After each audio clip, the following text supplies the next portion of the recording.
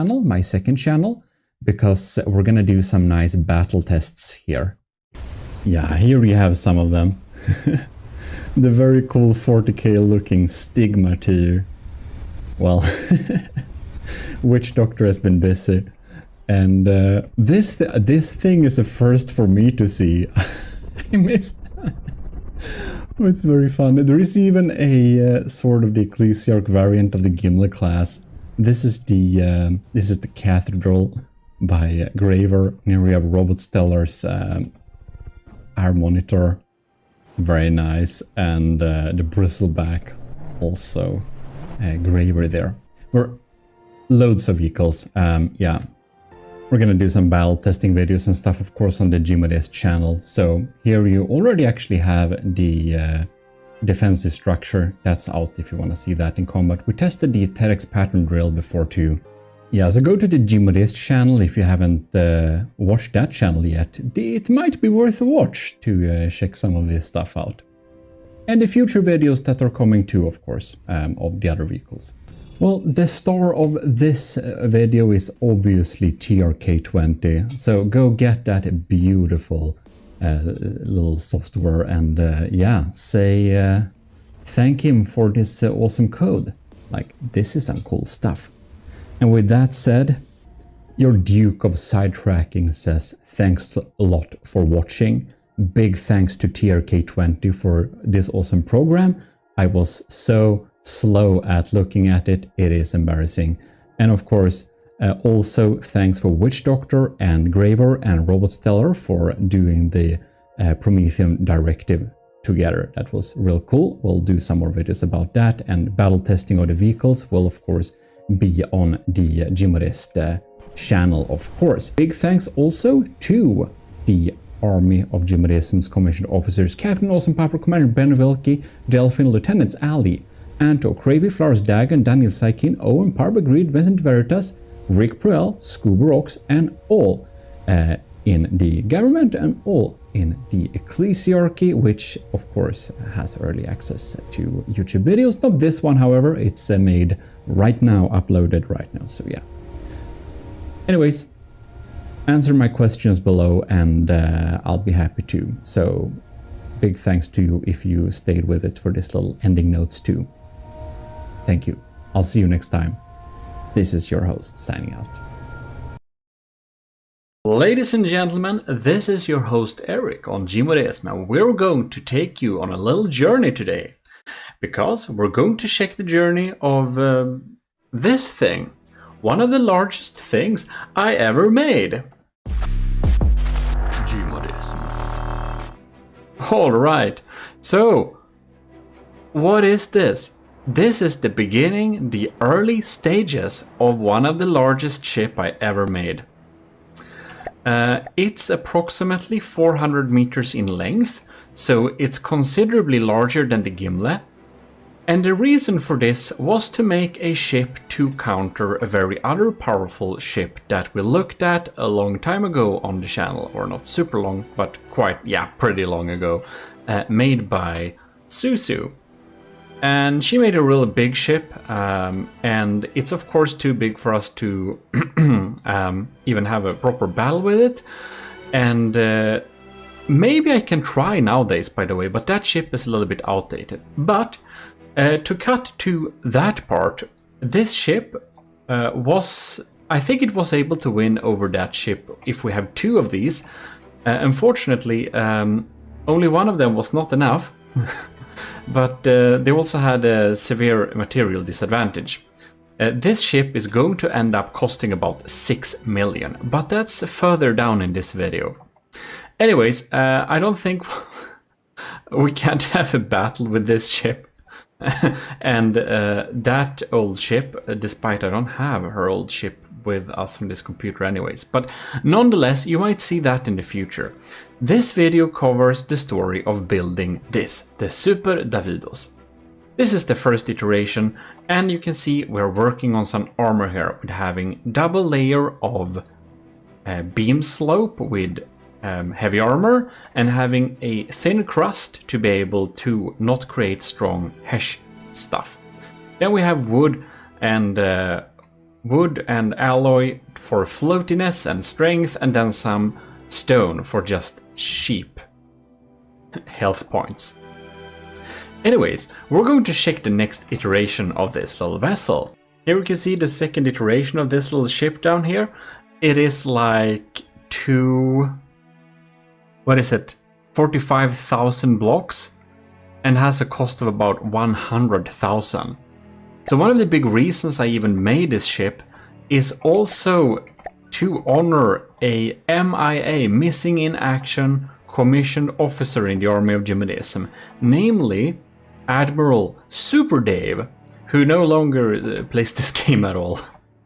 But anyways, it was made just because Super Dave didn't actually want to build, but I wanted to build something, and I thought, I want to build something really large, so I will commemorate his patronage with building this, which is why this ship is the glorious Super Davidos. In any case, you can see that the armor here on the sides is the same, but we added a secondary little air gap just for those heavy armor piercing secondary heat shells. And then we have an internal armor of 2 layers of alloy. However, if we check out here, I started to build some on here. You can see I started to build another type of armor, which is much stronger. We have 2 layers of metal, so we get a double stacking bonus right there. It's pretty smart stuff, you can see.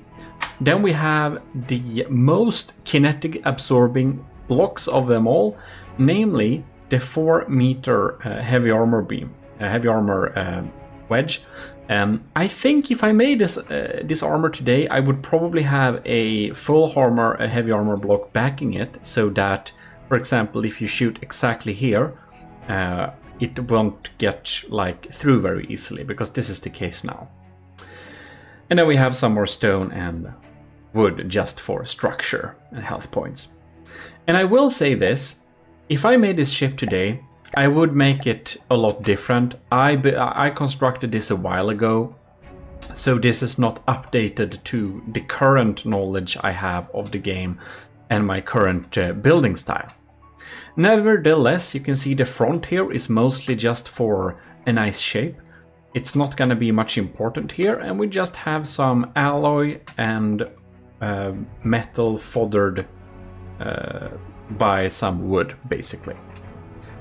Anyways, here we can see I started compartmentalizing the ship properly here in the beginning, and just to be able to play some blocks easily. But we should check the next little version of this. And suddenly we are having 500,000 of ship here. Indeed, I have started to install the main turrets of this vessel.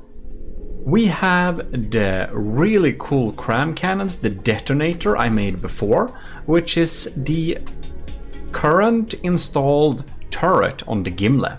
It has an upgraded, more armored version than this, but these are some really good cram cannons nevertheless.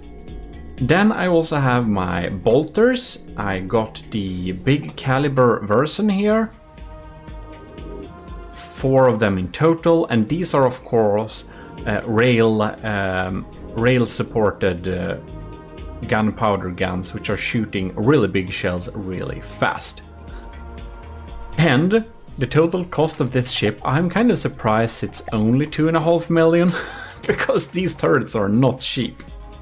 Anyways, we're having problem with floating, so we shall be checking out the next version instead. And this is the version 4. Since I had the extra materials to really spend here, I tried to just make an efficient thing. We are having 3 layers of alloy as the base plate of this build. And that is because we can afford the materials, and I thought that maybe someone brings torpedoes that come underneath. We're very toast.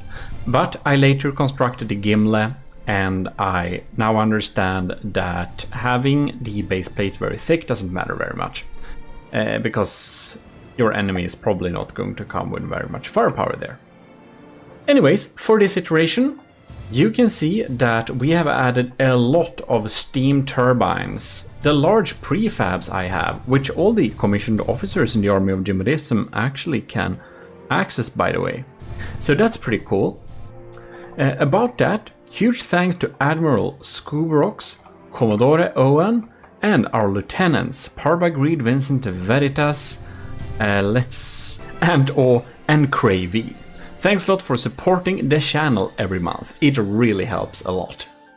If you want to become a commissioned officer in the Army of GMODISM, you can join it via Patreon. If you just want to be an enlisted member in the Army of GMODISM, you can self-assign Matros 3rd class in the Discord, and future challenges will upgrade your position within the enlisted and non-commissioned officer ranks later. Anyways, these railguns lift huge amounts of power, so that's why we need so many of these prefab turbines. We also have really big engines, and I've set up my systems of AI cores, missile cores, and also my little ammo barrel. I'm pretty happy with this ammo barrel. It uses these heavy armor pieces to kind of section them off, and we have a core of 2 of them, and then like this again. And this actually prevents chain detonation. So I think that's a little setup you definitely can steal. In any case, should we listen to the song of these guns or not? Isn't this a absolutely beautiful sound? That's why I chose this caliber. It's 425. Yeah, it's a 2 milliliters. That's a unit. Yes. What is it? 225 millimeters, not milliliters. What am I even trying to say? And anyways, we got a cool little battery here, and all that stuff we actually need. We have 8 million power in total, and well, we kind of need all this to keep it going. I started to work on some of these paddle wheels on the side here, just to get a really strong forwards propulsion, hopefully, was the idea anyways. We're kind of sinking though. Here, ladies and gentlemen, is the 5th iteration, which adds more armor. I installed staggered era here and there, just to not be very penetrated by sandblasters. No, sandblasters will get through, not to get very penetrated by insane railguns, like these ones, but with other ammunition. Like on the BBS 5th season or whatnot. So we started to outline that, and having the big internal sections like this will really spread the damage done by explosions and stuff like that. And this staggered era is just a must-have. The front here, most tournaments spawn ships against each other, so I thought having this little shield in the front here to not get shots going through too far and damaging too many steam components would be a good idea. Then we have started to work on the structure here, as you can see, with some heavy armor, spall catchers inside of there after these beams, trying to make it pretty strong.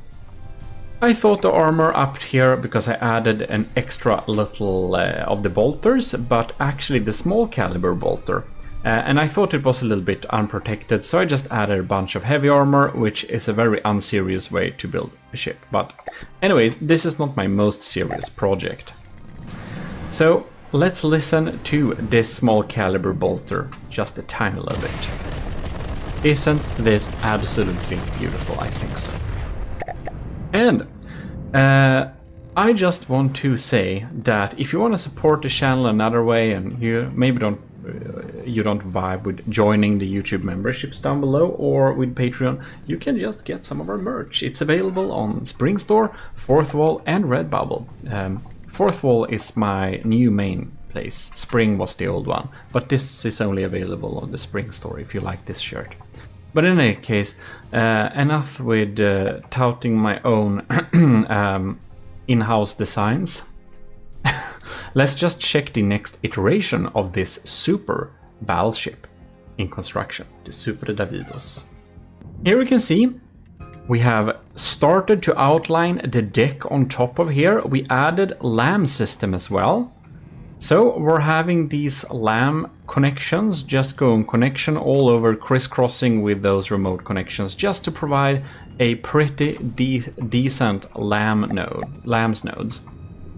So I think that works pretty well. I don't usually have expensive lamps only. I like to connect them up to the main laser, but that's something I learned after building the Gimle. And this is... I think I started on this when I was building the Gimle, but most of my knowledge when building this thing I didn't have when constructing. So yeah, there is that. Now let's see here. I do think that I had some heavy armor here in the mill, and it's still here. So here we have the AI. So behind around the AI here we have the most complex armor. We also have staggered era for this entire compartment, and here is where we have all the computers, all the AI, some extra power generation, all that stuff. It's kind of inside this little compartment, together with an extra little turret. And all the turrets have, of course, pretty well protected casings. You can see how they look here. It's metal and then heavy armor around it like that, except on the backside, which is not supposed to face the enemy.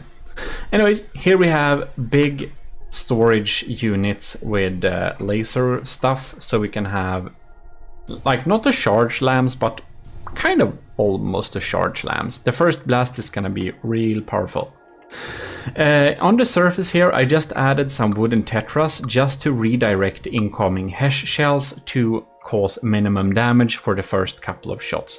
Not that HESH is a big deal when we're building on this scale, but I thought, you know, one of these little sheets cost 1 material. I think it's probably very much worth it.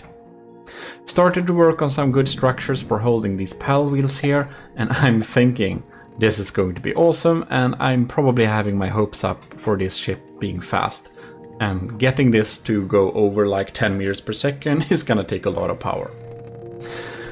Anyways, maybe you haven't watched the channel before or whatever, let's just check out this little cram cannon.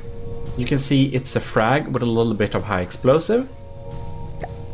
And if we check here, you can see it's 1970 millimeters, so almost 2000. And I'm having it just slightly below 2000, so that the enemy lambs will target some decoy stuff with like really big missiles or cram shells, and kind of ignore these ones because they have a smaller millimeter. And that's kind of the thought behind just having it 30 millimeters below max. Shell health is at almost 180,000, so it's gonna take considerable damage to take these out. And it even has a tiny bit of EMP damage if it hits the right spot. I wanted to be able to do an AI kill or whatever. And another thing I just wanted to check out a little bit here is the main guns loadouts here with the APS system, the bolters.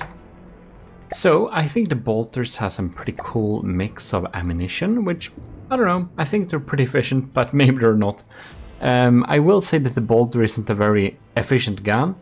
Of course it's very good, but due to this insane rail assisting, man, it's expensive. It's expensive to run this system. But anyways, it has 3 shells. One is armor piercing and secondary heat, which means that we can get through some serious armor, which is pretty nice, and then deliver a heat shell. So this is a really efficient and a really good counter to most people's remembrance of having a air gap. Anyways, the second shell is a skimmer tip, and it has EMP. So basically, the skimmer tip will make sure that none of the shells go underwater. And we want all the EMP over water, because that means that we will deal damage to the detection systems and whatnot that's above water. So that's kind of the thought of having a skimmer tip. So it kind of bounces on the water and always hits the superstructure and hurting the detection of the enemy ship. Pretty smart, I thought. Also, we got a visible tracer to kind of make all the other shells more accurate. And the last shell is just a regular old scorch head, great for obliterating era armor and whatnot, and deleting turrets and all that good stuff. Anyways, now we're going to go through and check out the next iteration, which is iteration 8. Here on the iteration number 8, you can see we have started to add this platform above the crammed cannons, because they will not be able to target anything above them anyways, since this ship is going to face other battleships. We have really started to form out this little structure here, and I really like this little rim of golden color there. I do like my housings for the water wheels, and I'm just trying to go with a kind of good looking but still semi-low effort design of it. This is gonna be a kill brick look, but hopefully it's not gonna be one of the ugliest kill bricks you ever seen, but one of the more good looking ones. I don't think there is much more to add over the iteration number 8. I kinda feel a little bit lost because the recording crashed midway, and I'm just trying to remember what I said and didn't say. So sorry for any confusion, but I do think this is it for this iteration. You can see I really started to shape out the hull and stuff like that. It's not gonna be the most good looking thing, and trust me, it's gonna get a lot worse. But yeah, let's jump to iteration number 9 instead. Here on iteration number 9 we have added some missiles and stuff like that in the front. I think we worked a little bit more on the structure of the hull and whatnot. But if we go up here, you can see that here we have these, and if you remember that our cannons, our cram cannons, are 1970mm, here we have a couple of huge missiles, and these huge missiles are cluster missiles, and these cluster missiles carry EMP and frag warheads with active radar seekers. So if we kind of just I don't know, fire these things here, or we're just gonna go on top of here, you can see that this is a health sponge. It has 250,000 of health, and it well, never mind. At some point it will release this swarm of frag bodies and EMP bodies, and since they are working with active radar seekers, they're going to spread out, and these EMP and radar shells are going to cover the enemy ships, and hopefully the EMP will be able to take out some detection, and the frags might too. So it's basically set up to be both a decoy for the enemy to the enemy civ system to target, since it's a higher caliber than the main cram guns, but also to deliver a blinding array of small, medium missiles to take out detection. That's the thought anyways. Who knows if it works really good. Let's check the next iteration. And now we're speaking about the ugliness of the design. I started to work on a weird framework superstructure thing, I don't know. We have added diff guns to take out incoming shots, more diff guns with the same purpose, and man, it's not looking too cool, is it? It's not. In any case, we have the HyperX anti-missile missiles, short range with turning thrusters. These are real quick. We have really outlined the structure here. You can see we have a kind of shape here. We're also having these crams here, which is actually only hardeners, and that is because these shells are going to just confuse the enemy. If they try to target cram shots, well, they're probably gonna target these ones, because these ones are 2000 millimeters, so slightly bigger gauge than our main cram guns. And these are just decoys. Some I think have hollow point, so they will kind of decimate thin decks. And some I think are regular, so they will just go straight through the enemy when they hit. So that's cool. Just a good decoy and giving some additional damage. LAM system going on here. We have some anti-munitions there, and we have this thing. This looks like a train. I don't know, it's like a train card. I don't know why I thought this was a good design that I would use on many future builds. Who knows? I never used it. This is the first time which I've actually used this thing.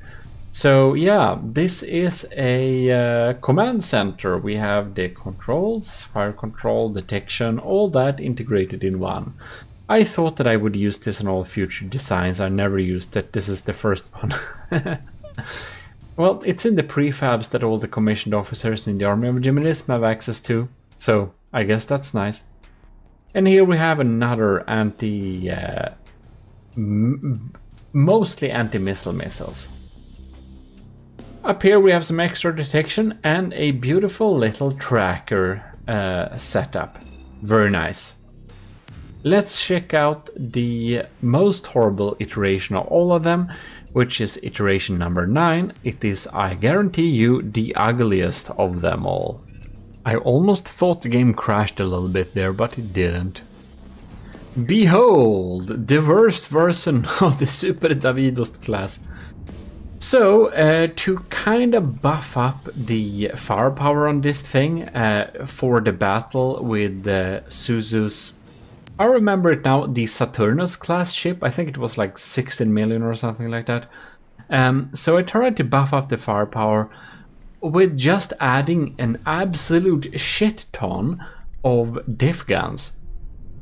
Turns out she couldn't even record the battle with 2 of these because this amount of firing pieces just made the game lag too much. So the next iteration of this ship doesn't have all of these diff guns, but I will tell you that despite the absurd ugliness of this design, this is a stronger version. This is the strongest version of the Super Davidost class, because these diff guns actually does make some kind of difference. Anyways, we added a lot of vertical launch heavy missiles here, so that's nice, and we added a good little array here too. And I thought that I could salvage this ugly design with just spawning a nice little shield from the Gimle's Golden Hall. It didn't work. So let's spawn the last and final iteration of this ship. And there we have it, the final version of the Army of GMODIST Super Davidost class to commemorate our missing in action Admiral Super D. Anyways, this is a pretty powerful ship, and I removed most of the ugly diff guns. Tried to add some flags to make up for it, who knows. It lags much less, it's slightly less powerful, but alas, under 6 million.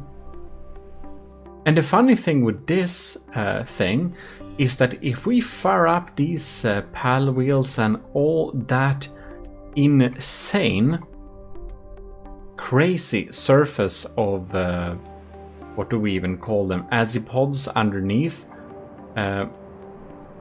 we can see that we are moving up to a pretty decent speed, which we couldn't think was possible. Anyways, here we have some nice anti-torpedo guns and stuff like that, and I did protect the lift propellers with a slight layer of alloy here, so that's nice. One more change we did, if we click this button here and doing something like that, who knows,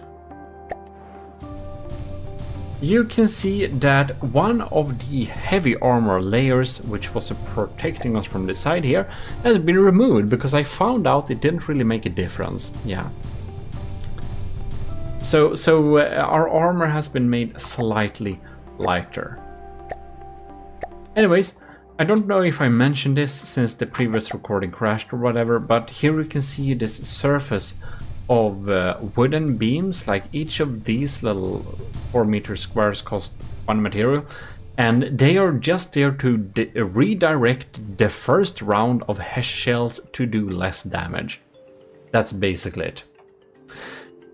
Anyways, one thing that has been changed other than just removing most of these diff guns is that some of the diff guns has incendiary rounds, and these 6 missiles, 3 on this side and 3 on this side, also has incendiary ammo to set the enemy on fire, which is pretty nice. And I still don't know how I thought that this little train-like structure would be a reoccurring thing on my designs, but whatever, we have some kind of command center and it could be worse. And when you're watching this video, this 31 meters per second top speed, which is much more than I thought, and 6 million costing craft will be available on the Steam Workshop. So if you want to test your design against something scary and expensive, well, you can test it against the Super Davidus class Army of GMODIST Super Battleship. Anyways, to have some fun, I think we should probably spawn in some enemies, and for better than something, I guess we're just gonna spawn in like 3 Megalodons, because that would be the approximate... Let's clear this here. 3 Megalodons should be the approximate, like, cost of an enemy against this ship, right? Alright. We have detected the enemy. Turrets are starting to turn around. Some of the diff guns has already fired. Some of the diff guns blew up on themselves somehow. That is rather unfortunate. Alright. We have some frag rods popping up here. It looks like they might even hit, actually. Ooh, yes, some of them did actually hit. Isn't that amazing? We have incoming torpedoes for sure. This is probably gonna be pretty bad frame rates. Let's move back to full speed. I don't think it will be full speed even if we set it as full speed. Here we can see our things are trying to do its best job. The failsafes seems to have not been working to satisfaction, or we got hit by some kind of stray shot. That's possible too. The game speed is like basically half speed. Anyways. And this is pretty funny. The vertical launch missiles, the large one, they are actually launched backwards on the Super Davidus class. They pop up here, get a straight angle. They are really timed to do the maximum amount of damage. And they just get into this beautiful straight flying mode, which I think is pretty nice. I do kind of feel it was a mistake to spawn these many Megalodons at the same time, because I do really feel that the game speed we're running at now is really sad. Ooh, do you see this? The hollow points on the Megalodon really hurts us a little bit here. Yeah. And we do have a trouble of targeting all of them at the same time here. And do you remember that this is basically equal in terms of materials? So we are materially not outmatching the enemy here. We are actually having a per material pretty fair fight, which I think is pretty cool. On my old computer, before I upgraded to this laptop, I would never have been able to even run this battle. So even though you might say, what are you doing, Eric? What the hell? Stop this. I'm saying, wow, we are finally able to see a decent battle. I kind of feel that I don't know what this missile is doing now. That's weird.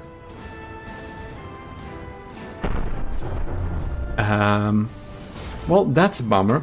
I'm kind of thinking that we have enough engine power, right? That's cool. We have enough of stuff. I kind of want to check. Do we have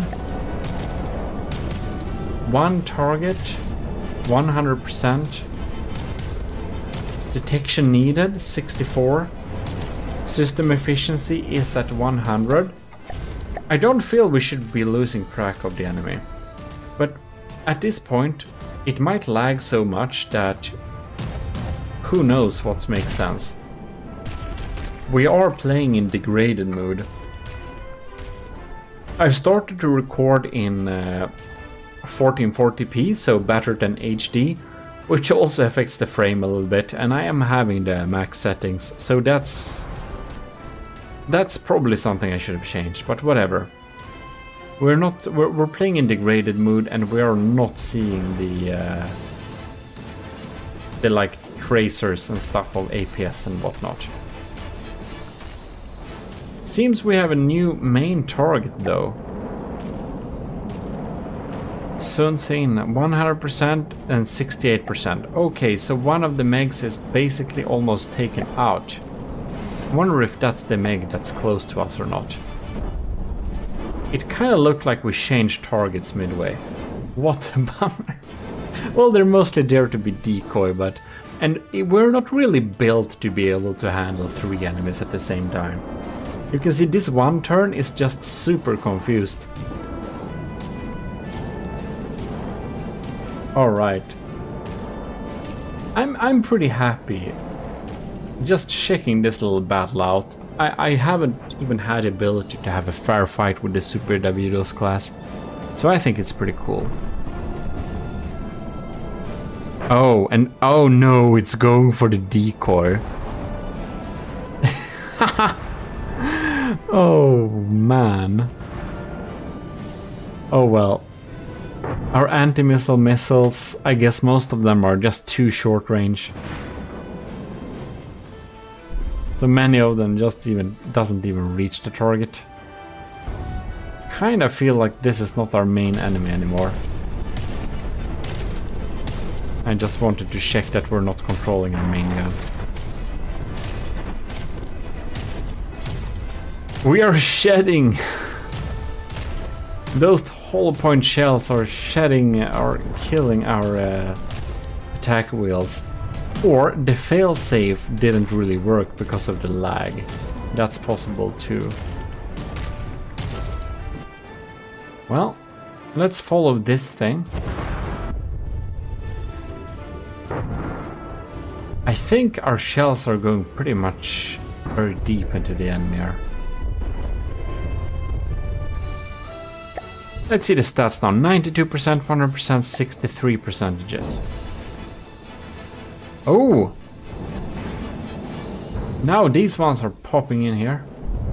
Well, that one missed. This Megalodon is starting to look pretty sad indeed. I'm wondering how much it like takes for it to like sink. I'm a little bit sad we can't see the APS shells. Oh, there we can see the release of the blinders, the EMP and frag blinders from the decoy E missiles.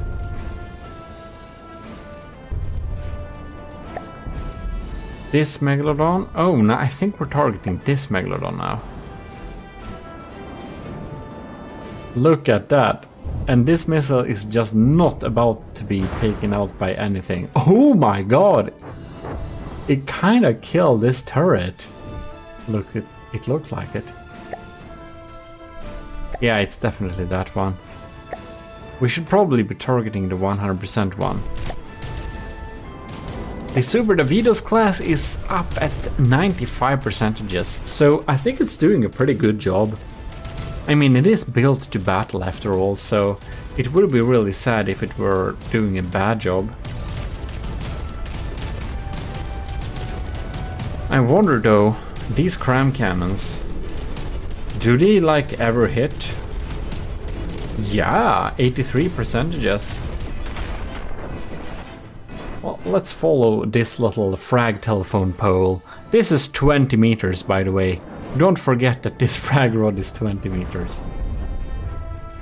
Kinda missed, so whatever, but yeah.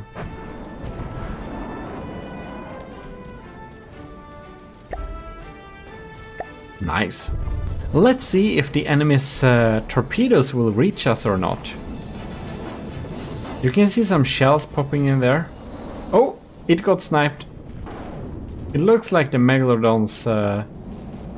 yeah, you can see we're like shooting it with a high frame. I don't know if we even can catch this frame rate, but we are targeting it with our sieves here.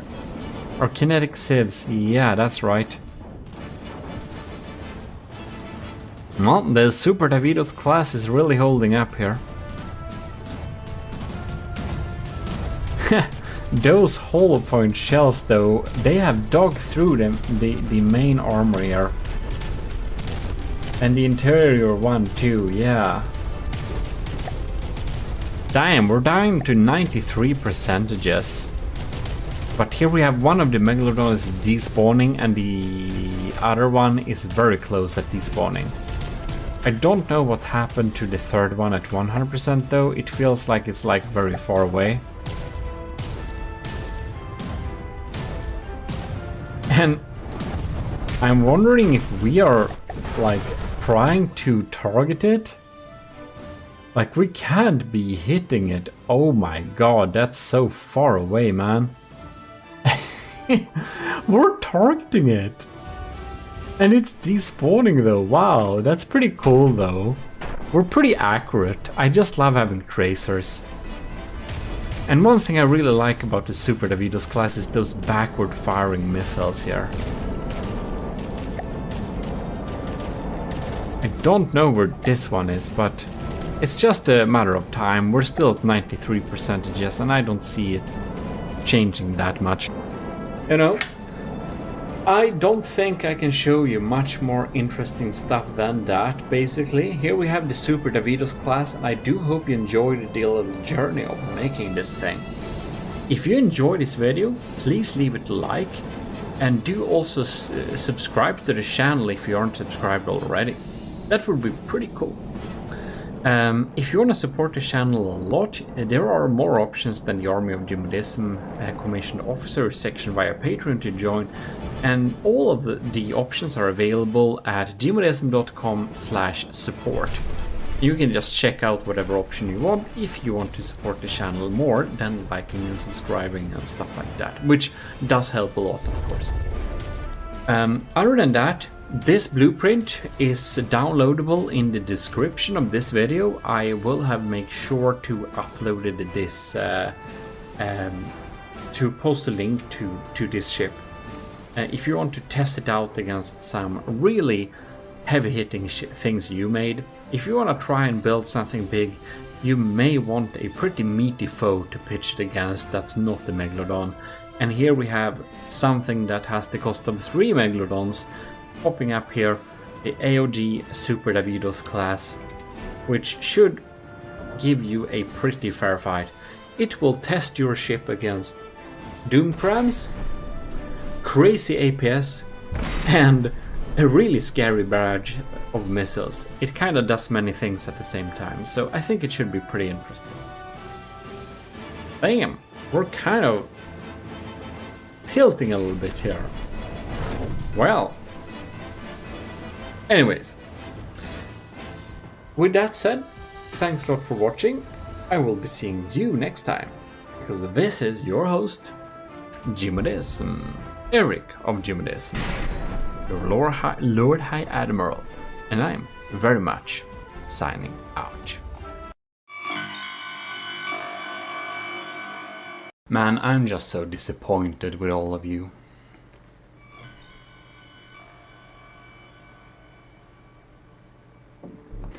Just kidding! We have a big range of such amazing designs. You've sent in 24 different designs in total. Some of you have sent in several, and first I thought that I'm not sure if I can take more than one submission per person, and I probably shouldn't, but I'm gonna do all of them. So we'll have all the submissions you sent in. One of you sent in 4. That's a bit much, but let's go. In any case, I am very, very amazed over how beautiful designs we have in here. So today, this is the first episode of the Season 1, Episode 1 of the Trials. This time we will go and look through the lineup, each of your designs that will pop up during this challenge. And if you for some reason miss your design from here, well, get in contact with me ASAP. Huge thanks to Admiral Super Dave, Captain Y, Commander Jacob, Lieutenant Albert Brecke, Lieutenant Asteria, Lieutenant C2, Lieutenant Cravey, Lieutenant Parbagri, Lieutenant Talras, and Lieutenant Vincent Veritas. Thanks a lot for supporting the channel. Let's go and look at these ships. Well, as you can see, we got some pretty amazing designs here. Let's just have a quick look at them all. This is a highly anticipated build. Oh, and here we have a ship from another game. Like the video if you know what game it's from. Here we have, this is such a beautiful shape. Here we have a more conventional one, looks very quick.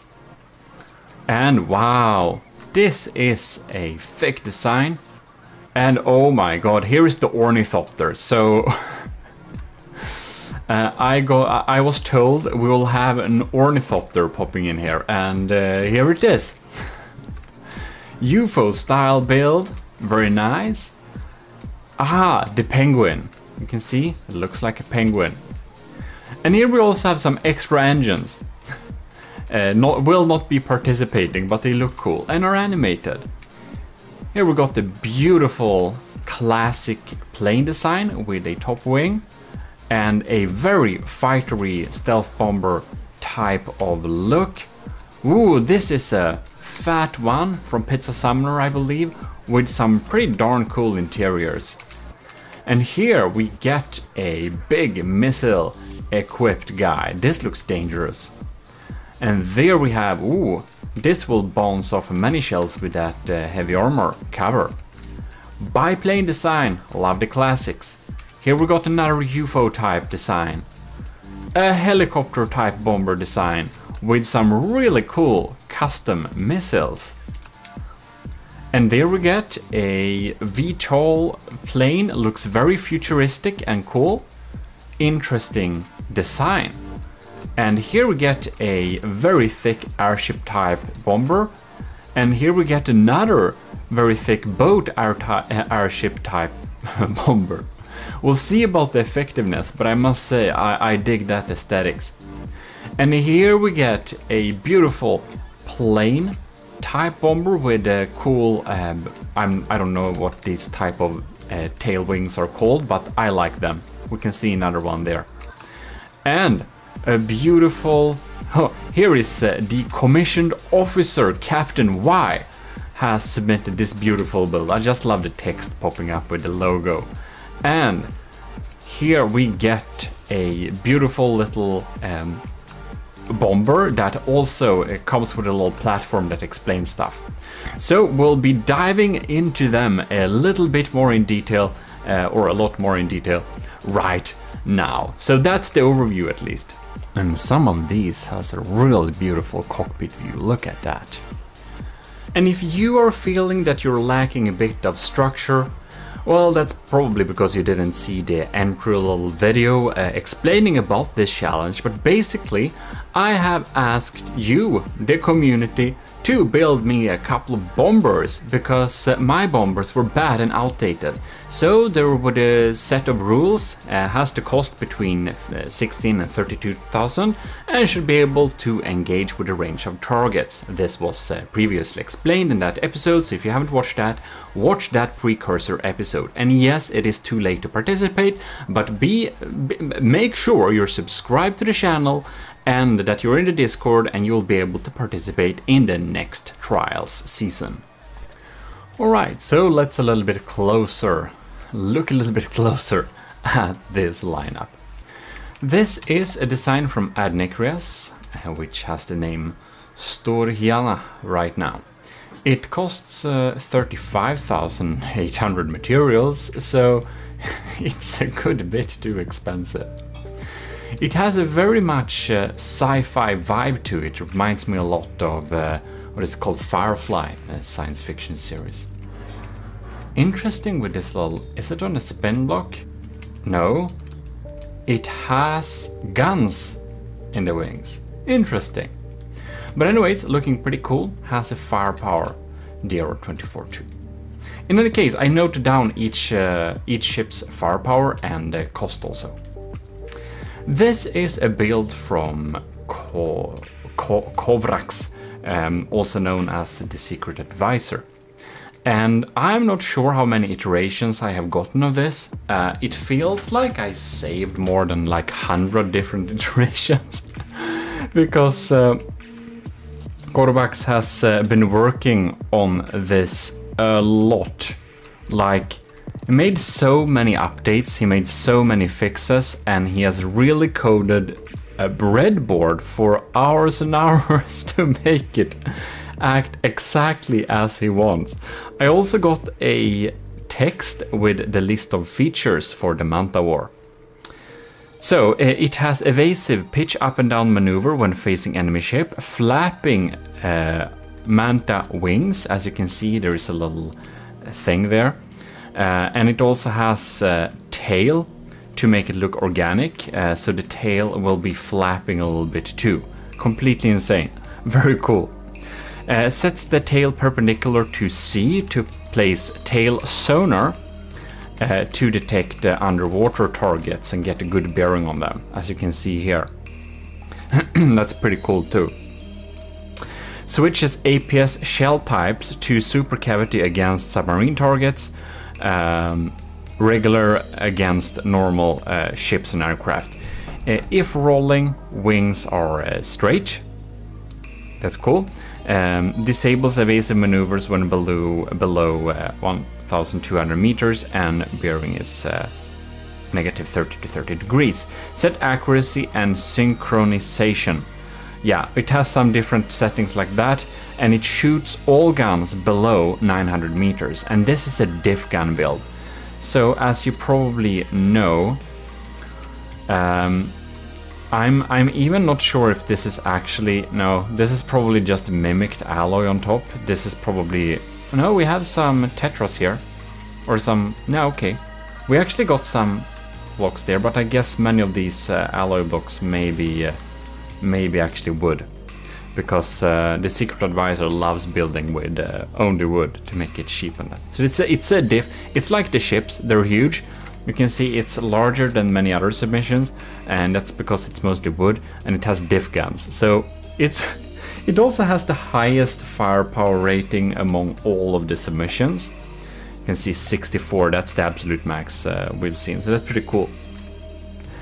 And it also turns off all the engines and sets the power locked with the valves or something like that. Yeah, so it keeps the pressure. And it goes into storage mode, so it's just gonna sit in the water and wait for an enemy to appear. So it's not burning any materials when it's out of that. And also, because it's a diff craft, it also has a maneuver where it goes away to 5 kilometer range and reloads its guns if it's not able to deal with the target during all of the shots. So that's pretty cool. We have a little crammed cockpit thing there, but that's like diff guns. And one thing that could be interesting to check is to see what type of... Okay, so we have squash heads with some frag and high explosives on it. So we have a really mixed shell going on there. Pretty cool. Next up, if you know what ship this is, please write it in a comment fast, because I'm gonna tell you. This is the Isanth 5 from StarMade, and this happens to be Jono's second submission.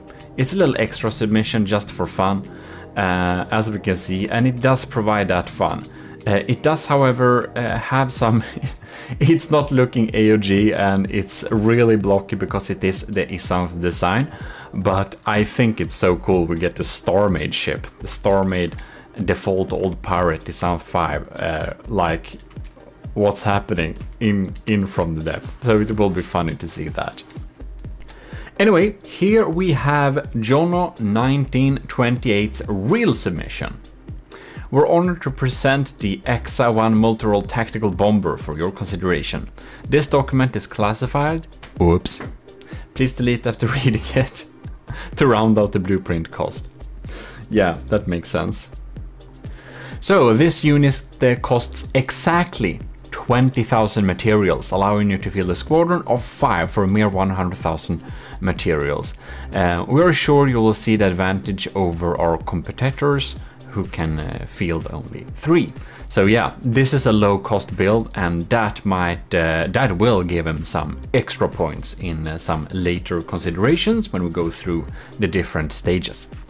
So we have a propulsion here, pierce resistant fuel engine. That's pretty cool. Powering very efficient deadly blades, and that's probably propellers. Deadly blades are removed. And redundant jet engines. This system is highly resistant to both flak, high explosive, and even frag, as well as highly efficient. Wow. Furthermore, the plane is capable of landing and takeoffs from both land and sea to save even more fuel. That's amazing. Armament: the bomber carries 2,000 millimeters cram cannons, firing every 26 seconds.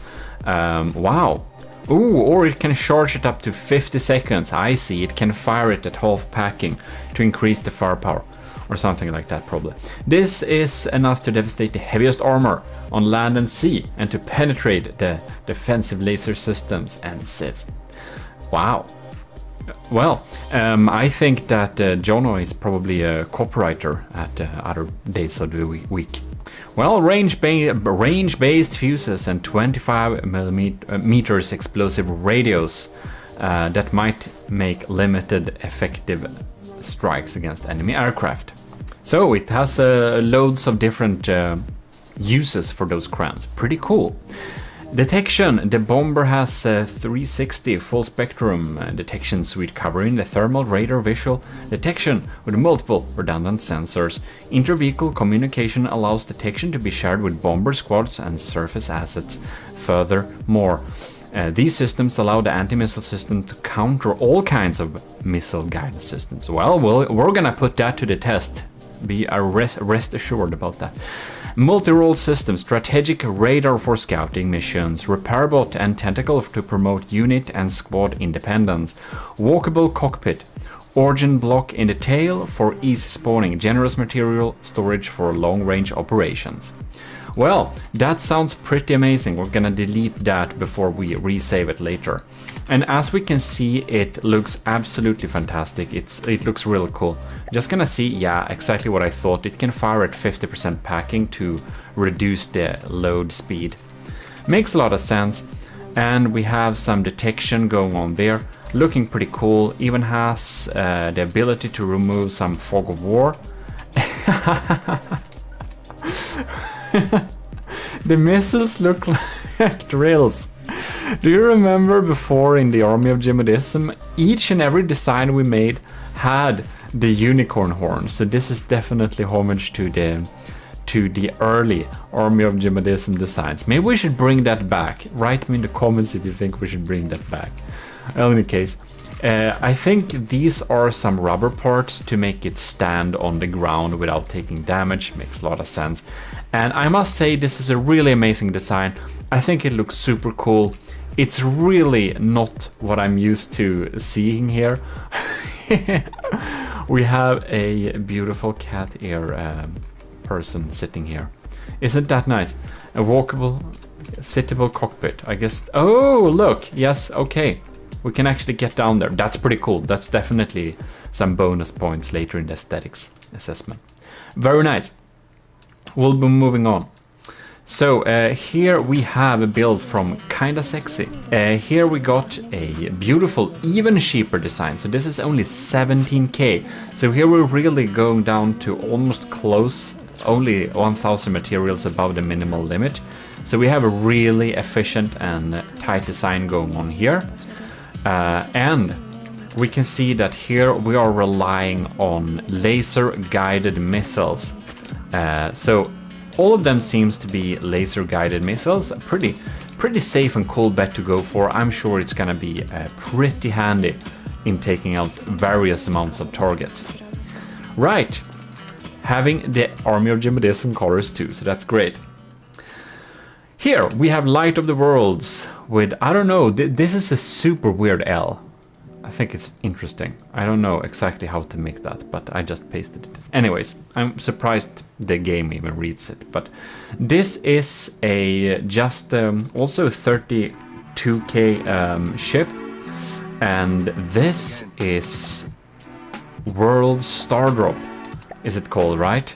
And it has even more of those weird letters. The armaments, let's see here. So we have a torpedo here for submarine and marine targets. And for some reason we're going with ion engines. We have some cool, what are called, flares here. Yes, that's a sticky flare. And radar simulator to get some missiles off one's back. We got some really crammed interiors here, very interesting. We've got loads of steam and stuff like that to generate electricity, I believe, because we have batteries and we have a big pack system here for the size. This is a pretty big pack system. So this is a pack bomber. Seems to be using impact. Impact. Very cool. Well, should probably be able to crush all sorts of enemies there. Very interesting to see how it will perform. Anyways, we're gonna move on. So hello to Netrameira's hummingbird. That happens to be an ornithopter. So an ornithopter is basically a thing that flies by flapping its wings. That's pretty cool. This thing actually, I think it actually flies with the help of flapping its wings. Now I don't want to unpause the game because all of the ships are here and some will collide, and we're gonna go through all of them and check them out. So yeah, I can only quickly, if you do like this you can see they move. That's bad, I shouldn't have done that. Anyways, it has Army of GMODIST here, looking pretty cool. Has the flag, all the decals, all the colors, looking absolutely splendid. And above that we even have a pretty beautiful looking cockpit, as you can see here. Look at that, doesn't this look pretty amazing? We have even some personnel sitting around here, and one is drinking coffee, the other one is having some kind of panic. Well, will be interesting to see. We have, I don't know if this is only for decoration. Is it an APS based system? We have some pretty medium steam in here too, that's interesting. And yes, there is APS for sure. Down here we have a, what do we have? We have a squash head for this one. So this is an APS bomber. I wonder if this is a diff bomber. It probably is. We can just dive in here, we can see the firing pieces, yeah. This is a diff bomber too, so that's cool, like the Manta War. And it's looking super cool. I'm just very excited about seeing this actually flopping its wings and getting about and see what happens with it, because well, it's looking very funny. So if we're moving on to Nilden's second submission. So here we have AOG Invader. It's just below the allowed limit here, and you can see we got some lights and stuff, and it looks like a flying sorcerer. And we got this pretty cool little the brushed logo there, but it's almost made 3D thanks to these decorations here. Well, bare bones but functional interior, and it's gonna be funny to see how it's working. Next up, we have Nilden's third submission. Yes, they're not in order, they're in order in ascending by name. And the same kind of cost almost. So here we have actual magnet explosive bombs. So here we have a bomber. As you can see, it has a full bomb bay going down here. And this is an interesting choice of blocks. Is it like firing pieces above that? I don't know if the bombs themselves are gonna look like firing pieces dropping down. will be very interesting to see in action. So there we have a missile system popping along there, and this thing is called the Penguin because it looks like a penguin. Makes a lot of sense, doesn't it?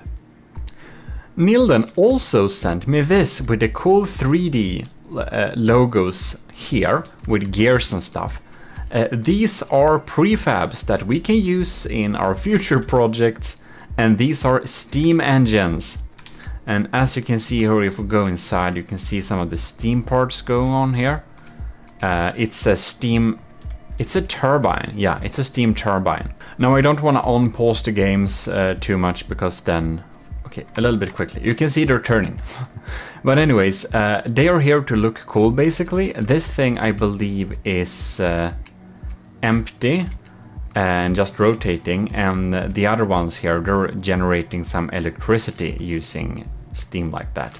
They're looking very splendid, however, but that's not what we're here to look for. We shall be looking more at this thing, which is Nilden's first submission, B8 Bomber. And this one has 4 propellers going along here, looking pretty splendid. And we have some pretty cool interiors that I'm going to be very excited to take a little look at. If we sit here, you can see it looking pretty cool. And we even have the Matros in control of the bombers, bomb cam showing up here. So we can see the action in real time, which will be very delightful. And to go with that, we of course have bombs. As you can see here, we have radar seeking bombs with the thrusters. So it's kind of a VLM system, but it's shooting downwards, and that should probably be pretty, well, should probably hit the targets pretty well. And some cool logos right here. So yeah, looking splendid, and on top of here we have some balloons in order to get out of the water if we'll need to. Next up we have this thing, which is Ovo's White Phosphorus Bomber. 22,000 materials, and let's see what armaments we got here. Ooh, we're having APS and some articulated jets here. We also have some really cool looking missiles here. You can see this looking super modern like that. Let's see if they're the same. Infrared seekers, high explosive. Well, I'm sure this is gonna pack a punch. And I believe we have 3... Is it... It's probably diff guns, right? I think it is. 3 diff guns, yeah. I should have anticipated this. I didn't really think about it, but probably diff guns on bombers is probably the best system. I was thinking like missile bombers, that's probably what I would have built, but we're gonna see them in actions with the diff guns there. So, well, bomber class is a little bit broad as we discussed earlier. It needs to perform the tasks that a traditional bomber could. So we need to be able to deal heavy strike against multiple of targets, and it does not need to be very good at shooting interceptors and stuff like that. So that's why we get big heavy weapons. And back in the day, the only way you could deal that type of damage was basically bombs, if you were not having big mortars and howitzers and big artillery systems, and they could only be fitted on ships or on the field or on trains. Why not trains? War trains are cool. In any case, but a modern bomber can also do some other stuff, like some even think that like tactical ground support like AC-130 is also close to a bomber basically, because I think it actually has a howitzer on board. Never mind, it's looking very cool, it's looking very sleek and very fast, even has the flags, the colors are there, looking very amazing. So we'll see how Ovo, so White Phosphor Bomber, competes here. And I'm not sure why it's White Phosphorus, because they're armor piercing high explosive. Maybe it's just a cool name. Let's be moving on. This is probably one of my favorite cockpits. Look at this. Look at this. I don't know if this is gonna do something. We'll see when we test it out later, but look, it has a little target display area. Looking absolutely splendid. And this is from Pizza Summoners. This is AS Sardalk. It's the working name of it. And it has huge amounts of firepower. I think it's the second highest. And it's a really fat boy. But we're gonna see how much pack punch. Wow, this thing turns. I just had to check. Yeah, it looked like it would turn. So here we got some really cool little decoration here. Looking absolutely splendid. Well, that's looking all cool. I think this is a cram, right? It is. It is a cram, and it's what type of cram do we have? Frag. So it's an AP frag shell. Cool. Let's check the other one if that's also. Yes, that's also AP high explosive frag.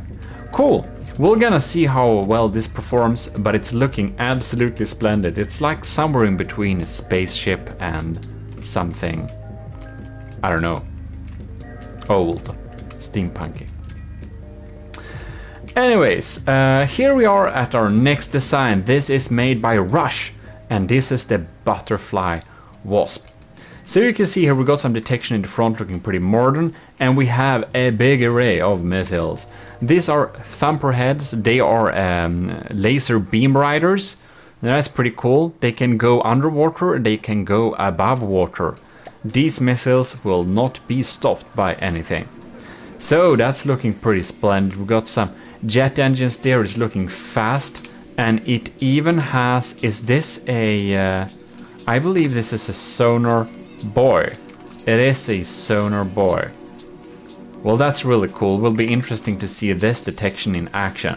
Really crammed, really utilitarian, but it's looking absolutely dangerous. Having some auxiliary guns there to help gun down some smaller targets. Right, now we're moving on, and this is Sean Reed's first submission it is. And here you can see it is called the Dagri, and it has, I think this is a diff one as well. As you can see here, we got two types of shells for this build: armor piercing high explosive and armor piercing high explosive but really accurate. Interesting. Look, it has a smoke for protection too. That's cool. And this thing, revolving blast guns on top here. That's scary. I'm gonna be very interested to see how it's gonna use them. But, well, will be interesting for sure. Down here we also have a bomb explosive warhead with magnet. Oh, I forgot you can use several magnets. Can you? I thought, does it make it better? Well, in any case, that's really cool. It has double magnet bombs. And these are some big bombs too, so I'm sure this will pack a punch. Very interesting. Now we go down to, now Sean Reed is the one who has submitted 4 designs. And, you know, I didn't say stop, and I'm happy I didn't, because they look so cool, so funny, that we have a different array. So Sean Reed has been pretty active with making builds for this.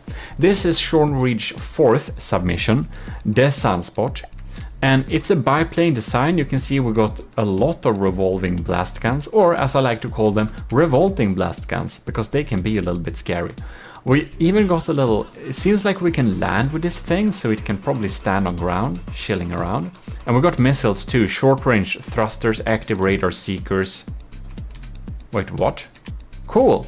Right, reinforced bodies. So this is like this side is kinetic basically, and this side is explosive. Interesting. Well, I never used the for kinetics. I never used the active radar seekers as a front. That's interesting. Will be interesting to see how that works. Well, looking pretty cool. Let's be moving on. This is Sean Reed's 2nd submission. This is the Jinn. So. Interesting. What do we have here? We have some thrusters in the front, in the back. This is a flying sorcerer type of design. We got thumpers and explosive. Interesting choice. It has short range thruster and thumper, so it deals thumper and explosive damage. It also have mines in case it misses. Yeah, I'm gonna be very interested to see how that works in practice. It also looks like it's burning a little bit. And there we go. We now move to Sean Reed's third submission. And this is the Aspirant. What was this called? Jin, right. This is the Aspirant helicopter. So we have a helicopter. Helicopter can also be a bomber class, I thought. And it has a really cool custom looking missiles here. Short range thrusters, laser designators. So that's a kinetic missile. Both are actually kinetic missiles. That's an interesting choice. Because of the size, I'm sure they're gonna deal pretty much a lot of damage. We have a little auxiliary micro sniper here, so that probably is very useful to deal some extra damage.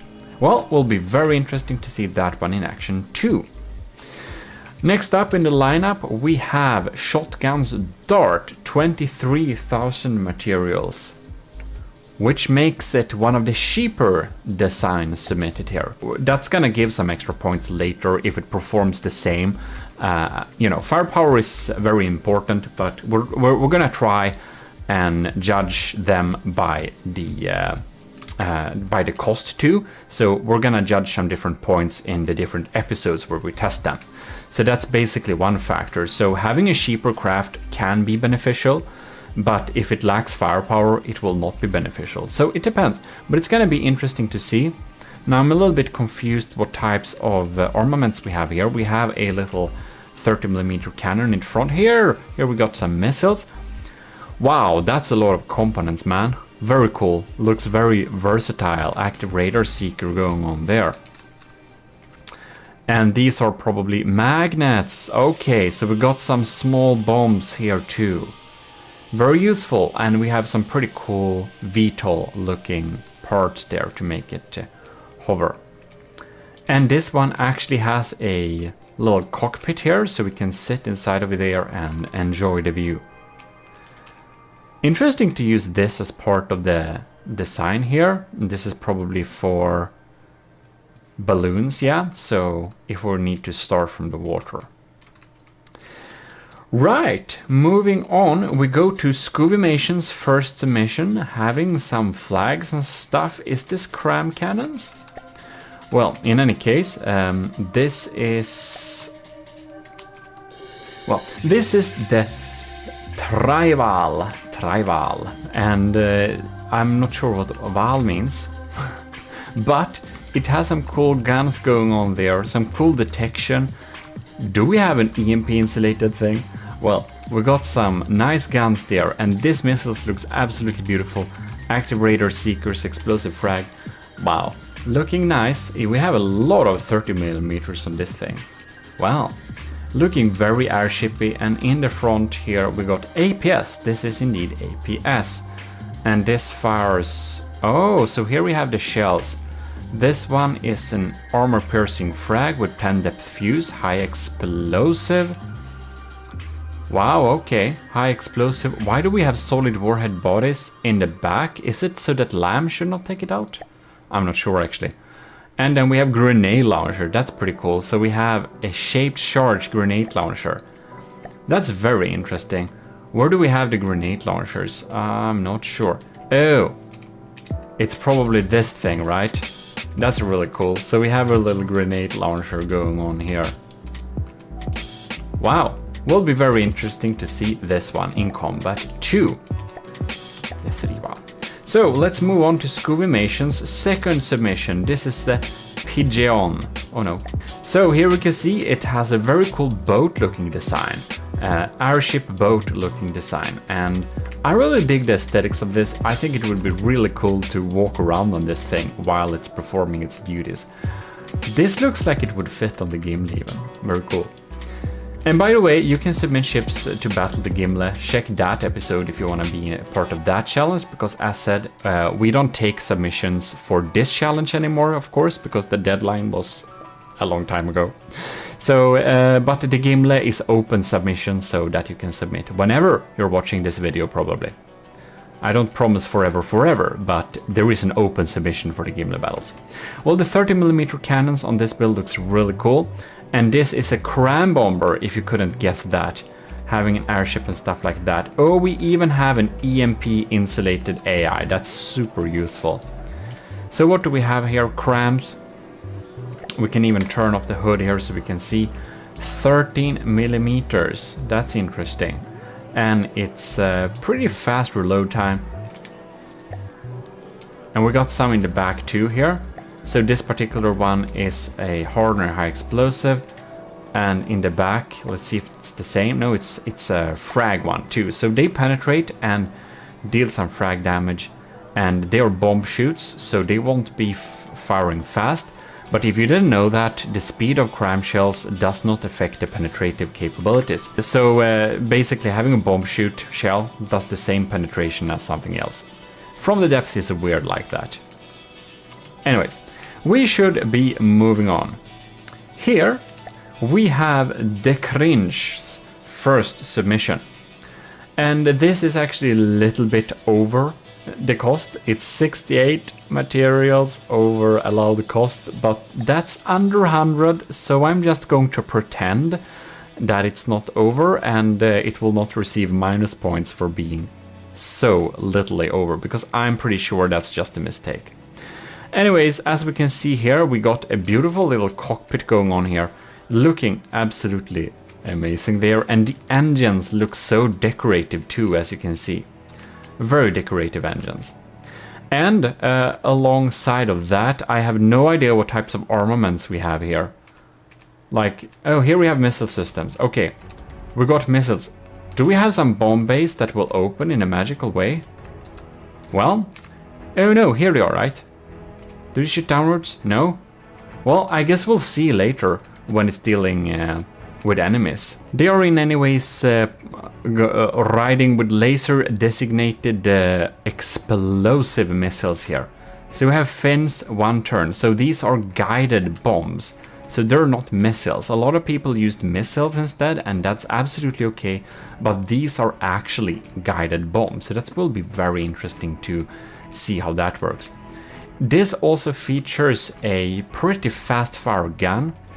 Let's see how fast fire. 500 RPM. Wow, that's cool. I'm gonna see what type of shell we're packing here. We have a high explosive spammer. Well, small caliber high explosive spammer will be really cool to see. And I just love this little dome here. Really World War II canopy type of turret. Looking very cool, logos and all. So we're gonna see how that turns out. Next on, we have another one of these beautiful tail designs, and it's the Cringe's second submission. And here we have a well, a little lower cost vehicle, not a lot cheap like that, but we have a lot of missiles on this. As you can see here, we have active radar seekers with turning thrusters, and these are missiles basically. And down here we got some shaped charges, so we can penetrate deeply with variable thrusters and stuff like that. Laser beam riders too, to not get tricked by decoys, right? Well, very cool indeed. Will be interesting to see how it deals in how it's working in combat. I just love this type of plane with a propeller in the back here. I thought myself to make a couple of planes like this, so it will be really fun to see how this plane deals with it. That's actually made for the army of GMODIST. A very cool design. Oh, we have a little spammer in top of here too. This is an armor piercing high explosive micro spammer. So this is, yeah, 300 RPM, pretty quick there too. And here we have Captain Y, the Army of GMODIST Captain Y. And he's made this absolutely beautiful plane. It looks super cool, and it is it's actually pretty cheap, 19,000 materials. I think it might, it's not the cheapest, it's the next cheapest. But it's also the craft that has the lowest firepower, so it will be interesting to see how much it delivers in practice. What it does deliver, however, is some beautiful engines. Look at these engines, they're absolutely gorgeous. I almost want to copy and steal those engines and use them on all sorts of planes. I think they look super cool. Yeah, I really like those engines. In any case, this has a very nice little cockpit. I think we have a little wider for Captain Y. We can access this cockpit pretty easily here, and we can sit in here, and you can see if we just make the game play, we can just experiencing some cool action from within there, I think. And I like the text with the logo here and the exterior decorations. It's looking very nice. But what does it pack? Well, it's packing APS. We're also packing some sticky flares here on the side, so that's cool. And we're even packing a harpoon. Okay, so it's gonna harpoon the enemies and drag them with them and just shoot. And we have some 500mm guns here. So we have EMP. We have something called dive frag. That's cool. EMP there. And here we have frag internal, so AP frag. Very interesting mix, and as you can see, I think that these are probably not diff guns, right? These are actually autoloaders. So this is a regular APS bomber. That's gonna be very interesting to see. It's easy to get the high firepower rating by using diff guns, but here we have actual autoloaders, so this can do whatever it does all day. I just love that we have my face here with the Army of GMODISM logo popping in here. So this is like the face of death. And as you can see, we have some pretty cool. I tried to make it look a little bit creepy, so hopefully I succeeded. Any case, Captain Y has made a beautiful model. It's gonna be very interesting to see it in combat. And our last participant is this beautiful design here, and this is the AOG submission play by Straight American Imperialist, who's built this rubber covered thing. So I suppose this will make it less susceptible to bumping into things, so that it doesn't get just crumpled by having contact with stuff. And here we have another APS one. So this is probably dealing a lot of damage, 500mm. What type of guns do we have in here? We got high explosive. Wow, high explosive frag. And it's probably shooting him pretty quickly, right? Yeah, no, 200. Okay, this one is super slow, man, and this one is super fast. Okay, so this gun powers an armor-piercing shell with a pen-depth fuse, and the other one is just pure payload. They have the same size of the barrel, so it will be looking really funny when this guy shoots, because when the shots are popping in here, I'm sure we're gonna see the shell speed difference. So we got some variable thrusters, a lot of fins, and frag turning thrusters too. Oh, well, that's some really quick and adaptable missiles, I believe. And as we can see here, we got one turns and the other predicting guidance they both got, so they should be hitting pretty regularly. Well, we got some notes here. Actually, we have not a few notes, but a lot of notes. This is, by the way, the thing that this was based on. So this is a little cheaper thing. Submission's ancestor, okay plane, but doesn't have the cost that it required for this particular challenge, and it's doesn't perform all the tasks.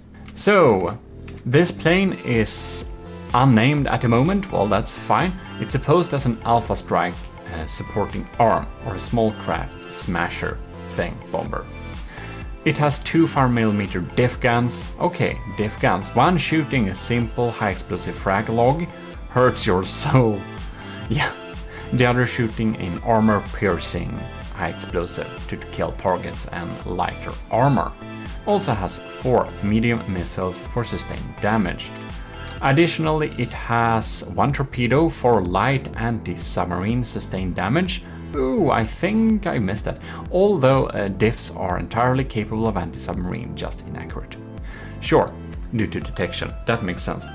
Additionally, the plane mostly runs on 2 small cruise custom jet engines that consume low resources and move the plane at about 45 meters per second. It additionally has a large interjector custom jet engine that activates only in combat, which uses a stupid amount of fuel, but brings the plane to about 115 meters per second. I also, in my genius, added a speed bar at the front of the plane to hold a large pitch controller. Okay. And protect the plane from collisions. I ended up adding detection to this bar, and it gives some armor. Okay, interesting. Speed bar. That's cool. So that's some smart setup going on here, and I'm sure a lot of people do have really smart setups on their builds, and we of course are gonna detect and check them out when we're actually testing the crafts in different scenarios. Then they will be apparent. But for the ones of you who has submitted texts for me to read, I thought it was good manners to actually read the text aloud for the video, since you've written it for me, so that's really appreciated. Give some backstory and stuff. So basically there we have this ship. Let's see where we can have... Oh, there is the torpedo. Very cool. These are all the bombers lined up for the first iteration of the Army of GMODISM trials. And by the end of this, we will find the superior build in terms of design and efficiency, and they will be promoted in the Army of GMODISM, because you know that anyone can join the Army of GMODISM. You'll just need to join the Discord and self-assign yourself to the Matros 3rd class role. And that's the easiest way to become a member of the Army of GMODISM. Another way is of course to become a commissioned officer directly, and that's Patreon. So huge thanks to our commissioned officers again. You're just making my content creation life a lot easier. In any case, I'll see you next time. This is your host GMODISM, and we will be checking out these different bombers in the trials episodes coming up, where we will be testing different parts of the ships and different situations. And there we are in the planning room. So huge thanks again to you guys, and thanks to all of you who are watching this. Hope you liked this video, and remember to leave a like and be sure to check out the coming episodes in this little series. I'm gonna give you a playlist for that too. In any case, thanks a lot for watching. This is the Lord High Admiral in the Army of GMODISM, officially signing out. AOG Invictus.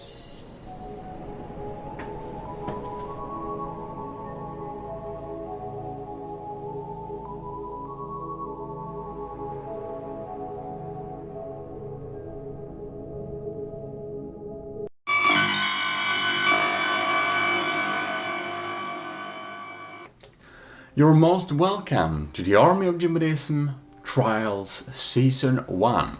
We have reached the episode where we're going to check some aesthetic values here.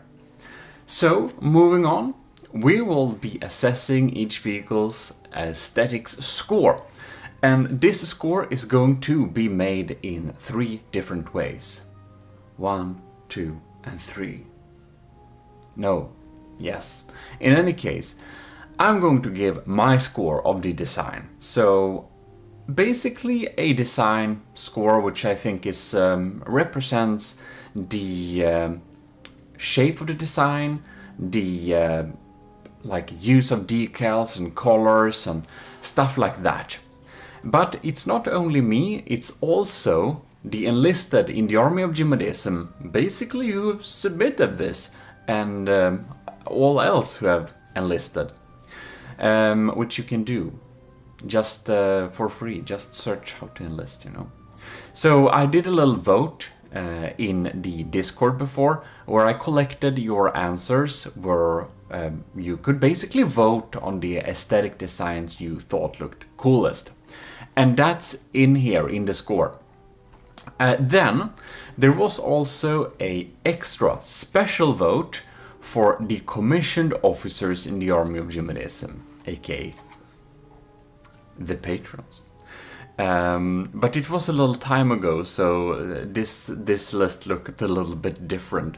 But today I want to say extra thanks to Admiral, Scoob Rocks, Captain Wild, Lieutenant, Dinosaur Boy, LCG Cannon, Cravey, Parbag Reed, Tyler Russ, and Vincent Veritas. Thanks a lot for supporting the channel every month. And also, thanks to the cadets. In any case, basically, the commissioned officers in the army of GMODISM had the opportunity to vote an extra time. They could vote in both sections, because why not? So they could throw in some extra points there on the design they liked best as well. So I'm going to go through and just show you all the vehicles a little bit quickly there and explain a little bit more on how we're going to do this. By the way, we're listening to some beautiful music by the AOG composer Vesrets. This is Fugue in C minor. Here we got D bombers. We're gonna go through just them a little bit quickly for the little pictures, the little photo shoot we had before. This is Americans AOG bomber. Here we got this is the phosphorus bomber by Ovo. I don't remember all the names of the specific craft, but this is of course one of Sean Reed's designs. This is the penguin, and it's Nilden's.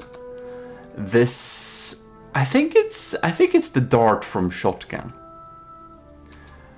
And then we got another. This is the Sunspot, also from Sean Reed. And we got the Star Drop from Light of the World. Here we are rolling in with the BY409. Anyways, Captain Wise submission there. And here we have the Sardalk from Pizza Summoner. And here we have the don't really remember the name of this, BB4, B5. Anyways, it's either. This is from The Cringe. And here we have the other one from The Cringe. And here we also got, this is Nilden's submission with a cool bomb cam. Here we have, now let's see here. What is this?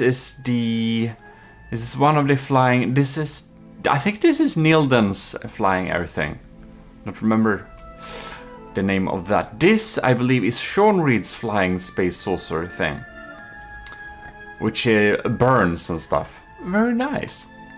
And here we got the Butterfly Wasp, I believe, from Russia, I think. And here we have the Jonas Isanth ship from Starmade.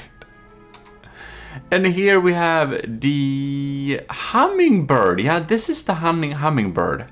It's from Netrameira, if I remember correctly. Here we have the 3-wall. And this... Is it from Scuvimation? I think it is. Here we have this really little quick fast thing. I think it's from Kinda Sexy, if I remember correctly. And it's Eldrosh Koshkosh, maybe it's called. This is the Hana Story Hana something. Ad Necreus build. And we got, of course, the Pigeon, which I think is Scuvimation's second build. Here we got... Ooh, this is the beautiful build from the Secret Advisor of Kovrax. I really like this one. And here we got the... this is Jono's real submission. Because the Starmade build was for Jono's other submission, right? This is the Aspirant thing. This is a special little thing from Sean Reed as well. And that was all of them. I hope I didn't mess up any names there for any of the builds. But that's just a little quick rundown of what we're getting. And also the pictures I showed as a reminder for people to vote. Well, let's get into the game and just check out our little scores here. So we should just spawn the vehicles, and I'm gonna give my little score and add on the score from the enlisted as well as the commissioned officers. And we're gonna see what aesthetics total score we are. So basically, I'm just giving my aesthetic assessment of each build, and then we're having the commissioned officers and the enlisted adding up there. And the enlisted and the commissioned officers together will amount to what we call the Army of GMODISM Quality Control Board. So this is my ratings plus the Quality Control Board. So let's get in there. Here we have our first batch of friends we're going to review the aesthetics of. We're just having this, we're having them move in real time to kind of assess that, but not in real time. We're having them move, but we're having them move in slow motion.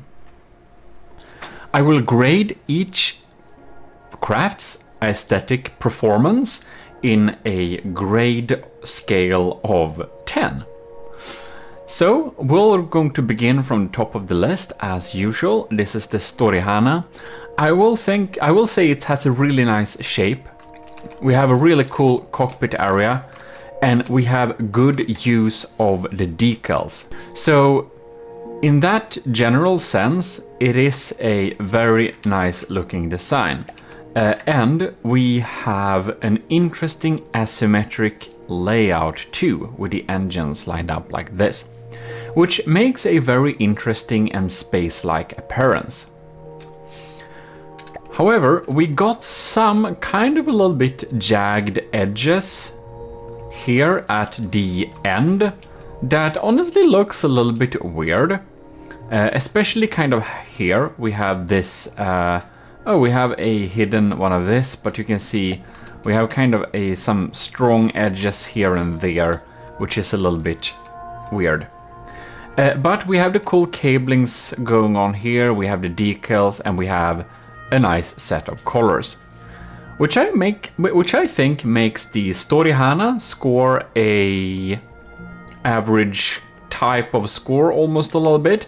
I will score it a 6 because it has a pretty standard shape and those very minor issues that we mentioned. Well, the competition is steep. It is a generally nice shape and design, but a few things could be improved, but I think it's really cool. Next out, we're having the Secret Advisors Manta War, which has an absolutely very fantastic, interesting, intricate design. It's very, very organic and very strange, but also very cool. We have a lot of decorations, and we can see that very big effort has been put into making it look really cool. We have some, like the decals scaling is wrong here, and it's also reversed, which isn't great. And some decals placement feels a little bit slapped together a little bit quickly. I think we should just move them a little bit in some ways to make it, well, not be hidden behind stuff like that. But all in all, it's the most unique design that is on the board. This is like, I never seen something like this, and I think it looks absolutely amazing. So, other than those small things, like here we could just smoothen this out with a little, what is it called? A little decoration block, and you know, there are some super small fixes that could be improve the general look of it. But I think this is an absolute masterpiece. It's great. The shape of this is the best shape of them all, I'd say. But due to those very tiny issues, I would say it gets one score less than max, which is 9. So very, very impressive design here. Next out, we're having Jono's second submission, if we can find it, and it is the Isanth. And the Isanth is of course a kind of meme submission, It doesn't provide any aesthetics to the army of GMODISM. It doesn't use the decals. It has the wrong colors. And it's basically not really an AOG bomber. But because he made a cool replica from StarMade, and it was kind of really fun that he brought it in here just because we played so much StarMade before, it will give a 1 point. It will get a single point because it's fun that it's from StarMade. But other than that, it doesn't like provide anything for the AOG, so it would of course not get any points in actuality. But of course, Jonah made 2 submissions. One of them is this thing, the real bomber here, which is the AOG bomber. And this is probably the second most unique and weird design I'd never seen before. And I think it looks super great as well. It has really interesting shapes. It's really sci-fi, but also not. It could definitely fit very well into the AOG. The color scheme works great with it. It's just generally a really cool design. However, here again we got some weird edges going on here. Like, I know this is kind of difficult to fix with mimics, but I think it's possible, but it looks a little bit strange there. You can see we have some clipping with the barrel that looks okay, but you know, we're just deducting points for any reason at this point, because we can't give everyone top score. But yeah, here we have this little detection pod. And I really wonder, why is there a wireless snooper behind a glass? Yeah, well, it's mimicky. It's just a mimicking kind of board to detect. But I must say that these particular like radar detection aim point turret things, I think they kind of look weird. It's not obvious to me what they will do. But in general, I think the design and the shape and everything like that is really, really cool. So, summed up like that, we will give it a score point of 8. I think it's really cool. Like, the design of this thing, the shape of it, really makes it get such a high score. There are things that could be polished up for sure. I mean, we don't even have some AOG decals on it, so that's of course a minus. But the total shape of the entire thing still makes me want to give it an 8 because it's so unique. Then we'll have kind of sexist design. This is a very traditional bomb plane type of look. We don't have the decals. It's very like straightforward and a little blocky at places. I think we could use a small amount of mimics here to really improve the design and make it a little bit more sleek. I do think that the brown and the white wings stacked on the top of each other gives a little bit strange impression. But in general, I think it looks definitely acceptable, pretty standard bomber, but you know, other than that, it doesn't really provide anything extra. So it has the right colors, it looks like a plane, it's nothing super weird going on with it, so we're going to give it a 3 in terms of design points. Next up, we have Light of the Worlds Stardrop.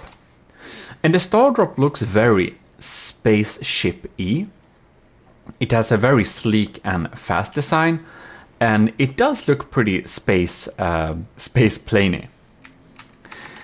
It, however, suffers also a little bit from the jagged edges that can easily appear on things, and we have this kind of deep water guard style of build here.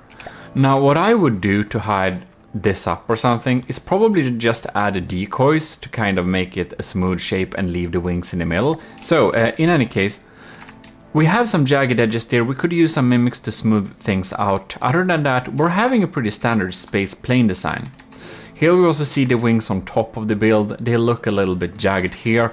And if you want to have ion thrusters here, we should probably have gone with a flush variant at the top, or smash some mimic or something beneath it to remove some of that blocky appearance. But in general, I think it looks cool. it's definitely a decent looking design, but due to those things that we could improve, and also that it's pretty, it's a little bit blocky in a way. I think it could be a little bit more designed, had some more details, have some AOG decals, something like that. So due to that, we're giving it a score point of 4 in terms of design. There we have the next little batch of designs. Here we have Netramera's hummingbird. I think it looks absolutely fantastic. The idea of having a hummingbird is such a cool idea. And this little cockpit design, framing in the cockpit like this, just looks absolutely fantastic. It of course looks shit from within here, but you're not supposed to be within here anyways. It looks really cool from this direction here. I think it really adds a nice vibe. We got some really cool AOG logos. We got the flags in the right scaling. And like this little design of this little turning pinnacle here for the wing, it basically deserves an extra point for its design. In general, this is a very cool and very nice design. There is few things that could be improved on it, and that would be that this portion of the front looks a little bit flat like that, and the back portion looks like we didn't have an idea what we would do with this back side here, so we just added a door. This end here and this part here makes it feel a little bit boxy. But in general, I think the design of this thing is great. Like the details with the recoil absorbers here, using the era pads for texturing, the logo design, the vibe, and everything like that makes it a really top tier design. This is definitely one of my personal favorite ones, as of course, these points I'm giving out now is basically my personal aesthetics assessment. So make it what you will. Other points will be added on for what the commissioned officers thought about them, their favorites, as well as the open enlisted Army of GMODISM enlisted vote. But this is my personal assessment, and I think that Netramera's hummingbird is really amazing. So I will give it a 9, and not max due to those two things that I think could be improved. So next up we have Nilden's second submission, and that is, I think it is, yes, this is the Invader indeed. And the Invader has a really cool look to it, but it's very, like the top portions here where we try to smooth out the top here. It doesn't really fly. This is a opportunity, or you need to go into, where is it? The hellscape of trying to find the right matching block, and it takes a long time to kind of find them, but they are there somewhere. You'll just need to search for them long enough, and you'll find the things that will even this out. Like this should be a 2 to 3. For example, 2, 2, 3, other. And you can see we could smoothen that out a little bit there. If we have used that, it would have looked much better. However, I really love the designs from Nilden to put the cog here and put a cog design behind it and kind of make the logo into this 3D type of design. That definitely adds plus points. And the additions with some small gears and stuff like that, I think it looks really cool. But the general blockiness of the other parts around it really draws the score down. So I will put this thing at a 4. So here we have the Penguin, and it's Nilden's third submission indeed. And I think this is just so hilariously funny. It looks like a penguin. We have the logos here. We even have the cutout paint here to just make the logo sit right there. The jet engines look really sleek. It's a very traditional design. I will say that.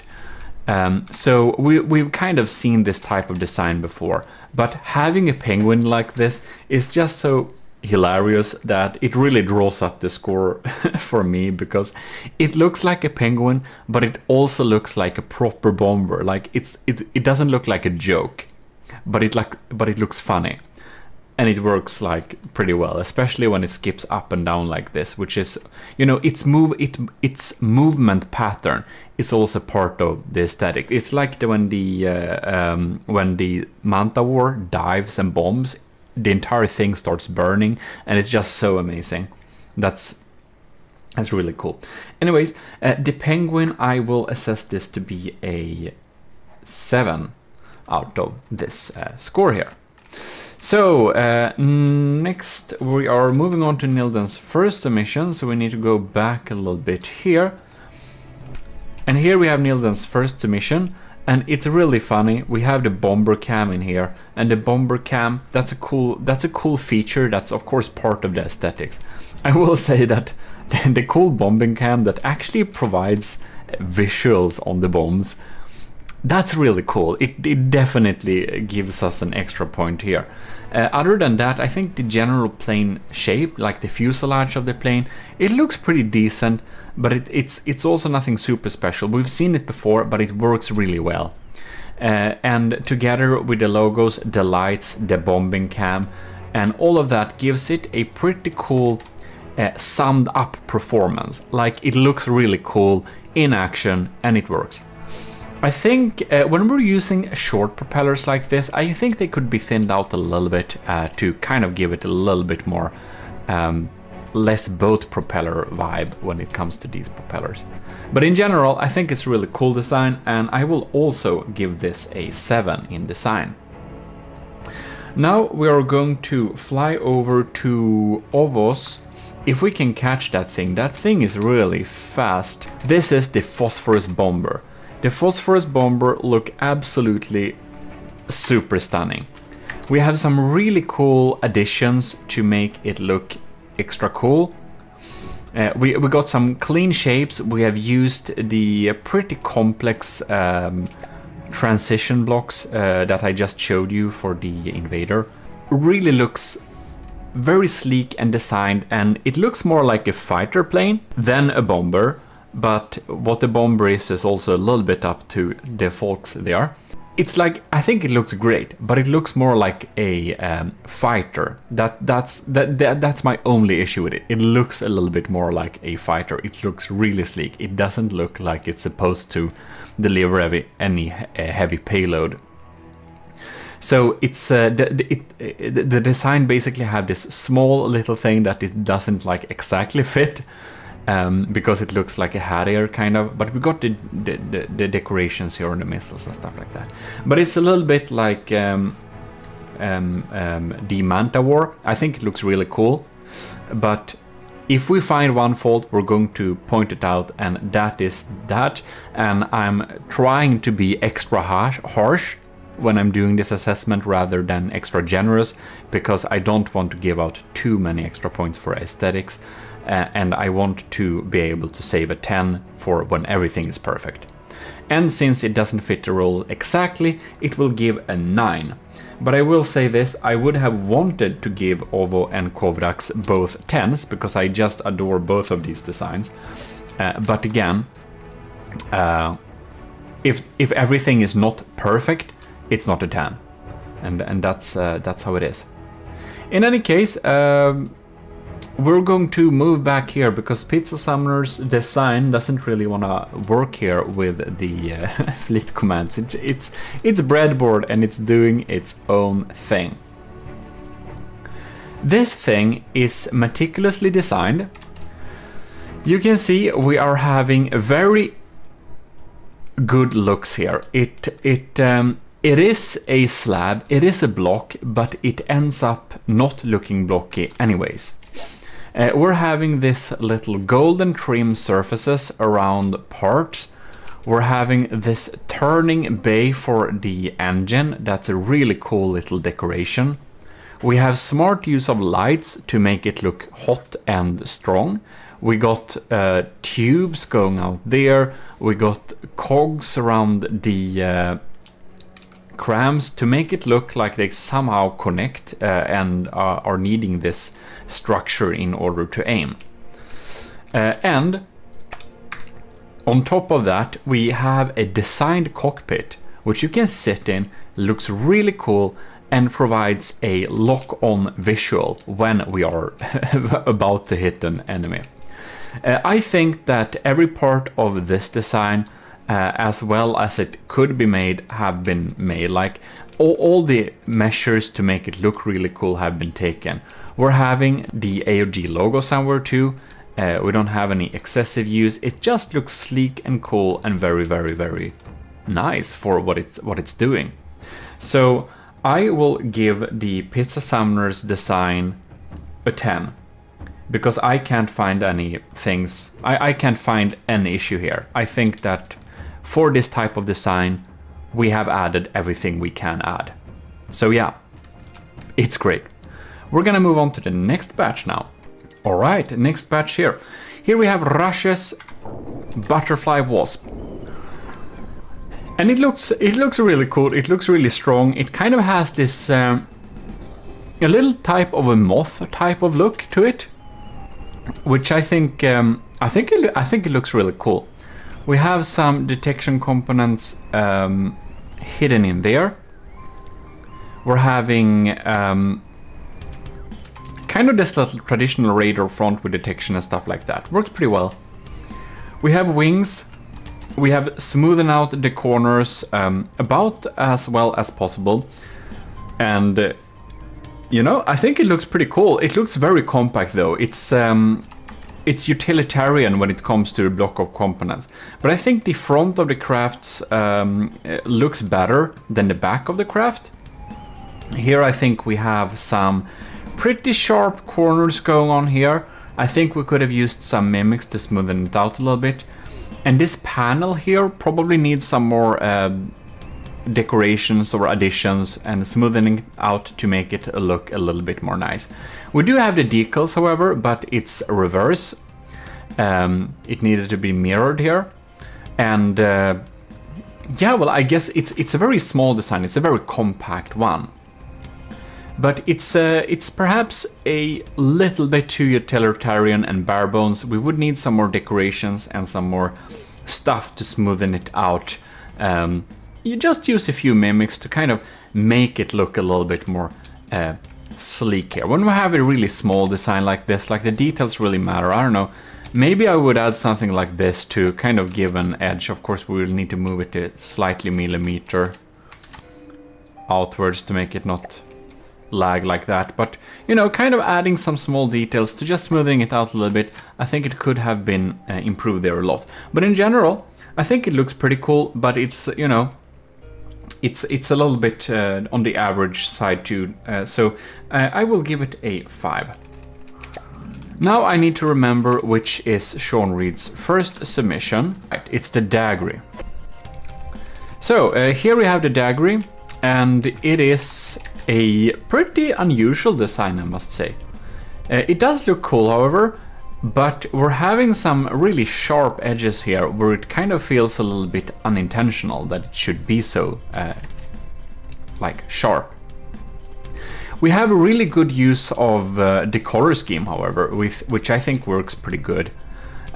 We got some really loud text here in the back, also works, but the applique panels kind of look too jagged and not very good. I guess they're added for utilitarian purposes, but they do draw down the design a little bit. However, this is a nice little decal touch. So yeah, I suppose that we're just having a little bit too much jagged, harsh corners, especially with the applique all around the place. So I think there are some things that could be, like all of those things could be improved here. It would also be nice to have the logo somewhere there. So in all, I will give this a 3. Now we're gonna move on to Sean Reed's fourth submission, which happens to be the Sunspot, which is about to crash into the waves. I think it's really cool with this type of biplane design. it really adds a nice vibe to From the Depth. So I do like it having this, and we have a nice use of a logo there. Now, it also has the retractable landing gears, which definitely adds to a better score, because I thought that was a really cool and awesome little detail, which definitely like that it doesn't work super reliably. That's another thing, but it looks really cool that we have it, and that's because the blades are kind of going down further than the landing pad. That's the issue. But it looks really cool, and the biplane design is nice, but it again has the issue with two harsh applique panel corners, which doesn't make it look super cool and kind of draws it down a bit there again. But I think it's much cooler than the previous, the first submission. I think it looks interesting with the biplane, but we would probably want a little bit more mimics around the cockpit and stuff like that. In any case, it is better, and it will land at a 5. Next, we're gonna move on to Sean Reed's second submission, which sits in the water somehow. I think we need to give a little command to make them stop shilling in here. This design, we have not stayed with the jagged corners, but we have tried to incorporate them jagged corners using paint and putting them together to make an interesting type of shape. And then we also made it burn to make it look much cooler. So in general, I think this design flies a lot better than the previous ones. Flies. But yeah, we have the decals here. We have good use of the colors. We have created an interesting shape. Like, we can't create the smooth sorcerer. So what we can do instead is like this: work with the shapes and paint them in a way that looks interesting. So in general, I think it looks pretty nice. And I would say that this has a design score of 7. I think it's pretty nice. The Aspirant helicopter has some really cool uses of shapes to make it look very droney. It looked kind of angled in like this, and I think it's pretty cool. We have again nice use of the logo and stuff like that. We have some jagged edges here that I think feels a little bit unintentional. It's a little bit sharp there, which does draw down the final looks a little bit there. In general though, I think it looks pretty cool. These little carrying things for the materials, and especially these well-designed missiles that add extra decoration do draw the score up a bit there. So when we're landing, all in all, I think we're getting to a score of 6. The shotgun dart. And here we have an interesting sharp looking design, like a really quick looking design. However, due to the, let's see here, we have used paint 10 and we have not used the AOG golden paint here. This makes this thing look a lot more like, what are they called now? Not the weight flyers, the twin guard. It makes it look a lot more like twin guard design. However, despite the colors being a little bit off there, I think these propeller blades going on there, I think this is a really cool look to it. Like, I never seen decoys added to propellers like this. I didn't even know you could do that. Anyways, it looks super cool. That propeller looks super cool. We don't have any Army of GMODISM decals or anything. The colors are off, which isn't great. If you've just used fleet colors, they would have been spot on. Or if you added the colors for the designs yourself, it would have been working good too also. But in all, I think the shape of this thing is really cool. I think it generally looks nice. It looks really fast and really brutal like that. And really even having small protection slash hatches for, or not hatches, like boxes, or yeah. things for the missiles there. The top one here, we kind of have a weird instrument panel vibe here, and I don't know about these. I think this is an angle that looks kind of weird though. Well, that we don't have the right colors is, however, like, unfortunately a big issue, but the design in general, I think it's really nice, but it will... Like, the shape of it is really nice. Then we have some small things here and there that could needed to be fixing, but the colors are off, the colors are wrong, and we don't have any decals. So all in all, it will end up at a score 3. Now we're going to move on to the next and last batch. And here we have them. And before continuing and finishing this up, I will just want to say it's not my intention in any way to sound harsh or discouraging of doing designs. I will tell you that you can see on the channel, if you move back a couple of years, that a couple of years ago my designs would not look half as good as any of these, definitely not. So it's a learning process and you get better all along. So it's not like if you think my designs are looking cool, well, it's not like they always did. They looked shit for years, and I try to learn new tricks each hour I play this game, and, you know, add some new decals and stuff like that. So it's not any intention of being discouraging like this. I hope you can take all the criticism constructively and use it in order to improve your designs and make them look, well, according to me, look better in the future. And, you know, in general, I think that all designs are really cool, and of course, I think it's great that all of you have sent in all these designs, and it's been a pleasure of testing them in combat, which we will continue doing, by the way.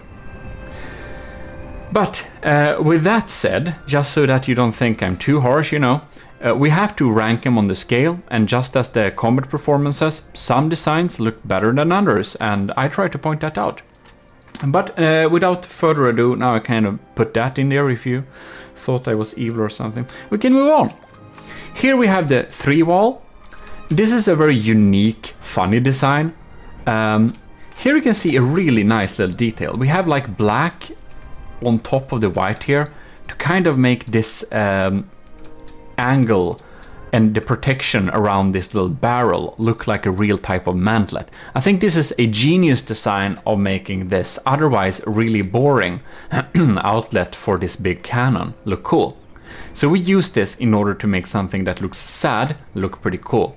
So I think that's pretty impressive. I think that's pretty impressive. That's a nice touch. We've used a lot of these ducts in order to make it look nice, nicer there, the smoother shapes. We have some really smoothen out hull. We can make it look real sleek here. I think in general it works very well. Oh my God, this block, however, should have been black, shouldn't it? Well, we have beautifully crafted missiles that are placed in an angle too, which makes it look so much greater. I think here in the back we have some tiny like issues. I think it looks kind of blocky and a little bit like blocky and sad here. It looks very basic in the back, whereas here at the front of the craft it looks much more exquisite. I think these winged shields here, I think they look nice, but I do wonder if we probably could have inserted a, what is it? A little mimic thing to make it smoothen out a little bit like that, or possibly a sharper one like this. So in general, this design, it looks nice, but it looks too blocky. If you just cut away the decorations at the top and the bottom and the front and the back, it's basically a box. And that does draw down the design from something that would have been considered a very, very interesting design to something that feels a bit lame when we have a box type shape here. I think some stuff could be added here, even if it's just some type of, I mean, you know, go to the props here and we could just add, we could like add a fake machine or whatever to just have something. But in any case, at its current state, it looks a little bit too blocky. So the shape and the design that's it is a 3-wall, it has these 3 guns and everything is designed around it. I think that's a really cool idea. So because that's a cool idea, well, I will give this thing a 4. Because of the things that could have been improved. But I do like this design. I do like it. But it needs something more. Next, we're moving on to one of my personal favorites. It's the slowest one here. And this is also Scuba-Mation's design. This is the Pigeon. And here we really have used the AOG brown color as it's intended, which is for wood. Here we got this pretty ancient looking steam type of airship bomber. We got the AirPods here. We really get this diesel punk, steampunk feeling. I think this looks really cool. I like this design a lot. And here we can really see we have used those mimics to kind of smoothen out the edges here. We got a big deck type of thing here. We got good use of the logos. We got golden trim, well, like handlebars. Not like what are they called? Rails or something? Railings? Yeah, railings. And we got good placements of flag and logos, and we did use the white face here. I think this looks really cool on the brown. It works really well, and with the bow going on there. Now, everything on this looks really cool, I think. But I do feel it feels like something is missing on top of it.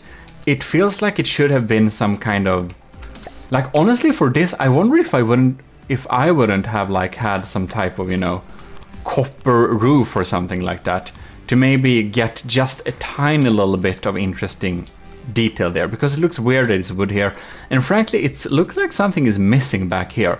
It feels like there should be a like big as AA gun back here or something like that. I do like those little chimneys with the black smoke though. That's really great, and in general I think this is a super adorable design. So yeah, this is of course my score, and I am biased, but I really just love the shape of this thing, and I will say this is definitely an 8. But something back here and something other on the roof here, and maybe some type of like something back here too, so it doesn't look like a box when seen from below. That we have like just having something would be a good idea there. Some decal, some shape, some structure, you know. In any case, we are now gonna move on to American's design. I think that's here. Here we really have a unique and cool looking design. This looks kind of spaceship-y for sure. We have a very utilitarian design here, but it also provides an interesting aesthetic. As you can see here, we have the decals spot on there. We have also this kind of flush little design within the wings here. So we have kind of the flaps be part of the structure like this. I believe it's mimics on top of wings to make it have this effect. Like custom control surfaces on top of... no, blocks on top of custom control surfaces. Anyways, it works really well. However, we have this front panel here, which is trying to correct altitude. And that just looks super weird. I kind of think that this should probably not have been seen if it needed to be there, because it clips through the barrels here. And the back portion here seems to be a little bit too plain. I think that like this section of the craft looked really cool, but then the front and the back just doesn't really add up to there. If those issues would have been fixed, we would have gotten a lot better, but right now I think we will set this at a 3. Now we're gonna move out to Cringe's design, which is gonna be over here. Now this is the Cringe's first submission, indeed. I think that this thing has a very stunning design. We got the shapes on top of the cockpit. We even have a little bit of decoration inside the cockpit there. We got a radar looking up there. Basically, everything is thought of very well. We have a very good shaped and smoothened out hull to make it look real cool. And this little canopy for the turret is definitely a lot of bonus, because that looks super amazing. We did forget this thing is actually, it's here, but somehow it has been it's removed by a mimic. I don't know why. It just is. All right, now we just need to. It just disappeared from our view. Okay, there it is. So, we got this here. I think one thing that could have been fixed on these propellers here is that if you didn't know that, you can actually go into this here. You can go to extra configuration, and you can actually, if you want the propeller blade to be wood, there we have it. It's here iron. We can have like red cedar or whatever. And you can see we can have wood like that. So I think that could have been a nice detail here. And I'm not sure these sections should be brown unless they were switched to wood. Then I think it would kind of look cool, because now it looks like wood painted metal, which I think has a little weird vibe. But that's some minor issues like that. We got the decal here. Maybe it needs to be just a millimeter closer to the main deck like that, but otherwise it looks pretty nice.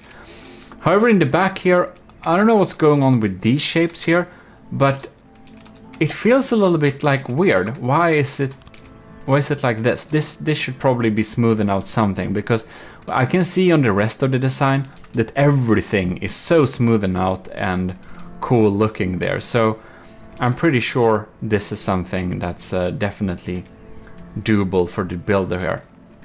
But in any case, in general, I think it looks really cool. But oh yeah, here we have another weird thing. This color transition here doesn't really work. It looks really sharp. In any case, in general, I think it looks really cool, especially with the little canopy and the little gunner's canopy going on there. All in all, I will say this thing amounts to a score of 7.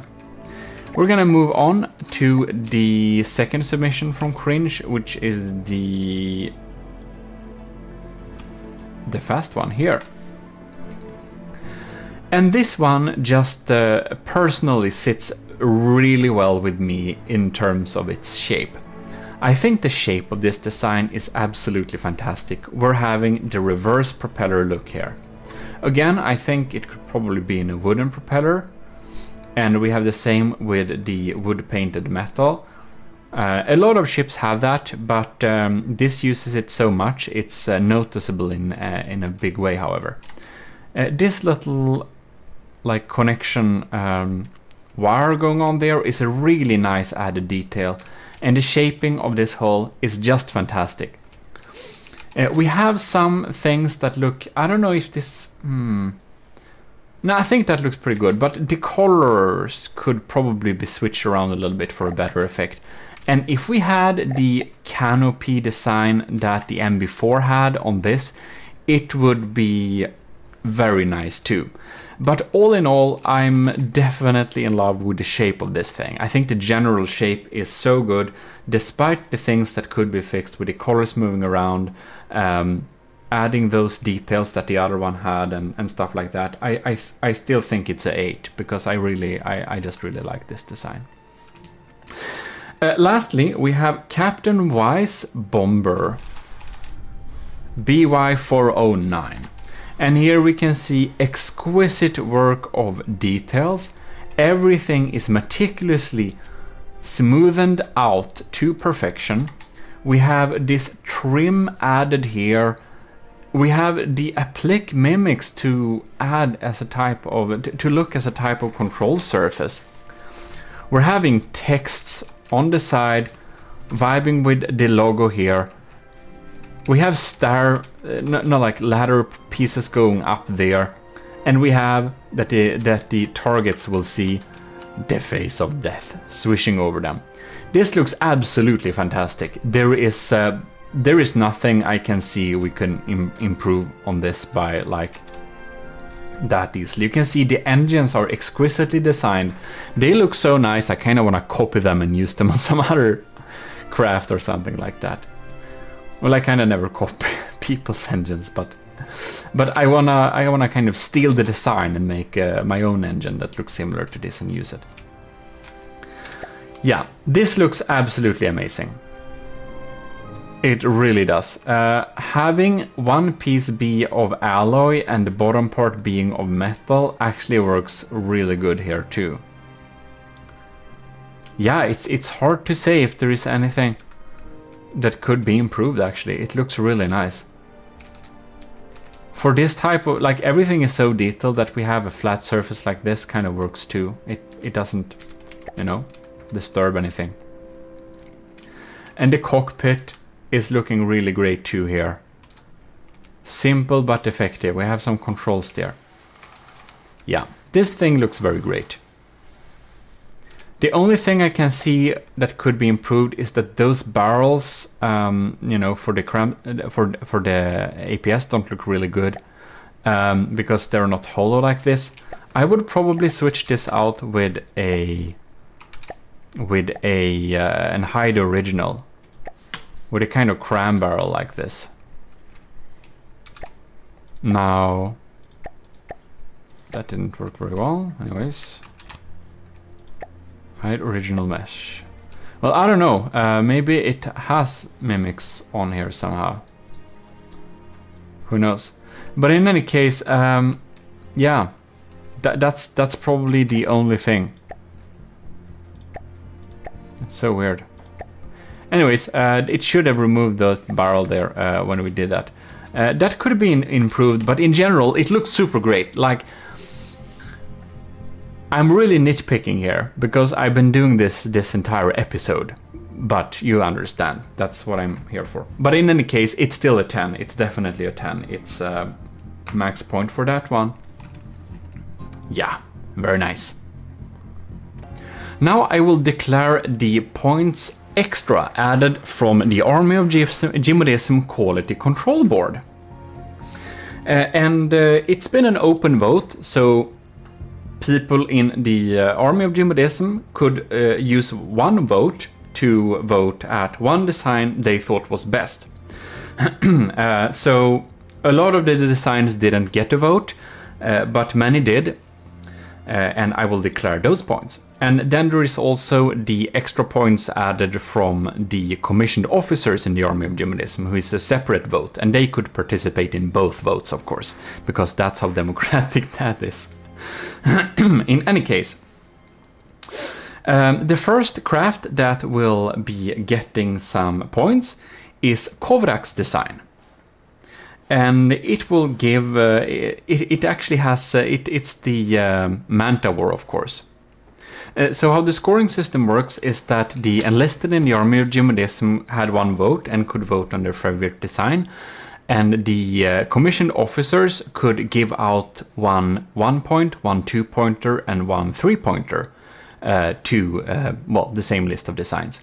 Not a lot of the commissioned officers participated in this vote. It was in Discord. If you're not in the Discord, that's why you missed that one. But that's the results in any case. So the Manta War gets the highest amount of points from well, basically everyone here. It gets 5 individual votes from the enlisted, plus 3 points, a combination of the points from the commissioned officers. So it gets thus 8 points extra. Very nice. Then we're moving on to Jono's second submission. And that is also getting 1 point from the enlisted in the Army of GMODISM and 2 points from the commissioned officers. Next one to get a point is Nilden's Penguin, and I don't remember if it's from enlisted or commissioned officer, but it will get 1 extra point. Then we'll have Ovos Phosphorus White Phosphorus Bomber, the really cool looking fighter craft. That's a bomber. it gets 3 points from both the commissioned officers and the enlisted, so 6 points extra in total. Next one to get the point is Pizza Summoner, who I don't remember which gave that extra point, if it was the enlisted or the commissioned officers, but 1 point extra for Pizza Summoner. Then the next thing to get votes is Scuvimation. See here where we are having that one. Scuvimation's second submission gets 1 extra point. And it's possible I've mixed up which is the commissioned officers and which is the enlisted, so I don't know which this is either, but it gets 1 point extra. Then we'll have the Cringe's first design, the MB4, gets 2 extra points.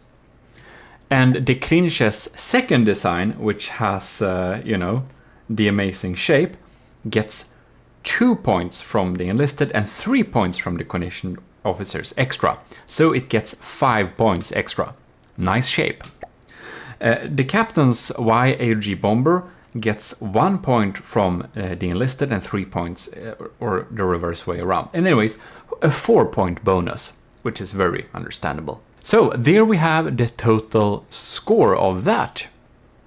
Well, there we basically have the scores. So the scores I have mentioned and gone through in this video, plus the extra scores added from the Army of GMODISM Quality Control Board, will be added to the total score in the scoreboard. And thus we will be moving on to future and more challenges. So I really hope I have provided some useful tips on how to improve these designs. Of course, if this wasn't your design, the tips applies to anyone. So I hope it can help people to see some things that could be pointed out and that could be improved. And again, I hope that anyone doesn't think I sound too harsh, because I'm just pointing out what can be improved. Of course, I think that all designs that were sent in are pretty cool. But in any case, we have to grade them like this, and I do hope it was useful.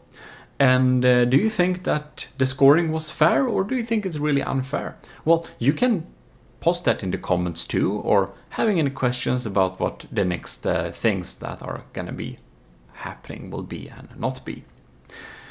We're gonna have, I think it's 3 more sub-challenges and something like that. And of course, they'll probably need to be divided up into several videos because they're pretty long. But I do really hope you enjoyed this little video, and if you did, you should definitely leave a like and stay tuned to catch future videos. This is your Lord High Admiral from the Army of GMODISM. And I've been watching all these designs now, and hopefully you've been getting some good building tips here too. But in any case, this is your host and Lord High Admiral, and you are dismissed.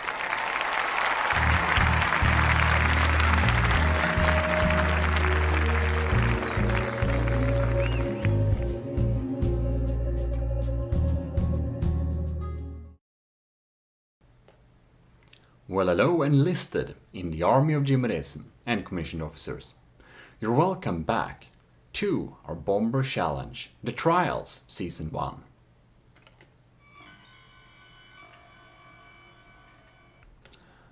I'm sitting here all geared up, and we are of course first going to thank the commissioned officers in the Army of GMODISM for supporting the channel every month. Huge thanks to Admiral Super Dave, Captain Y, Commander Jacob, Lieutenants Asteria, C2, Cravey, Parbagri, Talaras, and Vincent Veritas. You help a lot, and also thanks to all of our cadets. You were not forgotten. We're going to begin to test the bombers against sea targets. And the first way we're going to do this with is to test a single bomber against a single sea target. Now I have walked through the different types of crafts that can appear in the campaign, and I've come to the conclusion that the best test subject for this is the Onyx Watch's Claymore. So we will begin to conduct the tests. The Claymore is a good target because it's pretty meaty, and still it doesn't have very good armor, but it has a lot of health, And using bombs, it should be the best way to tackle this type of craft. So this is an optimal condition for bombers. Now this craft can't really shoot back, so it won't really test the bomber's survivability.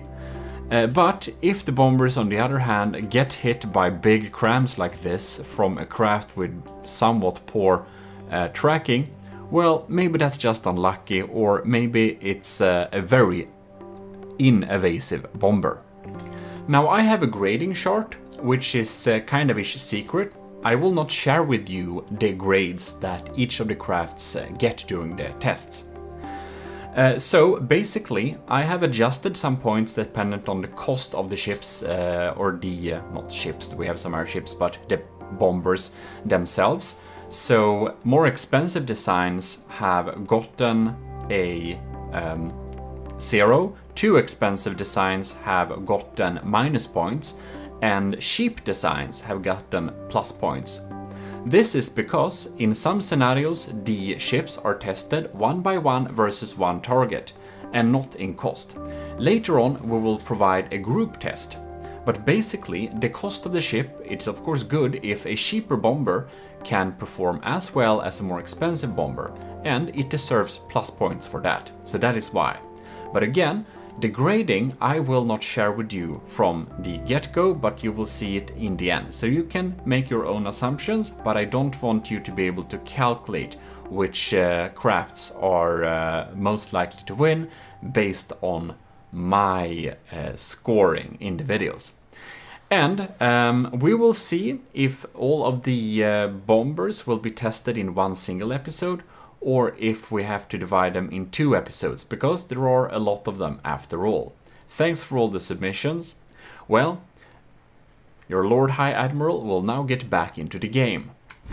2,000 meters away, a Claymore has spawned, and first out is Adnekrias, which actually has a too expensive craft. So it apparently begins circling the enemy.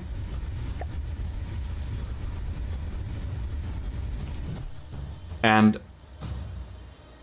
what is going on here? Oh, wow. That's something. That's unexpected. We'll conduct the tests again. That was a little bit too quick. We didn't see what even happened there. We're gonna lock on to the Claymore instead. And we have some very penetrating capabilities.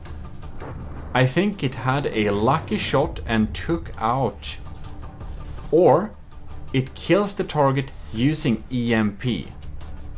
So can be smart to wield some EMP. Oh yes, there we go. That's some easy kills right there. Very good performance from Adnekrias submission. And this is the order we will go through. We have Adnekrias, the secret advisor / Kovrax. We have Jonas first, second, kinda sexy, and then we have Light of the World, Netrameira, Nildens 3, Ovo, we have Pizza Summoner, we have Rush, we got Sean Reed's 4, Shotguns 1, Scoovimations 2, Straight American Imperialists 1, The Cringes 2, and Captain, AOG Captain Wise. Bomber plane last year. So this is the order we will follow all of these challenges with, which means that next up is the highly anticipated Manta War from the Secret Advisor / Kovrax. It has a beautiful standby mood, so with no target it is tucked away in storage right now. So if an enemy would stealthily appear 2,000 meters away, we'll see how it reacts. I kinda didn't notice, but it actually has an ish cockpit here too. That's pretty cool. In any case, let us start. Right, it rises. Locks on the diffs.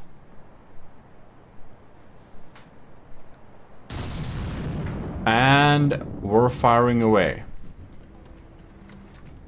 That looks like some pretty huge damage. trying to shoot back, but oh wow, that's serious damage. It's not quite dead, but it basically is pretty dead. Look at that. And it even is doing its evasive maneuvers in order to not get hit. Very smart, very intelligent. It goes back for another reload. It has 5 shots per gun in total. Alright.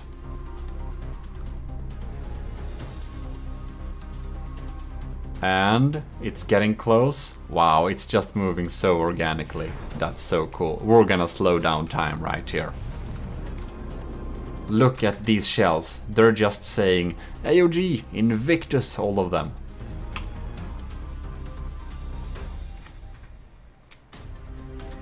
Slow down again. Okay. It's a small target. Bam. That is some serious damage. I believe it. I'm surprised if it's still alive. It kind of is. Interesting. It's basically dead. It comes in for another swoop. Look at it go. Looking pretty amazing. And we're for another volley. Oh, wow. Completely annihilated. Alright. Let's try that again. Alright. We look at it go again. We're gonna sit in here. It's starting to burn with anger. And it fires 2 volleys right there. Alright, that's some big damage. It really takes out huge chunks of health there.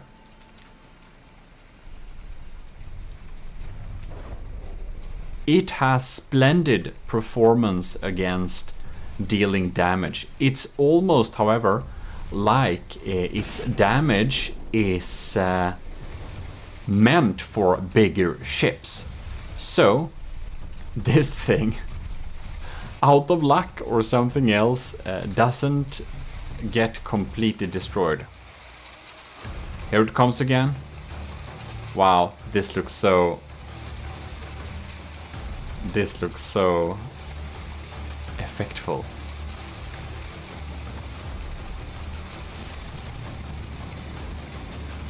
That's pretty cool. Okay. And it's deleted. Well, that's some very good performance. Here we have the next submission. This is Jono's second submission, which is of course the Isanth. Is it 5? Yes, the Isanth 5. I was thinking, was it 4 or 5? The Isanth 5 from StarMade. So yeah, probably need to check in what's happening with StarMade soon. But it stands here and casually hovers, so let's spawn an enemy for it. And there we go. It's the Claymore. It fired a volley and missed.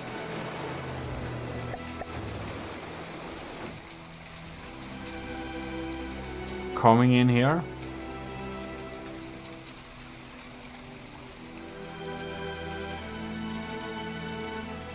Just hovering in the sky. Does it have a rail?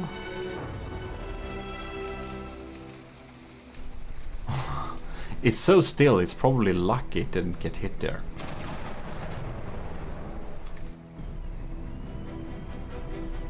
Alright. Can we get some... It's chilling. Oh no!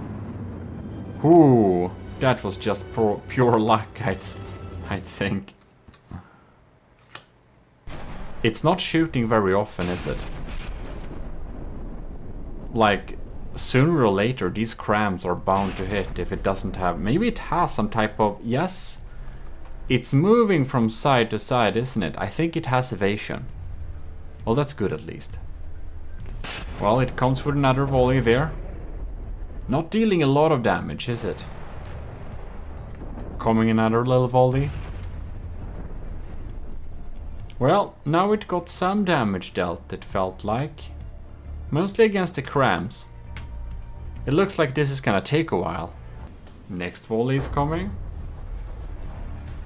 Well, more crams. Cram blocks. Oh! Damn! It actually got hit.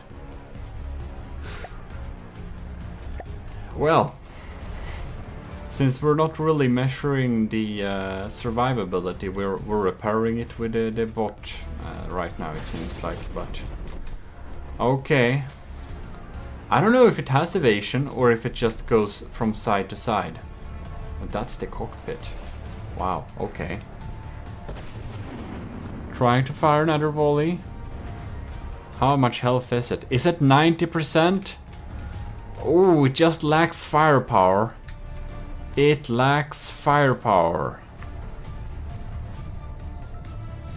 Yeah. Let's try again here and see if we can get some better hits from the start. It seems it misses its first volley. It seems to be some... Was that armor piercing and high explosive? Alright. The Claymore is lining up here. I was very surprised with Adnekria's bomber's ability to just kill the AI super quickly and efficient, which is a valid tactic against many targets indeed. So it's that was some really good setup. Now we could see it got hit again. It's so still it gets hit by crams, which isn't great.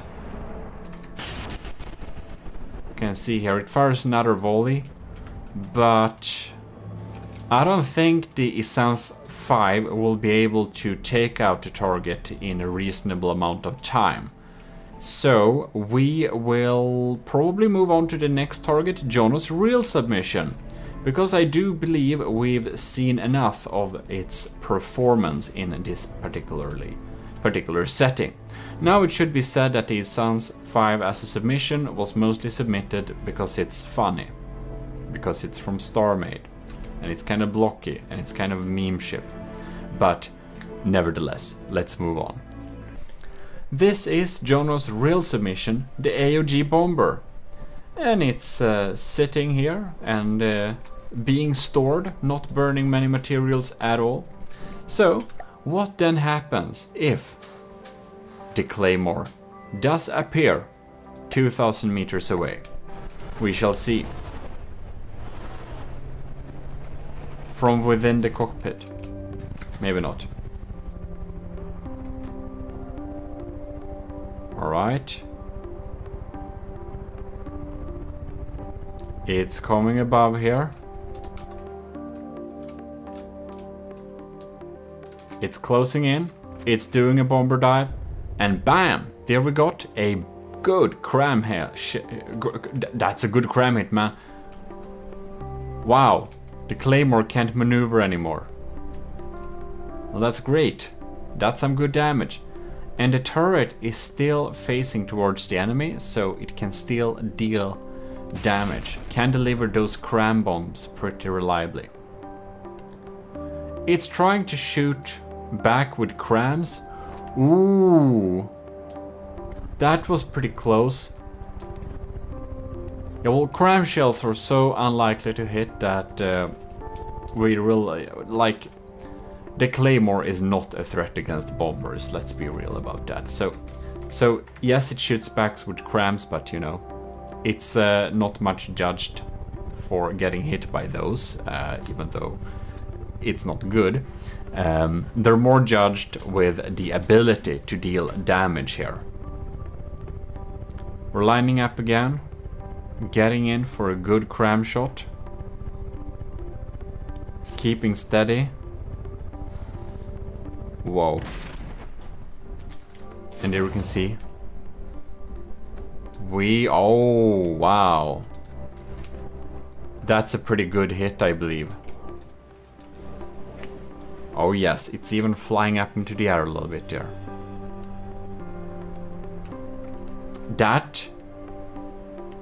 Was that AI parts? No? It was parts of AI parts. But it wasn't the AI parts itself.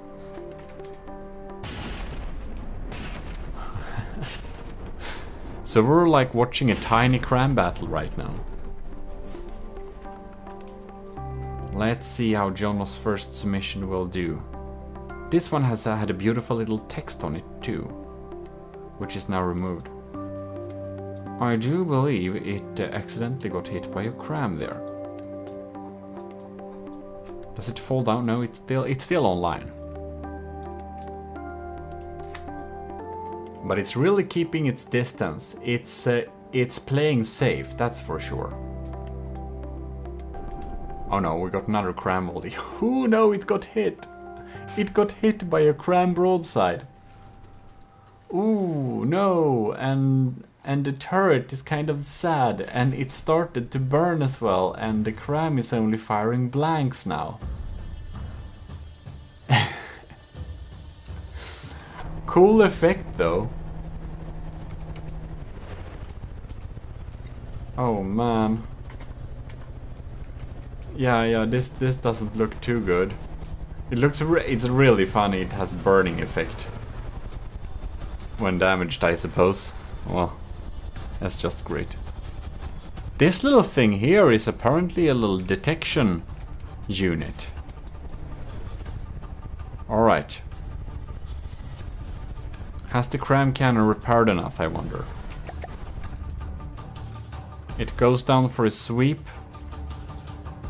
No. Apparently not. I think we'll need to restart this battle here a little bit. It got damaged. Here we go. Same enemy, same setup. It's climbing.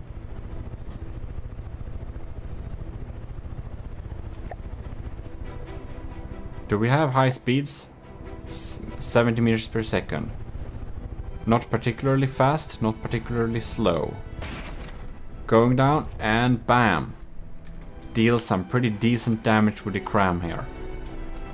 That's a big hole. It can easily take out this this craft with one shot if it just gets the first shot right, I believe. Well, it's playing really safe. It's going far away to make sure the cram is reloaded. On the other hand, it's not a diff ship, so it can deal this type of damage all day, which is nice. Alright, it goes down for a swoop. Oh no, ooh. Why? Did it deflect? Wow, that's a good hit. That's some cram parts right there. Okay, it hollowed out this thing. That is pretty impressive indeed. Very, very, very, very accurately delivered damage. Now, it didn't have any clue that there was like nothing important there, but on the other hand, it really couldn't. But it's not able to evade the cram shells. And again, we're not testing evasion this time. I think we're just gonna quickly repair it a little bit. But that can certainly be, well, it ain't superb. Okay, let's see what we're doing here for another swoop. We care mostly about the damage delivery here. There we go. Can we get some slow motion there? Come on. That is a well-aimed... That's a very well-aimed shell. Wow. Okay, that's... It deals good damage. It deals good damage, that's for sure.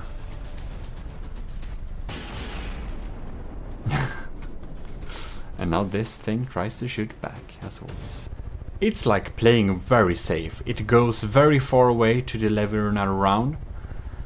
And when we test it against the lighter anti-air weapons, I do think it's going to benefit a lot from that. So that will be interesting to see. Now let's see. Oh, damn. Oh no. Oh no. Oh wow, okay. Yes. It has a bit of a weakness against crams. That's something we have to take into account. But its cram is dealing good damage, it really is. I think it's mostly, like you can see, it penetrates very deeply.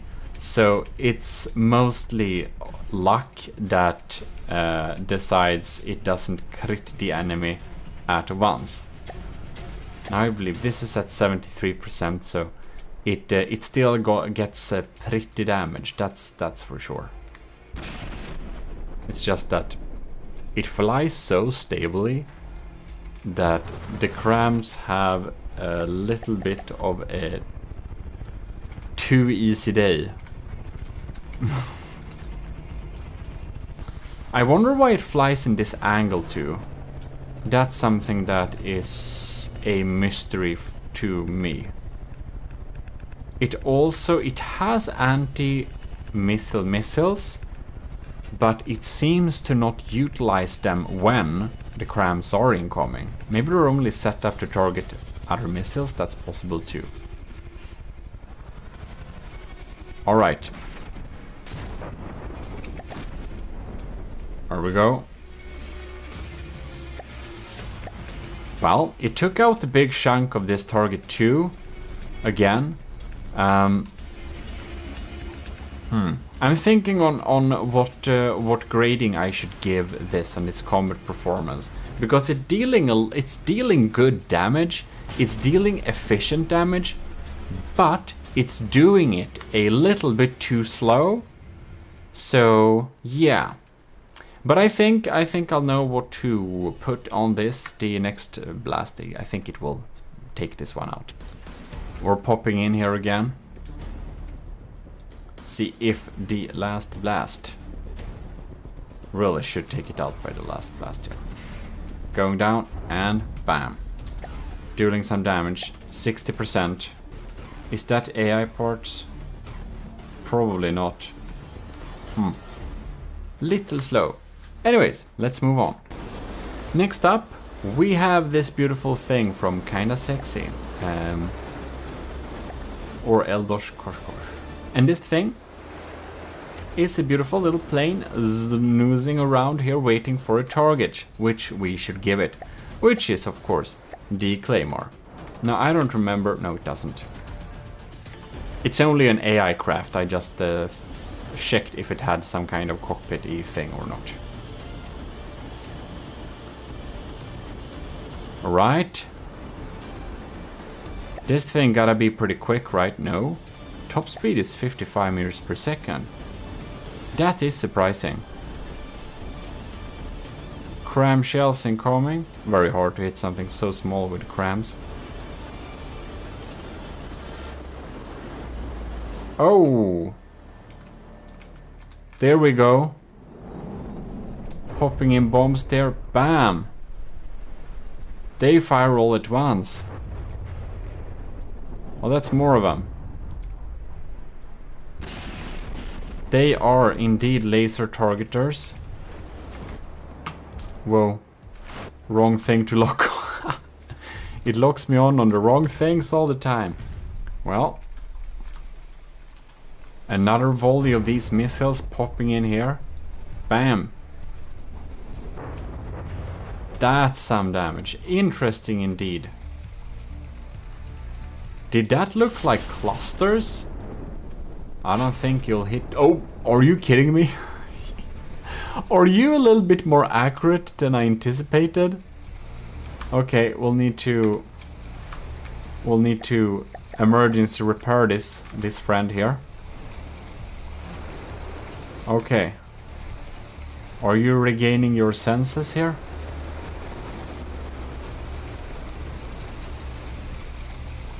Alright. Make sure you're ready for fighting. Okay, it goes down for another swoop. What? Are you kidding me? It bounced. So this thing is pretty slow. That's probably one issue, right? Right, what do we have here? They come in a bunch. Man, that's a lot of them. Bam. And they got blasted away from the first. I think they probably would have done better having frag or possibly having a delay. Okay, I thought it was cluster first. But it's not, it's just they get blasted away there. And then they come for a return blast. Well, very few of the missiles actually miss, so it seems to be a decent way enough to deliver some damage, that's for sure.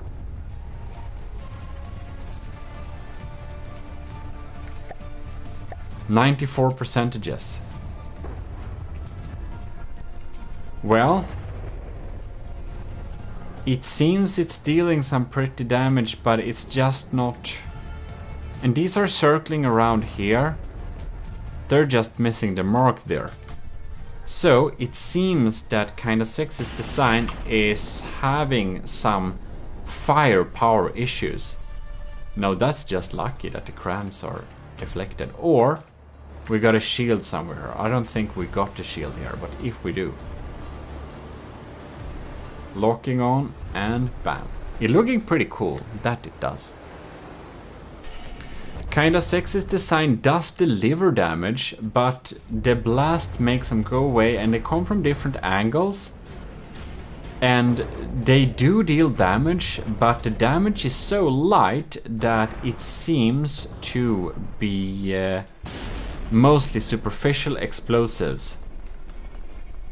I think that the damage dealing capabilities of this plane is a little bit on the lower side, right? Right, we spawned them again just to make a recheck here. But as said in the request for bombers, one of the most important metrics are to efficiently deal damage. And I do believe we are having some issues on this department here. As we can see, it has secondary props, that's good. But I would expect that this type of damage would work better against something like the deep water guard. You can see it's kind of superficial. Well, it does deliver the damage, and that's something. Well, I think we've seen enough to judge this craft's damage dealing capabilities of a single sea target. Next out, we have Light of the Worlds Star Drop. So we're going to spawn in the enemy and we're gonna see what types of damage we're dealing against it. So we have a pretty thick design going on there. So what happens if 2000 meters away a claymore appears? Well, we're having targets. We have a flare just to make sure we're not getting hit. Another one. And we're starting to drop bombs. And there we go. We did some pack damage right there. Well, that's some Pierce pack. Packing a real punch, if you know what I mean. No, that's impact pack. I already know that. Oh, wow! Do we have some EMP damage there? That got deleted. Wow, what a performance. We're going again.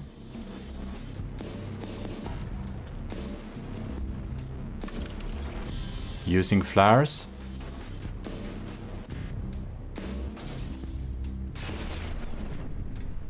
Oh. Ooh, that's that's so lucky. Okay. And let's see here. I don't see because of the smoke.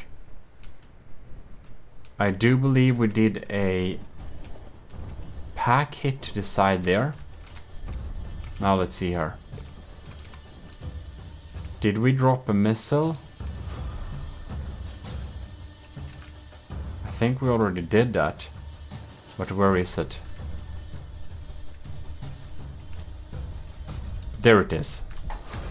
We're having an EMP missile. Okay, we can go up in. And bam! Oh. Did it die? No, it didn't. So we have to have some luck and EMP. The crams are popping in there, but no hit. It's having a somewhat irregular fly pattern too.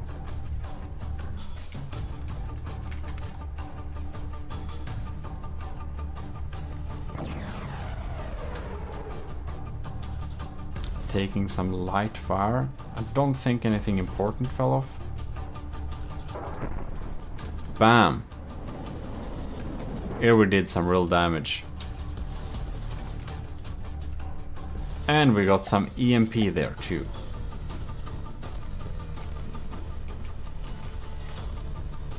Interesting. Oh, where is it? It's going in for another attack. Facing upwards. Okay. And there we go. Wow. And with some EMP too. No, not dead yet. I think the first time around was some really lucky blasts. Alright. Now it's coming here again. We're gonna slow down time. You wanna see this. Bam! That is some impact pack. That's a really cool way of crushing sea targets, I must say. It really is.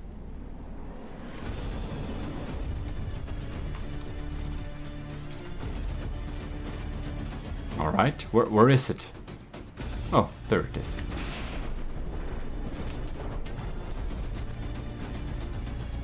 It's diving low and coming for another attack run. Alright.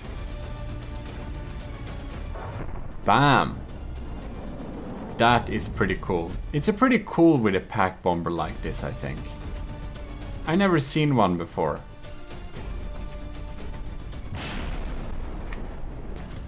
It seems the light of the world took a dive into the sea for some reason there. Well, it's also playing pretty safe. Bam! Blasting with some more packs there. Well, it's dealing some decent damage. I think I know what to grade this. I've seen enough to indeed know. So, let's move on. Next out, we have Netrameyara's hummingbird, which is an ornithopter.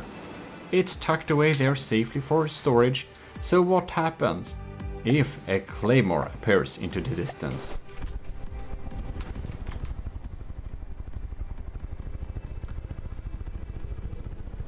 Alright.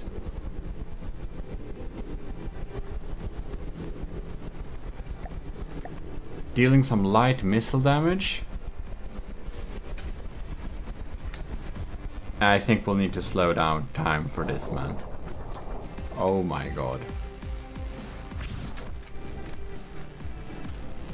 Here we see. The damage is coming in. Whoa, that's some diff rods. Oh, darn. Yeah, that's some hash. That's some hash for you. Damn. That's some EMP damage too. If it's lucky, it can... Oh yes, it was indeed. Wow, that's super performance. Let's check that again. Alright, here we go.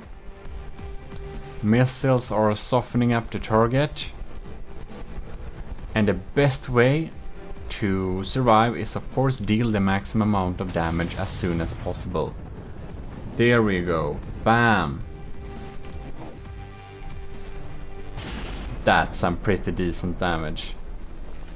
And it's quick too. I don't think these crams have a chance of even disturbing our combat testings here.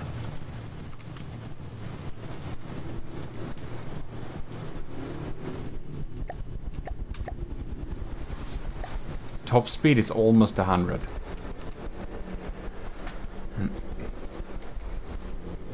Look at that. Here we go. Not reloaded quite yet. But it's almost dead, so that's something. Oh, there we go. Bam. That's some damage. 67%. Yes. Here we are indeed dealing very decent damage. Look at it fly too. Doesn't it look absolutely stunning?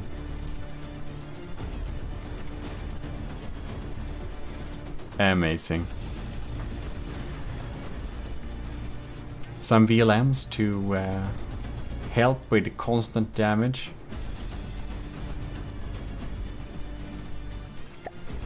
Is it this? No. I think it's just chilling for another round. It's popping in for another run. Look at that. Does look pretty stunning. VLMs did their part, and I think we're here to finish the job. Oh yes. There we go. Very impressive performance. That was really something. Awesome to see the first bombers in action. I believe, however, that we will not have time to try more of the bombers today. So there is a lot of them, and I had hoped that maybe I would have been happy if, like, ish 5 people would have submitted bombers to the challenge. But the total amount of submission with several multi-submission is like 24, something like that. 24 it is, I believe. So that is very cool. That's very great. But it also means we have more episodes. I'll need to part up them into different episodes because I just can't record all of 25 of them at the same time. I thought I would be able to, but I'm also a little bit of a time optimist. So that doesn't happen, It's just too much. I think if I go through all of the bombers through this test in one single go, I think that the video will be around 2 hours, maybe 3 hours, something like that. So this is your Admiral GMODIST, the army of GMODIST, who you're of course submitting your bombers to. And if maybe you're watching this and maybe you're wondering how to join the army of GMODIST, well, go into the Discord, go into the role assignment area, and assign yourself Matros 3rd class, and you're in the army of GMODIST. You can also become a commissioned officers like them over there. That's also possible. In any case, huge thanks for watching this little first combat performance of the bombers. I think I have gotten a little bit delayed of doing them because I was thinking to do them a little bit more complexly than we have to do. So I hope that you have enjoyed this test and that this is good enough, hopefully. I don't know how I else would have done them, but in any case, thanks a lot for watching. This is your host, GMODIST, and we're signing out with our motto, AOG Invictus.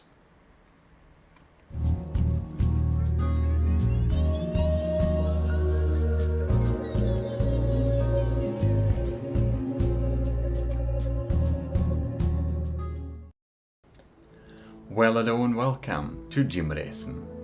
This is your Lord High Admiral, and we shall continue with the bomber trials. enlisted and commissioned officers in the army of GMODISM, and other personnel.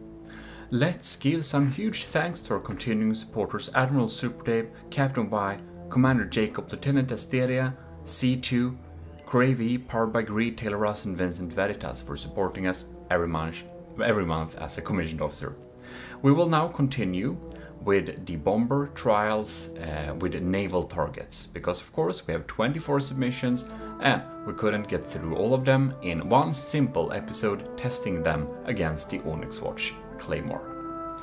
We are listening to Towards the Battle by Vesrets, which is our Army of GMODISM composer, as you probably already know. Beautiful song. Well, shall we get into battle? I think so.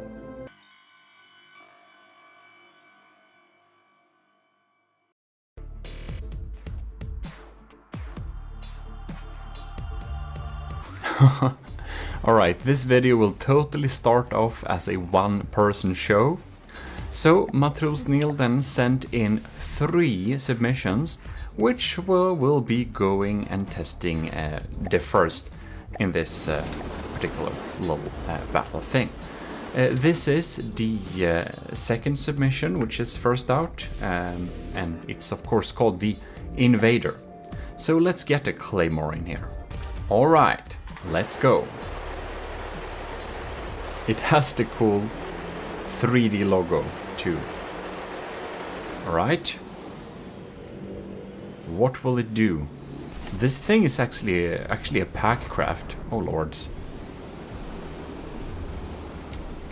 I think we need to do a quick repair. Alright. It tries to stay above it. It has shields too.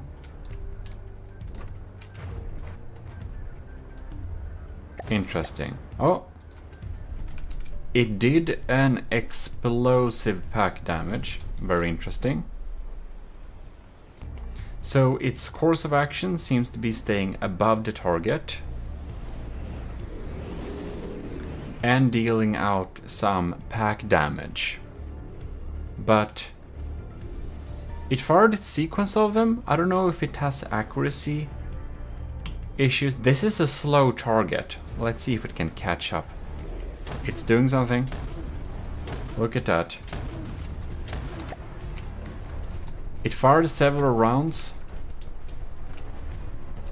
It has optimal ability to deal damage, but it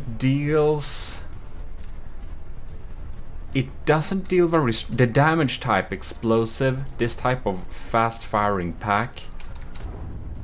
Even though it's some very thin armor at the top here, it just doesn't get through.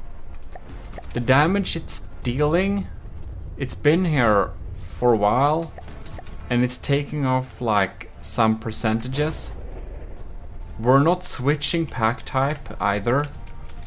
I think switching between the different types for pack is a great method, but it's not quite doing that. Let's try and respawn them and see if we get some other results. Alright, there we are. We're moving forwards towards the enemy.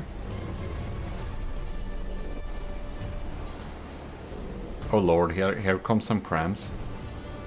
Hoo-hoo-hoo! Lucky! Alright. We're closing in and we can stay above target.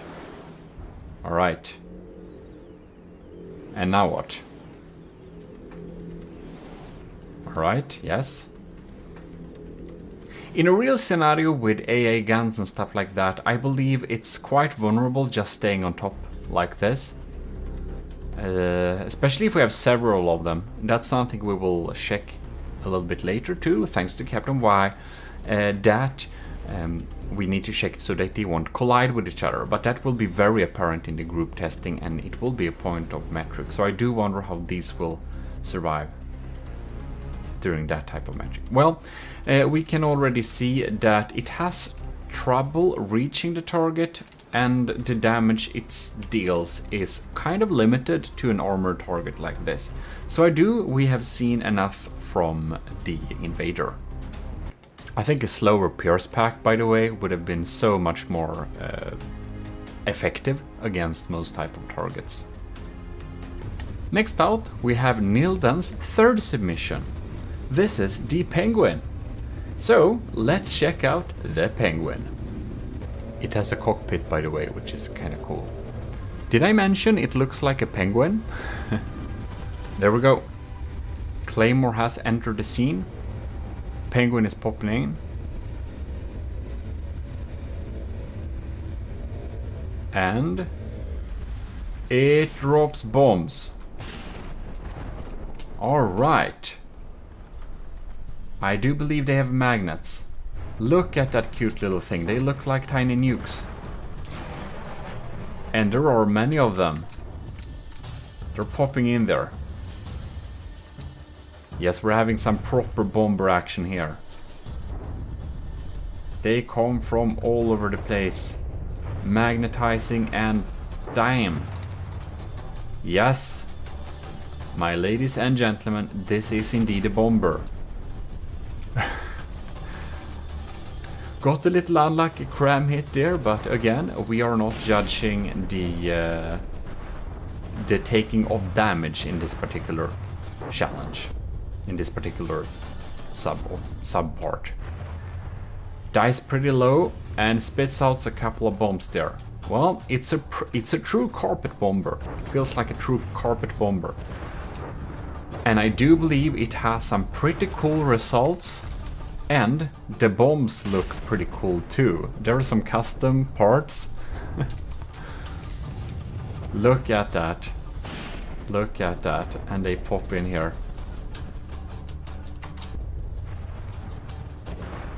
Now the Penguin got a little unlucky hit, so we're just repairing it there a little bit. We can see the Claymore is already down to 8%. I think this can be quite effective against a larger wooden target, say the crossbones or something. It's almost like it knew which direction the Claymore is traveling, because it bombed kind of in front of it before it turned. Look at that. Next batch popping in there. I think it probably can do this all day, just spitting out these explosive bombs and providing a lot of damage. Look at that beautiful carpet. Pretty nice.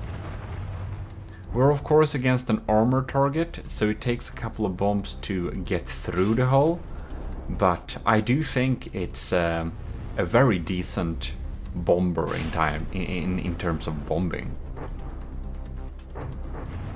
It is indeed providing some pretty good bombing results. It's a little bit slow with dealing damage than we could have hoped for. I think that perhaps having a small mix of frag, or well, against this target in particularly, but of course people were not told what targets they would meet, because that would make them able to counter that specific target. But for this particular craft, EMP would have been a great choice. But frag works a little bit better against armor in most cases, while explosives deals the most amount of damage against wood. So I think this type of bomber would absolutely shred a deep water guard build. But against an armor target like this, a mix of frag in those bombs would probably have been beneficial. But I think we are going to spawn it again, check again how it goes.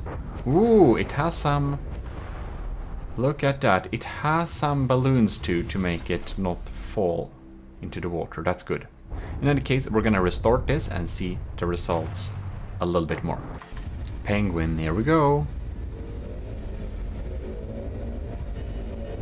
I bet this thing is not the easiest to hit.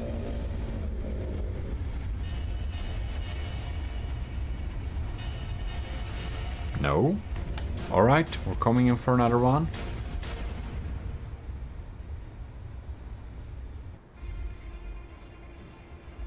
No? I restarted it. Turns out I was holding on to the weapon controls. Look at that.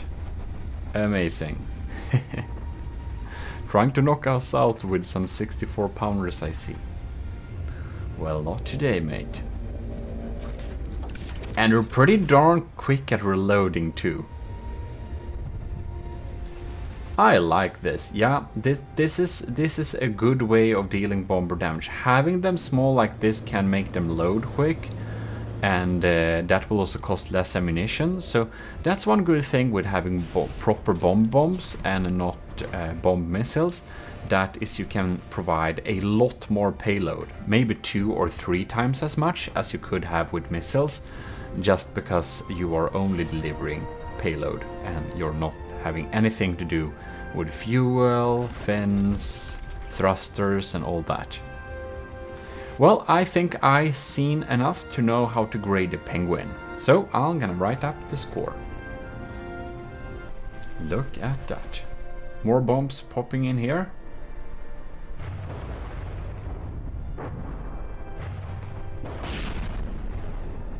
Nice. Next out, we have Nilden's first submission. Yes, it's still the same Matros.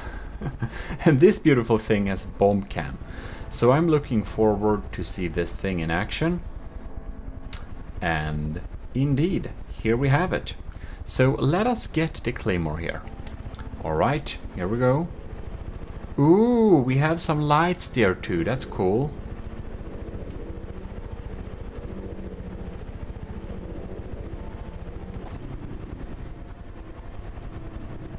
I just have to check this out. Look at that. Look at that. Oh!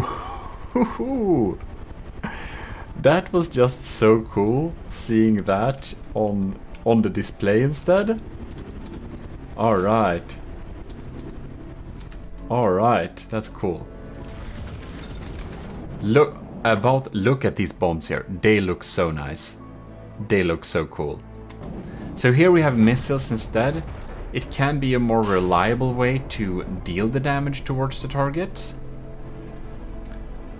Let's see if it's more effective than the Penguin, because I do believe in this case we have slower dealing of damage due to we have parts.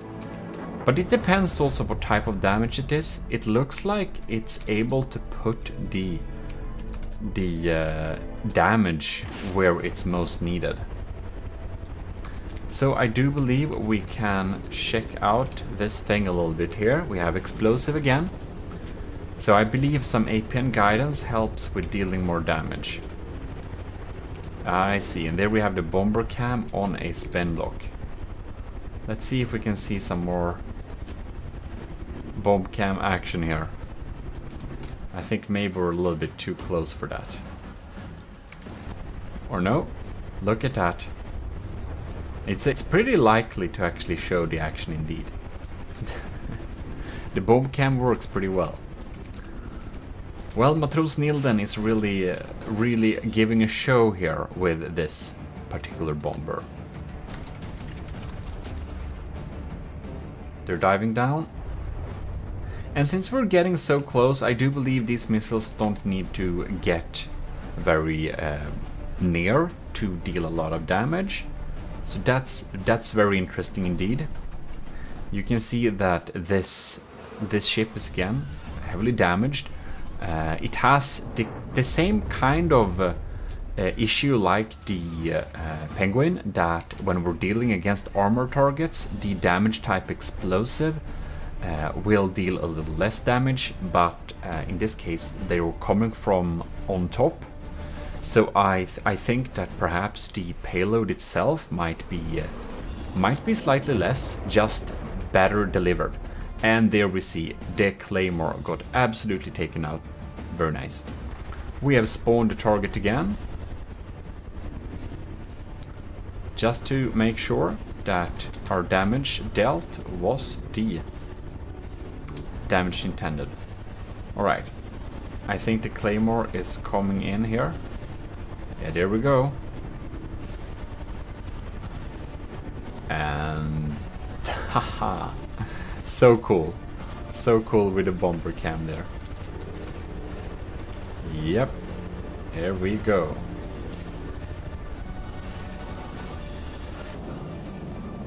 Come diving down, and oh yes. Very nice indeed. A couple of bombing rounds more. It basically circles above here, which is good to keep out of the way of those crams.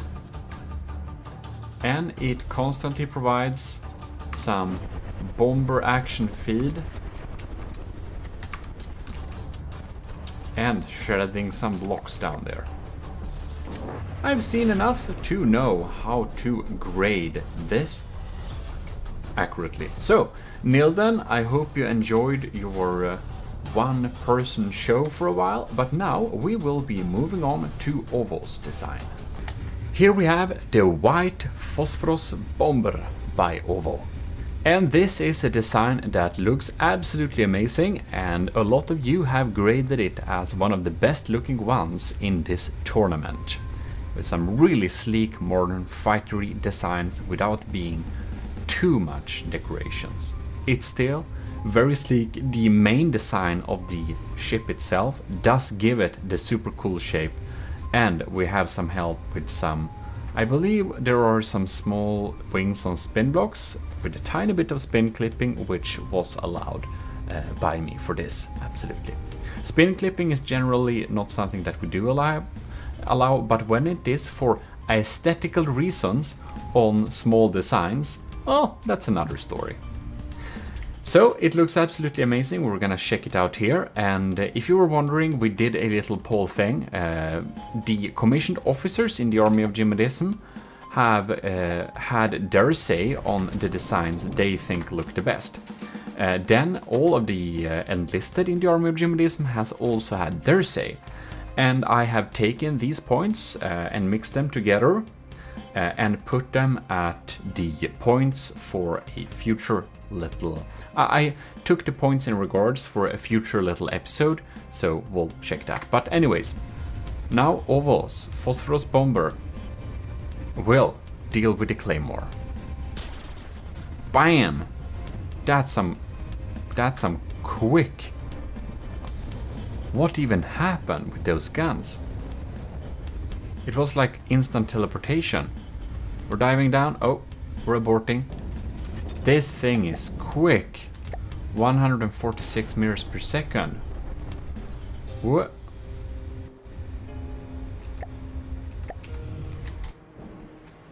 And here we have... Oh, those bombs missed. Right, let's see here what types of damage come in. It goes down and dives in real quickly. So I do believe this will probably survive the testings against... Oh, not sure what that missile we're doing there.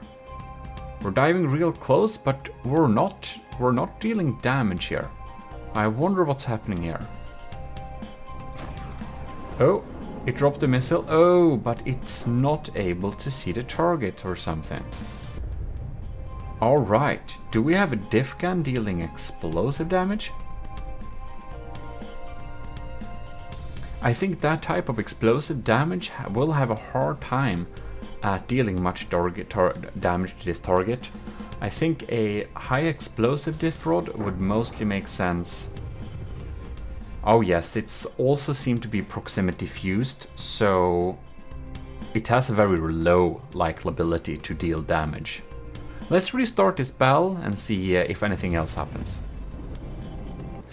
Alright, it seems to be firing its missiles directly to an enemy, so we're gonna give it better opportunities by spawning it with a direction towards the enemy, because it is a quick mover. It moves in circles, okay. Let's see what these missiles, which are looking pretty cool by the way. They seem to not be able to see the target. I do start to think that these are unguided dumb missiles.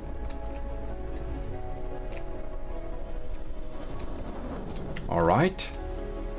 And they went down to the water. Well, the Phosphorus Bomber might be one of the best looking designs we have in the arsenal, but it unfortunately seems to have a hard time dealing damage. Oh, we got a hit. So it does deal damage, which is good, but it seems to deal explosive damage with diff rods only, and these have a really hard time scratching the surface of this ship.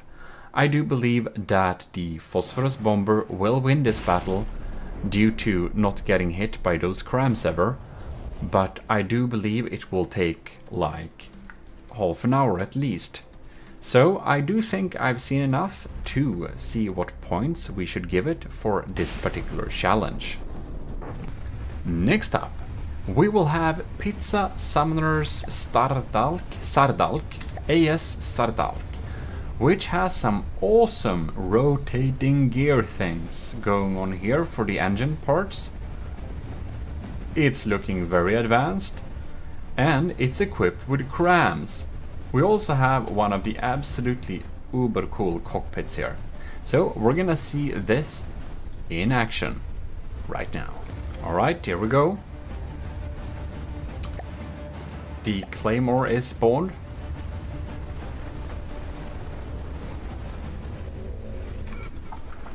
Oh, are you kidding me?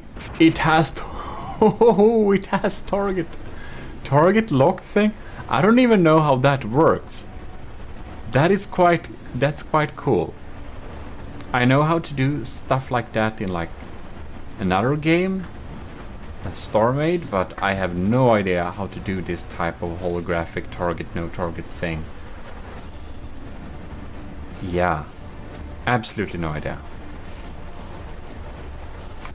Yeah, this target locked / acquired thing, I think this is a really cool little feature. Really gives some super cool vibes to this vessel. All right. Oh, look at that. Target is locked. Gotta see this. Oh, yes, that's something. Oh, it dives down really deep. Look at the damage we're dealing here. This did not take long. This is probably some armor piercing explosive. So if you only have explosive, well, then your damage is stopping on the outside of the armor thing. But if you have armor piercing explosive, you can deal the damage inside, which is just the difference is the world. Look at that. It's trying to fight back with some crams. Ooh, but it goes down there. Oh, it got frag too. It has frag too. Look at that. Quite efficient. Right, we're coming in for another, I believe. I think so. Yeah, we're diving. Target locked. There we go. When we're like in it, we can like feel the recoil of the crams. That's pretty cool. And we've got some nice little colored panels there. Really convey some awesome Army of GMODISM type design, which is very cool. I think I finally, after playing this game for many years, developed some kind of style that's recognizable enough that one can convey it with some colors and some gold, which makes me happy. I was so confused what colors to have for a long while. Then I just decided on some colors, like, I don't know, last year or 2 years ago. Who knows? Alright. And they're really quick crams too. Yeah. That's some proper damage. Well, I do believe we've seen what type of damage it deals, but we're of course gonna run the battle once more just to make sure we got the same results. Alright, here we go. We're locking on. Damn, and we just feel the recoil. I think that's very cool. That we just can feel the recoil in that way. And we can see if it aims at a lucky spot, I do believe that this can one-shot. Yeah, it's a very strong bomber using crams, but not in the way I expected. I must say I really like the way that you can sit in the cockpit and that it has some target acquired thing, and when they fire you just feel those recoils in there so darn strongly, and that's just gives it a very cool type of feeling. Yeah, this I believe it has extra style points for being cool later on, but right now we're measuring combat performance, and I do think I've seen enough to be able to grade this thing as firepower accurately. Next up, we have the Butterfly Wasp from Rush. There we go. The autocannons are autocannoning. We're waiting for a lock-on by the laser. They seem to be laser-guided missiles. We got a lock-on. Oh, nice little escape there. I think we dropped some kind of buoy. We did indeed. So I do believe this is probably a sonar buoy. A sonar buoy. Too much light. 1 second. There we go. We're using recommended values instead. It seems to have been shedding some blocks indeed. Here we come again. Autocannons enabled. Missiles are locked. What are the chances? Wow, okay. We're really drilling holes there with the armaments. Oh no. I think I never zoomed in on what the regular ammo shells look like, so I thought it would be a little bit funny. Alright. They're so tiny, you know. Well, it goes away to reload its missiles. There is quite a lot of them. And until there is target, and then they immediately launch from close range towards the target and it goes away. Also launches that buoy, however you pronounce it, and is able to check out that. Okay. Very interesting indeed. Looks like a pretty strong attack diver bomber with some missiles popping in there. And I think we're dealing some good damage. We got some frags and some explosives mixed in there. Seems to be quite efficient. I think I know what type of damage it deals now, but we're going to run it again, just because that's what we do. Here we go. It climbs a little bit to get at the altitude it wants to get at.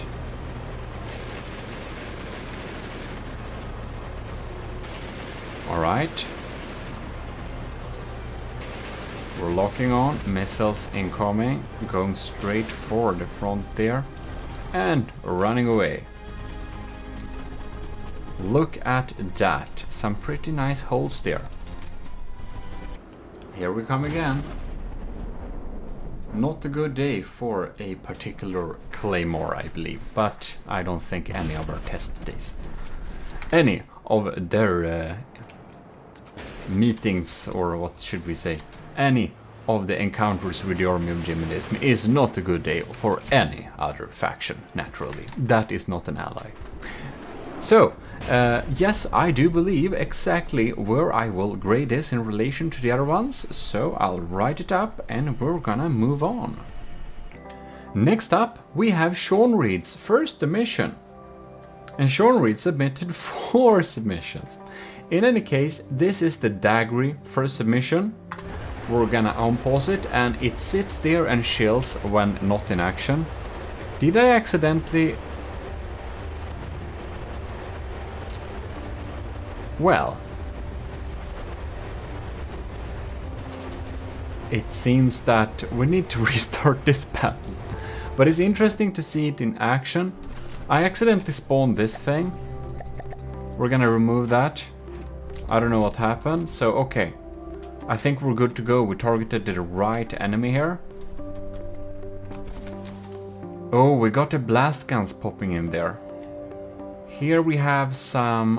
What is this? This is magnet mines, right? Moving towards. You can see, oh yes, the magnets have activated and we pop in here, bam. Oh well, they pack some good punch, I must say.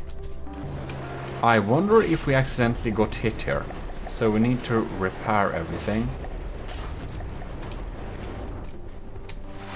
I'm not sure if it got into the water because it was damaged or or what happened there.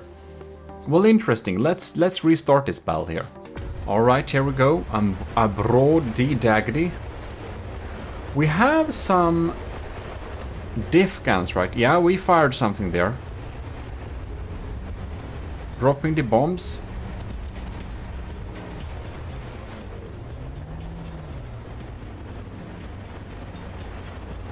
This looks like large missiles. Oh yes, that's why they're packing a punch. I thought there were medium ones, but they are large indeed. So they can pack a punch there. Pack a punch there. So yeah, we got some proper bombs coming in here and getting activated, and oh yes, look at that. They're actually putting some big holes in there. I don't remember what type of ammunition we have for those guns there.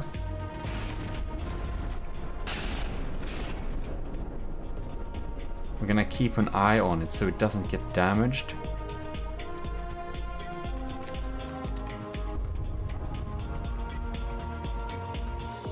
Because, oh, we're having blast guns trying to fire around there too. Wait. It didn't get hit, did it?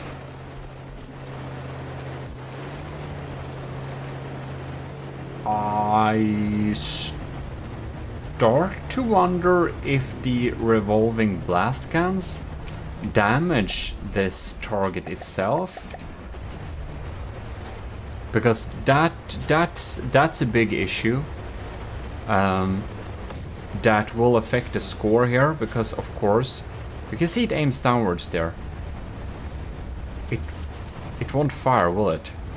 Because it really looked like it fired. If it fires and shoots out its own AI parts, this is of course an issue with the dealing of damage.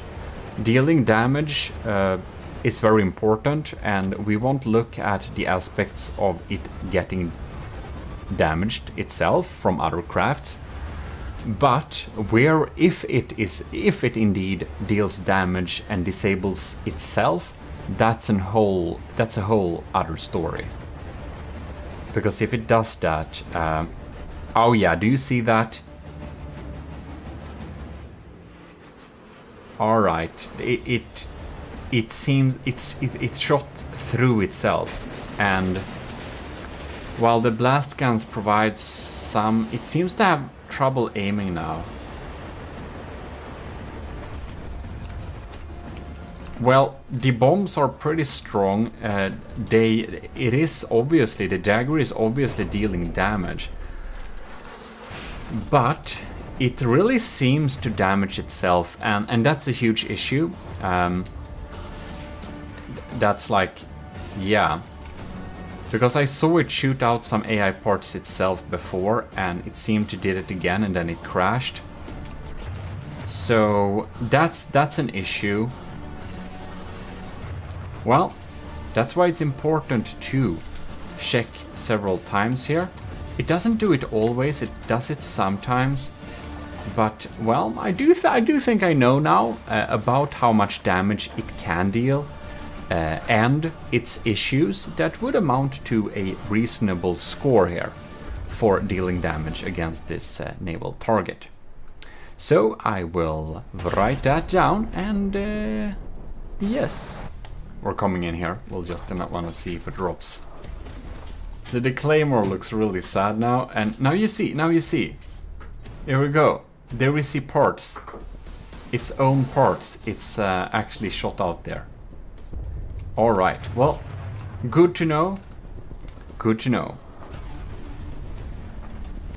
We're listening to The Walls of the Builder by our own Army of GMODISM composer. I think this will be enough for this time, so I do hope you have enjoyed this bomber trials. We will be checking out some of the other bombers in the later episodes. We have a lot of them, so the different testing sessions will of course be more episodes. We're having a third episode of Sea Targets to cover them all, possibly 4, it depends a little bit on how long time the others take there. But that said, I hope you enjoyed it, and this is your Lord High Admiral GMODISM, and I'm signing out to all of my enlisted and commissioned officers. Thanks a lot for all the submissions, and it's been a pleasure to test all of your designs. In any case, this is your host signing out if you're not enlisted yet. If you want to do that, you should probably search on how to get into the Army of GMODISM. It's very easy. In any case, see you next time.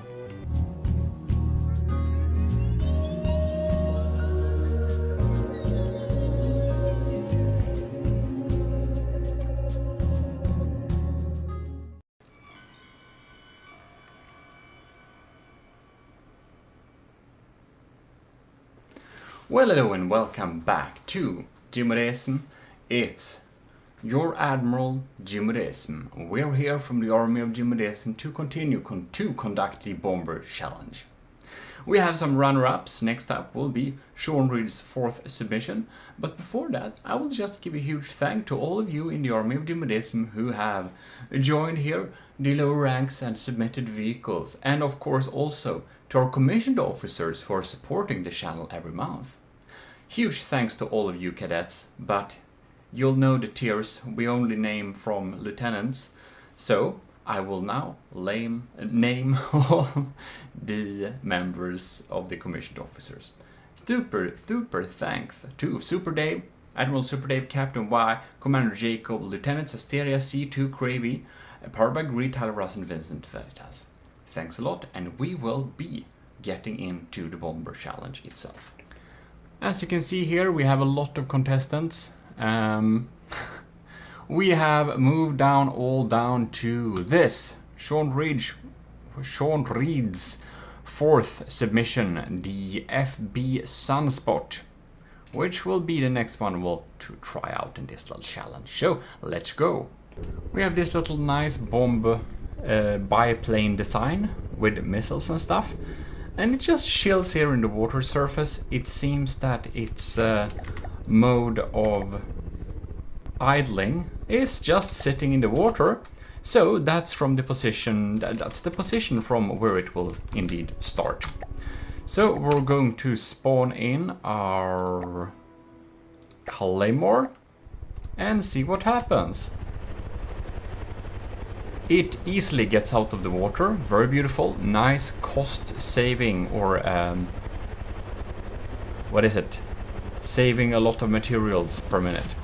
We're firing a missiles and we're moving away. Okay, we're diving down now again. No, it changed its mind. I don't think those crams have any chance to hit it. We're diving down for another loop. And, oh! Blast cans activated. Interesting. Don't know if that did much damage or not, but we seem to have scratched the surface of the claymore indeed. While we're mostly judging the ability to take out the target in this little challenge here, we can clearly see that it's very evasive against those crams. I do not think it's very likely to get hit, no. It's very maneuverable, has some really nice moves in the air here. It seems to have very good air handling. Oh, oh, that was an unlucky. Alright. I guess we're just doing like this. There we go. There you go, buddy.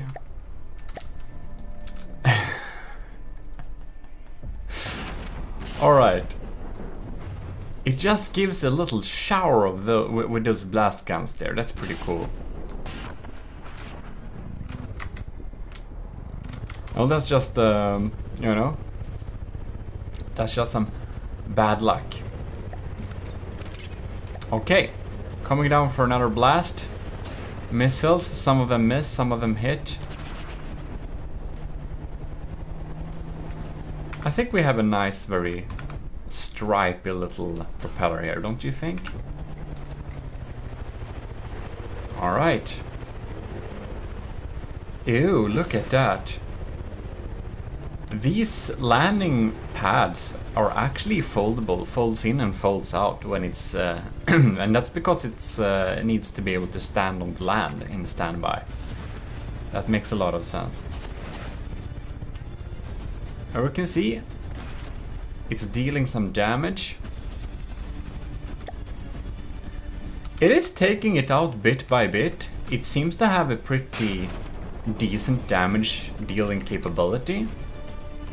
Those blast guns are not a joke. They actually do some good damage. Now it goes a little close to the target, which is a tiny bit dangerous, but it hasn't crashed yet. So that's something. Oh, another little shower there. I think they have a good chance of actually dealing good damage to a larger potential targets. Well, I think we're gonna respawn this battle here just to see if we get the same or different results. There we go again. Battle is restarted. It's idling here a little bit, chilling around. And we have a target.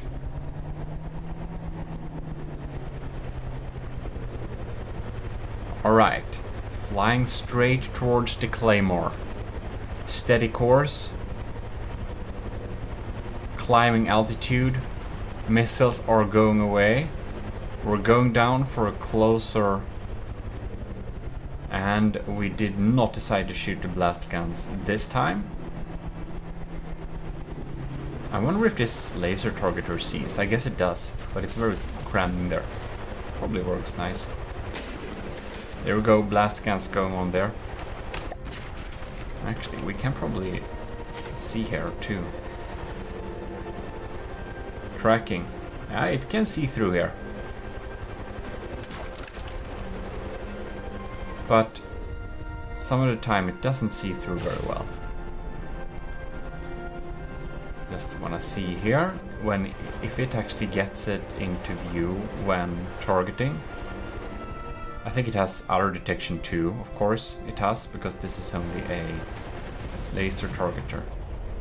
Seems that this laser targeter a lot of the time does not see, and I do suspect that's because the propeller blade is right in front of it too.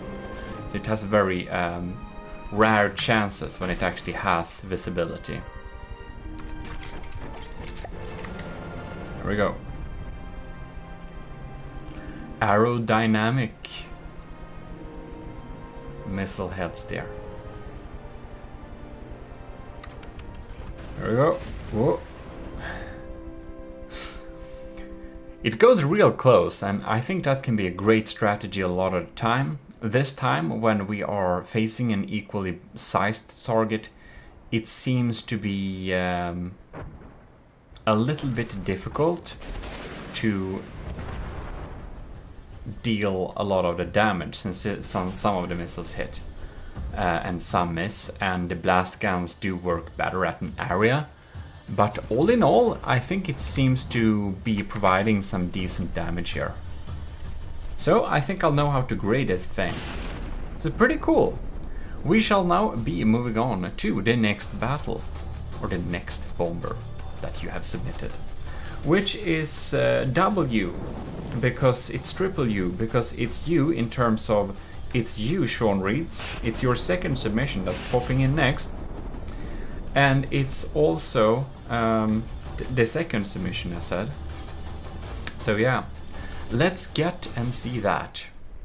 Popping in here, we have the Jin. It's called Jin, right? And it is a type of bomber thing. It's definitely another of the sorcerers.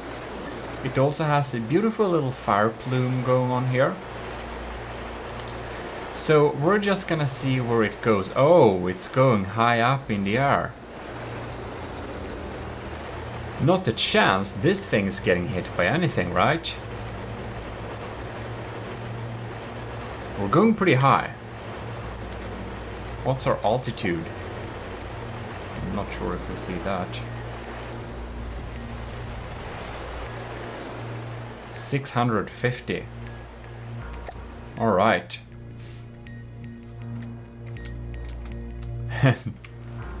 All right.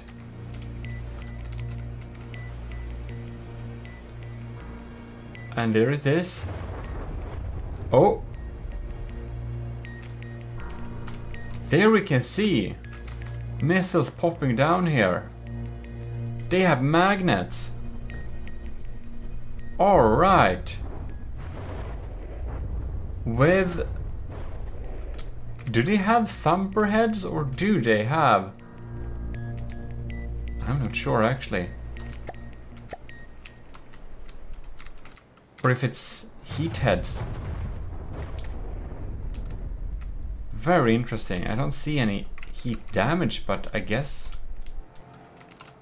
we're gonna slow down time for the next blast. It's literally just sitting up there and shooting down them.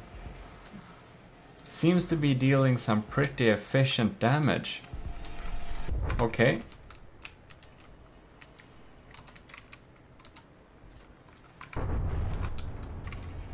They seem to be explosive, right? Somehow they seem to not deal a lot of damage though. That's why I thought there were maybe heat ones. Interesting. So they seem to be not guided above... whoops. They're going with the back towards the targets first there too. It's a very interesting choice. And it is slowly eating away at the health indeed. It's definitely a bomber. That's for sure. Hopping in there. Bam. But it seems it has some problem getting through the armor here too. Like, the claymore is damaged, yes. It's damaged by 7%. This is true. But I haven't seen much fatal damage dealt to it, have we? It doesn't, of course, see the target, so it can't do much. And it is having problem with its flotation, that's true. But generally on the hull and such, it's pretty unscathed. I mean, it has received damage, yes. It's just, I do feel that Sean Reed's fourth submission were able to deal a little bit more punch Because even though this is a bit damaged and stuff, it also feels like the Claymore is pretty much battle ready, and you can see they pop in there, and this is like the what volley? A lot of volleys have popped in here, and the bottom is not really hurt yet. So we're gonna move on and restart this battle, and we're gonna see if we get any different results. Here you can see, by the way, it's just chilling here in the water. It's pretty funny. Claymore gets spawned. And it just goes up in the air like that. Trying to reach a nice position. Man, these are a lot of particles. It's like producing a tail, a big tail in a particle tail. And there the friends pop down. Now, oh, there it is.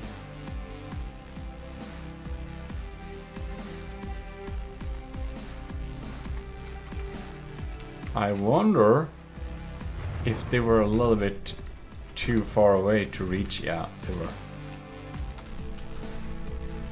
Now these drops pop in here. Whoa, magnets. Ooh. Some pretty good hits there, I believe. No? Well, I do think it seems that it is its weaponry capabilities, and this is the way it deals damage, and I think I have enough material to assess where on the scale this will be. I do like that a lot of the shells come in underneath, but I do suspect that perhaps having the magnet in the front so that they would face the front and having them be shaped charges could have possibly dealt more damage. In any case, we are going to move on to the next submission, which is Sean Reed's last submission, the third one. And it's the Aspirant Helicopter, this beautiful little drone thing. Army of GMODIST helicopter going on right there. It even has shields, and it sits here in standby. Now I would say that it's probably good to have shields being disabled when it's standby. Oh, interesting. Well, in any case, I don't know if it goes into patrol mode now. Now we spawn an enemy, so we're gonna see what happens here. I think we're having some evasive maneuvers here, going up and down. Ooh, look at that. Oh, delayed. Oh, this bomb is so beautiful. Look at that. Bam. That dealt some damage. That's some proper damage. I do think this helicopter has very beautiful bombs going on for it. Or missiles, I mean. Laser guided ones. It's probably also very hard to hit. Now this missile just went off into the distance. And this one hits. Well, it's definitely dealing damage, shooing away on it, and this one relies on dealing surface damage mostly. It does feel like the evasive maneuvers makes it so that the laser have a problem hitting, which sometimes causes the missiles to completely miss the mark, which does decrease its final combat performance abilities. The defensive maneuvers seem to possibly make it a bit harder for the what is it called? Shard gun. The shard gun sniper to hit the target, but the missiles that do pop in tend to deal some proper damage. I do think the short gun hits from time to time. That's true. I think this is the case as with the biplane. It would have an easier time if the target was a tiny bit larger. Now this doesn't have fuel, does it? More missiles popping in there. And they are indeed dealing good damage to the surface of the ship here. We can see that some of the crams here are indeed taken out. So it's definitely able to deal damage, but it does so in a slow... Yeah, for this particular setup, I think it's difficult with these evasive maneuvers, as we do rely on a stable flight to be able to provide a target for the missiles. Also, the shard gun does miss a lot of the time because of those evasive maneuvers. We're gonna restart this battle and see if we get any different results. Here we have it again. I think it seems to be chilling here a little bit. Or does it go into patrol mode? Patrol. I think it just chills. No, it decided to go into patrol mode. It seems to be floating a little bit here, like up and down, not spending too much resources. If you didn't know that, it's easier to fly at lower levels with the propellers in from the depth, just like real life. And it's easier to gain lift too with the wings, I believe. Something with the air thickness is calculated, I believe. Okay.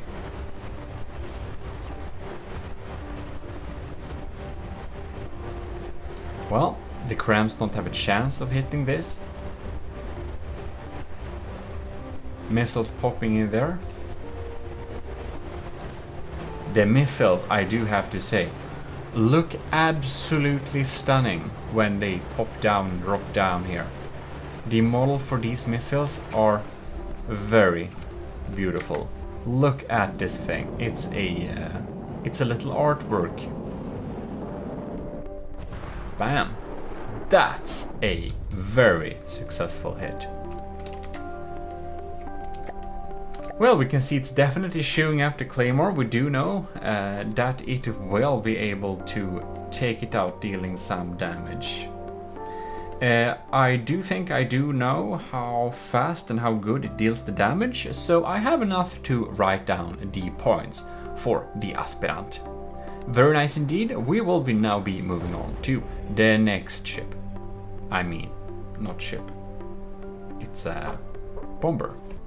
And if you don't know how to join the army of GMODISM, go to our Discord, go into bot interaction channel, search, find a bot assignment, self-role assignment thing, and assign yourself the role Matros 3rd class, and then you'll get enlisted in the army of GMODISM. Isn't that quite nice? Or you can of course also become a commissioned officers, and you get access to the AOG channel too. And for some stuff like this challenge, we do have the requirement of being a member in the army of GMODISM to be able to send in it like bombers for this challenge, for example, because it's about finding our new bomber that we will be using in the Nether campaign. We're going to use... The winner of this will absolutely be used in the playthrough, since my bombers are outdated. They're really sad. One is called Vertrika, and it is on Steam Workshop, but it's an old cram bomber. It's not good anymore. But in any case, that's how it is. So if you don't know, you can just self-assign yourself Matros 3rd class, and you're in the army of GMODISM. So let's get back to testing, and it's gonna be shotgun submission now. Shotgun's first submission, to be exact. So it's pretty quick like this. It's not standing by, it's flying around like this and being... Yeah, well, just having a good time flying around here, looking very splendid with these VTOL-like design. Very modern indeed. We're of course going to send in the Claymore here. And we're gonna see what happens. So we got some missiles here. Oh, 4 fins! Man, this thing is maneuverable, okay. I would have been very shocked if it was to miss. And it has frag going on there, so it deals some damage. Not getting hit there. diving in there. Now I locked onto the wrong thing. Excuse me. That thing missed, it seemed like. We do have magnetized bombs. And they are... no? Yes? They're just dropping them all the time, I believe. No? Okay. I think they have magnet activation. They are magnets. They're very slow magnets, however. So, I think they'll deal damage to some bigger targets, but not the Claymore. It seems to miss too often. Dropping down 2 missiles there.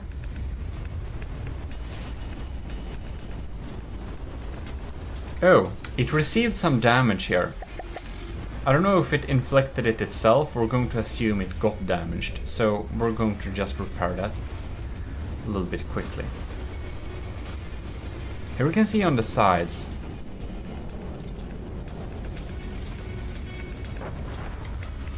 Oh no. I realized we need to rerun this test because I was accidentally sitting in the cockpit and messing things up. Look at that, it has a cockpit. It's pretty cool. A little canopy thing there. So yeah, ignore the previous results. We will now be getting back and I will make sure to not use, try to use any of the weapons. There we go, we're machine gunning right away there. Those hit greatly. We'll need to quickly do a field repair. Are you killing me? There we go. We're machine gunning here too. These are dropping down. Might be going in close. Oh, and there we have a little radar tracker. Ain't that very cute? And these are getting in real close. Look at that. Damage is being dealt. Now I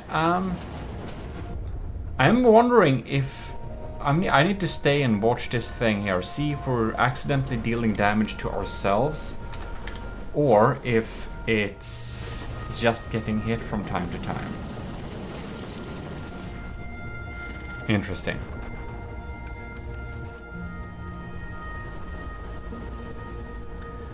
We're of course not really measuring if it is damaged by the enemy, but if it damages itself, we'll need to take note of that. And that's the reason why we haven't turned on God mode for them, because I want to see if they shoot themselves. It's a pretty common issue with from the depth crafts, so that's absolutely something that has to be tested. Very sleek maneuvers here. This thing is pretty quick. 129 meters per second. It's very cool. And I do think we're providing some decent damage. The Claymore is dropped down by 10%.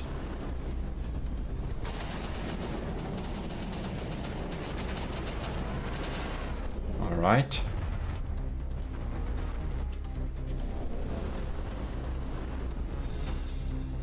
We have a lot of heavy armor on the base here too, it seems.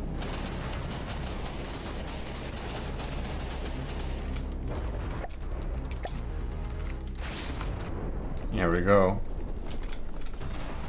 These are dropping down here, getting activated, and ooh, yes. That's dealing some pretty nice damage. Again, I do think we have a design that would deal better results against the larger, softer target. But thanks to the frag, we're still able to deal pretty decent damage against the hull of this thing here.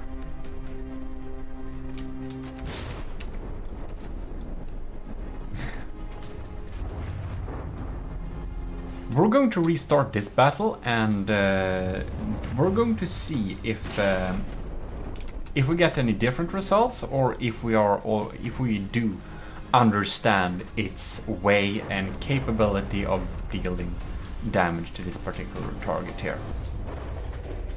Before I confuse anyone, I just realized that shotgun has this is shotgun's only submission. I just, when I glanced at my paper, Scuvimation and shotgun's names looked almost the same. But that's of course not the case. So this is the dart, if I didn't say that. The dart. Shotgun's dart.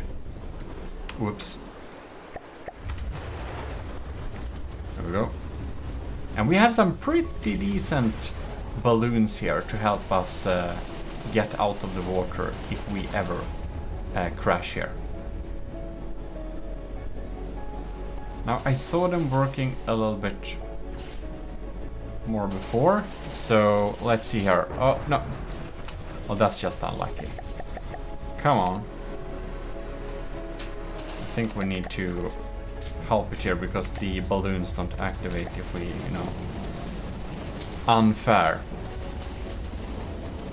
Alright, dropping down these missiles, popping in here.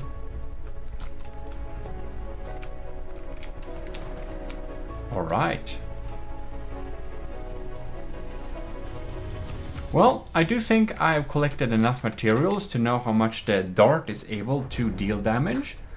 So that's really nice. We are definitely dealing damage towards the target. We have multiple ways of dealing damage, and we don't miss a lot of the time. So really nice. We're now going to move on to not shotgun, but Scubimation's first submission. This is the Trival. That's not the Narval, but the Trival, because it has 3 horns. And I do believe it's a diff gunner. Looks very... We got some EMP protected parts there, that's really nice. Some really beautifully designed missiles. And well, I do believe that we're gonna deal some damage here. So let's spawn the Claymore and check our results.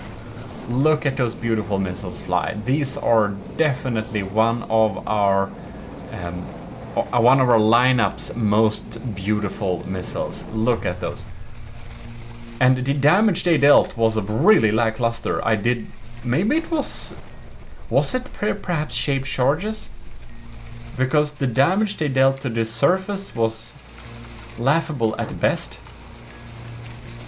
Okay, we're gonna catch that again. Oh my god, was that a cram?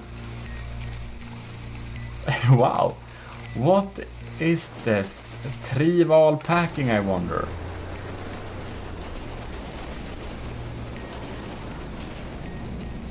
Oh yes, it's a cram. It is a cram bomb. That's very cool. We got diff guns too. Cram bombs. Machine guns. We have an array of weapons on this thing. The Trival delivers a lot of different weapons. Seems that we fire here. So we are going to slow down time to the slowest. And just see what happens here.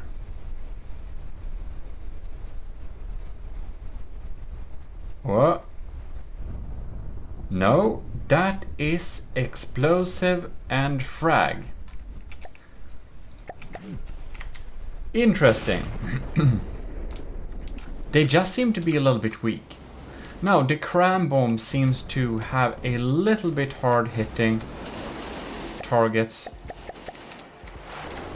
Because it's pretty small, I do believe that, like a lot of the bombers, it would have an easier time if it was a larger target. There we get a really good hit with a bomb. Alright. It feels like it's pretty slow, 60 meters per second. But it's also really large, so it feels like that a lot easier then. Did those deal good damage, perhaps? Interesting. We're gonna see those missiles that come from the top. When we first saw them come in there, they seem to not deal a whole lot of damage. Oh, this must be a really good hit. Well, we're definitely shedding some parts here.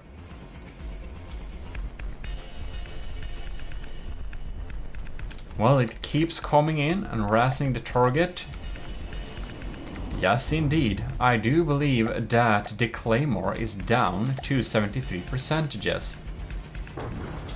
So it's definitely eating away here.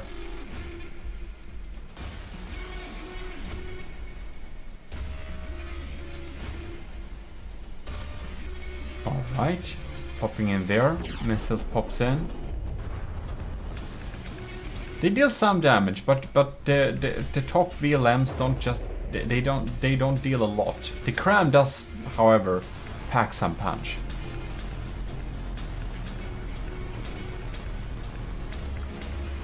I think we are going to restart this battle and see if we get any different results, just so we can gauge it properly. Round 2. The missiles are popping in here, looking splendid. Not packing an enormous punch. Well, they did some decent damage to the wheel, however. Look like they did better damage this time. We even have some weapon computers and stuff going on there. Oh. Wow. No? I almost thought it was AI dead. No, it's still alive.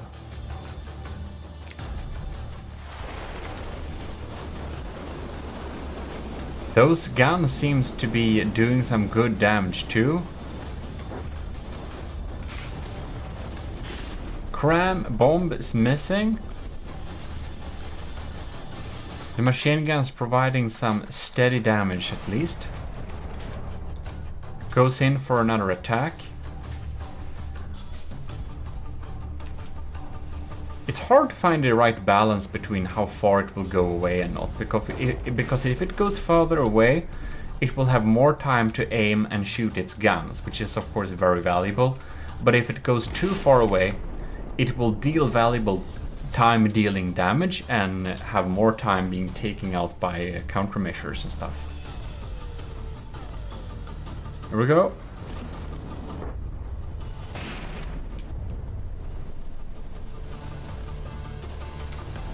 Well, it does deal decent damage. I do think that Trival would be a very competent bomber in a larger group. I think a group of them will deal very good multiple type damage, providing they don't collide. That should be able to take out larger targets well, especially with that Cram bomb, which does pack a punch but miss a lot at a time. So with that said, I do think that we are able to judge the Trival's combat performance here. We're gonna write that down here.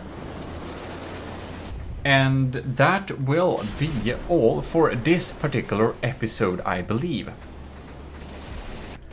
It was really cool seeing some more of the bombers in action against our enemies, the Onyx Watch Claymore. To see it gotten some torn up a little bit there, so we do understand what type of bombers we have in an arsenal to be able to see which one will be dealing the best type of damage to multiple targets. This is of course only sea targets. We are going to test out many different types of targets, submarine, land targets, and we're gonna check some other metrics like efficiency and stuff like that.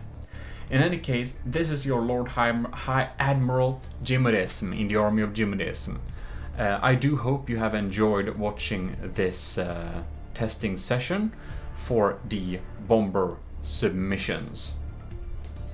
Next episode, we will try the last batch of your submissions that are up for consideration to get permanently written in the second chapter of Frontier Fleet that we will conquer the Nether with.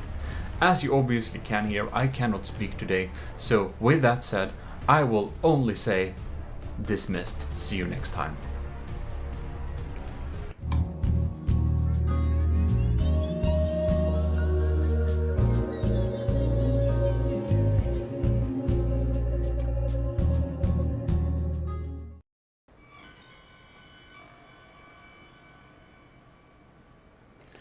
It's your Lord High Admiral GMODIST from the army of GMODISM. I hope you have enlisted. If you haven't, do it now. Also, you can join the commissioned officer if you wanna support the channel each month. Huge thanks to all of you cadets, and special thanks to Admiral Super Dave, Captain Y, Commander Jacob, Lieutenants Asteria, C2, Cravy, Parbag, Retaileras, and Vincent Veritas. Your monthly help helps me out a lot. In any case, we will now be moving back to the bomber challenges. We're gonna test the last batch of the bombers against the Onyx Watch Claymore that absolutely needs to be destroyed for us to be able to conquer the Nether. We obviously need a competent bomber, which is the entire reason behind this challenge. So let's go.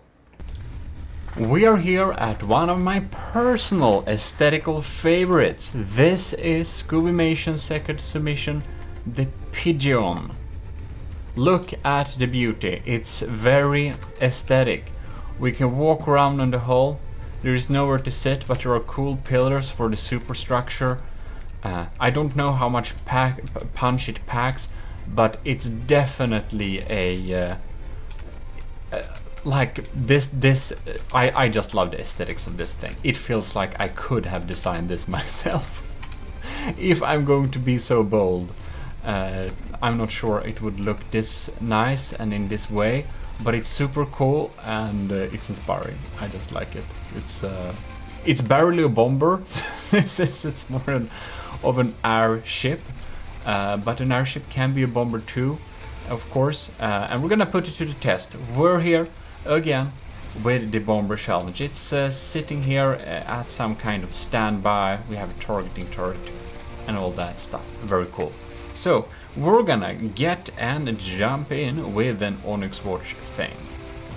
There we go. The Onyx Watch Claymore is popping in air. I almost expected these pods to turn forwards. If they did, it would go a lot faster. Is it just me, or is this thing gonna get absolutely annihilated by the crams? No? We're unscathed? That is quite amazing. I kind of just want to stand on this thing while we have some action. Oh, look at that. That is some damage. That is a bit scary. We're going in for another round. The crams reliably miss it. I did not expect that. Look at that.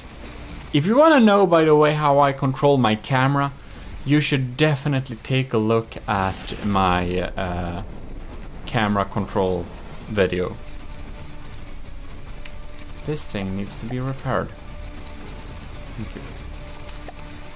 I have a little tutorial about camera control, so that you can do nice screenshots, move around your camera, not get lost, lock onto targets and all that stuff.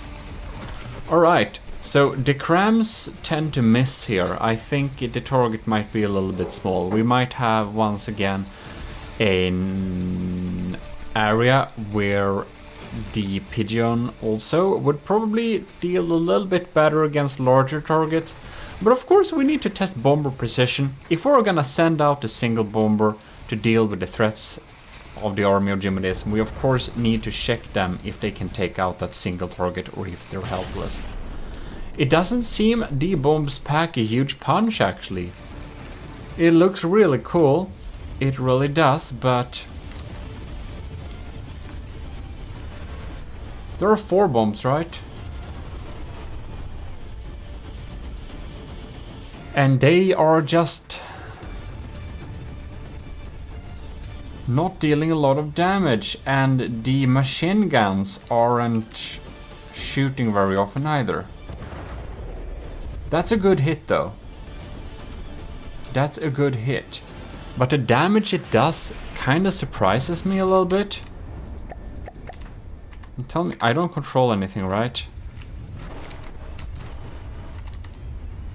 You can see here.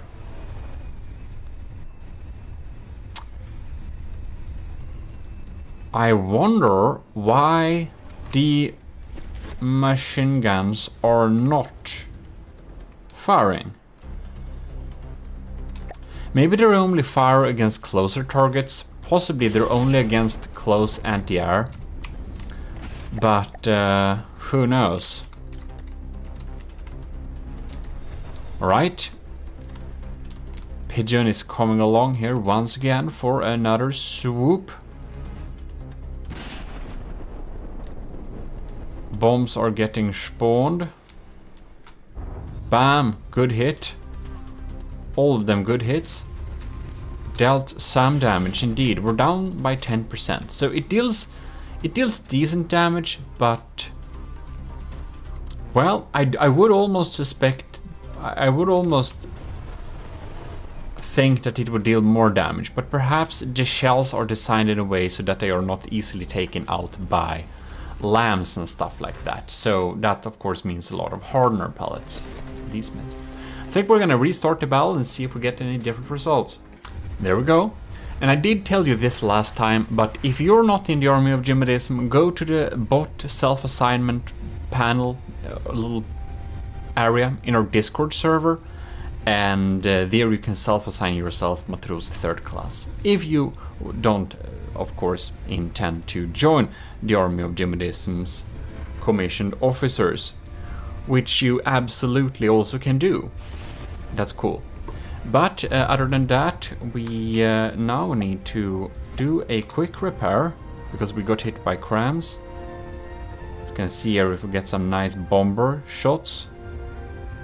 Oh yes, look at that. 2 good hits, dealing some frags. It's a very like calm type of bomber. Ooh, that bounced. I had just imagined this thing going.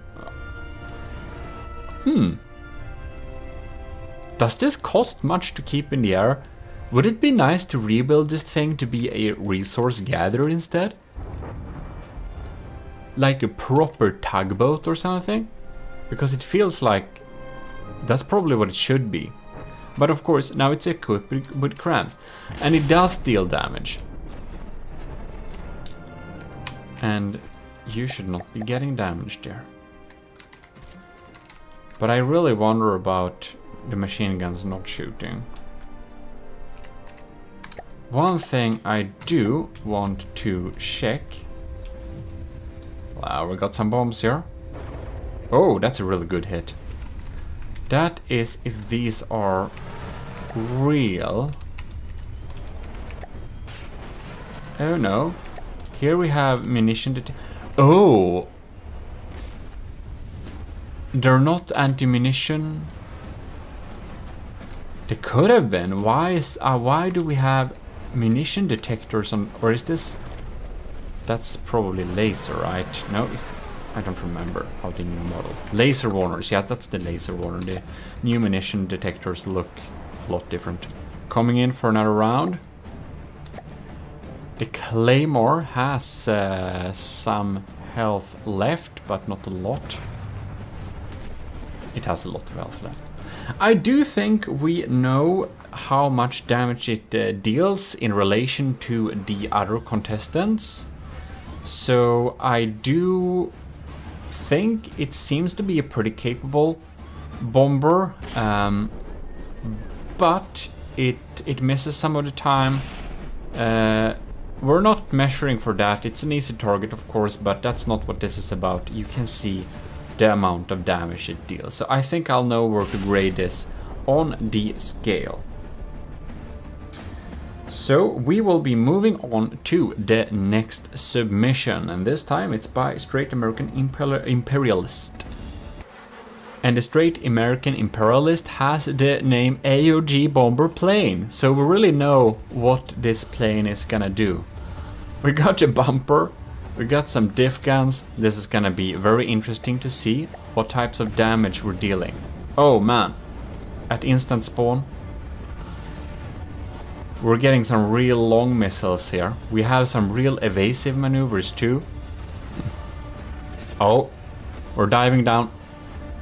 Oh yeah, this thing is pretty quick, right? Didn't fire? Okay. See here. 108 meters per second. Oh. Oh! Alright, we have found a way to deal some proper EMP damage. Alright, next round. We got the missiles incoming here. I do think that these missiles have the capability of single-handedly taking out the Claymore due to its not perfect EMP protection. And this has a pretty strong EMP. That is an instant kill once again. Well, I didn't want to tell you beforehand if targets could be weak against EMP or not, because the truth is, some are. Everyone doesn't use EMP, so it is a trade-off if you want to use EMP or not. And a lot of smaller crafts are not, does not have the capability of being protected against EMP. So it's a metric. You can use it. It might prove to not be good at other challenges, but at this particular challenge, it proves very nice. We can even spawn. Let's spawn 3 claymores. Just like we already know. I can write down the points already. We know where to grade it on this challenge, of course. It's nothing difficult with that. It's just, I potentially just wanted to see the diff guns. Oh, and we can see they provide some real good damage too. This one, is it offline? I'm gonna see this thing. I just wanna see it a little bit in action. I think you can guess too around where on the scale this thing is graded. From these results at this particular challenge. It's damaged. We're not testing that. We're gonna repair it. Did it shoot down its own block there?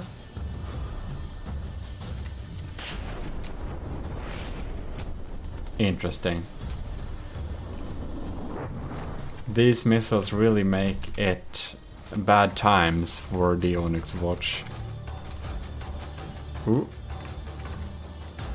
Are we gonna diff gun dive? Oh yes, that deals a lot of damage. Well, that's super cool.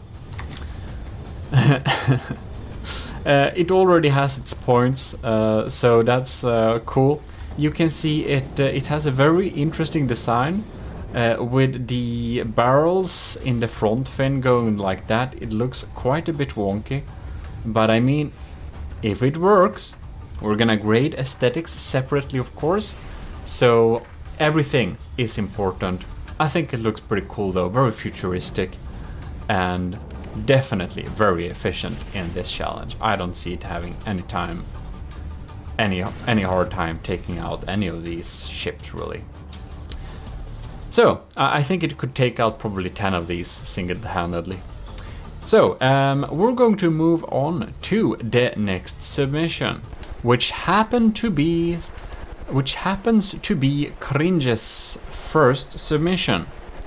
This is the MB4, and it looks absolutely stunning. I'm just gonna make sure I'm not controlling any weapon. You can see we have some beautiful looking engines here. I think we accidentally have a missing supercharger, but well, if this gets accepted into the army of GMODIST, of course, we can fix it afterwards, but it is what it is. So we're now going to spawn a claymore and see what types of damage we're dealing. We have a beautiful cockpit on this thing too. Look at that. I think these are explosive shells, so I do suspect they're dealing very little damage.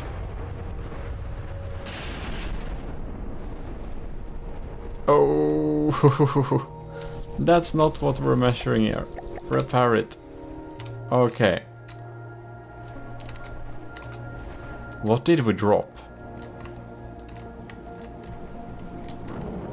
This thing? Oh, look at that. Here we got what we dropped. Big explosives. Bam! We're popping in for another.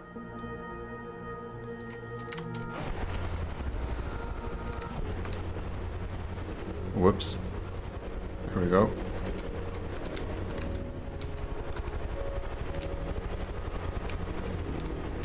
Got a pretty big bomb bay here, that's for sure.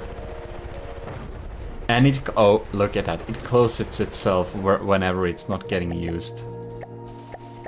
I don't know what happened there, so we're just gonna recharge everything. Bomb bay is getting open. Very nice. That's a cool feature. They're dropping down here. Oh yes.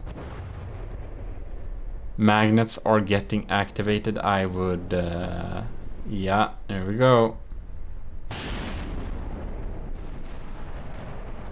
Bam.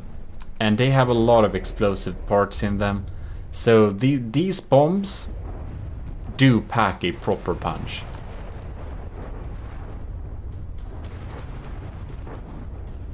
We got some machine guns going on there. We also got an installed on board little cannon there that shoot explosive shells. Looking very splendid, I must say. Look at this thing. Looks very cool. The big engines in the wings look really adds to a very nice aesthetic. Look at that cool thing. Look at it go. The claymore is down to 90%. We can probably see that another shell against an armored target would have been better. The MB4 would probably also... it's the MB4, right? Yeah. It would also probably have been happy to meet a soft wooden big target instead. Those explosive autocannon would have dealt a lot more damage then. Now we got shot, which isn't really what we are looking at in this particular challenge, but I do believe... Oh, it gets out of the water all fine, that's good. But I do believe we are going to restart this battle and see if we get any different results. Look at that, we just want to see those bombs. Dropping down very close and then getting activated. Yes, indeed. There we go. Another round. So we have the little canopy thing with the turret and the top. 2. And this is a burst gun autocannon, is it not? Dodge those bullets. Bombs are being dropped.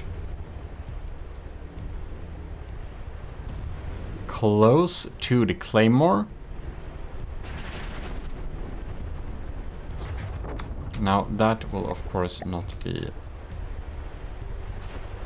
measured.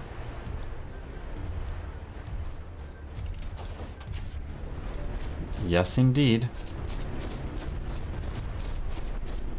A nice burst gun.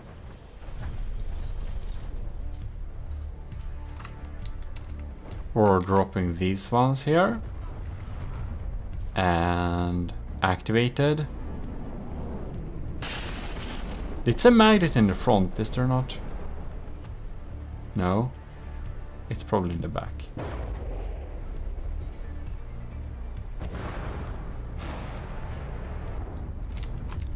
Well, I do think we have collected enough materials to be able to judge the MB4 in a good way. So we're gonna move on to Cringe's second submission, which is the MB5, which has a very similar and beautiful design. Look at this thing. I think it looks absolutely fantastic, and this MB5 does heavily inspire me to make similar planes. Of course, probably not bombers, but some other type of craft that could be in the fleet. But this looks absolutely... this is one of my personal aesthetical favorites. But for grading the aesthetics of it, I will take help of the... I have actually collected results, but you will participate. The Army of GMODISM has participated, and the commissioned officers have also participated in judging the aesthetics. This has a lot of missiles going on there, so it's really gonna be really interesting. Let's get into the Claymore here. We have it spawned. Missiles have been spawned. We have a rotary autocannon, a rack, popping out there and providing fire. The Claymore has already received some surface damage. Ooh. Poor thing. Okay. Not dead yet. I do think these also has explosive shells.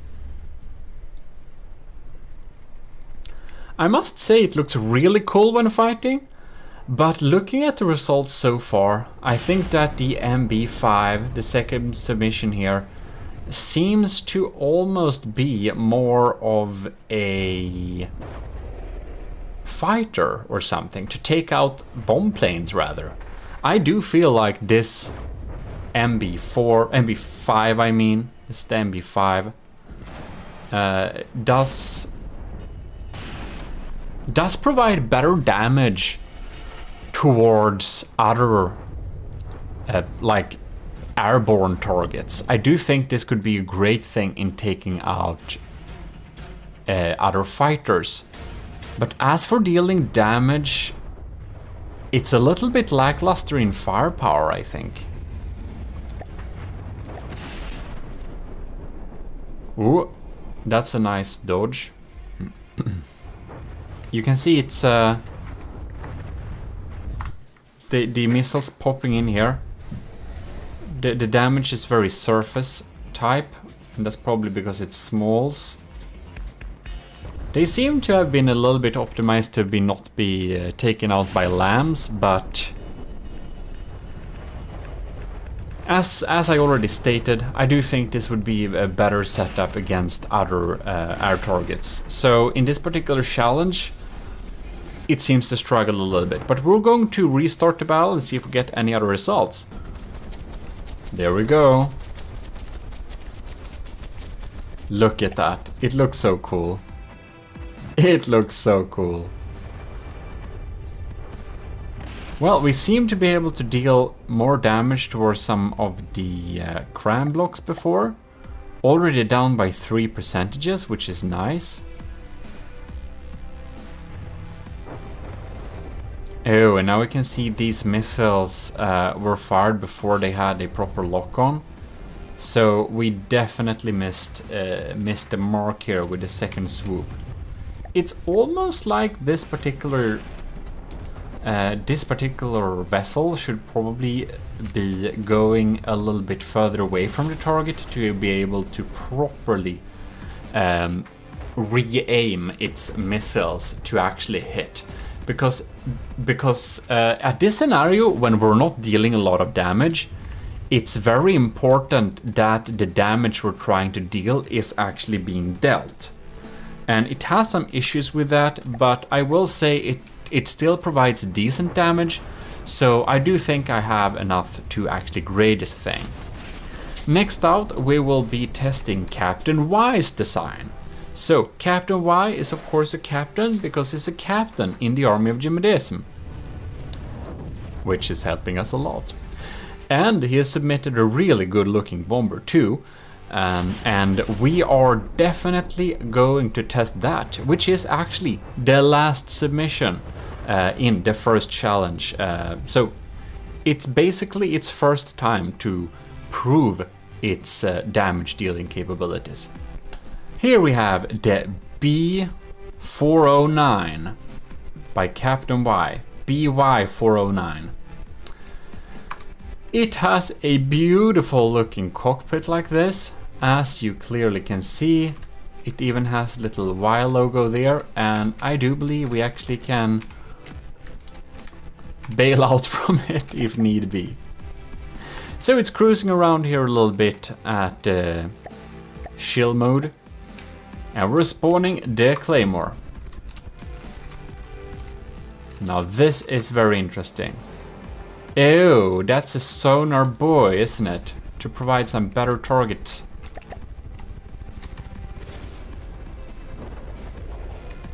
A little unlucky strike there for the tail.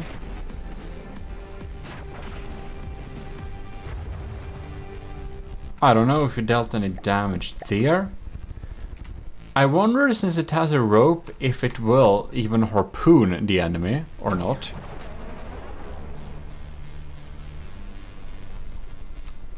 Alright, look at that. And the thing I really love about this particular design is that you can see the Army of GMODIST logo here, looking absolutely terrifying when it flies above to deal damage. And it's a diff bomber. Those hit.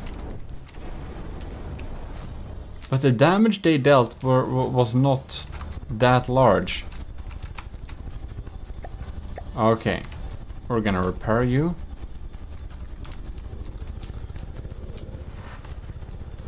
It is looking splendid, but so far it hasn't been dealing much damage at all.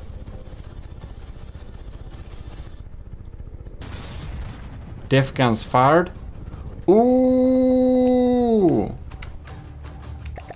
Look at that! Oh, that's some AI parts. Ooh. Alright. So first time it's misses, but the second time around it seemed to have been able to deal some pretty nasty damage.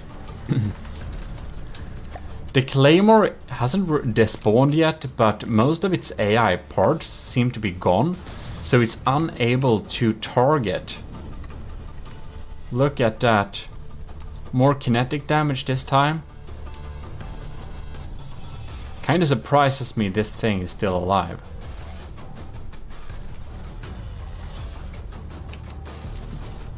Where is the bomber? There it is. BY409. Going down for another swoop.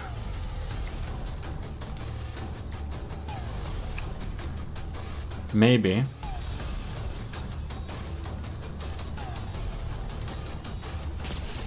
Oh yes. No. Is that a complete miss? It dealt some damage. More parts popping out there.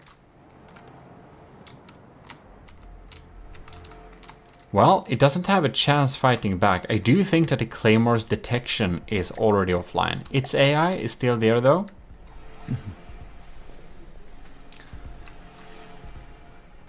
So while it's not dead, it seems that Captain Y's bomber has been able to effectively disable it. We're gonna restart this spell and see if we get any other results. We just need to appreciate the cruising abilities in this bomber. Now I think we are getting a little bit stuck there. I think it's hard to actually get out of this seat without having problems. But in any case, it looks absolutely splendid. There we go. Bomber is popping in here. Lining up. Ooh, we did not get shot by crams. That's good. diff guns popping down there. That is some damage. Diff gun bomber seems to be a good way to go. I think that's something we can conclude so far from this challenge. The Trials Season 1, to be specific. It is despawned. Alright, that's very nice. That's very nice. So, if it's lucky and hits really well, it deals a lot of damage. It can delete a ship that's weak against EMP in one go. If not, it may have some troubles dealing the damage. But, all in all, very cool design. I do know exactly, I think, how to grade this fairly compared to all the other designs. Very nice. You can see here, we just want to see. So you can see if we're hitting real lucky, we will kill the target directly.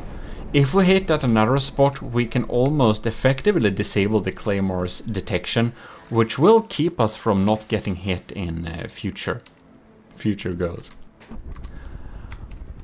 Well, well, well. That is super cool. Now we have basically gone through all of the bombers to go against the first challenge, the Onyx Watch Claymore.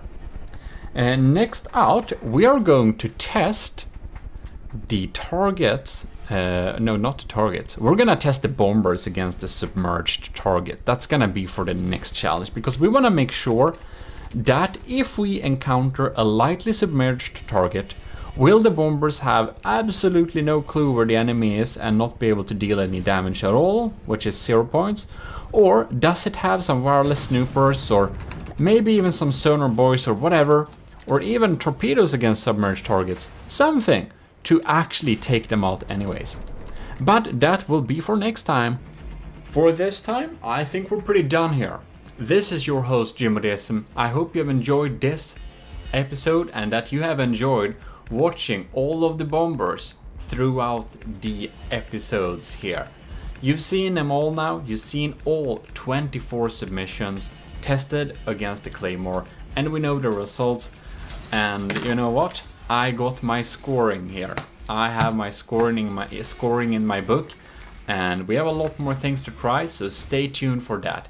If you want to join the next challenge, the next trials, which I will not tell you yet when that will be, but this one of course will be concluded first, you of course need to be in the Army of GMODIST, and you can do that by just self-assigning yourself Matrose 3rd class, or becoming, of course, you can also be a commissioned officer if you even want to support the channel, but just joining Matrose 3rd class is of course free. It's just in our Discord. Any case, this is your host and Lord High Admiral GMODIST in the Army of GMODIST. I have very much appreciated to test all of your 24 submissions in this challenge against the Claymore. And I'm looking forward to the future challenges, and I hope you have also enjoyed these testing sessions in our trials. In any case, this is your host and Lord High Admiral, and I'm signing out. You are very much dismissed.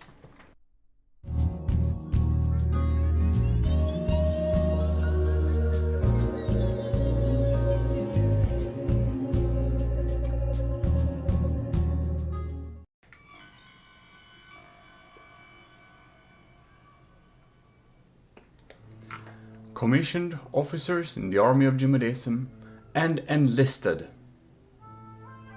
We're here for another bomber challenge, and this episode we will be going through the next stage, which is the submarine.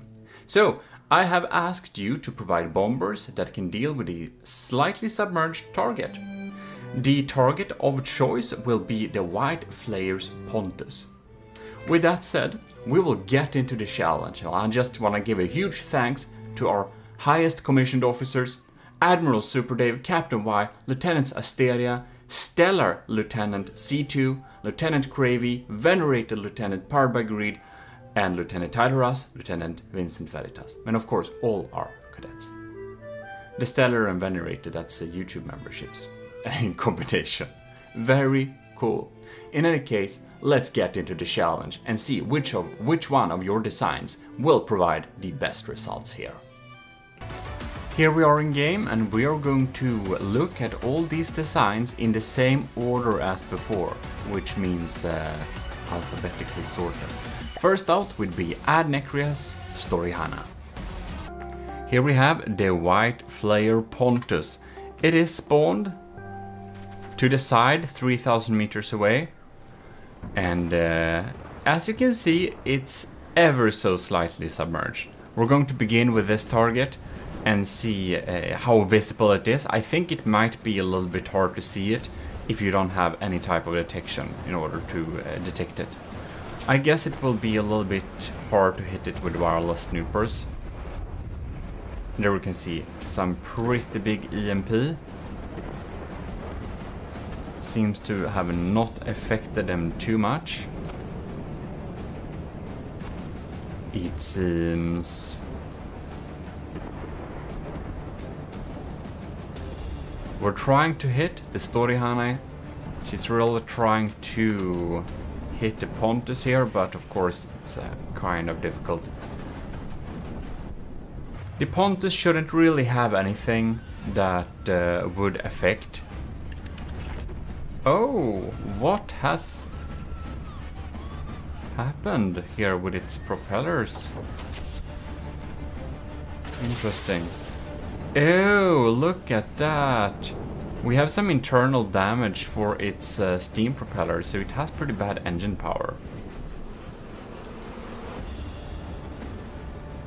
But it seems that the Storyhana has a little bit of an issue aiming and hitting it.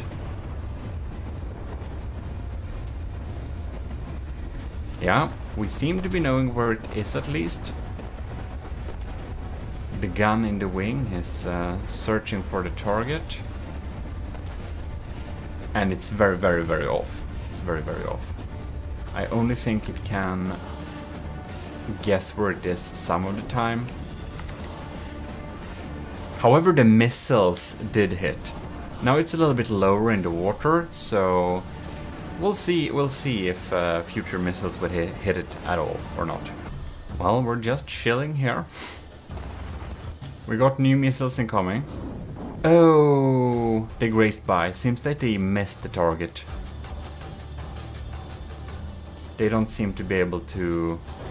It's possible that a wireless snooper may know the general direction, but these shells bounce from the surface and the missiles don't really hit. Well, it seems that the Pontus will be able to swim around here all day and deal all sorts of damage to other naval ships that would not be able to take it out. We can see we did get a hit there, so the Storyhana hits sometimes, but, you know, it barely sees it and it doesn't seem to be able to deal with it with a reasonable amount of time. So I think I know I got enough information to write down the points for Storyhana. So we will be moving on to the next vehicle, which is a fan favorite. Korvax, or the Secret Advisors, B-57 Army of GMODIST Manta War, which also happens to be rather large. The Pontus has been spawned. The Manta War is activating. And now we should see here. It's dipping. No. I think it will do a submarine mode. Wow, it looks so cool in this bad weather here.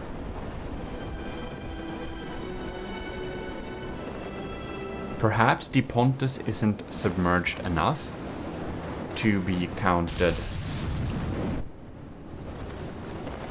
We missed the first barrage. Perhaps it is too surface. No. Now it dips down to try and get some... Oh, it goes up there.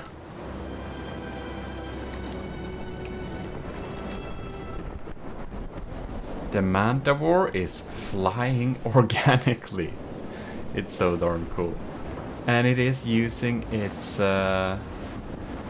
little sonar on a stick. Let's see if we'll get... Right, now we should have good bearing towards the enemy.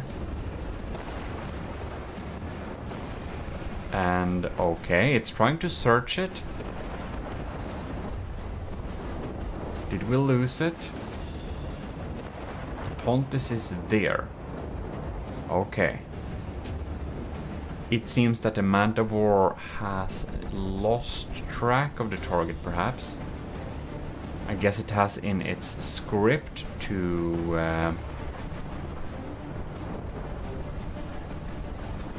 Oh, yo. It might actually know where it is.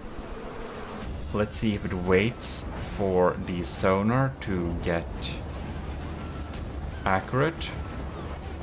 There it goes. No. Let's see here. It comes around. No, it turns away.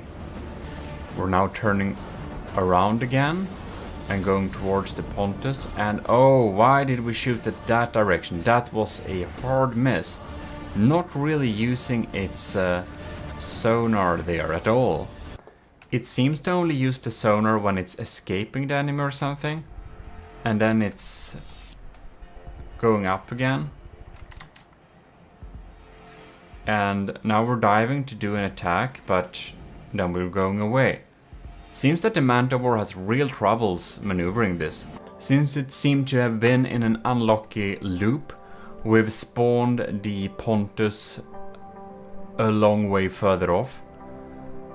And we're gonna see if it gets the optimal chances, if it can target and hit a Manticore using its sonar on the stick.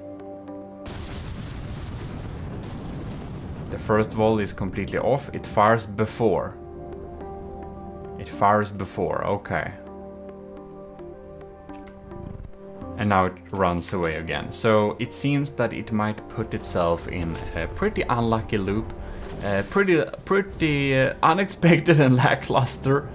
The Manticore is expected to exceed in a lot of compartments, so this is definitely an area where a lot of you other contestants that you have submitted, where you have a lot of chance to gather in some extra points here, because as so far the Manticore has actually been unable to deal any damage towards the Pontus.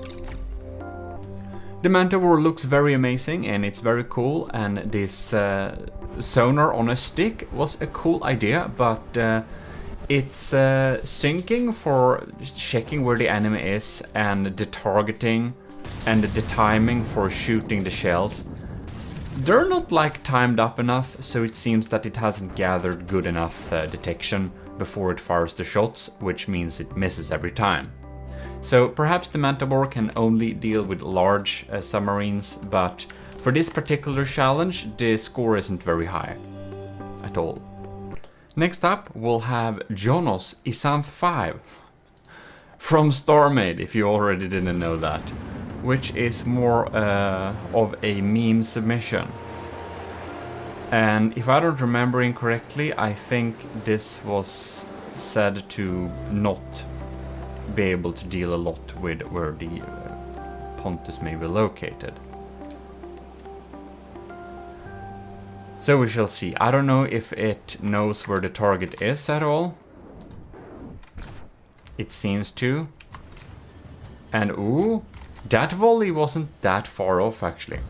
It's getting pretty much chased down by a submarine that won't be able to deal it damage. And it seems to have perhaps a wireless snooper, but nothing really to get a good bearing of the Pontus. So we'll see if luck will work in the Isanth 5's favor. It seems that the Pontus is actually quicker. And it has a small missile too, so it can deal some damage. The Isanth 5 has really hard time even shooting at the Pontus at this angle. I think we can conclude that the Isanth 5 is unable to deal with the Pontus here. It's very unlikely it will give any shots to it. So we'll get the same points as the previous contestant. But we'll be moving on to Jono's first submission instead, which is his little more serious submission. The Isanth 5 is more fun because it's star-made. Here we have the amazing looking AOG bomber with drill missiles and a big cram. So the Pontus is hiding somewhere in the water. Oh, it seems that we got a bearing of it. Very interesting. We seem to have somewhat knowledge of where it might be. Oh, hoo, hoo, hoo, hoo. That was a good hit. Bam. Okay, that's very nice. Jono's AOG bomber was able to detect the Pontus, was able to aim at it good enough to be able to deliver a cram cannon blast to its side. And it's a pretty small target, so I'm saying that's pretty darn impressive. It's a good job dealing with it. Look at that, and it even had time to show off its intercepting missiles here. You can see we got a little setup there. We're just gonna pause it and check where what we got. Yeah, of course, like that, and a friend and foe. Oh, then the... I'm just wondering like how small it is, just so very compact. So we got a computer there, makes a lot of sense. Well, we're diving down for another one. Here we can see the tiny drills popping in there, working as anti-munition systems. And I'm thinking we need to... Oh, look at that.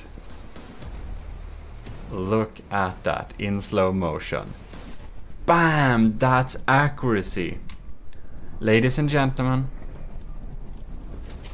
I think we have accuracy. That's a pretty good accuracy. So, Jono's AOG bomber has a lot of accuracy. The cram bomb in particular, I think it's more penetrative than strong, so it works probably better against some targets than others. But you can see here that it can do this all day. It can go around, shoot down a cram and go back, and it does a good job of it. It does a good job. We would have wanted to see some more damage dealt to it a little bit more directly. We can see that the damage dealing is slow, but the accuracy of these cram cannons is something that we just have to say is highly impressive. Alright, it comes in for another dive.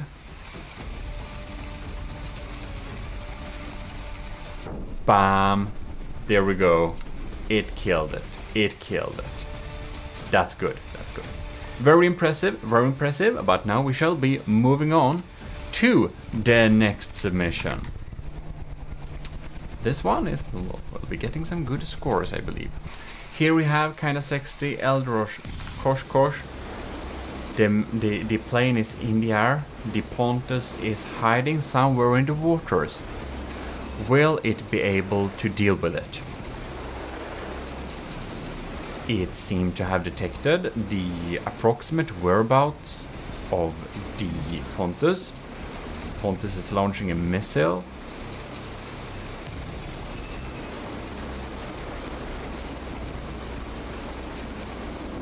Which misses. Yeah. Kinda sexy plane is targeting. And missiles are popping down. Oh, that was a close one. That was a close one. They have secondary torpedoes. Okay, they got secondary torpedoes. They're trying to snake their way towards the Pontus. No, we missed. The missiles don't... Oh, that was so close. So it didn't have a laser contact with the Pontus long enough. So the missiles self-destructed before they hit the target. Let's see if the second blast will be more successful. They are not, but the laser is still there. Oh no. Some of them hit, but the blast made the rest not hit, and now the laser doesn't point at the Pontus anymore. So most of the missiles were unable to deal damage. However, one of them it's having a lock on. Missiles are popping it out. They missed again. Okay, the lasers are still there. Oh, and the blast made most of them miss, and now it doesn't have laser contact anymore. Man, if Kinda Sexy would have a laser that would constantly point towards the enemy no matter what, I believe that it would have been a much more effective combat design. They seem to always miss the first blast, and there are a few seconds more where we have laser lock-on, but unfortunately it only counts for the first ones that are reaching the target. The missiles that are coming afterwards are blown away by the blast radius, and then they are then not able to follow up, because then the laser will be not pointing towards the enemy craft anymore. So it does deal. Look at that. Come on, get in there. Fast, fast, fast. Oh, and you can see it's like that. So they are able to deal damage to the submarine. They are able to detect it, which is great. But the damage dealt is so small and so ineffective. This will take all day. I suspect it would be more helpful. This would be more helpful at, I don't know, helping other missiles to guide as a supportive system. But this plane alone will take a long time to take out this Pontus. We already said it before, but another damage type for these missiles would have been beneficial. Oh, now you can see it's dealing some more damage there. So it is dealing damage, which is nice, but it's having troubles delivering this damage to an enemy like this. So I think I know where to grade this one, and we will indeed then move on to the next contestant. Next up we have Light of the World's Star Drop. The Pontus is hiding somewhere in the water. It seems that the Star Drop knows where it is. Is that a decoy or a buoy? No, that's a decoy only. But we have a approximate bearing of the enemy. Oh, and we fired a pack there. I do believe that pack missed. We're now dropping down a... Okay. I don't know where that is going. Whoops, wrong way, or wrong place to lock on. Oh, that was a pretty close. That's a pretty close shot, but the Star Drop would really need to be getting in a little bit closer here. Like, if you don't have a dedicated accuracy to deal with submarines, you'll need to be able to do a pretty accurate bomb dive in order to really get in there and deal some damage. Now it seems to not really know its bearings all the time.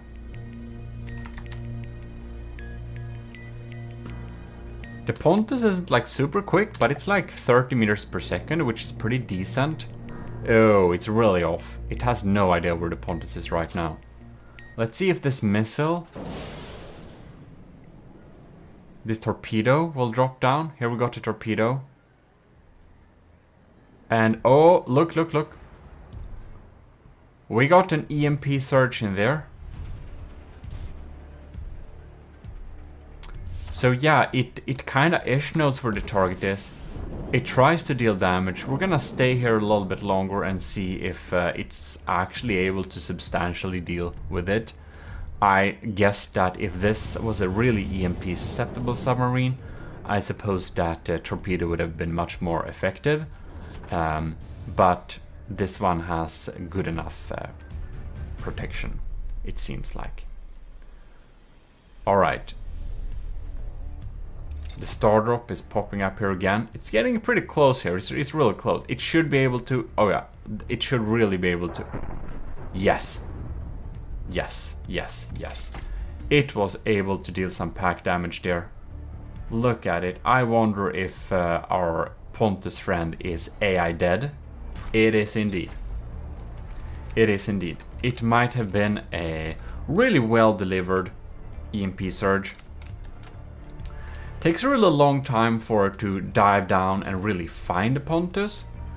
But when it is able to get in close after waiting a long time, we can see that the star drop does deliver some decent damage. What are we doing now? In any case, we're able to deal some decent damage. Took a long time, that torpedo, and you know, not amazing, but definitely in there, so that's nice. It's able to get up from underwater. That's pretty good. Well, in any case, I think I know where to grade this, so we shall be moving on. Next up is Netrameira's AOG Hummingbird, the beautiful ornithopter. So let's get in the Pontus away there. And we're gonna see what's happening. Alright.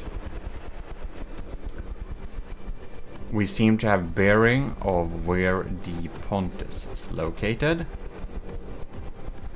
It knows approximately where indeed. We're firing some VLMs. I don't know if they will be able to reach the target. And oh, diff rods popping down. All of them missed. As for the missiles, let's see if they know where to go. They do not know where to go, and they explode in the water.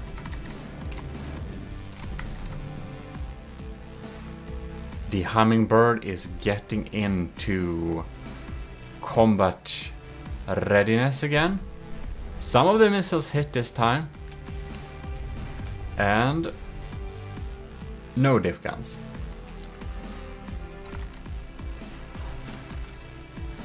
Well, it's moving into position. We fire one. They were a little bit too off to score a hit. We're staying really high here. Well, wonder if these VLMs will be able to hit. We got more diff rods. Ah, it seems that diff designs, this one, and of course the Manta War, but the Hummingbird 2 has some issues dealing with submarines because the diff guns fire before they are accurate enough. I don't know what we got for targeting here, but now it's almost looking like we lost the target. Well, the Pontus is shelling over here. I think the Hummingbird may have lost it, I don't know. Or it's just recharging its diff guns. So sometimes the missile hit, so it's not completely unable to deal damage, but it's really bad at dealing damage so far. I'm gonna see if the diff rods pop down there and deliver a little bit. Whoa. Wow! Alright. Took some time for it to get an accurate bearing, but the hummingbird finally were able to deliver an accurate strike. Just like the light of the world, took some time before it was able to line up correctly and deliver a blast.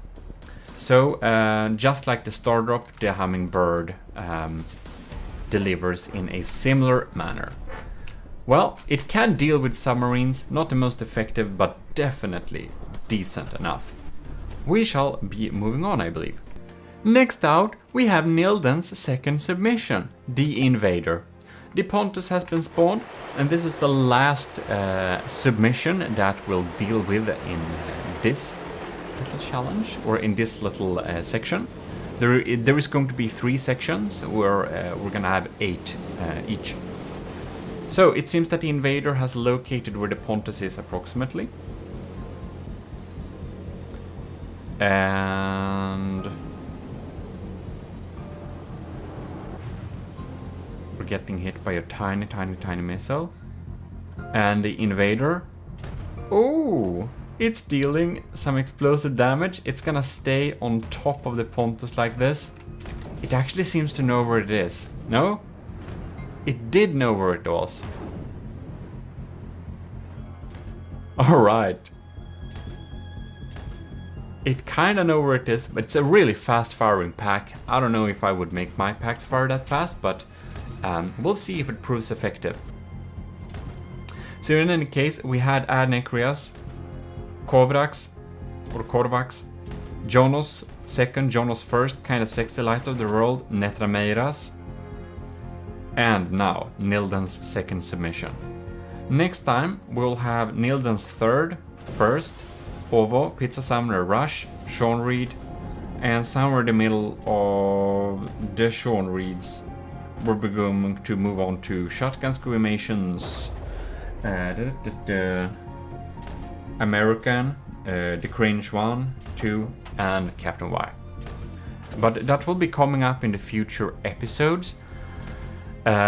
It seems that the Invader is still struggling with finding where the Pontus actually is. I wonder if it maybe is relying on... yeah. Like the Diffrod boys, I think that Nilden's second submission, the Invader, would have had a much easier time if this target was really large. It hits some of the time.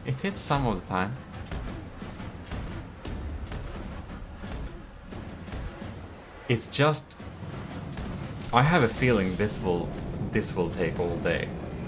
Well, it's not a 0 in terms of points, because it is able to see the target and it is able to deliver damage. It's just so small that it's like it's gonna take a very long time. But you know, it finds the submarine and it is able to slowly grind on it. And of course, it can stay here all day and it's never gonna be shot down by this submarine. So it stays safe there. But I think I know what to grade this thing as well as the other ones. So we'll be moving back with more tests, but not completely right now. Because this Lord High Admiral needs a coffee break. Even your Lord High Admiral in the army of GMODIST is requiring coffee to function. It is true, and it is canon. Coffee is a requirement to function, and is of course always given out to all of our officers and enlisted in the army of GMODIST, because how else are they supposed to function? There are alternatives like tea. That's why in the Discord we have a coffee lounge and a tea lounge. Have you used any of them? I think you may have not. But do enter our beautiful tea room and our beautiful coffee rooms for some nice discussions sometime, or just company. They are extra high audio quality. In any case, I think that has been very interesting to see. I was very impressed with Jono's first submission, being able to deliver those cram bombs with accuracy and consistently. So I will not give away what points we are giving to the crafts. I have them in my little book here. So, but I will say this: Jono's first submission was really impressive here. It did deliver, and we had some other beautiful packs like Lightwood Worlds and Netrameros dealing some really good damage too in the end. So I do believe that is enough for this time, and we'll be moving back next time with the 8 more contestants. In any case, I hope you did enjoy this, and if you did, you should definitely leave a like. This is your Lord High Admiral in the Army of GMODISM, and I'm thanking you a lot for your submissions, and it will be very cool to see more of them next week. Stay tuned, and always know that you can support the channel many ways if you want to. Other than that, please leave likes and do subscribe, and it helps me a lot too. In any case, see you next time. This is me signing out.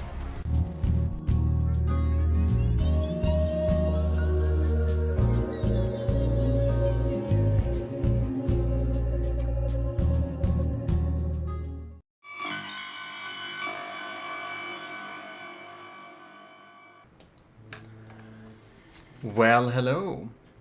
You didn't see me there. We're here in the planning room in the Army of GMODISM's many headquarters. We have several, of course. But this particular headquarter, we have a beautiful planning room where you can see the enlisted and the commissioned officer ranks right there. Very cool. In any case, I should order such a poster. It exists as a poster. Did you know that? You didn't. In any case, huge thanks for all of you who are supporting the channel on Patreon or YouTube memberships. I'm going to name you in the end of this video, of course. So in any case, we're here with the second submarine challenge, where your bombers will be facing slightly submerged targets, which happens to be the White Flyer's Pontus again, because of course all of these missions need to face the same target, otherwise it's not right. So let's dive into the oceans and continue with these little trials. Also, thanks to Vestret for the Waltz of the Builders, which was the beautiful music you heard in the background. Next out, we have Nilden's third submission, the Penguin. So, Pontus has been spawned somewhere in the waters. We shall now see if the Penguin knows where. We got missiles. Oh no, we got bombs. I already forgot. Interesting multi-shape ones, and they have been magnetically found the Pontus here. And there are more in the water too. Look at that. The bombs don't deal a lot of damage, but on the other hand, there are a lot of them. Wow, that's nice. I'm sure the Penguin is going to make minced meat of this Pontus. The Pontus may think he's a meat grinder, but not today. It actually requires a lot of these bombs. No, not that many. Look at that. We have breached the hull, it seemed like. No? I saw a lot of parts dropping. Oh, yes. Here we got another barrage incoming like that. We are consistently and effectively dealing damage to this submarine target. The Penguin knows where he is, and he's just gonna continue to deliver damage until he's dead, which he is already. Alright. Look at that. It's sinking. Is it dead? It's about to die. Look at that. And we still seem to know approximately where it is. We're dropping the bombs. Oh no, now it's actually gone. That's some very impressive results. Nilden's third submission, the Penguin, was really able to deliver here. That's amazing to see. Also, look at him. Isn't he adorable? Well, we are not over with the Nilden action yet. We'll be moving on to Nilden's first submission, which happens to be the B8 bomber. A Pontus is hidden somewhere in the waters. The B8 bomber is approaching. Oh yes, we seem to be knowing where the enemy is. We're flying at the right direction.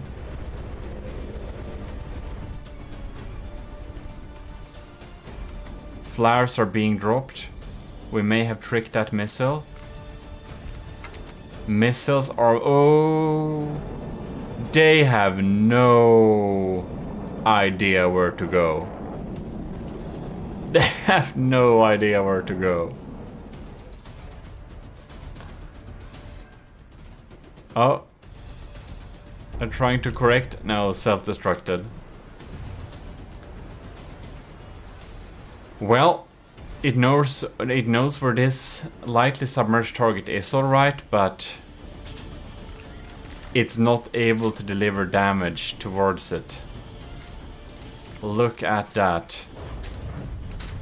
Bombs are going down, but they are just not being able to target Pontus. They're just not targeting Pontus, they're just doing something else. Welp. It's detecting the Pontus, but it seems to be completely unable to deal damage. We're gonna stay with it a little time more and see if we get some lucky hits here. Like this for example. No, they almost hit it. And now they almost found it. Oh! No. Not even an unreasonable close by random explosion did it. Well, it's been some time more. Oh, we got a hit. We did get one hit. I suspect that was more luck. But yeah, it doesn't seem that the B8 bomber will be able to deal with the Pontus all day, actually. So, well, I think we need to move on to the next participant because, well, we simply can't really exactly see where it is. Next out, we have a beautiful design favorite. Ovos Phosphorus Bomber. Or was it White Phosphorus? Yes, White Phosphorus Bomber. Of course. So, let the battle go. A Pontus has been spawned in an unknown location. 3,000 meters away. Not that unknown. We fired. Shots have been fired. Oh, we're trying to. I don't think this bomber knows accurately where it is. It's so erratic. Man, this thing is not easy to hit. Oh! It was going very close. It actually seems to have some kind of bearing of the Pontus. No. Okay. Dives down. Okay, okay, no. It's like so erratic. Okay, diving down. Oh no! Oh. Close but no cigar. Or did we do some damage internally here? No. That was just some random steam smoke. Oh! That was pretty close. Diving down? No. It's so erratic. It's like insane. It's like really hard to keep track of this. Look at it. Oh, no. It's like close, but it just dives so closely. You would expect it if the shots were timed better. Oh, bam. Okay, never mind. It takes some time, but it absolutely has the capabilities of taking out the submarine like this. It knows where it is. It's just that the shots are a little bit badly timed. So it takes some time for it to deliver that damage. Well, that was very different from the sea targets. For the sea target, it was unable to deal damage like at all very well. Okay, well, that's very interesting. Well, the white phosphorus bomber was very cool. But now we are moving on to pizza summoners. Sardalk. So a Pontus will appear at an unknown location. You didn't see anything. 3,000 meters away. And we're going to see how this beast will deal with it. Alright, it's closing in. It seems to know its general direction. Cram cannons are locked on. Bam! That was a grazing hit. I think that would have been a critical damage hit with some more luck. But, well, we'll see what happens when the Sardalk goes for the second bombing run. It's coming in here. We're going low. It doesn't usually go that low, I think. Is it damaged, perhaps? Is it that's why it's going so low? Whoa. We need to slow down time. Bam! Those were pretty darn close. Ooh! Are you kidding me? How? Was that a lucky frag? Or what happened? I'm just curious. That's amazing. That's amazing. Alright, we have target locked. Are you kidding me? Ooh! Not too... It's like, sometimes it's accurate. I think it's a lot up to luck, but it's accurate enough to always deal damage. We're gonna see if it crit. I just wanna see if it crits it again on the second run. Popping in there. Pontus is not on the surface, but... Oh! Wow. Was that... Did that just look like an explosion inside? It was like here. That's some pretty good damage, though. That's some pretty good damage. Well, I'm happy to see that Pizza Summoners Sardalk is able to deal damage here. I do believe that it just needs a few runs. It's a lot up to luck, but it knows where the submarine is, and it can deliver those cram shots accurate enough. And I think it's actually one of the quicker ones to be able to take it out. That's a pretty... okay. Not the best hit. But it's like, usually hits pretty darn well. Well, that's quite amazing. I do think I know what I need to know to grade it. It seems to indeed deliver those shots pretty darn well. Or at least good enough, because the really good thing with Pizza Summoners Sardalk's cram shots is that they're packing hell of a damage. So it only needs like one delivered shot to be able to deal with a target. But, well, I think I know how to grade this thing now. Next out, we have Russia's Butterfly Wasp. with the inverted Army of GMODISM flag. Oh, maybe this is because it's gonna be the right way when you see it in your mirror. And you're like, when you're cruising around in your, I don't know, air car. Anyways, a Pontus shall appear 3,000 meters away. And we're gonna see what happens. Here we go. Machine guns are firing. We seem to be knowing where the Pontus is right here.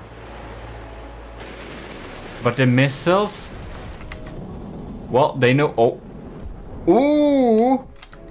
We got a good hit on one of the propellers there. That was a grazing hit, but a good one. That's pretty good. So half the Pontus forward propulsion is already dealt with. The butterfly wasp. Machine guns down there. You can actually see most of those shells actually. Oh, hoo, hoo, hoo. Oh yes. Look at that. Look at that. That could have been the AI compartment too. It's very small, so it doesn't have like a compartment per se. But we can see that Rush's butterfly wasp is definitely able to deal with this. Oh, yeah, we delivered that swarm accurately.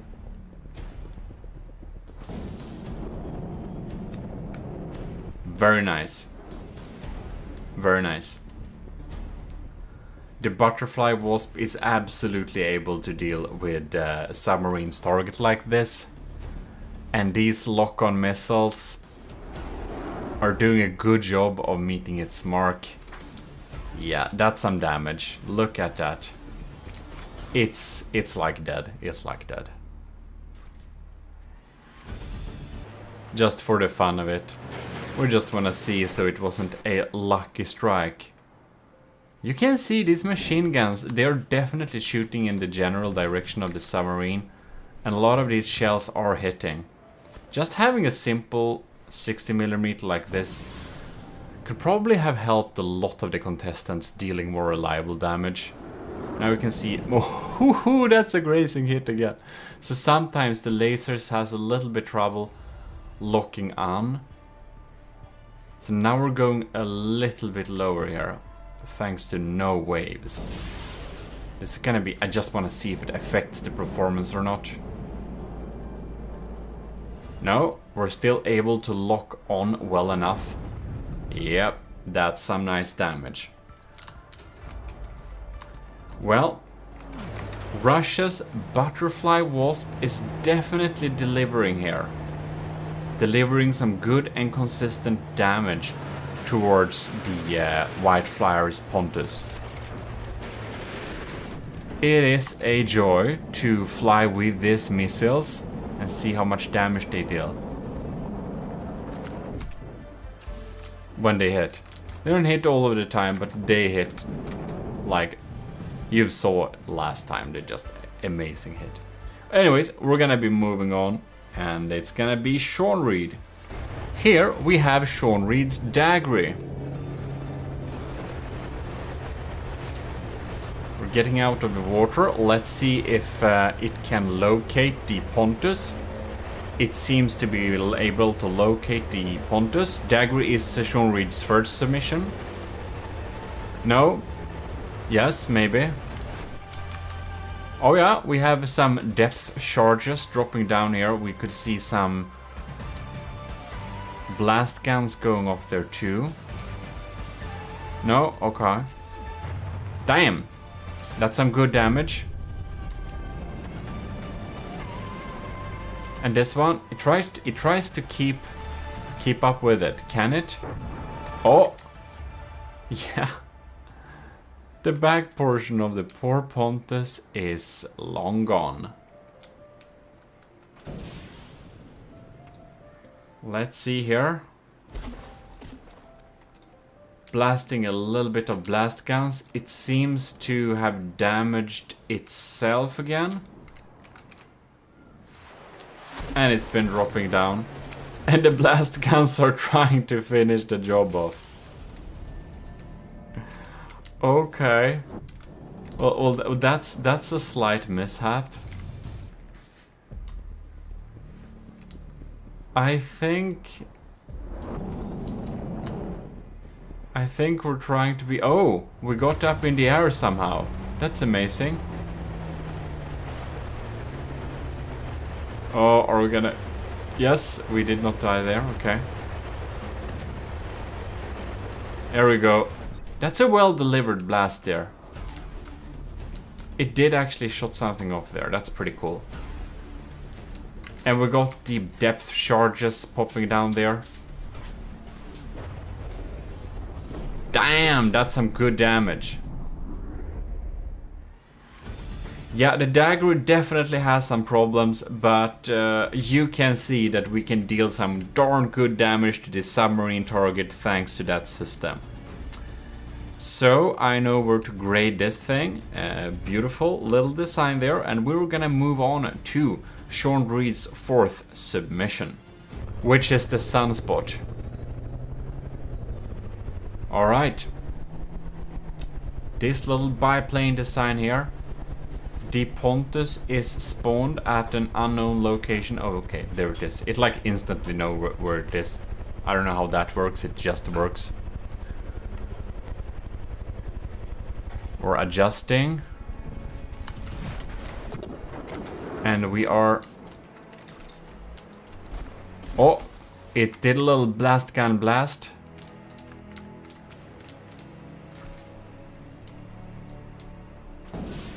Okay.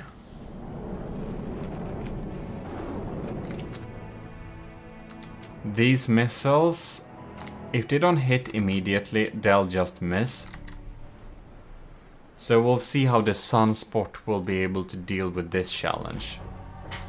Oh, what do we have there? Oh, just missiles that missed. Oh! That's a pretty nice blast gun blast there. It did shoot off its own part, probably too, maybe? No, that was the... Okay, good. Not sure that the blast guns are able to deal enough damage. Like, if we just went a tiny bit closer, they would have dealt so much more damage. Like, it's dealing some grinding damage, so I do think that the Sunspot will be able to take out the Pontus eventually. They even got a lucky hit with a missile. But I think it's gonna take a really long time for it to actually deliver this damage. See, we'll dive again. Oh!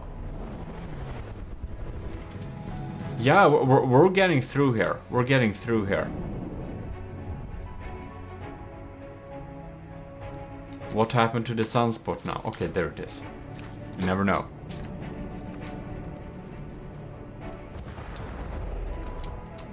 Off target. Coming in again here. Ah, too early. Well, it's slowly grinding away on it. But effectively would be an overstatement. You can see we actually have gotten some exposed steam parts there, but well, no killed steam parts. Okay.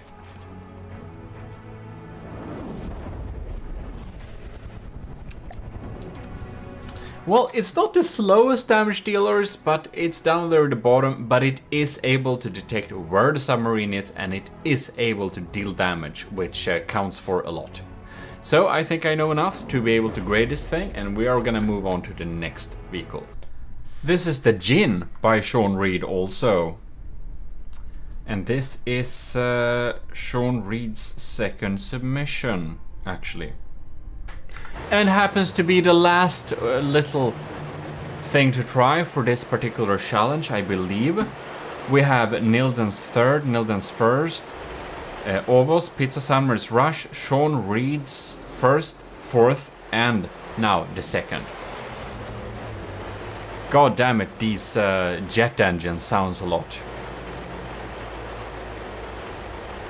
We're approaching. Alright. Gonna be interesting. Oh, it's raining missiles, but not a lot of hallelujah. Oh yes, very hallelujah. Look at it. It's like they have magnets. Oh yes, that's pretty lackluster. I do remember that from the sea challenge. Damage is pretty lackluster, but it is dealing damage. You can see it's like a combination of an orbital bomber and yeah, orbital bomber slash something else. It is dealing some damage though. But is it delivering the damage more effectively than say the sunspot? That I don't know. It's just circulating here, shooting down those missiles. Depth charges gets activated, and there we go. That's actually some decent damage. Look at that. Look at that. I will say that it indeed delivers damage more effectively than the sunspot. I think I know where to grade this thing. That's pretty good. Let's just spawn another one here. I just wanna see, for the fun of it. There it is.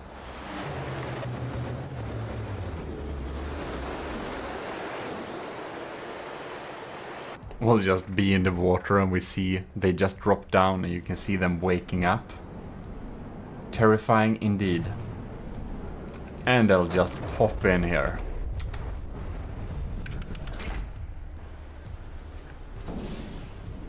Takes a little time for them to grind away at this, but man, they're dealing some good damage indeed.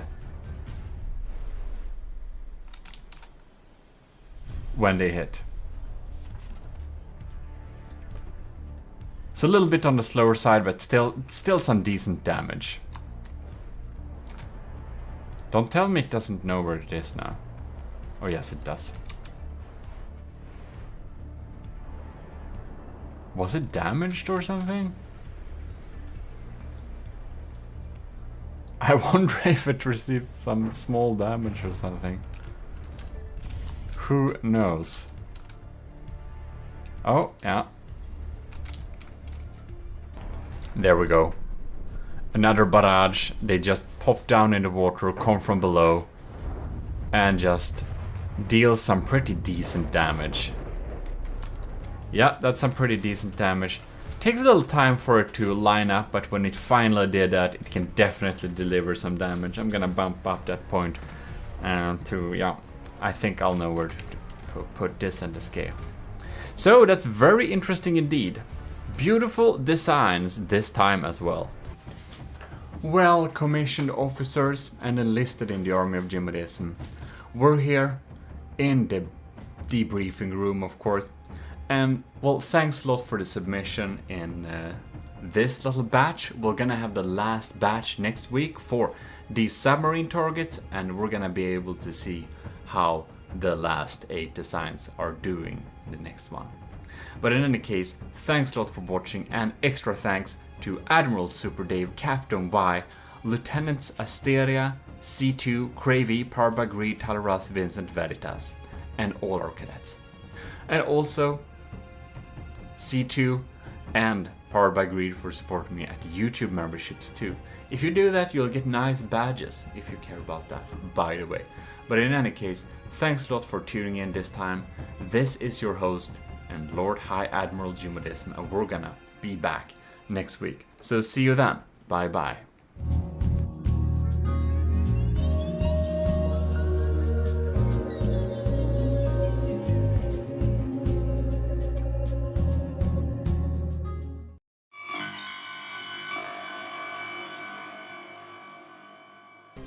Welcome back to GMODIST, and we are of course here in the briefing room for the Army of GMODIST's bomber trials. we're gonna look at the last batch of our 8 bombers popping in here.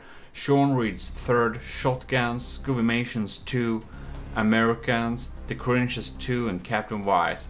And we're gonna test them all against the, well, same target as before. So hopefully we're gonna see some great damage dealing, so with that we can deal out some really high points. Before that, I will just want to give a huge thanks to all the commissioned officers in the Army of GMODISM supporting on a Patreon every month. Admiral Super Dave, Captain Y, Lieutenants Asteria, C2, Cravey, Parbrigade Talaras, and Visit Veritas, and all our cadets. That was a little bit too quick. But in any case, we are going to get into the game and test the last 8. And we're gonna see what types of damage we'll get. Here we have the Aspirant helicopter, Sean Reed's 3rd. Alright, a Pontus has been spawned somewhere hidden on this map. The Aspirant seems to have no idea where it is. But this missile seems to know where it is. No, it just fired at the general direction of fire. The Aspirant tries to get closer. The laser is all over the place. It seems to have no idea where the Pontus is located.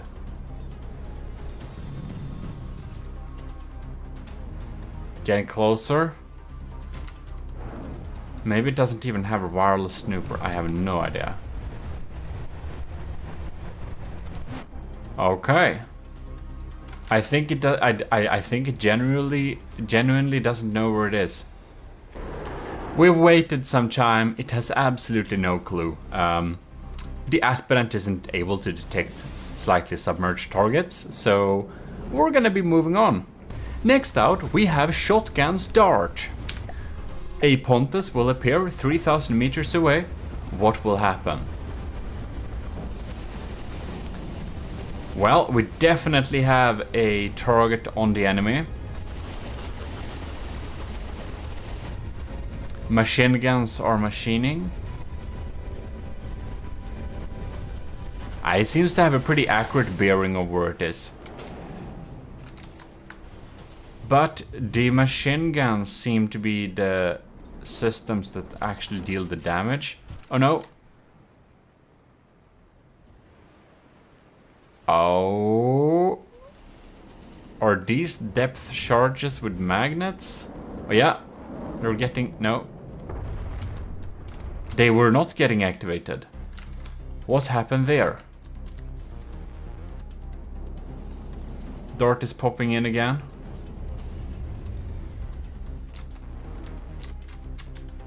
These are dropping down here. Oh yeah, they're getting activated now. Okay. They seem to have range. There we go. Oh. Damn. That didn't do a lot.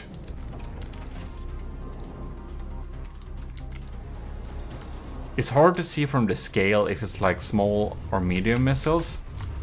When we're looking at them directly, we have to check. Yeah, these are auxiliary small. Small missiles do so tiny damage. And these... oh, they got a visual. Maybe it only popped above a little bit. Well, these depth charges are technically able to deliver some damage. But the damage dealt to the Pontus is really minuscule. I guess it will grind it down eventually using machine guns. And it does have a pretty accurate estimation of around where it is.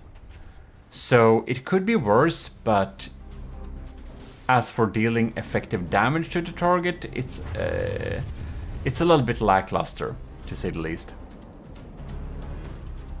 So we've got another depth charges here.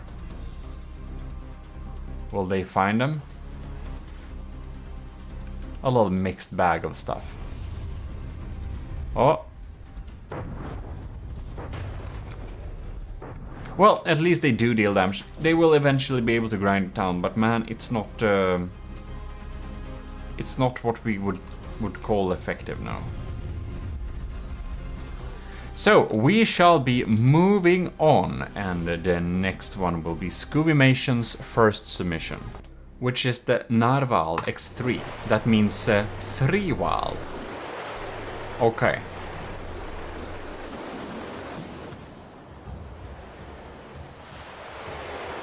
Does it? Oh yes, it's going in the general direction.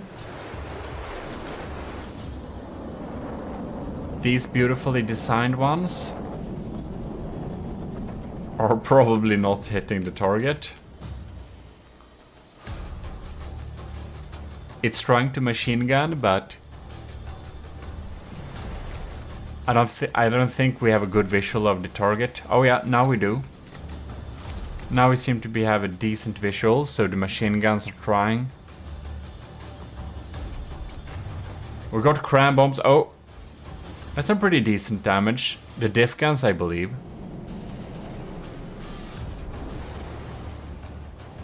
Cram bomb is popping in the close vicinity.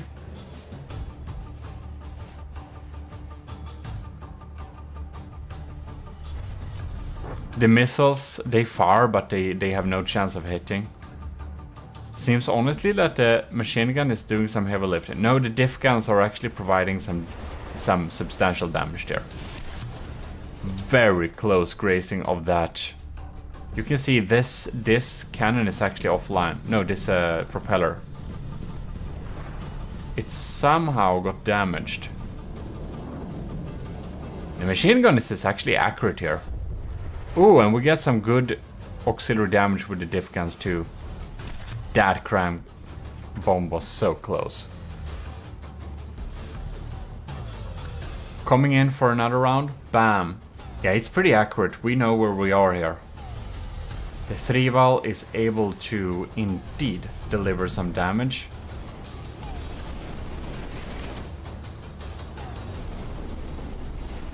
There it is.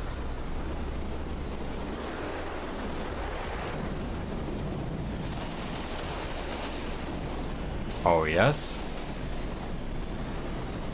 It's definitely grinding it down block by block. Or blocks by blocks. Look at that.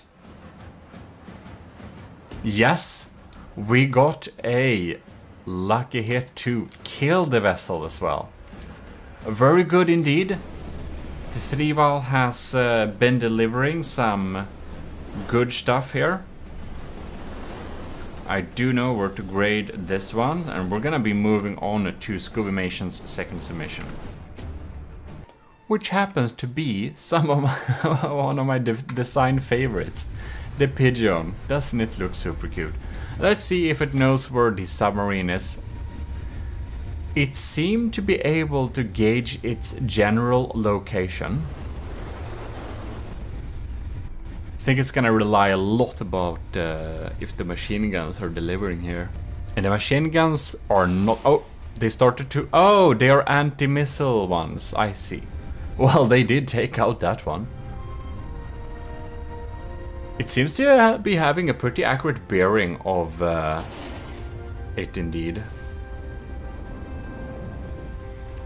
Cram bombs popping in there, and they unfortunately missed. But it could have hit. Well, I guess we need to do some waiting before the Pigeon comes back with another attack. It's actually pretty effective at taking out those missiles. Or, I mean, ish decent. Oh! Ah. Another round. Oh, completely off. And we're coming in for another one. And... Ah, completely off. And another one.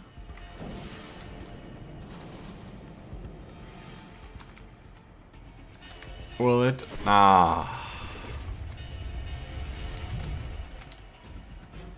I think we're coming in for another one here. And we missed. You know what? I think we know that the pigeon is just not going to hit the submarine, and if it does, it's extremely lucky. We've been waiting for it to do a hit. We let it have a lot of bombing runs, because I wanted to see if it was able to hit, and it just reliably misses all the time. So I think we'll have to conclude that the pigeon's favorite targets to deal with are not submarine targets. Good to know. We're gonna continue with American's submission, which is this thing. What was it called? Oh yeah, it's just AOG bomber plane.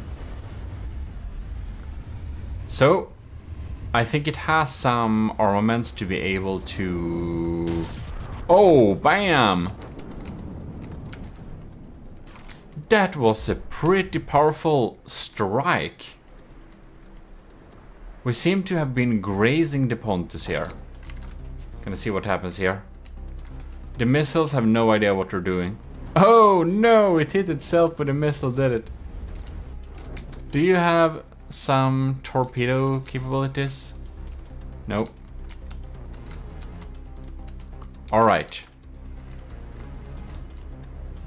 It's going down close but no cigar. It seems to have a general idea where the Pontus is, but it does not seem to have a general idea on exactly when and where to shoot. Look at that die. Bam! Okay, never mind. It knows where to shoot. That was a very good hit.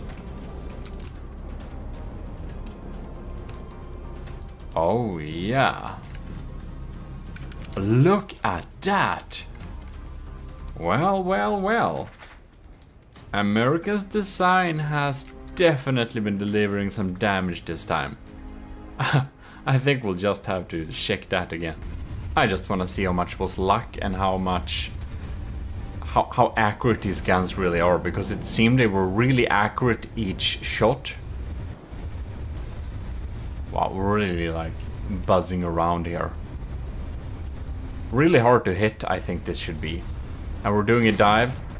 And yeah. Damn. Look at that. Oh, wow. Okay. American's AOG bomber delivers, to say the least. Look at that. Pretty amazing. Well, we're gonna move on to Cringe's first submission, which is the MB4. A Pontus will randomly appear. Oops. And there we are. With Le Pontus. Swimming here like a shark. Looking for something to touch, but it will fail too. Because we're up in the air. Flying free and high. And the MB4 has a visual of the Pontus trying desperately with some cannons to do some damage. And these, I don't think they have a secondary magnet of any kind. So this bomb payload will just probably sit there and chill. Alright. It's fumbling a little bit with... Oh yeah, no. It's actually starting to hit some shots there. But the bomb payload again does not know where to go. MB4 is trying again. It has no idea where we are right now, okay. And neither does the bomb payloads. You know what? I think that the MB4 just isn't really equipped to deal with submarines. Even though it looks very cool, I do believe it's a tiny bit clueless when it comes to finding it. So I think we'll have to conclude that it would be by extreme luck it would hit one of the bombs, and that it can sometimes use its machine guns to deal damage, but it's just not enough and often enough to grind it down in any reasonable amount of time. So I think I know enough to grade Cringe's first submission, which makes it so that we can move on to Cringe's second submission, aptly named the MB5 instead. Indeed. And it seems to have gotten a visual of the Pontus. The laser is desperately trying to lock on without great success. I do think the missiles are fumbling around. Very much so. The machine gun seems to have a approximate visual of where the Pontus is located. Oh! Damn, okay. The laser was able to lock on there a little bit. We're coming again here, okay. No, okay, no lock on.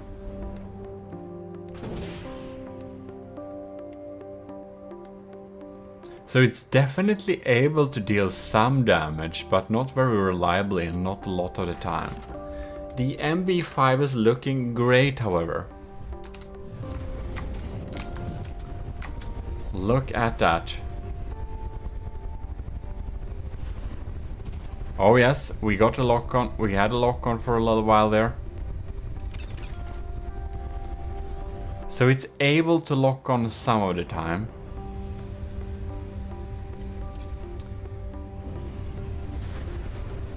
But it's like, it's almost like it's by chance or something. Running in for another run, but it seems like it's more luck than anything that makes it so that it actually deals damage towards the target. And we're firing some high explosive rounds and stuff, but it's very rarely, and they don't seem to be doing enough damage to actually cause any type of issue. Like, the Pontus is still very healthy. So yeah, I think I know enough to be able to grade Cringe's second submission. And we can thus move on to this little challenges, well, last submission for the submarine parts. Here we have the commissioned officer, Captain Wise, BY-409. Beautiful bomber. A Pontus will randomly appear, and we're gonna see how it's gonna deal with it. Engines have been speeding up, shields are activated. We have a sonar buoy.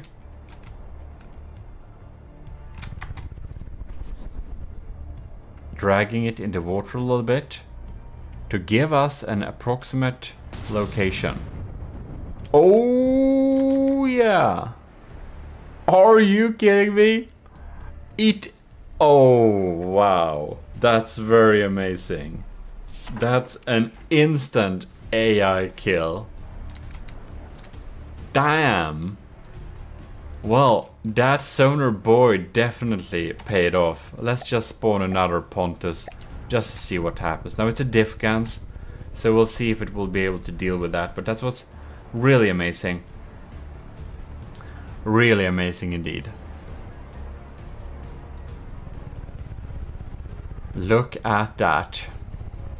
Wow, okay. That I think that was the fastest action so far. Look at it. And now it didn't shoot, but I think it... oh. It needs to activate another sonar buoy. It kind of lost its track. And Captain Wise design actually has one of the... among the lowest in firepower. But we can definitely see that it is well delivered firepower for sure. I think it may be somewhere related to I don't know, it didn't drop the sonar buoy again, so we just respawned it because I would think that it's might be a little bit unfair on how it's set up with the sonar buoy to spawn. I don't know really how it works, so we're gonna spawn it just once again here, fresh, and we can see that's some really accurate. How does it crit kill it 2 times in a... Okay. Well, I think we all know what grade that will have on a 5 graded scale. That's really amazing. Can we like... Thank you. Beautiful indeed. So, we have now checked all of the submissions versus a submarine target. So, next time we're going to be looking at efficiency, I believe. Well, in any case, I hope you enjoyed this little video, and if you did, you should definitely leave a like and subscribe. If you want to help the channel even more, well, you can support us on YouTube memberships, for example, like Venerated Powered by Greed or Stellar C2. Or become a commissioned officer in the Army of GMODIST is also very nice. But until next time, we have flown back to the headquarters meeting room, and I will say like this planning room this is, I believe. In any case, I will say thanks a lot for tuning in this time too. This is your Lord High Admiral GMODIST, and you are dismissed. Anyways, see ya.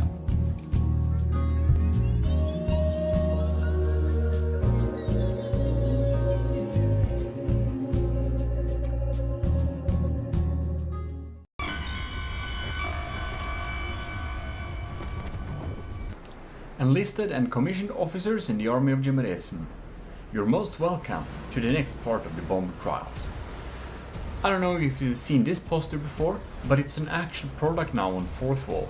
So I made it into a real poster.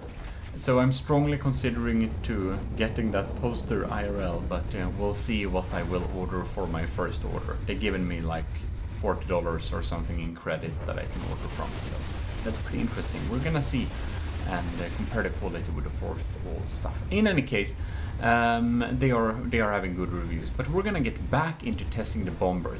And in this episode, we're going to test all of your bombers' efficiency.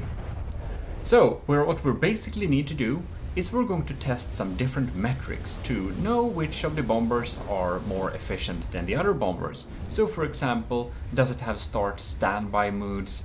How much materials does it draw when out of combat?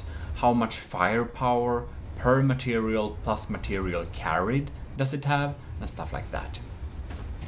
So with that said, we are going to take the air dinghy out to the testing fields in the water and see some different stuff there, as well as taking them all over to the land testing area, and we're gonna measure some results.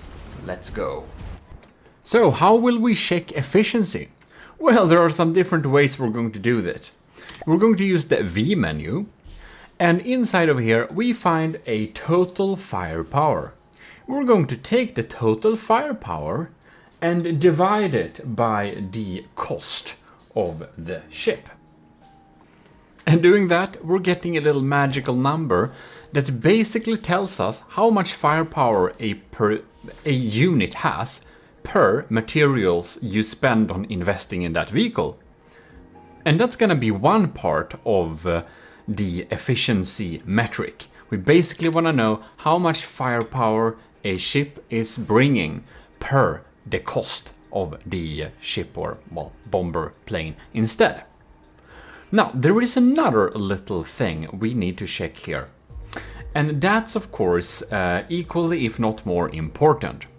And that metric is efficiency in terms of how much does it burn when standing by. So we're just gonna click measure here, and we can see an updated bracket here.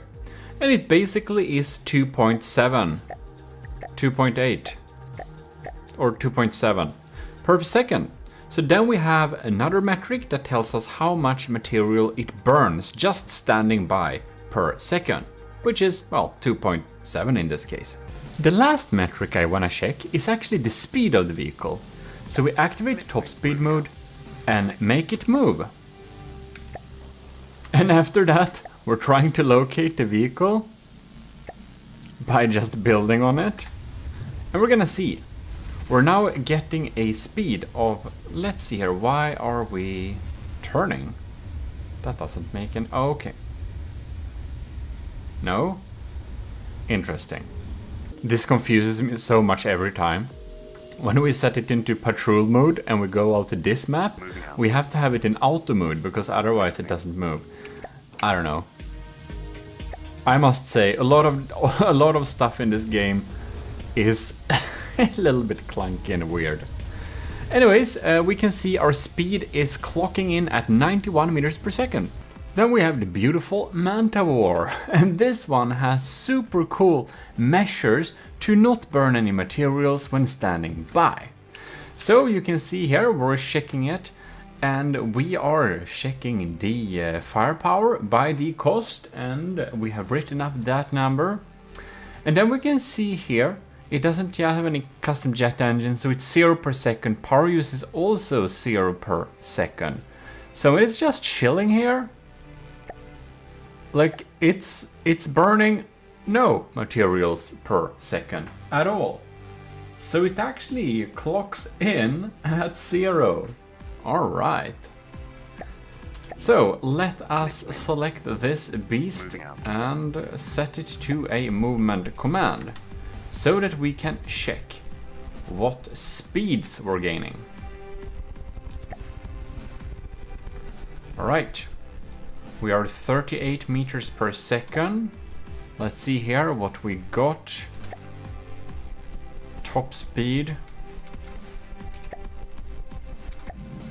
It has an even faster top speed, I believe. Airborne at your service. It does have an even quicker one there, but let's see here. Oh. But now we're at 38 meters per second. Interesting. Why does it read another value here? So here we have 69 meters per second, and this is not the case. This would be the values if it was in battle, I suppose. It's kind of weird. Alright, so I suppose we need to do like this. We're gonna get into this seat just so we can stand up here. Select no weapons. We're gonna select top speed and patrol mode here. Let's see if we're gaining a quicker speed now. We're not really. So it seems that the like cruise mode for this. Yeah, okay. And so 18 materials per second. Damn, that's really high. But it's when it's moving. I suppose if we spawn a enemy, I bet it's gonna be a lot faster. What the hell? Now we're pushing up the speeds here. Right, so interesting. 18, 12 materials per second. Is it more efficient now?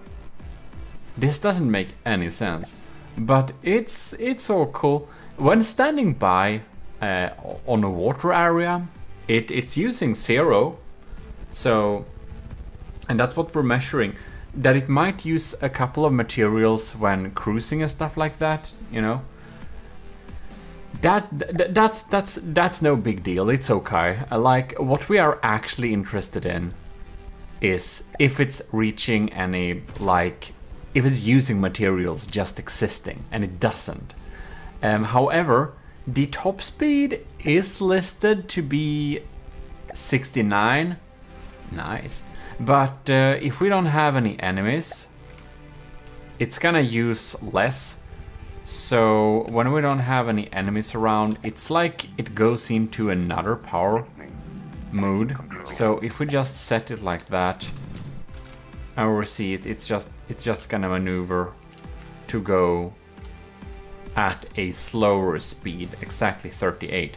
So the speed we are checking isn't combat max speed, it is like the cruising speed, how fast we can, well, basically put this thing into service. When we were just cruising around with this thing, we want to know how long time it will take for it to get there. And yes, if we take it out of play, it would theoretically instead be able to move at the top speed, but that's more of a game bug than anything else. If it's in play, we need to, or I want to take the in play like numbers into account mainly, because we can always trick the out of play numbers a little bit to make our vehicles efficient that way, but that's no fun. So the top speed for this one in cruising speed, just like this, even though if it's set that top speed movement, which may only be activated, no, maybe the top speed is only, I don't know if it's only out of play or in play, but it doesn't matter very much. It's what we're counting this time. Well, in any case, we got those numbers down, so we should move on. By the way, we're gonna test this on a land map too, because I do know it actually has some. It actually is able to deal with land areas too. Man, this thing has like 9 in firepower. The Isanth from StarMade. And it's going over budget, so I think this is gonna have the absolute worst score in terms of firepower per investment. It doesn't burn a lot of materials per second. It ain't 0, but together this should be 0.5, so half a material per second. So pretty efficient there.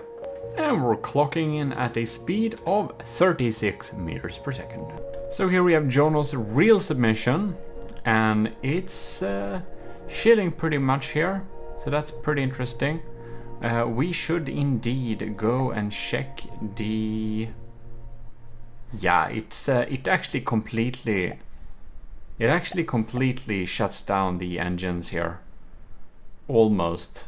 Yeah, they do. It's like just activating a tiny little bit every now and then. So yeah, it's gonna be very efficient. This thing does also provide a lot of efficiency, because when it's when it's standing by, it's just passively existing. I will say it doesn't do it in the most awesome looking way possible. It's just floating.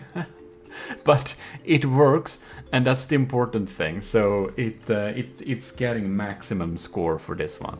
As you can see here, we have given it a movement command.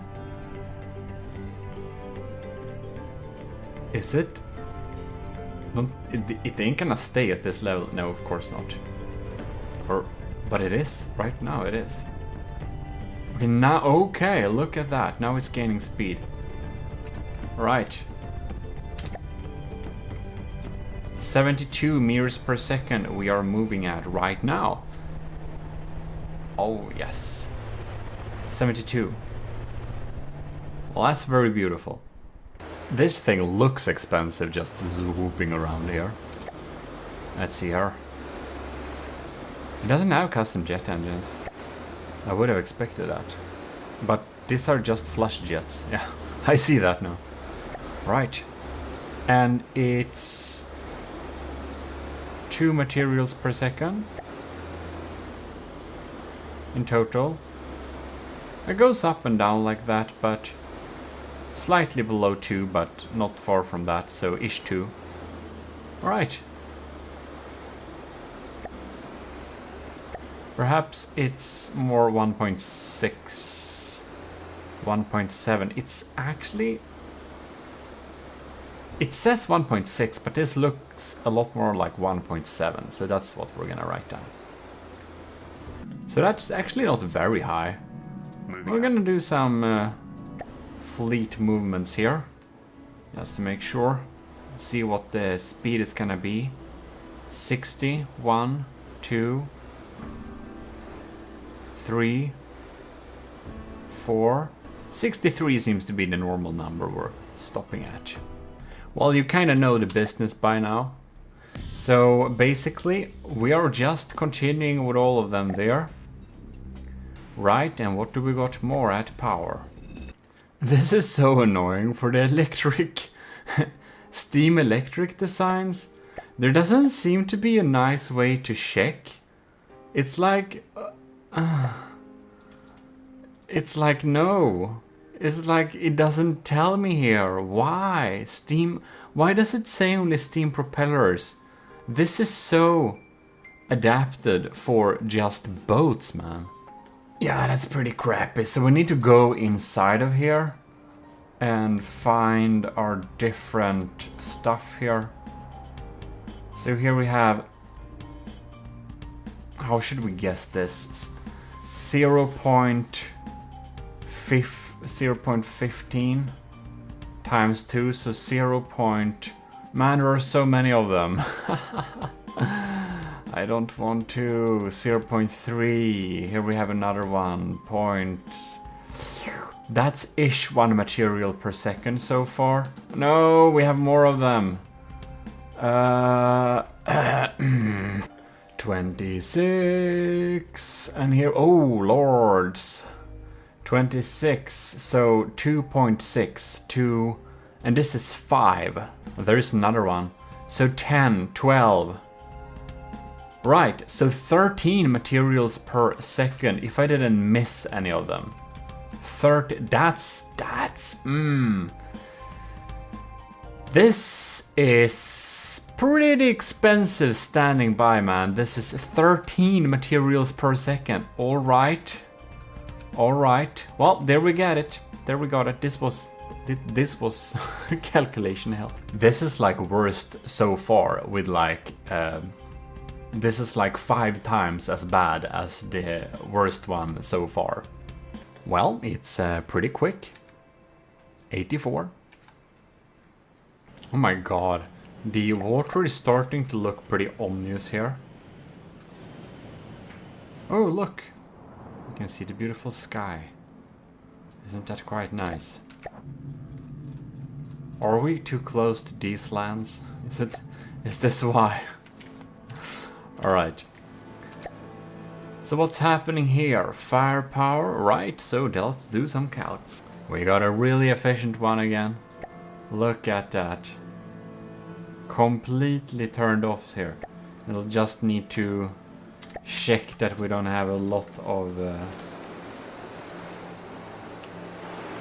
What is creating this sound though? Doesn't really matter. We're absolutely clean. That's beautiful. So let us hop out of build mode and moving out. Send it moving away. Here we go.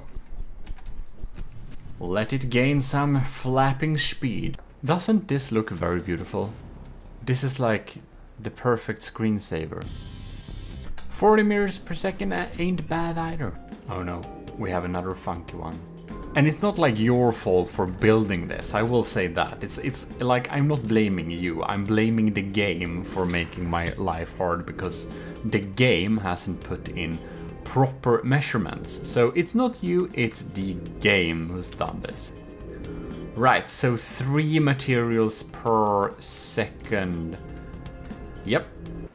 And now we're clocking some speed, which happens to be 62. And now for some of our favorites. The Penguin, which happens to have pretty good firepower per materials. 8 materials per second is pretty high though. But it's clocking in at a pretty decent top speed of 100, or cruising speed at 135. So it will be quick to the battlefield, that has to be said. So even though it burns so much materials, I want to check though. It still only burns 8-ish. But in any case, it will get to the battlefield so fast that it won't run out of material. So that's one good thing. Like, we're going to take a lot of stuff into account, and if you take this speed, so the previous build, it has a top speed of 62 when cruising, and since that kind of burns half the materials when just standing by too, it's, you know, this is necessarily not worse because it's so quick to the battlefield too. So we're trying to value and measure all the different aspects fairly so we can get a good estimation. This bomber cam is just beautiful. This is also Nilden's build, so we're gonna see the values. Well, we got some decent values there, and it's 4 materials per second just standing by. So how quick is it? We're clocking in at 82, so this is a pretty quick one. Definitely better balanced than the Penguin. It's more efficient. It really is, all things considered, than the Penguin.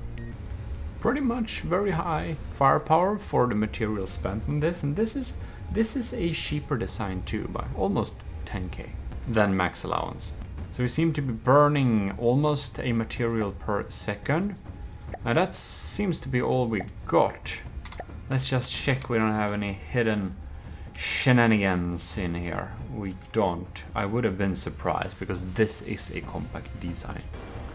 Man, 151 seems to be a little bit more often. So that's our cruising speed, ladies and gentlemen. This is a quick one. Good balance, not so many materials per second when just standing by. It's like only 1. Now it goes up to 6 because we're cruising here. And yeah, that's pretty good. 151, and pretty much a lot of firepower per materials, and yeah, it's a good balance. This is a good balance. The Sardalk, this thing is so damn cool, especially when you're sitting in the cockpit and just looking at it locking on. Very cool. It just has this slightly worrisome way to just go up and down like this when standing by. It's not only this specimen, miss it. Did I spawn it too high or something? Let's just control. Oh no, it's gonna dive up and down like this. Well, good to know. 5 per second. Pretty high cost keeping this. By the way, if some of the little bit inefficient designs will be one of the winners here, I think we need to make a carrier for them. For example, if the Sardalk here by Pizza Summoner, or Light of the Worlds Star Drop, or let's see here, the Penguin for example, if they would win, they would probably always be mounted on a carrier, because they're just, if they're one of the winners, they need to be on a carrier, because like we're not spending 5 materials per second just to have, like, imagine a squad of this. It's like 20 materials per second just to keep them around. Like, what the hell? I've tried for a while now. I did even take it like out of play and stuff. I don't know, we kill one of them. It's so weird. So basically, if I go here, it doesn't have a behavior, and it doesn't have maneuver. Why? Like, okay, so it's like breadboard only then. So the thing is, we can't say to it to go somewhere, and I don't want to mess with the design. Like, it needs to be working. Like, when we are going to judge it after how it works when we're getting it. And this thing, I can't make it move to the target. So this is an issue. We'll have to take that into the accounts a little bit here, because Yeah. We'll see how we're going to score that. But we're just measuring its standby speed, and I guess it's like 50-ish meters per second, going up and down a little bit. Yeah, but it would be lovely if Pizza Samler perhaps knows if we can add a routine or if that messes things up. Because right now, if we're gonna use this in the campaign, we can't set it to patrol or go somewhere. And that is that's an issue. It's breadboarded. I don't know if I can add a routine or whatever it works, but it can't go anywhere now. So it will need a little exclamation mark here in the scoring. This thing just sounds like it's eating materials for breakfast. So we have Rush's design here, the butterfly wasp. So let's see, here are some scores. It seems to be actually only 1 materials per second, so that's fine. Like, not optimal for just chilling around and just eating materials like that, but it ain't eating much, so it's not a big issue. It's pretty quick doing this too. It's pretty crazy. Like, damn, its fly so stable.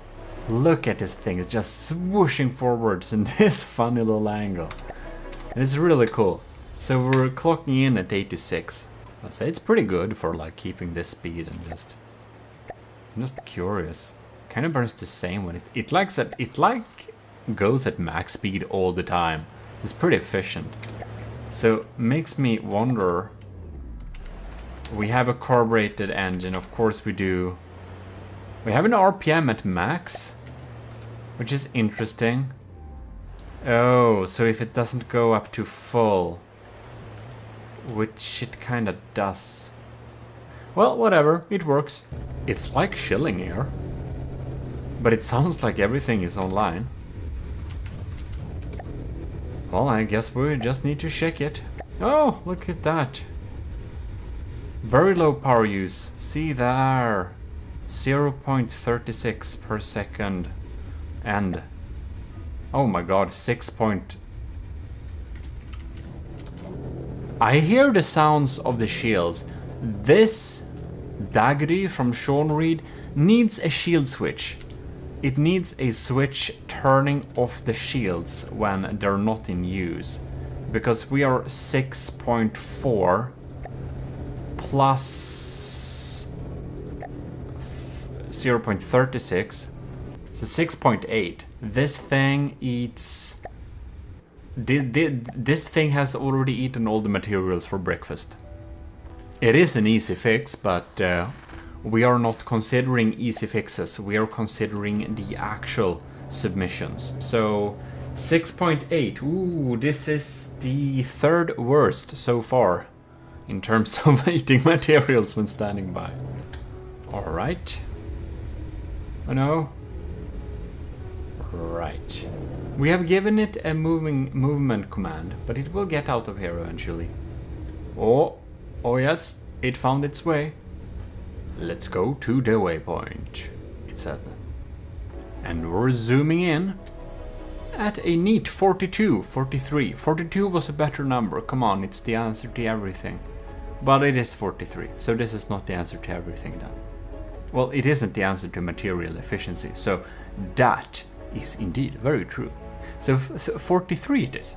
What may be the answer to everything, however, is Sean Reed's next submission, which is this beautiful little biplane, all in gold. It seems to have the same issue with not having a shield switch, because these shields just eat materials. Oh lord. 9 materials per second. This is... it's not the worst, it's the 2nd worst. Yeah, I'm sorry, man. It's those shields, man. It's those shields. I'm so sorry you can't fix it before I set the scores, but if this wins, you will be able to, of course, fix it and submit it as like an improved version, of course, with just fixing all the issues that came up, but not until we set the final scores, and this is just eating materials very much. We're taking off for cruise flight. Any moment now. Or soon. I don't know, man, it just won't get up of here. I don't understand. Does it not... Man, it just needs a balloon or something to get up here somehow. It's like... Look. It's out of combat, so it seems to not be getting... Well, it will be a little bit difficult then, in case we need to transport them when they're out of combat. It's gonna be very, very weird. So the cruise, like, if it's out of combat, it just won't go. So the cruise speed is 3 meters per second. It really, yeah, like, that's what we get when we set it to move somewhere. That kind of surprised me very much. I think it's probably set up in a way to only activate its engine at like full juice when there is an enemy around. And that will be a little bit difficult to use that kind of setup for a campaign setting. Well, 3 it is. I don't know how else we could set that. But as you might imagine, that's the slowest cruise speed so far. But I bet it burns... If it wasn't for the shield, I bet it would burn so few materials per second doing this. It seems that this is also Sean Reed's submission. It also seems to be having this issue with the shields being active all the time. Well, at least it's an easy fix, but it sets us at a nice 4 materials per second. Oh no, I think it has the same issue as the sunspot. Yep, it does. We're clocking in at 2 meters per second. And why is this like... I'm not just being a annoying person here. It has a reason, and that's we want to know the speeds of transporting these things in campaign mode when they're out of battle. So how long, when we're going to campaign, how long does it take to take over this thing and say go there and prepare for battle? And that's why this this matters.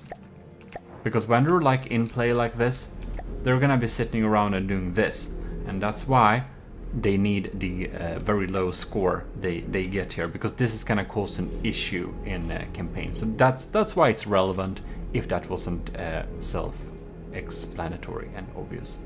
This is one is having an ECM jammer, and by the way, for the ECM jammer you can also make a smart switch. I have that on all my designs that utilized it too. We're not sitting in the water, but we're having some issues. Ooh, the engines are like they're so low because it's trying to save materials, but it's using the materials due to the shields. Well, well, we're clocking in at 20 meters per second, so it's like it moves at a acceptable speed. Definitely on the slower side, but I don't think my helicopter is much better actually. Let's even check how quick my helicopter is. Right. Oh, by the way, this is not Gimli Mark II, but this is BB Afterparty Gimli class battleship. It's a slight variant of the Gimli that is going to participate in a big battleship tournament of 2.2 materials, which is kind of inspired by the Gimli battles, and it's gonna be a proper tournament with a lot of rules, and Sean Reed is putting that together, so it will be available if you want to join that tournament. It won't be on my Discord channel, but it will be on the Arena. The Arena is a special Discord for tournaments, for From the Depths tournaments, so join there. It's easy to find, or just ask anyone, or just join it via the main, like regular Discord for From the Depths, the official one.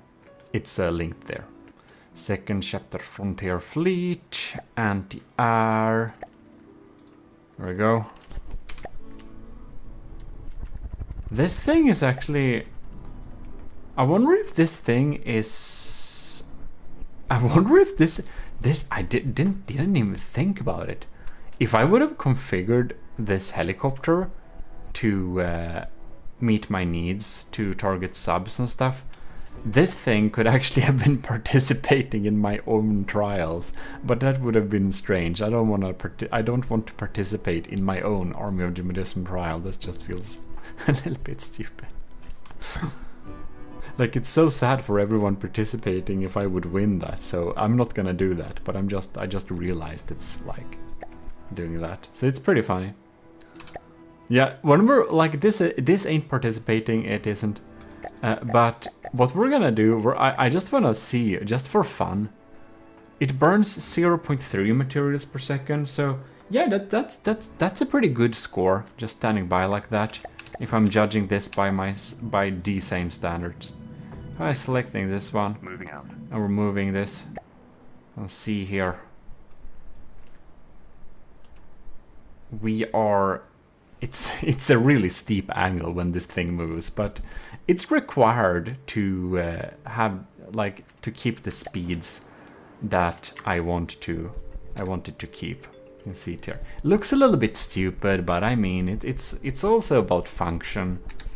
So this clocks in at it's much faster than 20 meters per second. It is, but it's a 36, so it's not the world's fastest heli. It really isn't, but I think it's kind of 0.67, 65, 3, I don't know, something like that. Burning materials is pretty efficient, actually.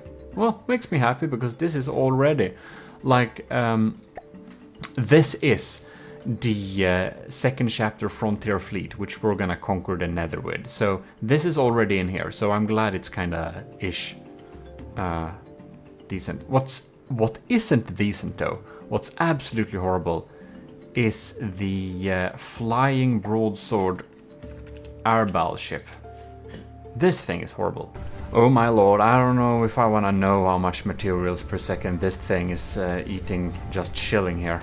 This is not built with efficiency in mind.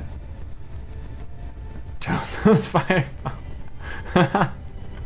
The simple cannon is giving what? Why is it given as infinity? Okay, ladies and gentlemen, the flying broadsword has a firepower rating of infinity. Fear it. Yeah, so definitely you should fear this thing. It's absolutely dangerous. It has infinity levels of firepower. Yeah, well, in any case, this is... Ooh! Only 3 materials per second for custom jet engines? That can't be true. Okay, let's see here what it burns.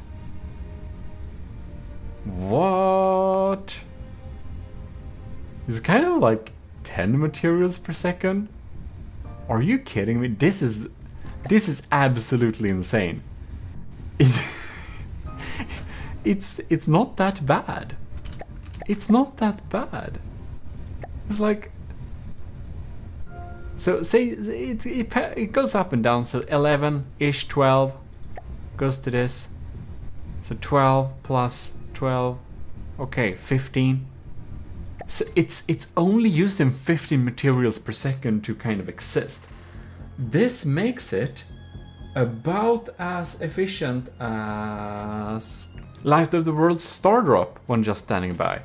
However, it's not supposed to do this. What are we doing? Well, never mind. It's not that bad, and I must say I'm pretty shocked about that. Actually, it's pretty insane. Look at it! Isn't that nice? It's just swishing by here. I bet the materials per second has slightly increased a little bit, but it's only 15 materials per second when just chilling here. Oh, doesn't it have... Ooh, this thing might have some no, not jet. What are they called? Steam electric generators that I kind of forgot to calculate with here. Okay, so when we're moving, we're clocking in at 18 materials per second. I haven't checked this for ages. 20. Okay, so it's gonna burn a lot of materials when it's moving, of course. But it's also 1 million ships, so I mean, I guess that's to be expected. But I just thought it to be pretty interesting when we're checking efficiency of stuff anyways. 54 meters per second is pretty decent too, I think, for a ship this size flying around and just generally existing to look cool. So yeah. So ish around 50 materials per second when it's moving, but well, we didn't calculate that. But then we also have the slight fact that we might have some stuff I've forgotten about. I don't know if it has steam electric. It was pretty long time since I built this thing, so I can't say I quite remember, but it doesn't seem to have them, and I can't remember putting them there because when I built this thing, I had absolutely no clue on how to make a decently efficient steam electric generator. So because I didn't know that, I just didn't. Look, another screensaver. Army of GMODIST screensaver. Okay, press screen print now and get your personalized AOG screensaver today. Breaks over, so shotgun darts. No, shotguns dart. Yeah, that's right. So here we go. What do we have here? Ooh, this one is pretty pricey too. So we have 5 from custom jet engines, and then we have fuel engines taking 4. Well, ladies and gentlemen, we have a new second worst in terms of passive pollution. Ooh, this one also need a shield switch. Look at that. It needs a shield switch. Look, it's using 1200 power all the time. Do we need an instant tutorial on how to do a shield switch? Or like a decoy switch and stuff like that? Is that something people don't know to do, maybe? It's really simple with ACBs, but maybe I should do a tutorial about it. And if you want that, please tell me that in the comments and I shall add it to my instant tutorials to-do list. Well, at least we're not slow. Clocking in at 129 meters per second, 28 meters per second. It's 29. Scuvimation is next. So here we have this beautiful thing. The three wall, which is not a narwhal because it has 3 horns. Yes. It's only using 2 material per second standing by, so it's pretty decent. A little bit in the higher end, but still acceptable. We've taken some notes on how much firepower it has in order, well, compared to how much it costs to build this thing. And I'll just need to measure its speeds here. So we are cruising at 61 meters per second, so we should write that down. Half the speed of the previous thing, but this is many times more efficient when it comes to using materials per second when just standing by. So that's one thing. You can see, just wanna see. Cool. 6 plus 7, 13, 1.3, no? Yes, that's 1.3 materials per second then. Together with this number. So that's pretty, that's in the kind of good range here. That's efficient metrics. Very nice. We already got a number for firepower per materials spent. No, let's see here. Moving out here. And now we should measure how fast we are going towards the waypoint. We are smoking our way there at a nice 40 meters per second. Next up we have American's bomber plane, so let's check the values here. And it actually has the same firepower per cost values. It's pretty funny, like the previous one, which was Scubimation's second submission, if I didn't say that. 1 material per second is the answer, very nice. We're cruising at a nice 52 meters per second. Here we have another easy fix that is annoying, we can't fix until this is concluded. Adding this thing. Oh my god. Oh, how crazy. There is actually a supercharger here. It's just hidden, accidentally, with Mimic. Who would have thought? It seems to be averaging at 2.5 materials per second. So a little pricey in terms of that, but not too bad. We are ever cruising on at a very beautiful flight. This, am I right or am I right? This is another beautiful screenshot. Look at that. Well, in any case, the answer is 70 for cruising speeds. I'm getting a 2.6 materials per second here. For Cringe's second submission. Ooh. We're closing in on the end of these submissions here, so that's interesting. Wow, 95. That's pretty quick. That's one of the quicker ones. 95 meters per second when cruising. And you may think that I should measure the materials per second when cruising too, but I feel that's like the main reason I'm not doing that is because I'm lazy. And the other reason I'm not doing that is because it's more relevant what they spend when they're standing by, because realistically, bomber planes will be spending more time on the ground / just chilling about than they will spend time actually doing something. So that's the other reason, beyond laziness. So now we have Commissioned Officer Captain Wise bomber. So let's see what we got. Materials here. 76 plus 76, that's ish 081.6. Together should be 1.6, yeah. We got a nice value there for firepower per material spent. This is, I believe, the cheapest one of them all. And a real masterpiece. It looks so beautiful. I kind of always wonder a little bit what Captain Y is using to make these like gold trim rods around stuff. By the way, you will see some other builds for Captain Y. Normally, I build something for my commissioned officers, but Captain Y wanted his commissioned officer reward to be more in lines of, I built something for you instead. So we're gonna do a special video about that, of course, in the future, because I do videos, like normally I would do a video when I build something for a commissioned officer, but now it's kind of, I'm making a video about the other thing around. So hope you're gonna see, you're gonna enjoy that. I will say, this is not a spoiler, but it isn't. I'll give you two things.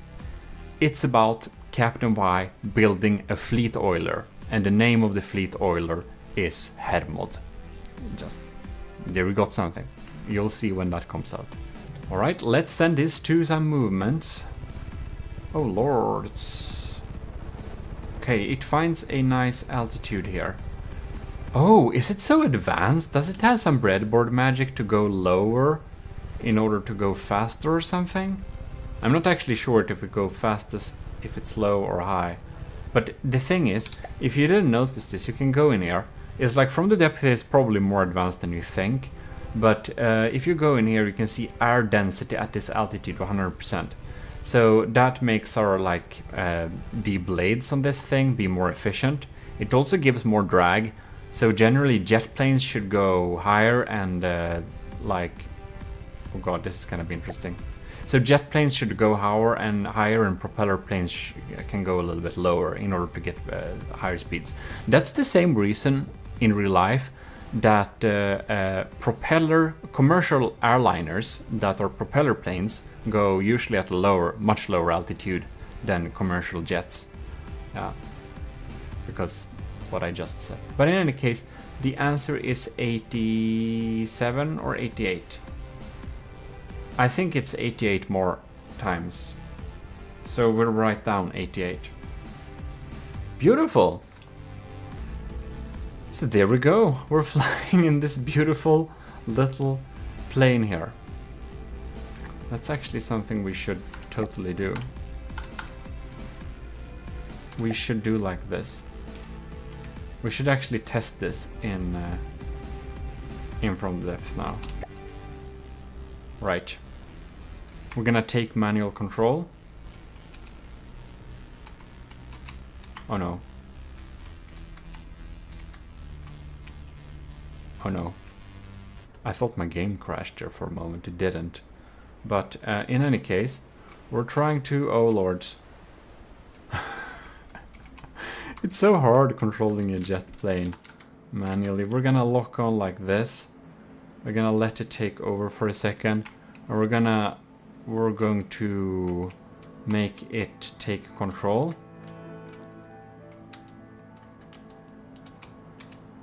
Alright. So, oh no. So we're basically gonna see here, if we climb a little bit, if we climb to, say, 500, an altitude of 500, I think it tries to take over control from me now. Well, we're about to stall, I believe. If we just pause the game here, we can check this thing. So, the air density at this altitude, 7%. So, any wings and propellers should be pretty bad at this. So that's probably why we're stalling a little bit. It's probably not the... yeah, it's probably not the breadboard. It's just we're stalling. Well, when we're diving down, we're having a pretty quick meters per second. Dive bomber would be a thing. Now we're getting responsive again here. Right. So... I don't know. Or maybe not, who knows. In any case, it might be breadboard, it might be the game, I'm not actually sure, but we can't go higher, is the only answer. Maybe they take out each other because we're gonna have higher levels of air density up down here, so propellers will be better, but we'll have more drag. Up there is no drag, but the propellers don't get as much force, so maybe it's like plus minus zero-sum game, as they say. Well, I do really hope you've enjoyed this little episode at least. We now got all the numbers, and of course I will not tell you exactly how everything is judged here, but from watching this video I'm sure you should be pretty sure. I've realized we forgot the part, and that's to check if things that stand by on water also does that on land. So yeah, instead of doing a reasonable way, I just spawned all of them in case I would forgot anything of them. So we're just basically gonna do this. Oh man. We're gonna see who's chilling about and who's going into zip around and chill about mood. Yeah, that's pretty awesome. So the things that are just zooming about is of course the same mood. But we have like, here we can see Sean Reed's Aspirant. It's just standing here. It has some rubber things, so it seems to not damage itself by standing here, so it seems to be working pretty fine. Or does it? Yeah. I don't know where that rubber is, but it works. This one is chilling about here too, as well as the sunspot. I'm not really sure what this is trying to do, but it's trying to not scrape the ground all the time. Poor thing, I think they're gonna collide. So yeah, chilling about. Here we have a Pizza Summoner. Oh no, it actually lost some blocks. Ooh, we're having some issues here. We're having some issues there. I'll note that down. Oh my god, we got an explosion in the air. I'm not exactly sure what I'm gonna do to this, so I'll add a little 2 at the exclamation mark the Saladalk received for not taking orders. This is not your part, is it? Ew, you are repairing. Isn't that quite nice? This is another ship, okay. So this chills about as it should. Everything seems to be as it should, except perhaps this one. I'm not really sure. I think this might also warrant an exclamation mark, because it's damaging itself when zooming around like this. Yeah, that doesn't really work. Just can't do that. Oh. Ew, look at that. Your poor rubber legs didn't spawn right. But now you can sit about here. Okay, it's a little bit unfair you spawned in like that. So we'll take a what? Oh, it just didn't get up for some reason. I don't know. But yeah, the other one, the only thing that's different, that's this thing from. Oh my god. We have this beautiful thing from the Secret Advisor. It's going in like chill mode like this. So it's 50 materials or 24 materials per second. Now it's infinity.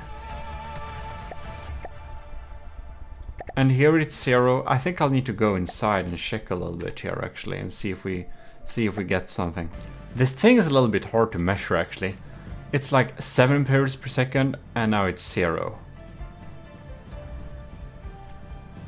And we got some other ones like this one below here.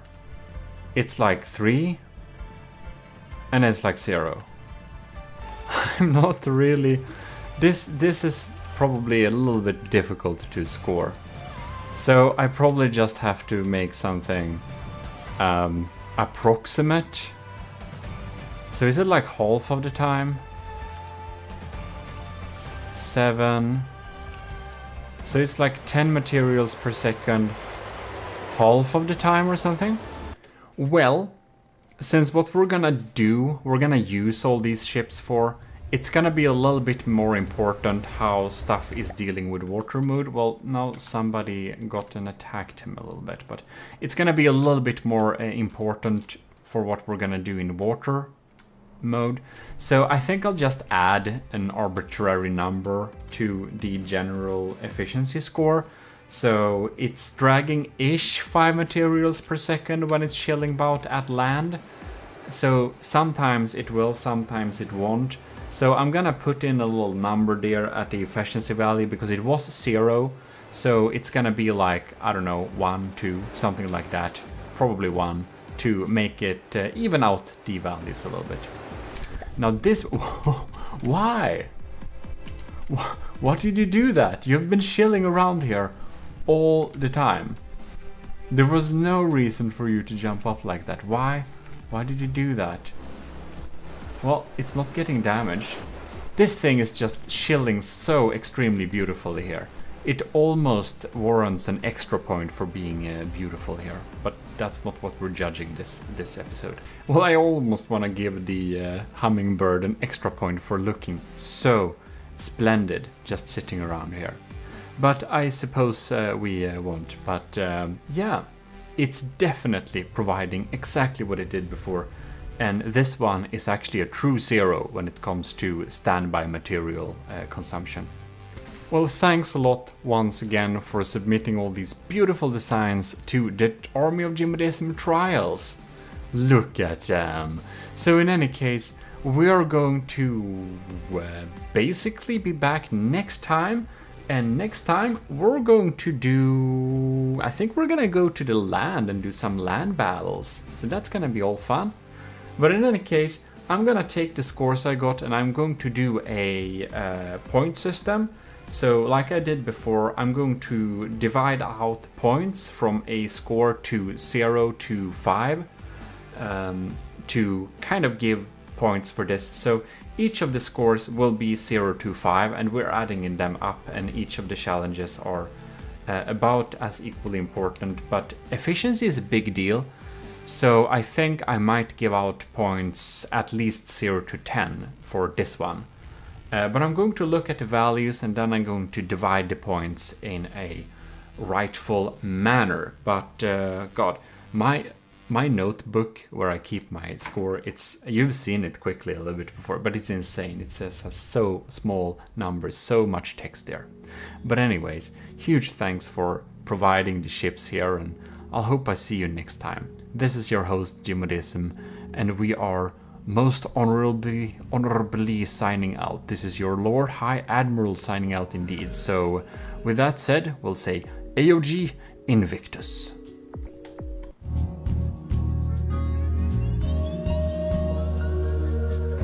Like the video and subscribe very much.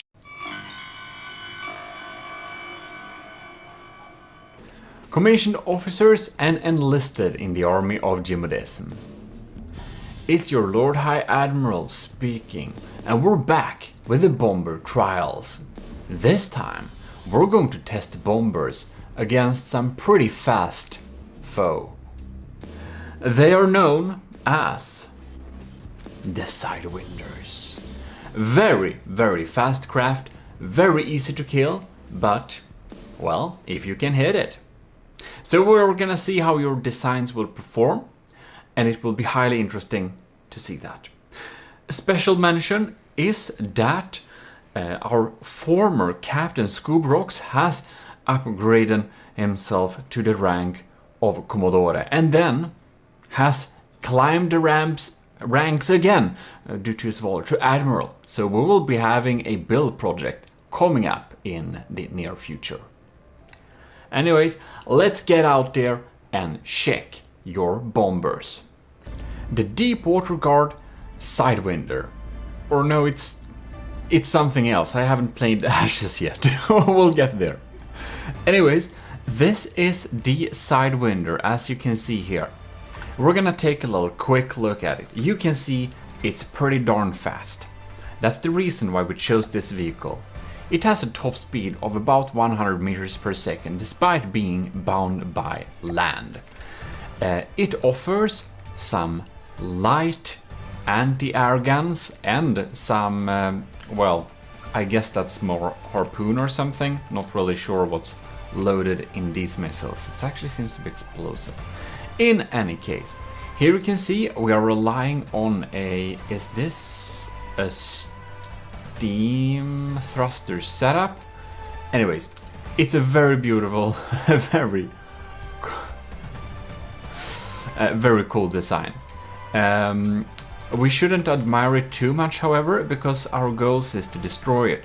But this vehicle deserves some mention slash condolences, because there is a certain pufferfish inside of here who will hopefully meet a very violent end very fast, very soon. In any case, let's go and spawn the first bombers in the list. We're probably not gonna be able to fit everyone in one episode, by the way. We're going with the same order as before. So here we have Adnecrius coming up here. So let the game go. I forgot something. I had one hold spawn very close. So we're spawning two Sidewinders here. And we're gonna see how the Storihana will, well, first detect the foes and then deal with them. So we're having two different foes here, so we can see how it chooses to basically deal with a cloud of enemies. When we put in a bomber to deal with a situation like this, we obviously want the bomber to be able to deal with such small threats like this one. However, it also needs to be able to deal with them in a kind of group, so it doesn't get completely confused that it's two of them. Because as understood, the small bomb, like the small Sidewinders, they're so easy to kill if you can hit them, but they can confuse some slower bombers like a lot.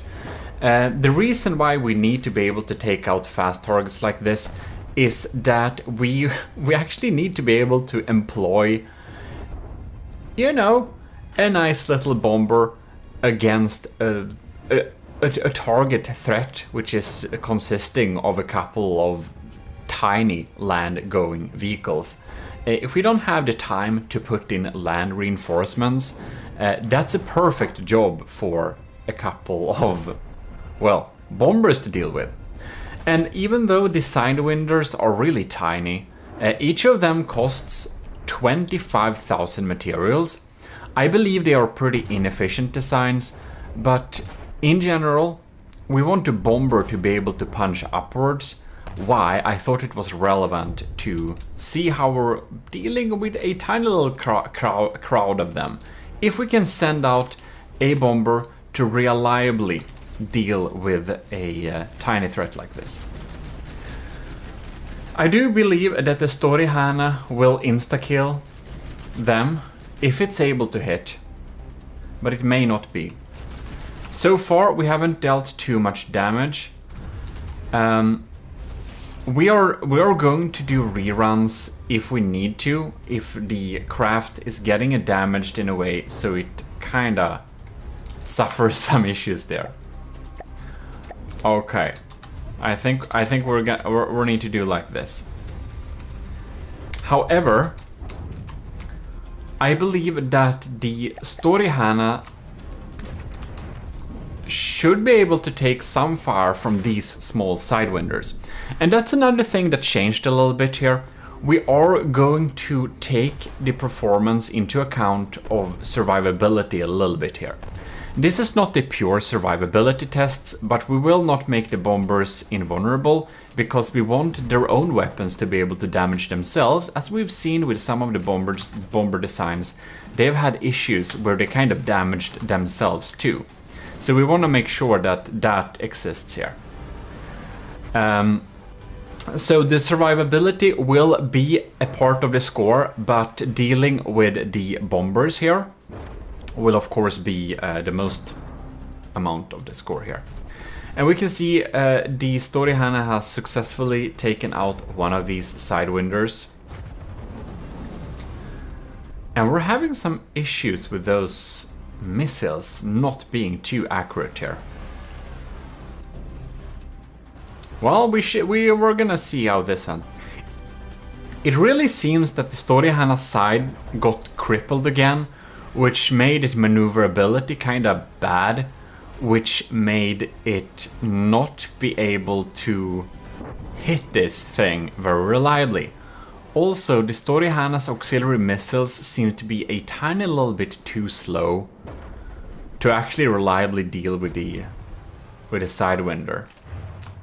So we're having a little bit of a survivability issue here.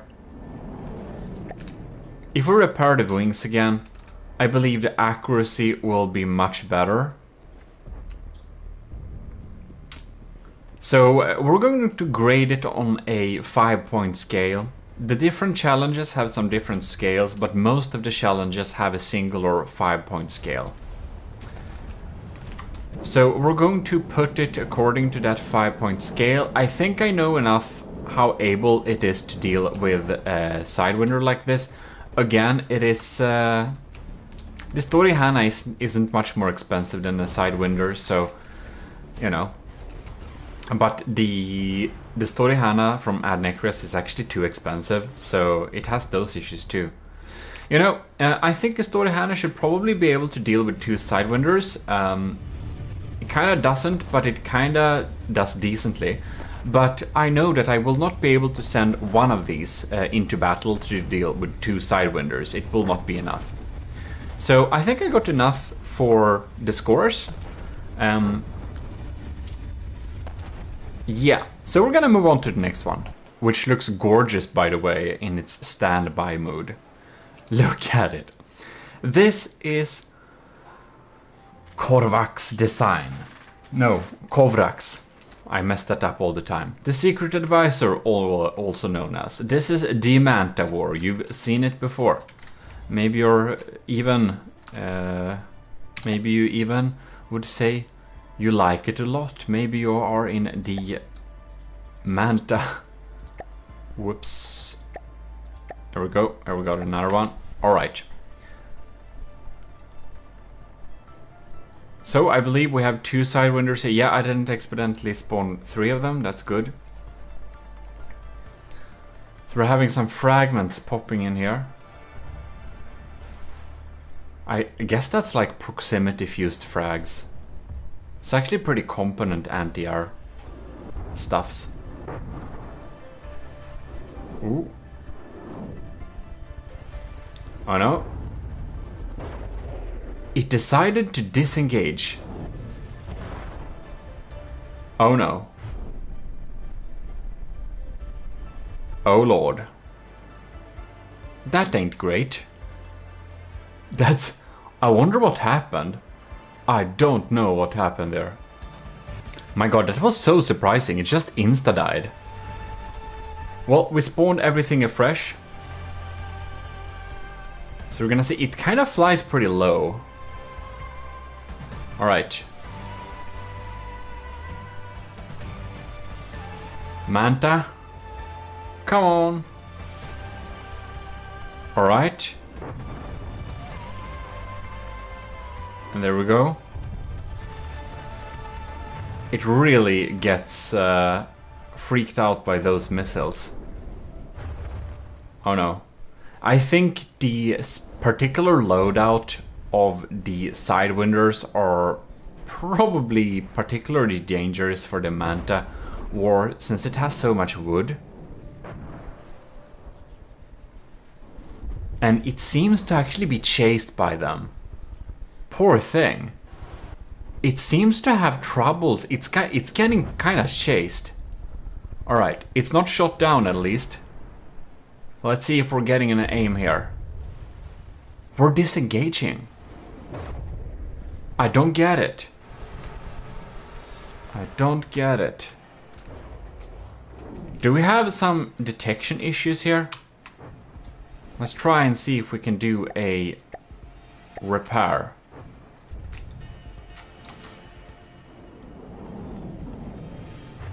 It's moving really smoothly to avoid those missiles, but we're again in the situations we're actually getting chased by these tiny crafts. Oh, bam!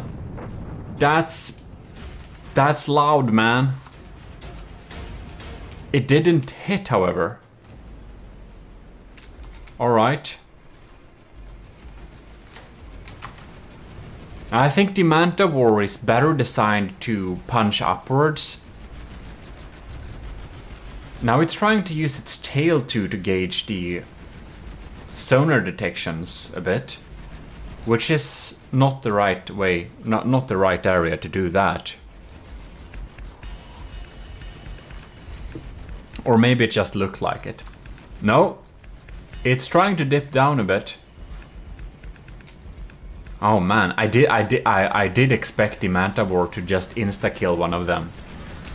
I wonder why it's so hesitant. Is it a detection or something? We seem to have a detector in there. Alright, there we go. Ah, miss again. I'll guess we'll try and restart this bell. There we go. It likes to go low on this Ashes of the Empires map. I think it must be thinking that we're kind of close to the water and thus it tries to compensate for that. Alright. So it was a little bit hesitant before. Let's see if it will line up and actually fire here. Ah, it just doesn't. Well, let me check. I'm not controlling any weapons right now, because I shouldn't be sitting in this seat at all, which I am not. All right, so because I know before I messed things up. Well, I think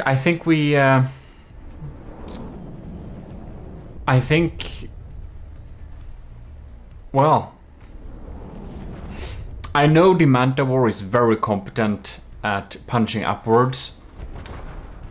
I do know that, but well, for this particular challenge, it's not very good at dealing with the quick wheels, as we call them.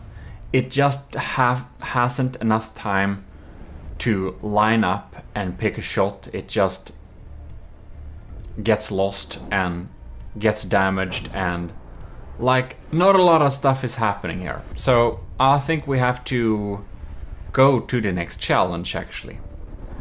So, in any case, well, that was a bummer. That was, well, I think I'm as disappointed as you are, the secret advisor.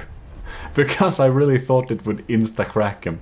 But I understand, it takes some time to line up these diff guns, and again, this is really a upwards punching craft, not cleaning up the small parts, small crafts. Well, next up, we have Jono's second submission, the Isanth 5, which is more the meme build from StarMade, but whatever. I allowed multiple entries, so it shall be tested like the other ones. Jono has 2 submissions, that's not very much, because Nilden has 3, and that's nothing but because Sean Reed has 4, and as Scuvimation in the cringe has 2 too. I don't know if I missed the multiples, but next Army of GMODIST trials, I'm sorry, but I will limit it to 1 entry per person. It's very cool to see a lot of submissions, but since more people, since a lot more people than I would have expected kind of wanted to do this, I got a lot more submissions than I thought. Because it's kind of really specific. It's not just build a bomber, it's like build a army of GMODIST bomber with our fleet colors and decals or else kind of setup. So of course this is kind of the exception because it's a meme, but yeah. With the understanding that it might not have qualified in, but I felt StarMade nostalgic, so I didn't. I let it stay here. I let it stay in. Well, this ain't doing very well. Try and repair this thing and see what we can do. But in any case, since it's so specific like that, our Army of GMODIST faction needs a new bomber.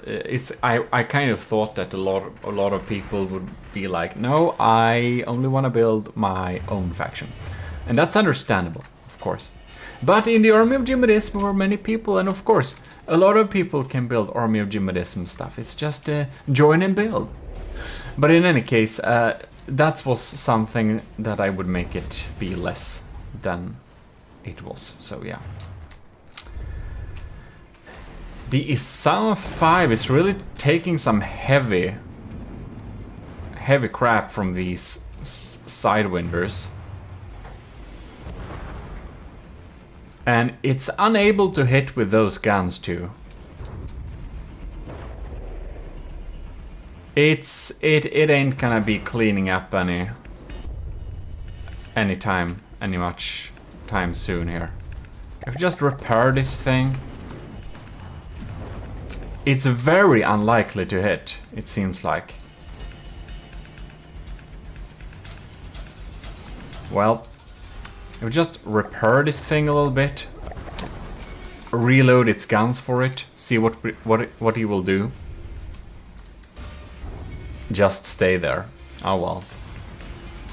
Well, as for the Isanth 5, the guns are kind of inaccurate and it's very weak. It kind of just sits there and just gets picked out of the sky, so, well, yeah. I think we'll be moving on. This will have about the same score as the previous contestant. This beautiful design is Jono's real submission. So, it's really cool. I like it. We're gonna see how it fares. It has a big cram bomb as its gun. I do wonder if these wing parts will kind of be a little bit susceptible. This is detection, right? Detection turrets. It kind of flies high, shredding off some rubber parts. Oh no.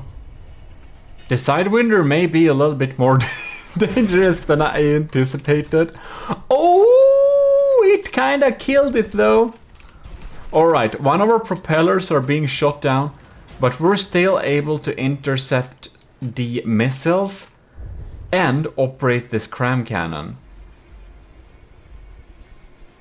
Wow.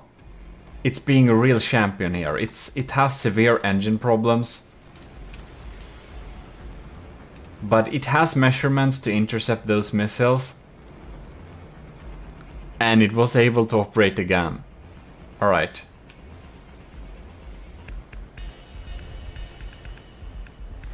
Oh, I think it can't find a good angle. Those anti-missile missiles are doing a great job of keeping it off our back. Oh, I do believe its repair bot was able to fix it up enough. That's super. It goes into safe distance. Very smart maneuvers here. Sadly, the anti-missile system can't really engage with missiles coming up from surface to air. So it has a limited range there. That's not the best. It probably should fire anyways. Well, in any case. I think we're going down for a bomb dive. Let's see here. Bam! We did some damage, all right. No kill, but that was definitely closing in on it. Did a decent job taking out the first one, but it did get its propeller kind of shot out pretty early. So I felt that was a little bit unlucky for it too. So we're just going to start again. All right.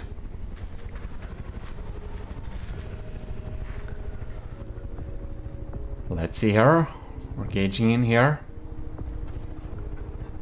Fragmentations are flying in the air, testing and scratching our metal armor a bit.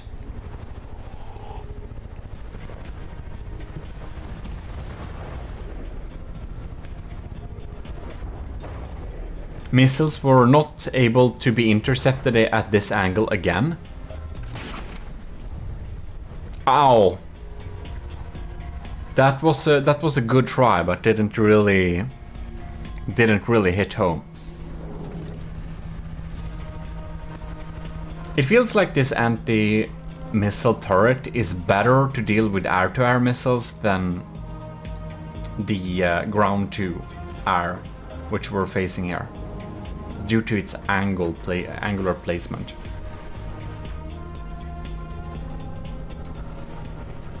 I think it's just really funny with these.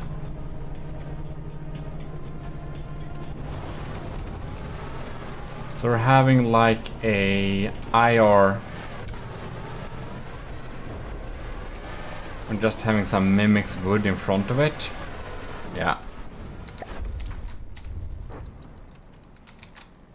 I think it's doing pretty good at surviving this thing at least.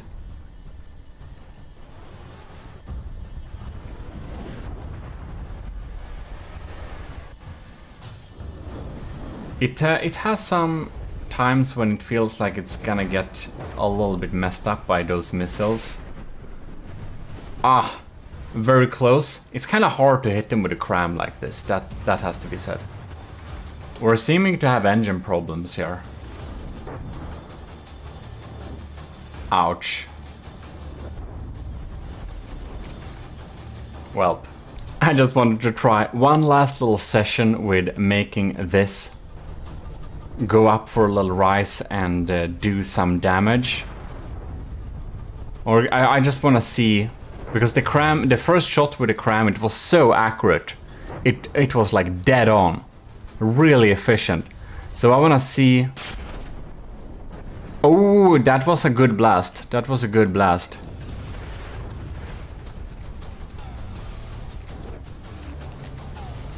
It kind of get flipped by... Oh yeah, okay, look at that. That's really good. Flipping him over is definitely a strategy.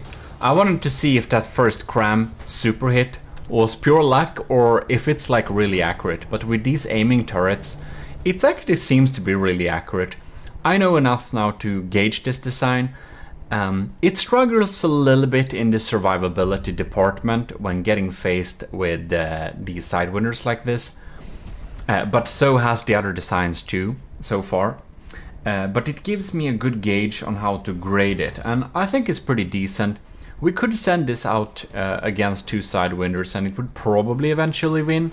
But if it got a secondary as a backup, we'll do group bomber testings in the future, by the way. There are many challenges planned. All of them are graded. Yeah. But in any case, if this had a little squad, I think they could achieve a lot. Well, we're gonna move on to the next one. Here we have it. Kinda sexist design. I bet this one will be able to pretty efficiently target them.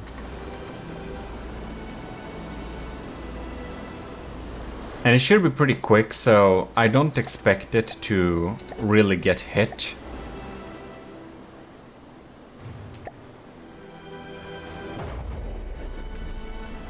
It actually isn't that quick. Right. We're taking some fire. We're taking some fire. Mayday, mayday. All right. The menace of those light frags. Here we go. The laser guided. Oh, oh, will they lock on? No, it. No, I forgot it was laser guided. And it fires them all the same time. Ooh. This has really good potential of being really great, but at its current state, I draw back my previous statement 1000%. I don't think it will be able to hit them at all because they're too fast and it has too it has too small of a window to actually lock on that laser, and it's not gonna be able to hit them in time, is it? Like if we just spawn another one here. Let's just check how it fares.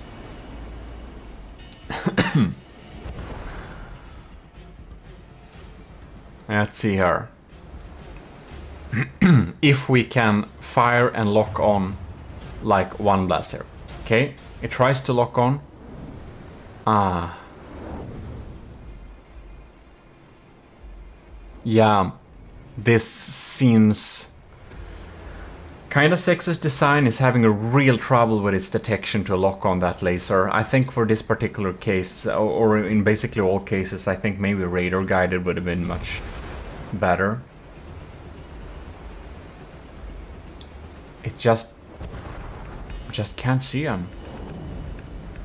It's like staying here very confused. Welp. Let's see if we can spawn him from a further away distance and see if it gets a little bit more lucky. It just flies in a really funny angle. Oh well. Man, this little like metal in front of them, man. I shouldn't I won't alter the designs when I do this. We won't like think about the results, but I think it would do much better if they were kind of free like this, because then it should be able to lock on, maybe. I don't know, man. Well, I do think I know enough to see that this particular one does have issues hitting targets that's like, even when it's kind of still, it just is not able to lock on that laser guidance for long enough. Yeah, alright, alright. Next design. Alright, we haven't had much luck in the first couple of batches here, but here we are with Light of the World's Star Drop. And we shall indeed see how this bomber will fare against the Sidewinders. I think it has a good speed, and this pack, if it hits, should be able to kill them pretty decently, I suppose. Oh, no. Did they hit each other? Was the Star Drop involved somehow in making that happen? Because I kind of don't think it was, but if it was, that was some real master plan. Wow. Bam. Oh, we're playing with fate here. Look at that. Did we knock it out? What happened? It doesn't look damaged. Maybe it was an explosion. Wasn't it an explosive pack? Or was it one of the other designs? Bam! Just annihilated that thing. Beautiful. Cool. We're starting this little battle here. Just to make sure that it wasn't all luck. So let's see if Light of the World will line up for some killer pack shots. That was close, but no cigar. Well, it's closing in a little bit. It's pretty accurate though. If that had been, man, it's just fooling those missiles. It's doing really cool loops. I wonder how you make things do loops. If it's like unintentional or if it's a escape maneuver. Wow, that was so close. I think the Sidewinders should worry a little bit here. It has decoy missiles too. I really wonder if the missiles will go for the decoys or not. Alright, it's diving down. Oh my god, this is pretty tense. Ooh! That showed half apart. Man, if it had its pack on like tiny weak setting, it could probably deal some damage there. It kind of moves pretty cool when it just climbs like that and just lines up its pack. Oh, that was so cool. It's like a death ray. I think this is a joy to behold. All right. No. Come on. Whoa! There we go. Yeah, that's a nice kill. And it's staying pretty intact too. It's doing a pretty good job at staying healthy up here. So I think that's pretty impressive. Okay. Lining up, bam. It's pretty close, pretty close.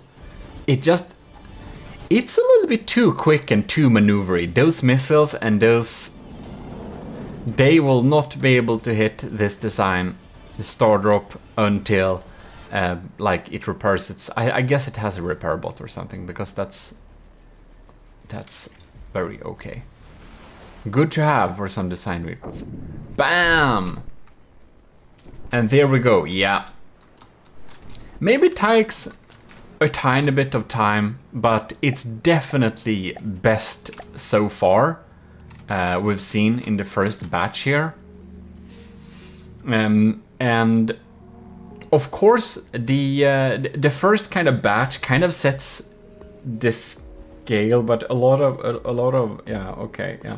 The first batch kind of doesn't have very high points, that must be admitted, but this one is getting a high score. Definitely by far the most efficient designs at dealing with these fast type of vehicles. So yeah, Light of the World, good job with that pack. It's insanely accurate. It can just... Okay, not like... Just because I said it, it missed. It's not insanely accurate, but it's accurate enough for doing the job done. And it's pretty evasive too, so it isn't getting damaged a lot either.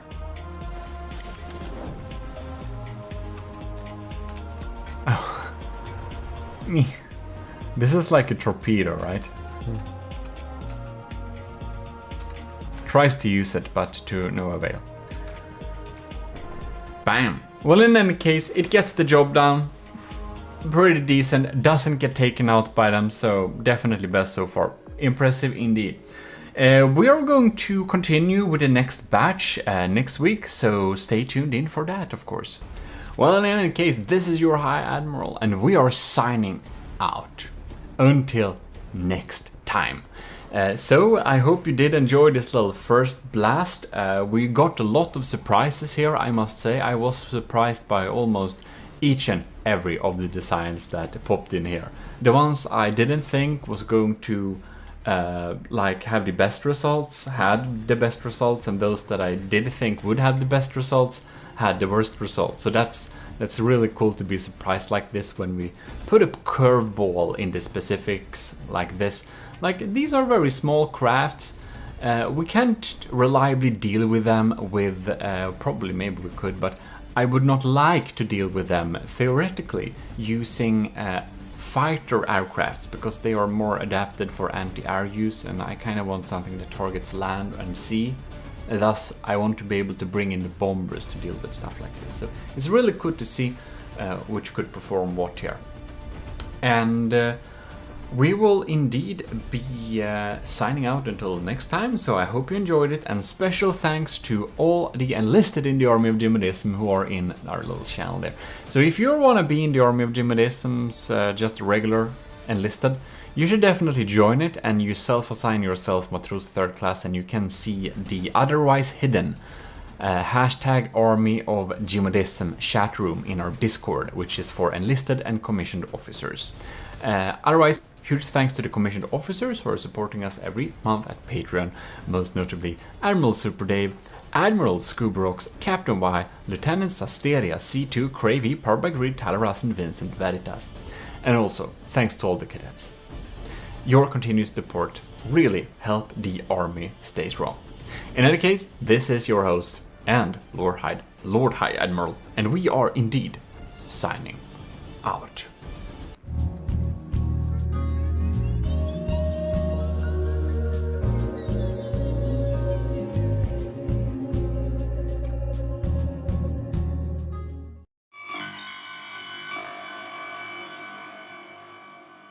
Welcome back, enlisted and officers in the Army of GMODISM. We're getting back to testing your crafts against some quick wheels. So I guess you watched the previous little episode there, so without further ado, I think we should just get in there and test the next batch of designs. Next up on the testing, we got the beautiful hummingbird from Netrameda. Very beautiful, and it has this fantastic standby mode on land, which you've seen in the efficiency episode, but we need to appreciate it again. In any case, we're gonna get in some sidewinders right here and see what it's saying. There we go. It's getting lifted. All right.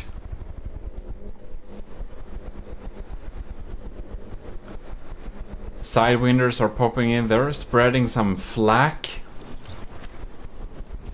Trying to trick the missiles with some decoys. Missiles goes toward the sidewinders too. The hummingbird is trying to chase him down. Well, it's not getting chased at least.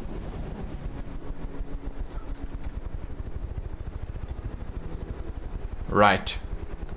It's trying to turn here to get a nice angle, but they're darn quick.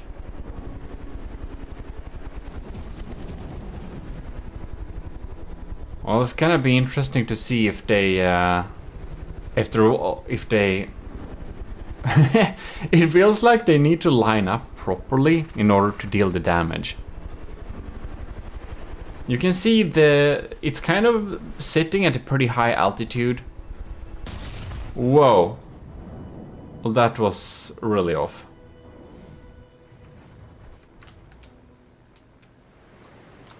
See how it looks down here from this.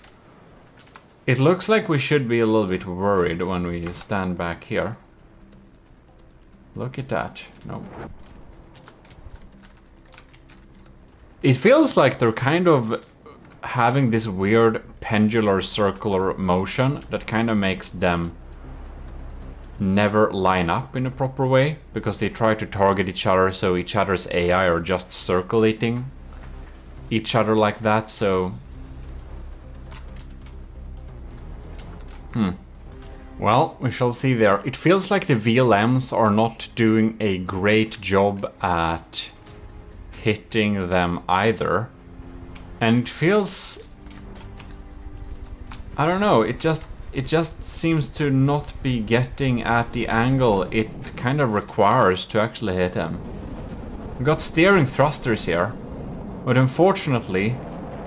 Oh, they don't have any fins, so they kind of end up being just dumb after a while. That's a little bit unfortunate. I didn't imagine that the Quick Wheels challenge would be this difficult.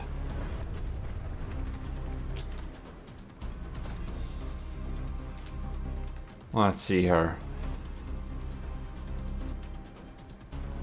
It seems to not line up. Let's try and restart this one. Alright. We have a second round. Then these missiles should really have some type of fins on them too. That would be really beneficial. Alright. Let's see if it lines up. I think the first contact for it would be most likely to be beneficial. Oh, it kind of turns away. So, okay, that's kind of the issue. They are just a little bit quicker and more maneuverable. So, we're trying... Now they crash into each other too. So, they're like trying desperately to... Oh, both of them. I feel that the Hummingbird didn't have much to do with that combo kill. Okay, they're in the distance here.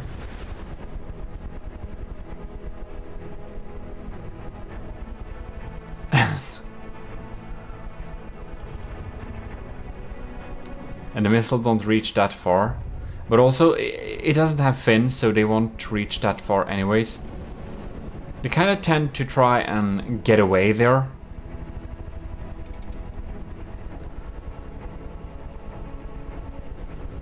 So yeah, we explained briefly in last batch what the reason is why we're doing this test. So do check that if you don't really remember it. Like, this actually looks like a pretty decent lineup. But they're like not cooperating. It's like we just never get a chance to shoot. We just never get it. And these VLMs really need to be set up in a way that's a little bit more long-range viable. Because right now, they're like going up here. They're getting out of fuel to turn and they're like out. Very unlikely for them to hit. Well, it looks really cool, but it just never seems to actually line up for a shot against these quick ones here. I suppose the Hummingbird is also on the team of hard hitters, but I will, however, say it's like been staying up here and taking fire for a really long time. So I must give it a point for survivability, even though that's not like what we're testing here, really. But we can stay here all day and they won't bother us. So they will get a little bit point for just being a very tough craft that two sidewinders are not able to deal with at all. So even though it may eventually win this little battle, it's gonna be very, very rare that the APSs line up to actually fire. We've only seen it once during this time of testing. And I like edited away some parts so you couldn't see. Just kind of pause the recording and wait and just see / remove. So yeah, we're gonna move on. Nothing more here is gonna happen. So yeah, next up will be Nilden's second submission. And there we have this beautiful design. It's the Invader. Nilden's Invader, the second submission. It has a shield down below there, that's smart. Alright. We're getting covered in a cloud of damage, but nothing to scratch it too much yet. Is really trying to get over them. Trying to go low like that, but man. It needs to line up this tiny pack. I can already tell this is gonna be hard. It's gonna have a hard time chasing them.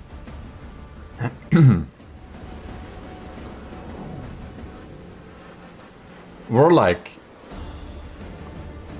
I don't know how fast we are. 66 meters per second, so they are a good bit faster actually.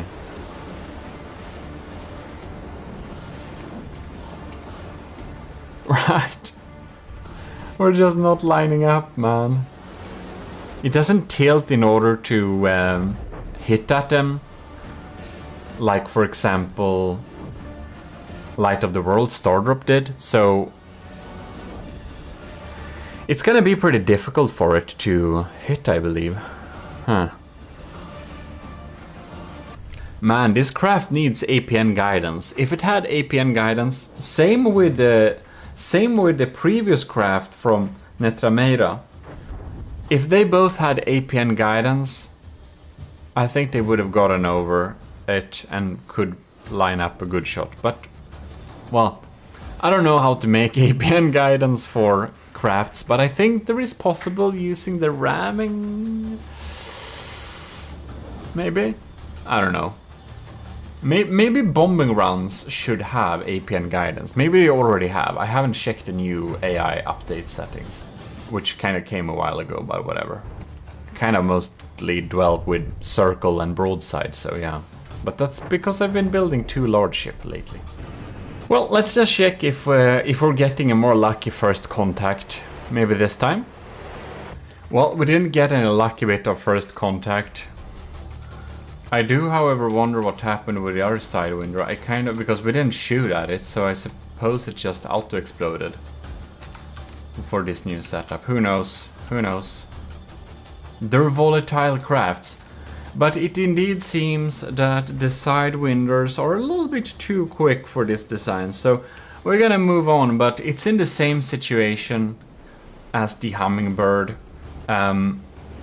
It can stay here all day, basically. It's gonna...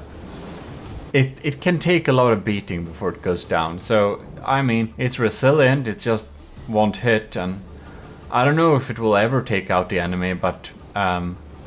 it's like marginally better than getting, you know, shot out of the sky very easily and not dealing damage also. So, you know, somehow I need to grade this thing. Maybe I should have had a 10 scale, but we're continuing with the 5 scale, so yeah. Any case, and I won't have increments of 0.5, no. In any case, let us move on to the next one. Next up, we have the beautiful design of the Penguin. The Penguin is completely insane. And we've seen it provide some favorite action before. It's gonna be very interesting to see how it bombs are rolling down there.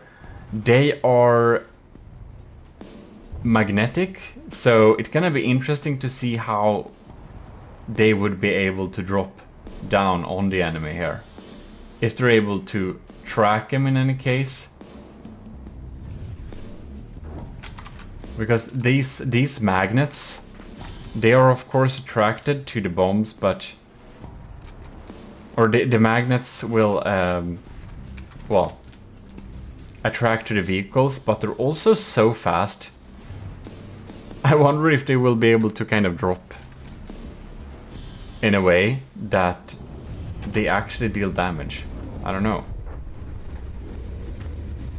Okay, now we're going in for a good bombing run. At least we're really quick, so we have a good chance of outrunning them, which is something we can't say for many designs in this particular challenge. Oh man. It seems to not be getting...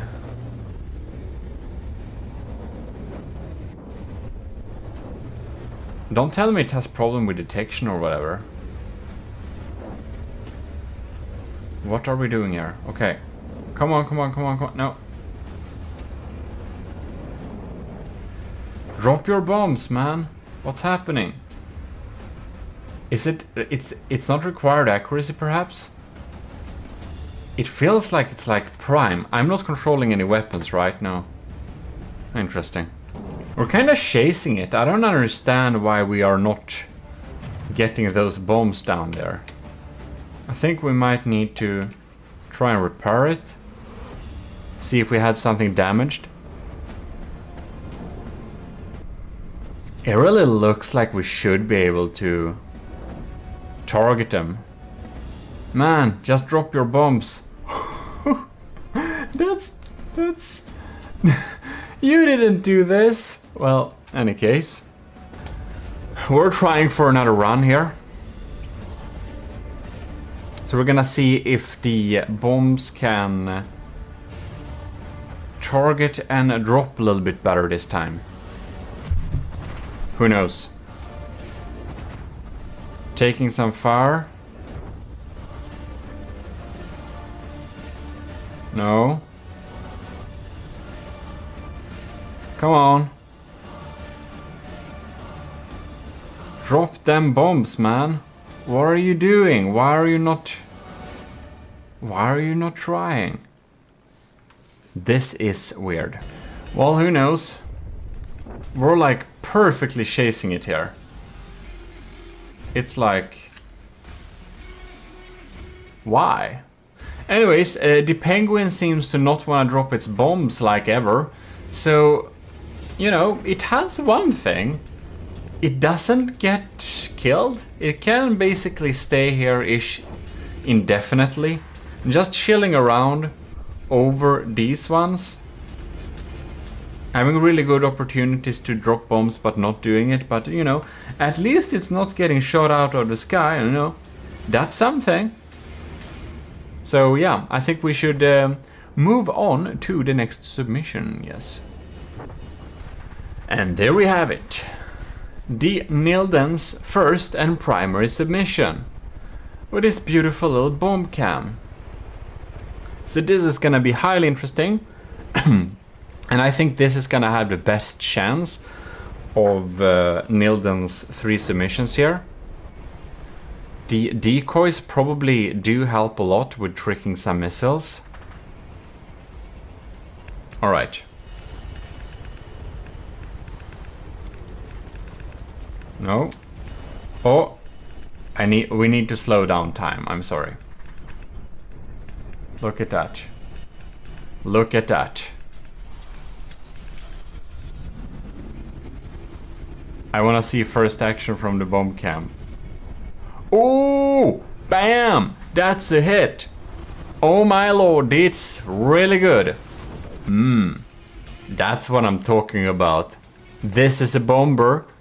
This is a bomber who really understood the task here. Look at it. Alright. Trying to regenerate a little bit here.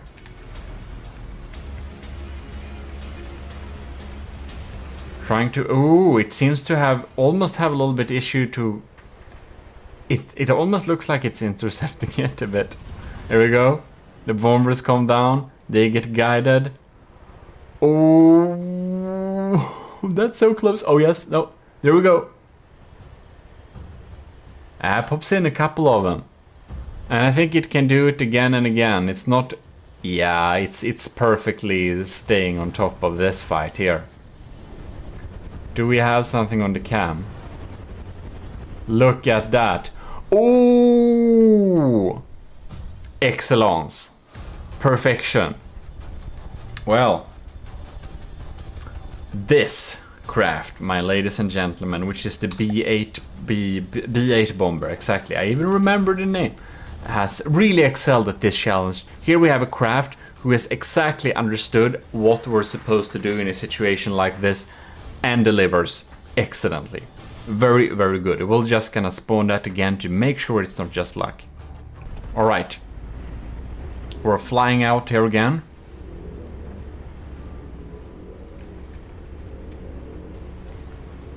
There we go.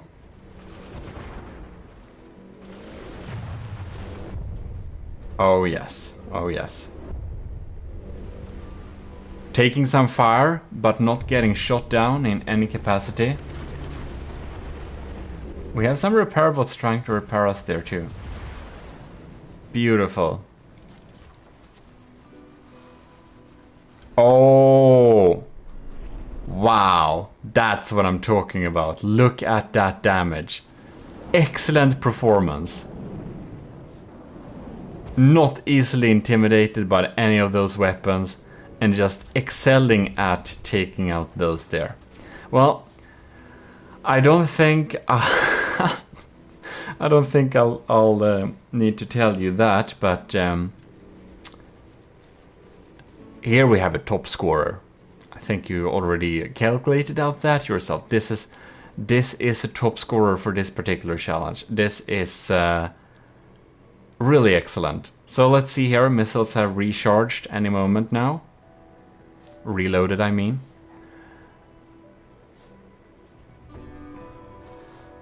And it's... There we go. Fired a bunch. And there they come. Oh yes. That's what I'm talking about. Excellent. Very, very, very impressive. And this bomb cam is also hilarious. That's an hilarious touch. So very nice indeed. Very nice indeed. We shall now go to the next design. So I think we're gonna miss the B8 bomber very much. If we compare it to the previous results, I'm very impressed with this particular design being able to. The B8 bomber there really excels at this challenge. Here we have a design I kind of also think will do very well here. This is the white phosphorus bomber by Ovo. And it's like insane. It's like hard to even stay with this thing without getting... Yeah. I think we're getting a little bit crazy just looking... What are we shooting at? Well, we're gonna see... Oh, what the... What did we hit it with? I don't get it. Oh my god. Okay, let's see what we're gonna do here. We're shooting 2 big missiles. Popping in there, going real close. Ah, no. Missiles popping in there. Oh, damn. That's so close. We're hitting the ground too. This thing is a little bit too exciting to ride on, man. Even the built-in stabilization of the camera lock isn't like enough. Those missiles kind of missed. Oh no.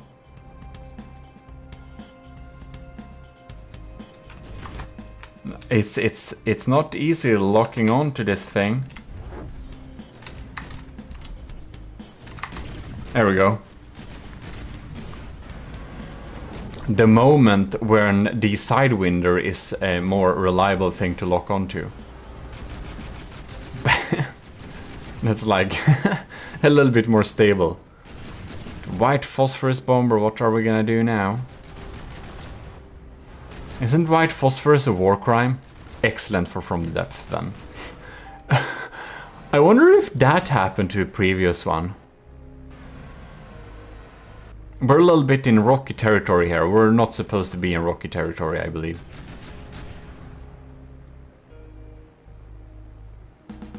Welp.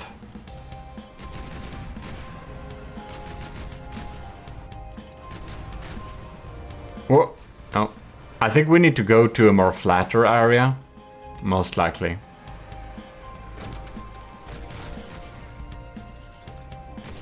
It's like it just smashed that missile down into the ground, like why? What's that? Alright.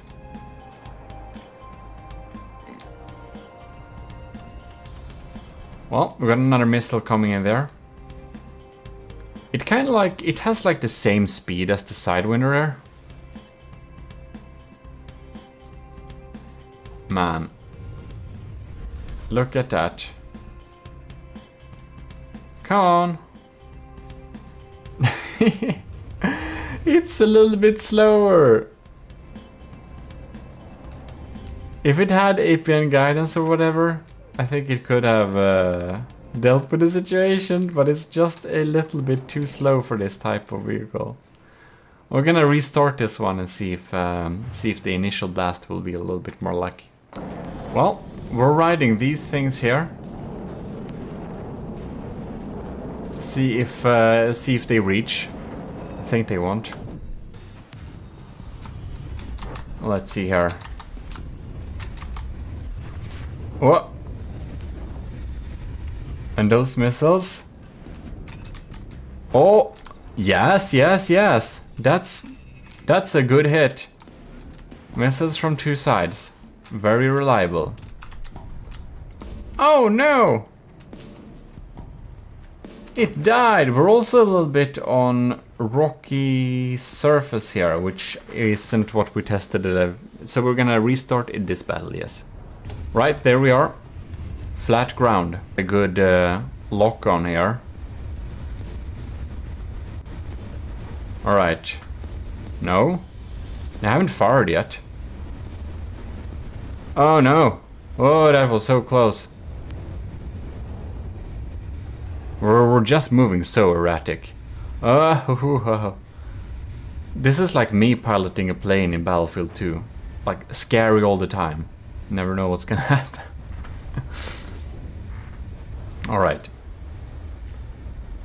It like does this nose dives. Did we kind of kill the other one without me noticing it, or what? No, it's over there. No, no, that was missiles. I think the other one might be dead somehow. It's so quick, it's like hard to see what's happening. Well, there a diff gun went off at least, so.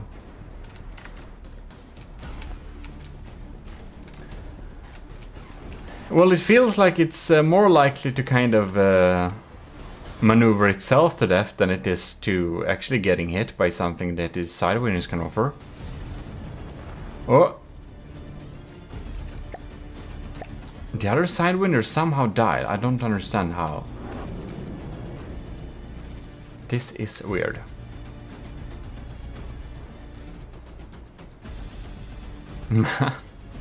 Well, it doesn't seem those diff guns reload very often. We're just having this very erratic dogfight kind of thing. Well, we're gonna just pop in here a little bit again quickly. Oh. There we go. Locked on. Because I really wonder what happened with the first one. Oh, man. Oh!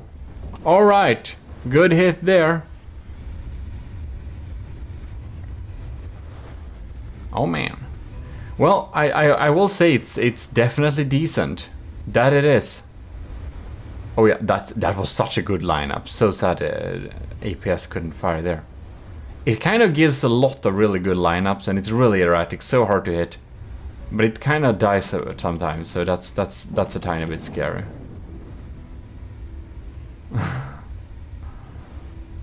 And what is it with these dark clouds? And those missiles, when they pop in there, they're doing great damage. Ooh. Man, we're so hard to hit. It's kind of smart it shoots them in any direction, because it makes sure that it misses the chances of hitting fast vehicles like this. Alright. Well, we know what it's capable of. It's just take some time for it to line up like that, but it's definitely a capable fighter that is not very likely to get taken out by the sidewinders themselves. and is much more likely to take them out eventually when the stars line up, so the diff guns have time to fire, and more commonly a beautiful explosion with the missile like that. Very nice, very nice. Next up, we're having the AS Sardalk from Pizza Summoner. And we're gonna spawn a couple of, let's see, in a flat direction. Where did we get? There we go. Couple of sidewinders here. And we're gonna see how it deals with them. And this is the one that has the absolutely amazing little lock-on HUD inside of here. We can actually pause the game so you can just see it, but I guess you've seen it before. It's just this no target thing, and then it locks on, and then it's bam. Very, very, very impressive design. But I think it's really adapted for heavy hitters, heavy targets. It's gonna be interesting to see if it can deal with crazy fast things like this. It's going down, lining up. Oh, bam! That wasn't very close. Well, we need to escape to some safe space and do it all again. It's pretty good at evading getting shot at. Now it feels like we're getting chased.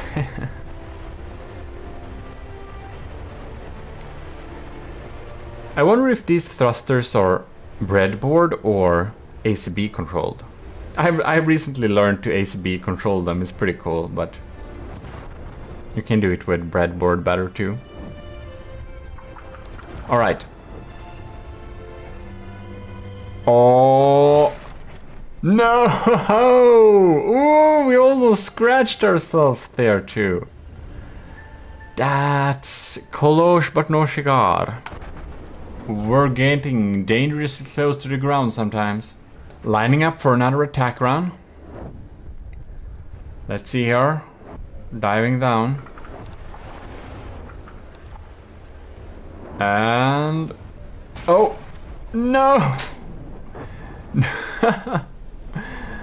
It didn't hit.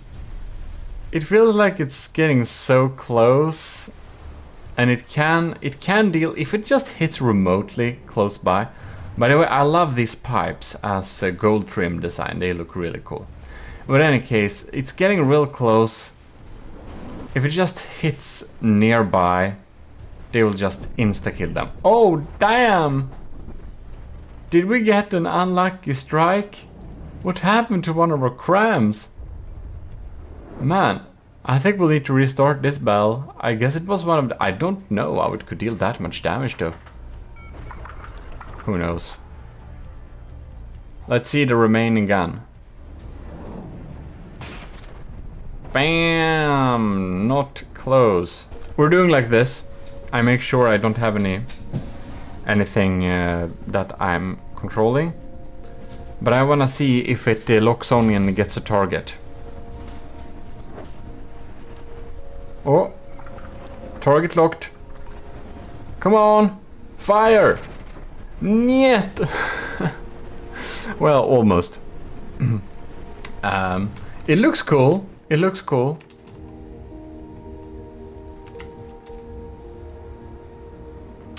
Well, we're gonna see if we're able to hit them. We're very survivable. We can deal damage to them. So, you know, it at least isn't easily shot down.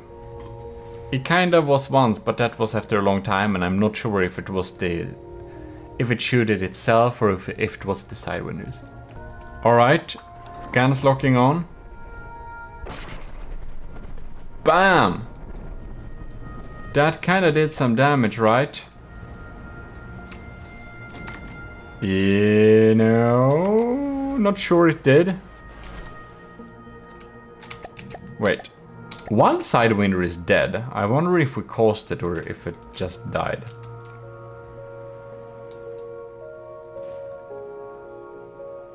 Who knows?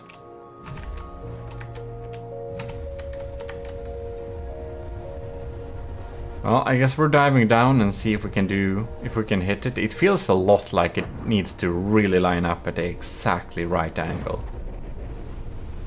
Come on now. There we go.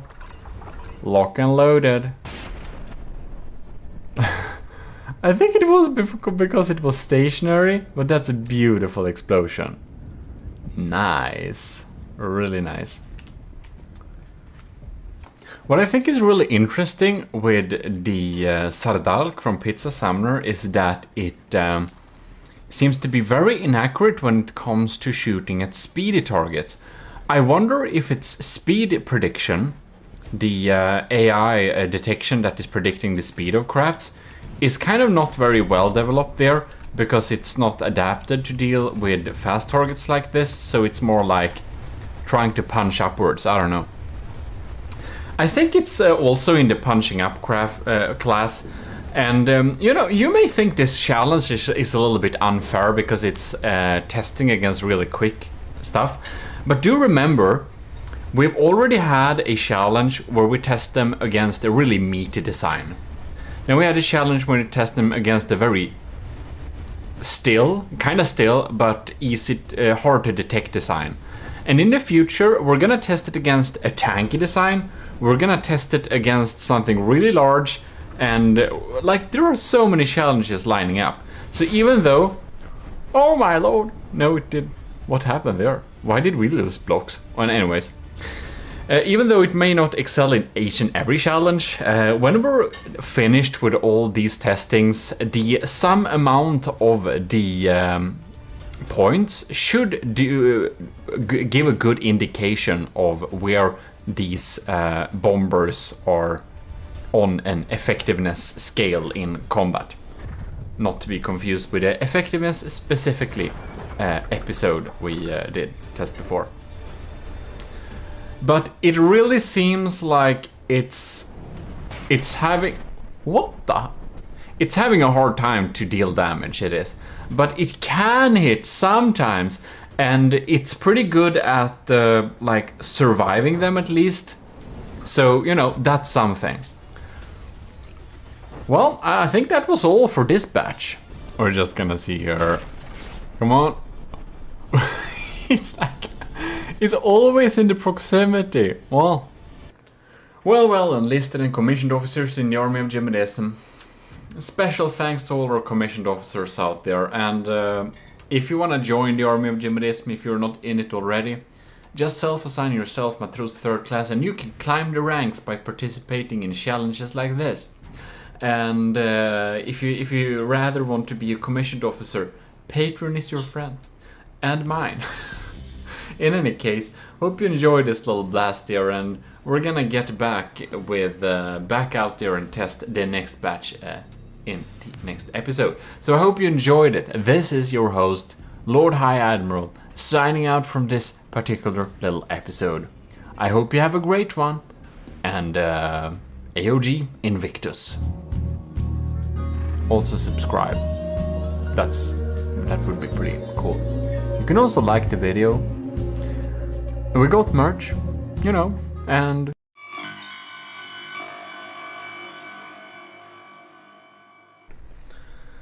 it's a tactical Lord High Admiral GMODIST was just out on a camo mission, as you can see, in my very discreet merch today. In any case, we're gonna get back into the AOG trials for the Bomber Challenge. And because I have this very stealthy, beautiful hat here, I'm sure we're gonna get extra good results this week here. Don't you think so as well? We're basically we've done 2 batches. We have 2 more to go. There has been 6 submissions in each batch, and yeah, welcome to the Sean Reed episode. We're gonna start out with Rush, then we're gonna have Sean Reed, and then we're gonna end off with Shotgun. So that's the agenda for today. Well, let's turn on tactical mode and get out there. So here we got the rushes. Beautiful little submission. I don't know, but I kind of feel this one is gonna excel very hard at this challenge. So we're gonna spawn a Sidewinder and then another one, and we should let it go. It has some fast fire guns, which I'm sure is gonna end up being a really good choice against these Sidewinders. Having a fast fire gun like this is probably gonna be anyone's best idea for dealing with a situation like this. Man, these ACB... Whoa, interesting. Alright, we're launching missiles. No, we didn't hit. I'm kind of surprised.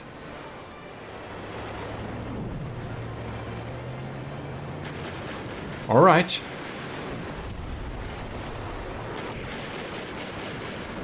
Getting it, bam, interesting. Dropping some of those. Alright.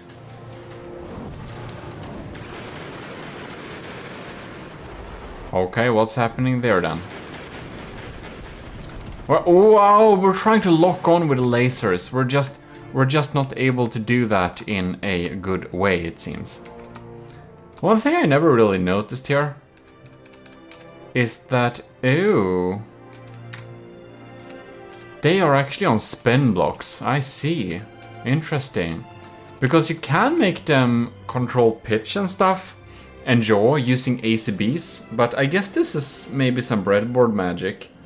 I'm not the best setting up stuff using spin blocks. I have done that before, but it was some time ago. Well, anyways, let's let this go. All right. So our machine gun is trying to lock on there. Desperate, trying to get the lock on. Okay. Ah, it can't stay. It can't stay locked on for long enough, it seems. Well, I guess I shouldn't jinx craft by saying I think they will excel well, because every time I did that, they didn't. Right, okay, come on, lock on now. Ah! It ain't doing it. These are more likely to collide with each other to kill, maybe. Who knows? Okay, let's see here. If the machine gun fire it can boast can solve some issues. Oh no, it's like so close. Close but no cigar, as they say. Another lock on, another miss. The only thing that's shedding block is sadly Russia's design here. This lock-on really needs to get its game together here. I think this craft would have been much better if it just had some lasers that could see in any direction. I think it kind of lost control up there.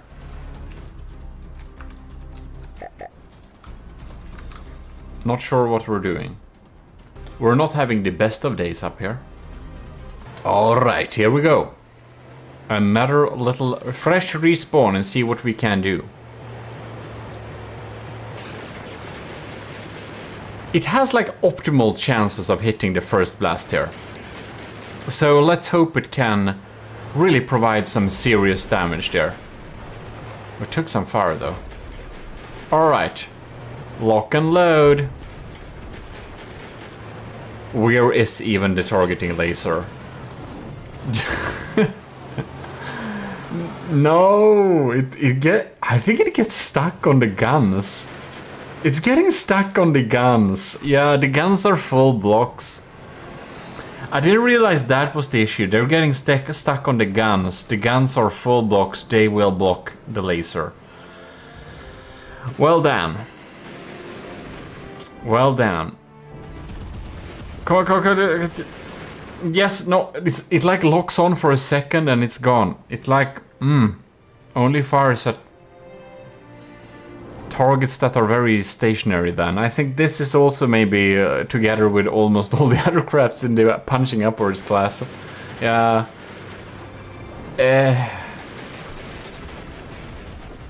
I kind of thought those machine guns would kind of, you know, deal enough damage to make it, like, eventually take him out, but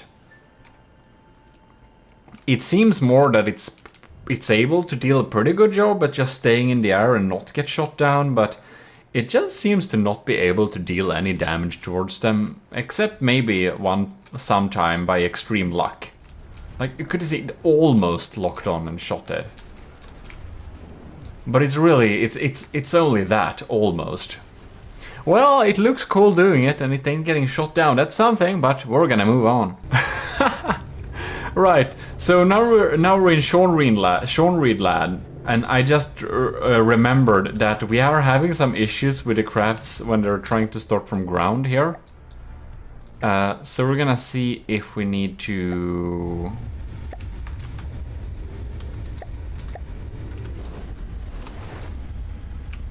Oh well.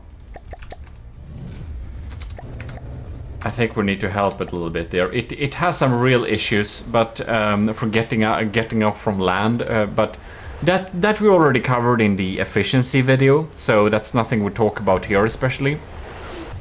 All right, and of course, a contestant that wins this challenge will have the accepted will of course get the chances of improving the design so it can fit in the fleet in its optimal splendor. But until we are deciding how we're gonna do with the winners, dependent on how we decide, we're gonna of course deal with that when it comes closer to that time, yeah. Kind of self-explanatory. So far, so good. I'm very interested to see. Oh, are they gonna go towards them? Oh, they're getting dragged, but they're so slow. Oh, yes, that buckshot, man. It's like not a joke. Look at it. Oh. Will it despawn? Will it? Come on, no! Come on, you can't despawn now. Come on, mate. Are you kidding me? Yes! Beautiful. That's maybe that was a little bit luck-based too, but that was awesome. I just love to see that. Okay. So, Sean Reed's first submission, the Daggery. So far, so good.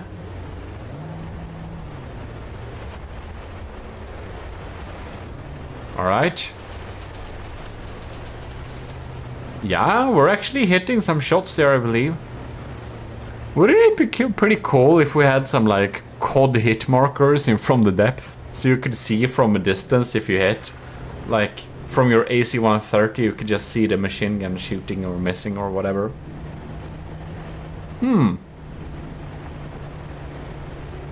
I don't remember it climbing this high, but maybe it did. Well. Sir, why are we at 1,700 meters? I think we may have lost control. No, no, no, no, no, no. It dropped down on the ground before it detected the enemy, so it just... Welp. Okay, we're doing this. Alright. Load vehicle. Sean Reed Daggery. Get on there. There we go. Spawn from air. These mines are large too. Man, that's some serious damage. Alright. I don't think those mines are gonna... Ooh, they might hit the car afterwards. No. Oh! No! So close! Oh, damn. They live for a while though, so that's nice because they're large. Where are they? There is the menace, but they are too far away. Well, damn. I just love to see them ride on top. Oh! Nah. Man. That would have been beautiful to see. Alright.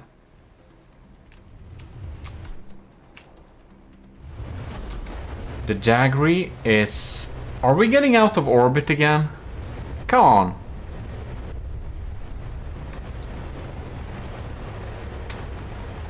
Are we losing control? Why is it doing this? That's the question. This is some proper deep water guard maneuvers here.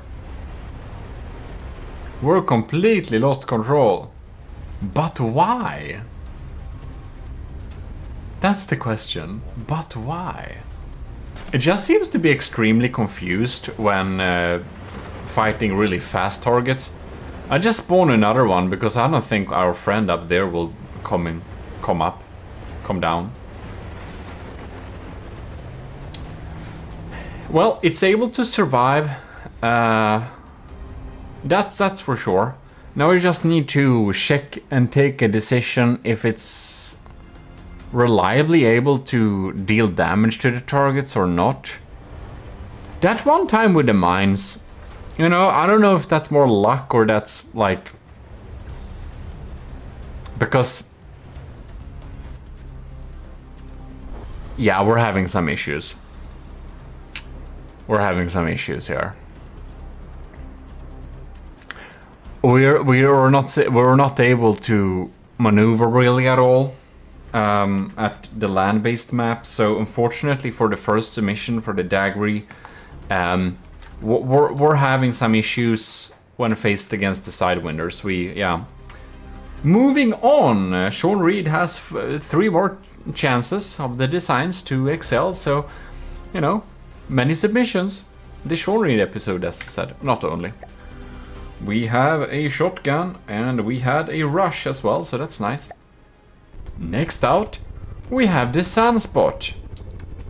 Beautiful biplane design. I just like it a lot. Alright. Let's spawn a couple of Sidewinders and see what it will do towards them.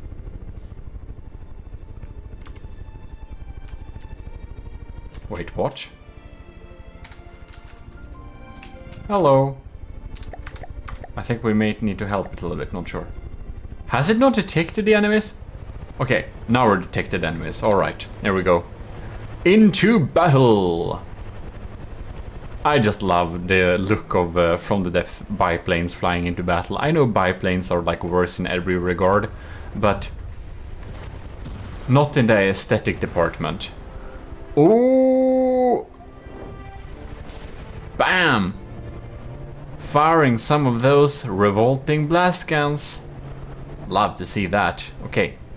Next sweep, popping in there. Come on.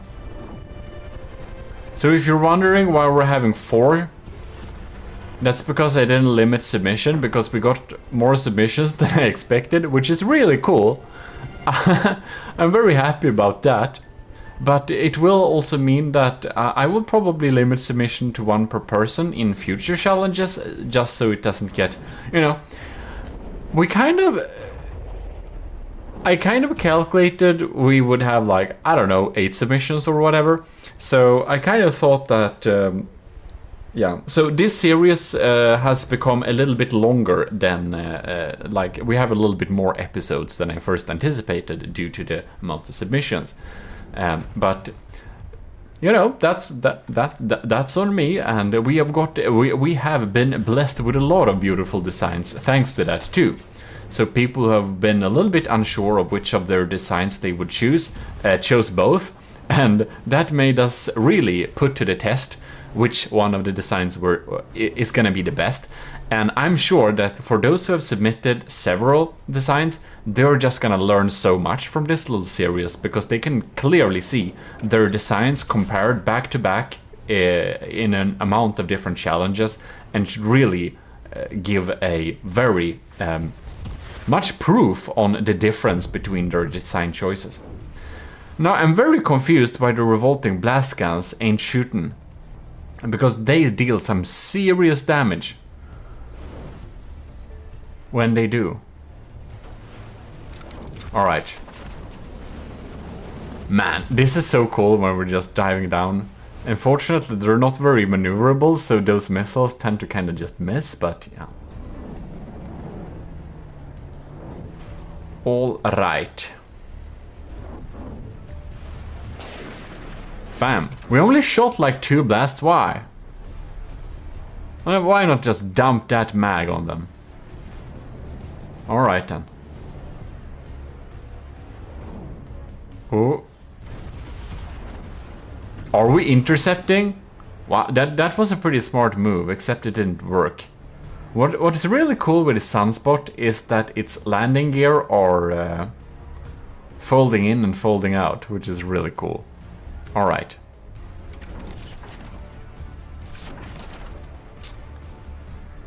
These missiles has issues hitting.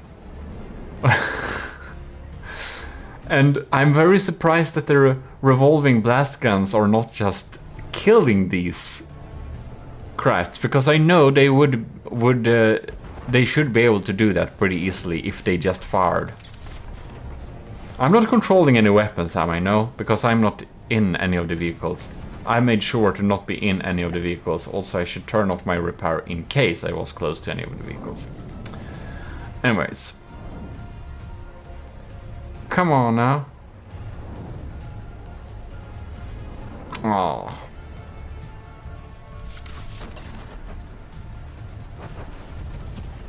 Dive down, deal some damage. You know, what I really like about the Sunspot is that it's super cool to stay on it and just watch it fight. It's a joy to see, but I'm gonna see if we can restart this battle. It has one thing, it's darn hard to kill. It just flies there in like close distance to them, and it just isn't getting hit enough to actually be killed. It's flying so close to the ground, and it's not taking damage. So that's pretty impressive, but unfortunately it isn't dealing damage, and I don't know why, because these blast guns really should. There we go. Oh, you haven't detected the enemies yet. Come on, mate. There we go.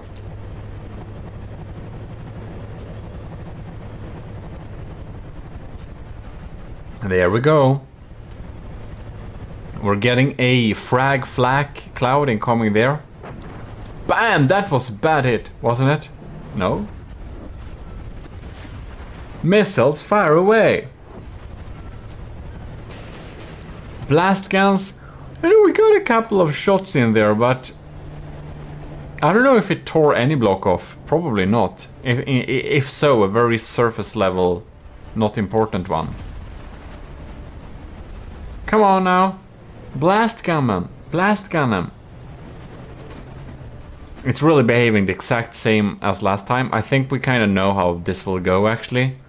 It will not be able to deal damage to the targets. It seems to be so extremely unlikely. They are consequently being too slow. And now we got an unlucky hit too, but you know, we looked at it for so long and it didn't die for like forever, so it seems to be pretty good at staying resilient, except, well, this unlucky time, but you know, that's something, but it ain't dealing damage.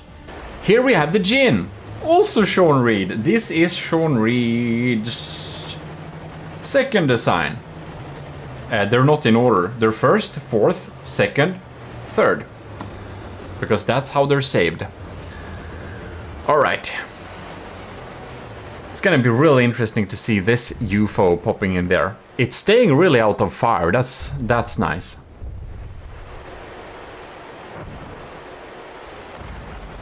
Alright.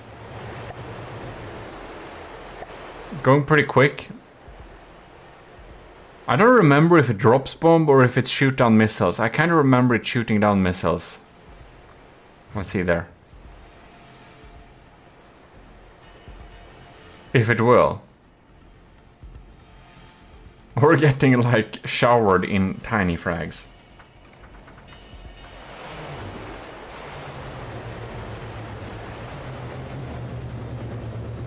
Hello.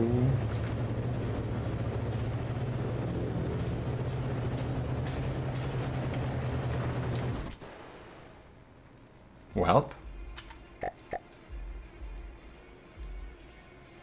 I know I'm not on it. I was just making sure because I was a little bit scared at it.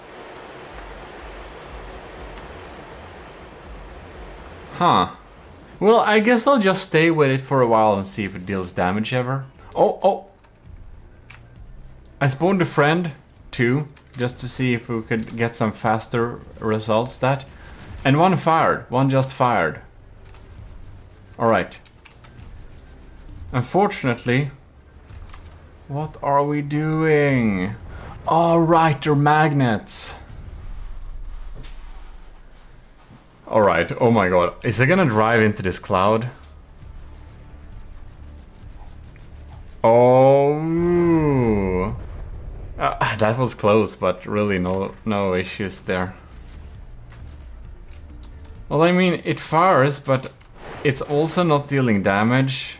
It even got a friend to make it to try and do the same test, but twice the speed. You see, it dropped down here, and there was just okay. Well, I guess we're chilling here then. Well, now we're just sitting here, and oh, look, something came by, and then it went away. So my conclusion is, well, it won't get damaged. The gene, it won't take damage. That's nice, I guess, but it ain't dealing damage either. They're just too quick for this type of weapon system that we're wielding. So we're gonna move on to the next design, which is the Aspirant Helicopter.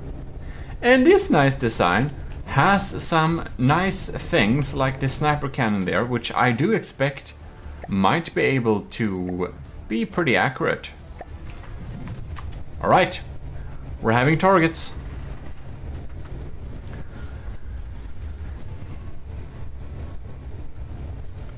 Spawn away there. So, let's see.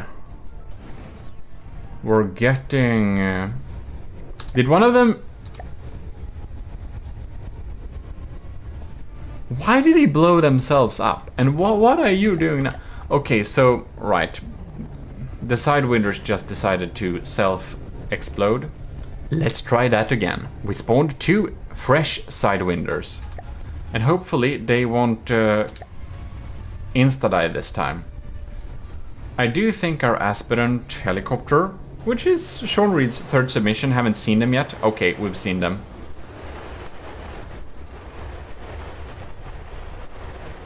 Alright, this is gonna be very interesting.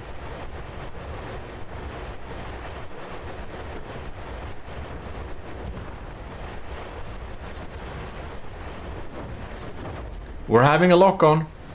We're having a lock-on.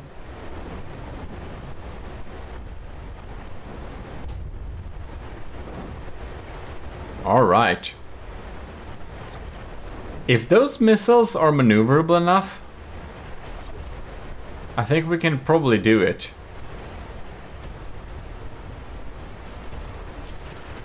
No, we lost the lock-on. Okay, we got a new one. Alright.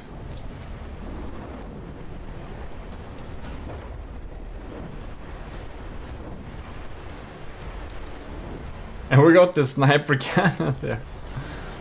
And I think we're bobbing too much up and down. We're just not hitting. Huh.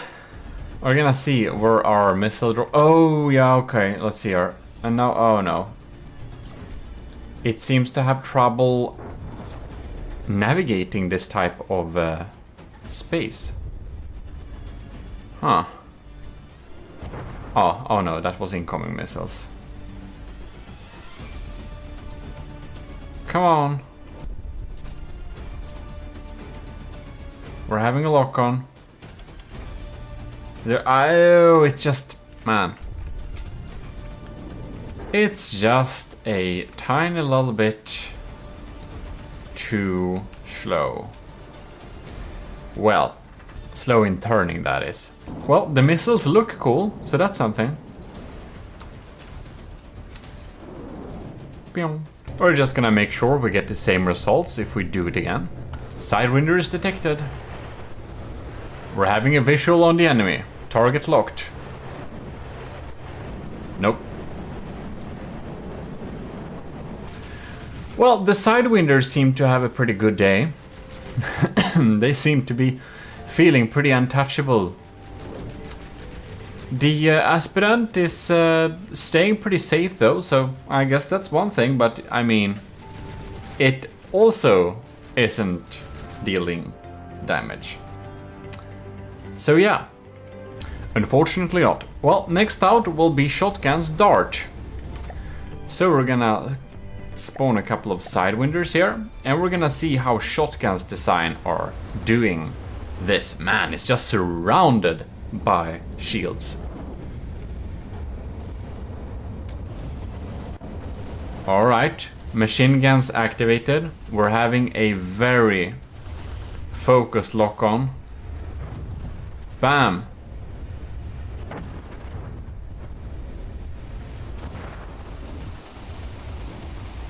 We're just machine gunning this thing. We have a... Wow. That's like some proper ground support action. Missiles popping in there too. Alright.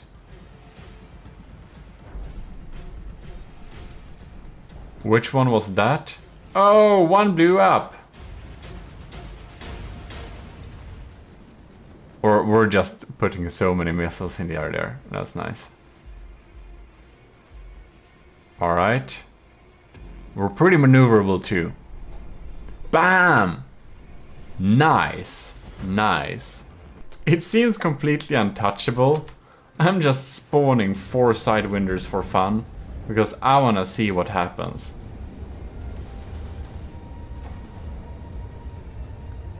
So far, so good.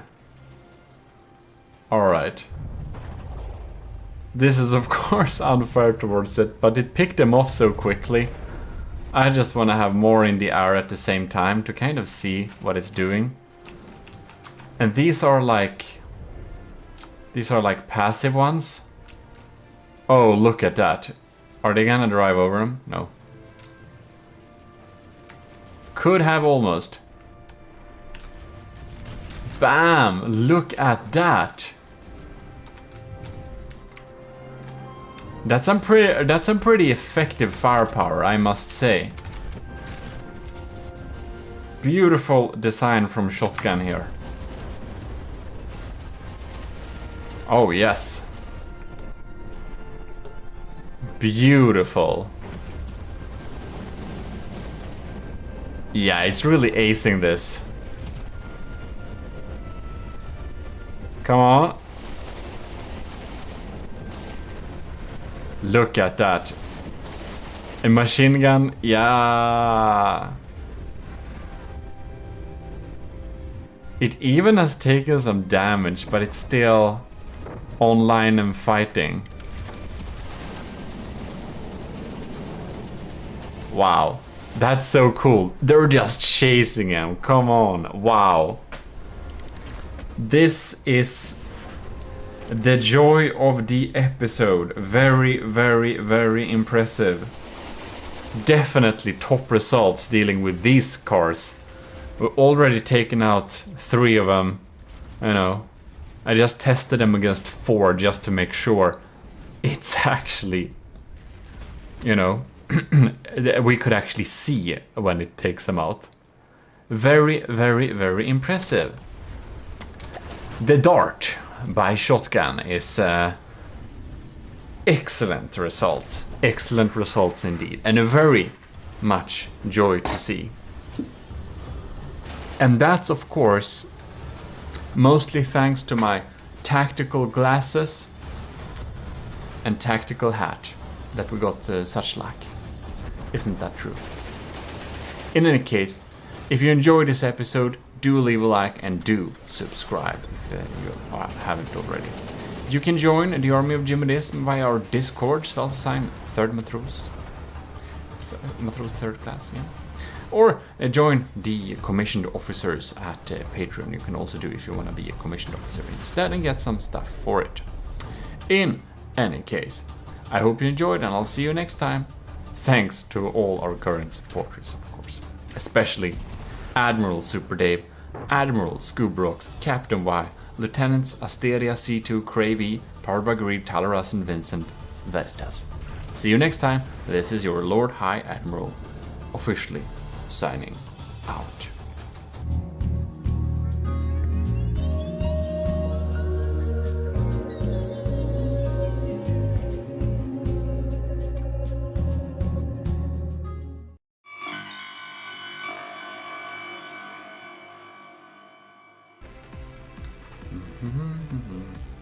Oh, I didn't see you there. I was reading my important notes in the Army of GMODISM logbook.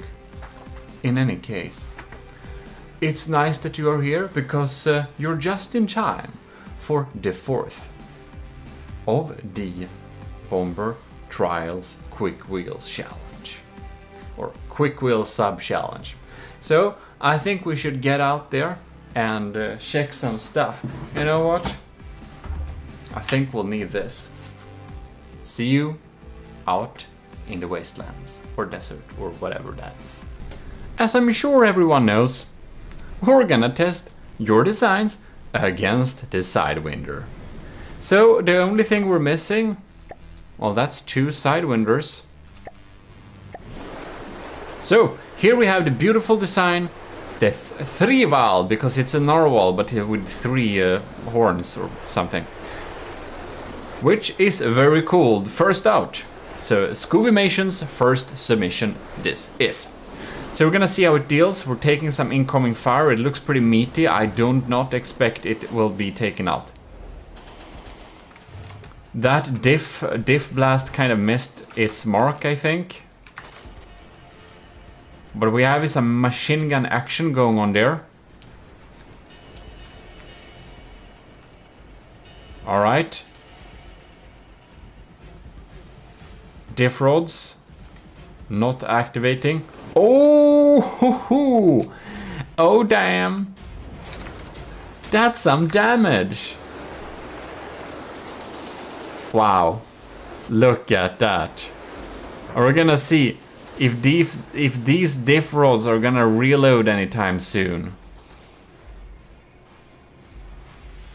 Well, the narwhal, I mean the 3-Val is not joking around. It had made that very clear already. If they'll just get more ammo sometime. Well, I think these machine guns are doing a pretty good job at just doing some passive damage though. Or seem to be an interesting lock. BAM! That's some damage. That's a really good result. We need to run that again. Here we go. They have been summoned, the Sidewinders. I think we have a visual on the enemy. Oh. Close, but no fatal damage at least. Those guns are taking out some stuff too, coming in too, which is nice. Man, can deal with some of those missiles. We're able to withstand the barrage of tiny frags. Alright. We're lining up for a shot, I believe. It's more like ground support type of role. Alright. No. That's some damage. Alright, and last one here. Second one. Popping in there. Can't escape.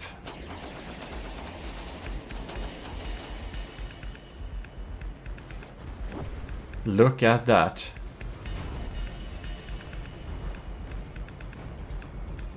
Ooh.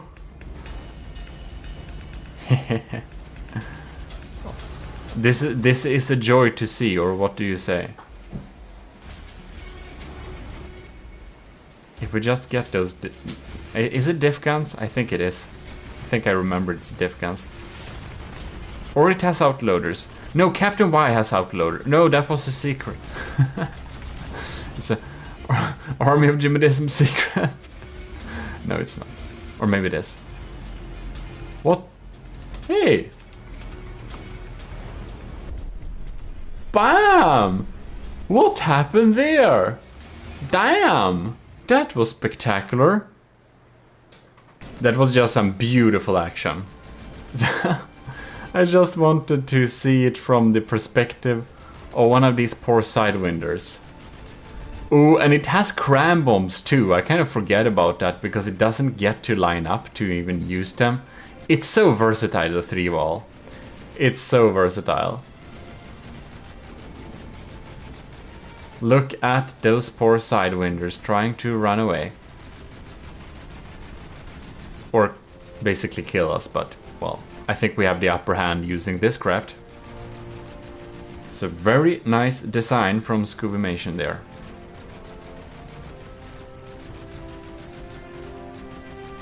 I like how the game doesn't even believe we're in a danger, so we're getting like pretty chill music.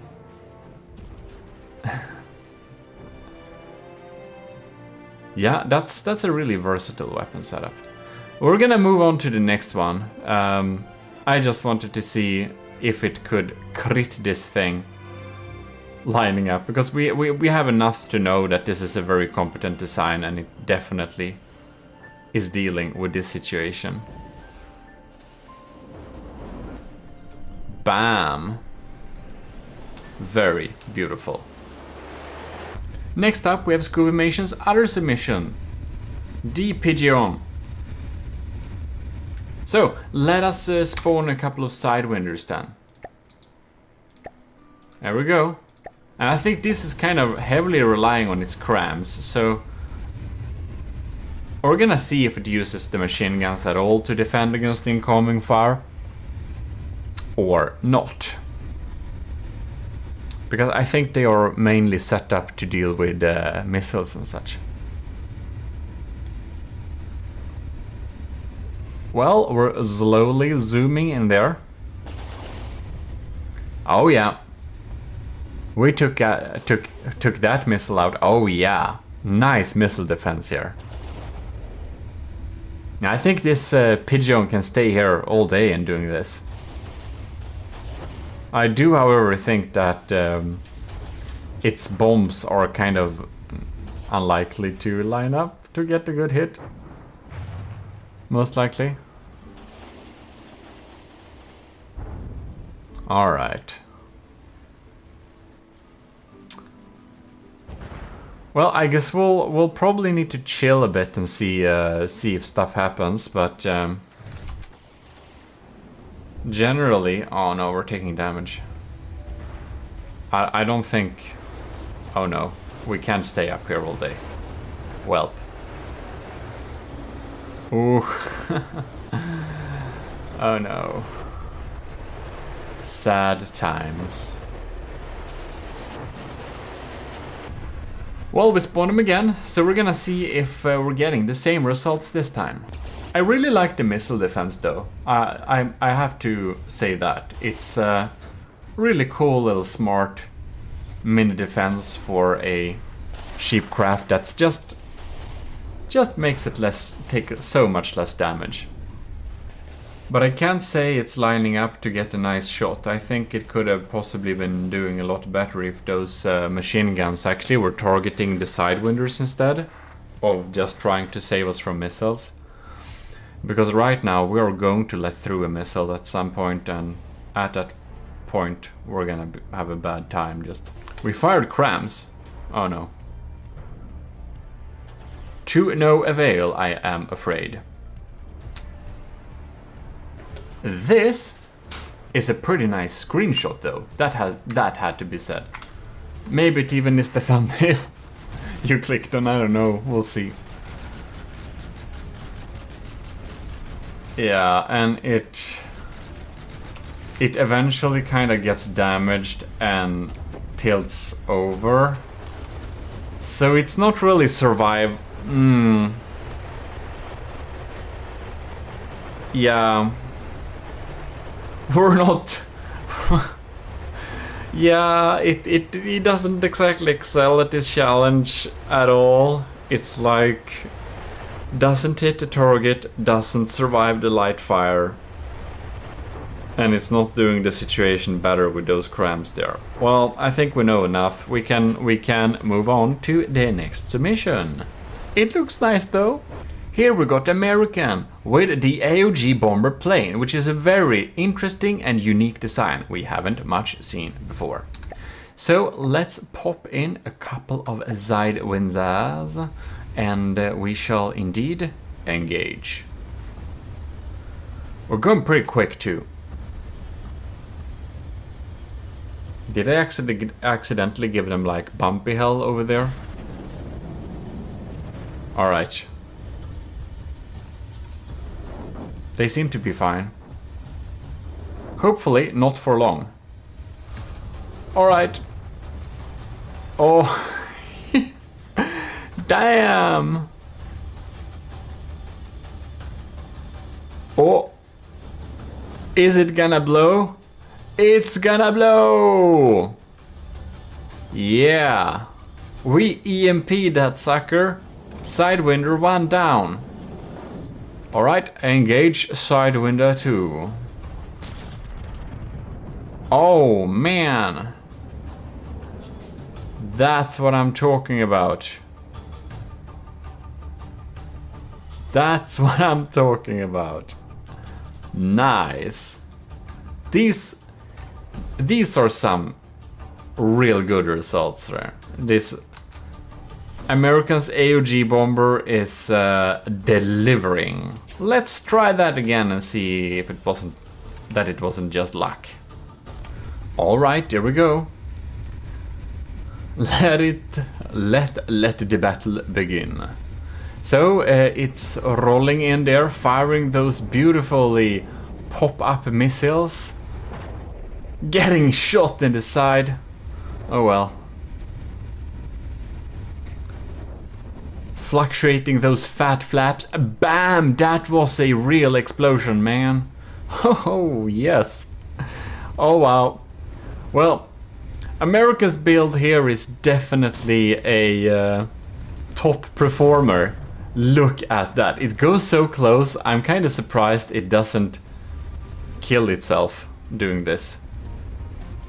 Do you see this? It EMP killed it and it just detonated. Yeah. I think this might have like top results so far. I'm kind of sad I only can give it 5 as max because this is like another level. This is good. Alright. I'm very happy we had like already 2 really efficient designs in this little last batch here. It's amazing. Well, next up we'll have the Cringe's first submission, which is DMB4. 2 Sidewinders have been popping in there. Oh, I think this is a case where these was it explosive rounds? I think it was. Pure explosive. I think they can do a real good job. Alright. Firing beautiful bursts there. Bombing bay opening up. Oh hoo hoo. Oh no. I don't think they will be coming up near. Man, what's dropping here though? Oh no, we're losing engine parts. Well. Oh no! We're kind of falling out of the sky. Did those engines only have like one connection point? Damn. That's kind of surprising. I thought it was going to shred these sidewinders using its explosives. Welp, it didn't. For the first try at least, so let's give it a second try. The cockpit here is really cool though. I like that a lot. So we're having more burst high explosives popping in there. They should really be able to detonate some real volatile targets. Alright. You can see it, like, it hits pretty well. I'm kind of surprised they're not blowing up. Like, how much damage do we need to do? Too bad for these bombs. They're just... yeah. I think if you're gonna be able to hit a fast target like this, I think your bombs have to be dropped real close. Maybe it's not even possible, actually. Oh no. Our engines are shot out again. Oh well. This ain't the performer for this challenge, man. Yeah, exactly the same thing happened. Engine parts raining everywhere. The gun isn't able to take him out first blast and it just get finished off on ground. Well, well, well. It's technically fighting. It's like this isn't really enough to kill him though. I think we'll need to go to the Cringe's next submission because I don't think we'll get different results out of this. Here we're having the MB5. And we're having another front-mounted, kind of spinal mount APS. I think this one is not explosive. I kind of want to check that now. Yeah, it's like... it's armor-piercing explosive. That must... this is tiny. That's like the smallest armor AP HE I've seen. Whoa. Oh man, that's a good hit. Look at that. Oh, and we are locking on those missiles here, man. Yes, yes, yes. That's amazing. That's really cool. All right, all right. We're just gonna test that again. Make sure it wasn't just luck. There we have it. It's popping in there. I just spawned an extra one because it finished them so darn quickly. And it just was not taken out by those frag clouds or missiles last time. So I kind of want to see what's gonna happen. Look at that. Bam. That's some serious firepower. It's really good at locking on that laser missile. Yes, yes, yes. Look at that. It has no chance whatsoever. Beautiful. This might be the most... oh, bam! I think this might be the most efficient. I think this might actually be the most efficient sidewinder killer out there. It feels like we can like pop in, I don't know, an insane amount of them, and just let it have a go. It's a joy to see. We may have overextended itself a little bit here. It's like an insane amount of them now. But it's really smart. The propeller is kind of back mounted here. It's much less likely to get damaged. Alright, I don't know how that blew up, but okay. I'm also not sure. I'm starting to think something was damaged. Because we didn't lock on anymore. Yeah, our detection was kind of damaged. Well, with 6 of them, that's very expected, so... Look at that. Bam, we're hitting. We're just hitting and hitting.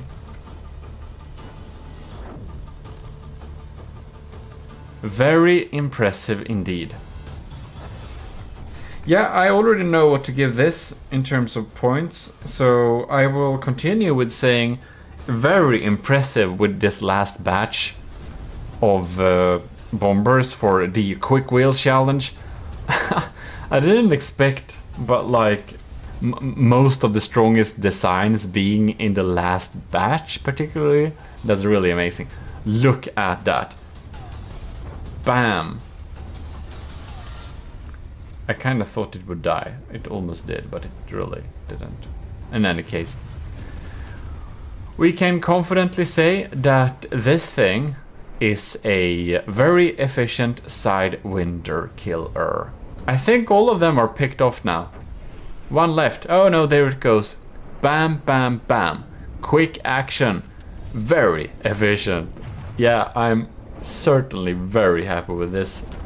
For this challenge, it really excels. Alright. We actually only got one ship. No, not ship. We only got one plane left for the last batch of the bomber challenges. And that is our Captain Wise. The commissioned officers.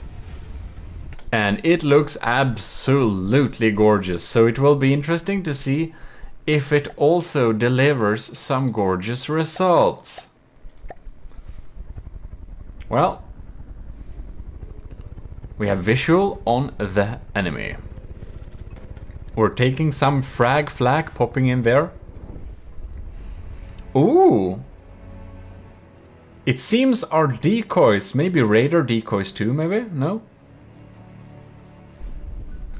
Oh no, we took a hit. Alright. And now the APS bombs. See if they will lock on. Alright, we're having a little bit problem here. BY409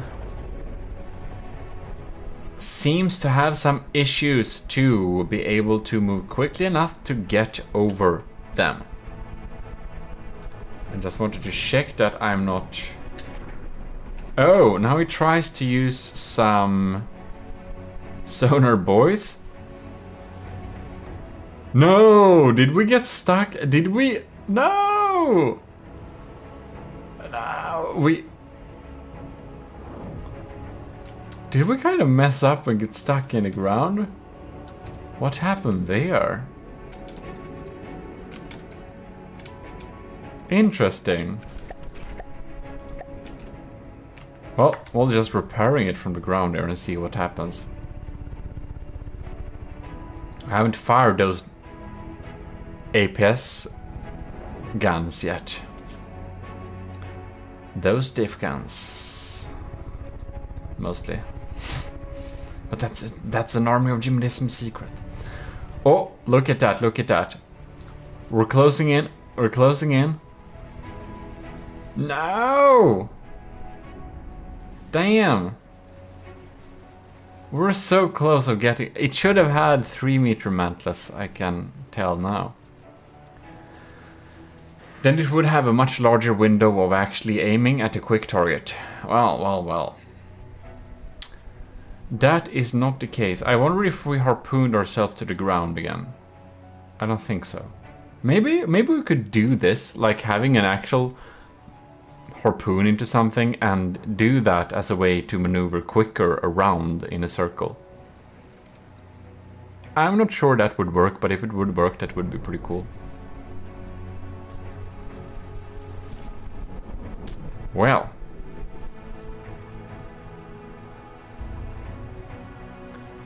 We're firing flares and stuff, but now it seems... Oh no. Oh no. We'll see if it gets in some type of order where it can actually deal some damage. We're doing this beautiful chase now. We really should be able to line up for a shot. Come on! Ah. Will you not? Isn't this... No. Ah, it just escapes. I think we'll need to try and restart this little run and see if we get some other results. Alright. For some reason we dived low a little bit there.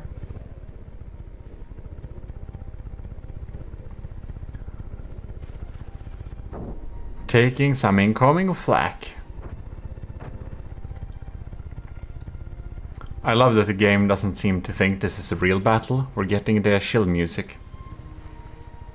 God, this is a perfect lineup. No. Oh well, oh well. I don't think it's like this seems to be the perfect, but it will not fire. Look at that. This is like, yeah, it seems to be kind of having bad timing in its bombing routine, so it just doesn't bomb. This golden trim is very beautiful though, around the black. Well, in any case, it's, you know, it just won't line up. Where it, you know, it has one thing. It's pretty sturdy. I think we can stay here for a good while and we're not taking a lot of damage. Or like taking pretty surface level damage. It is pretty resilient.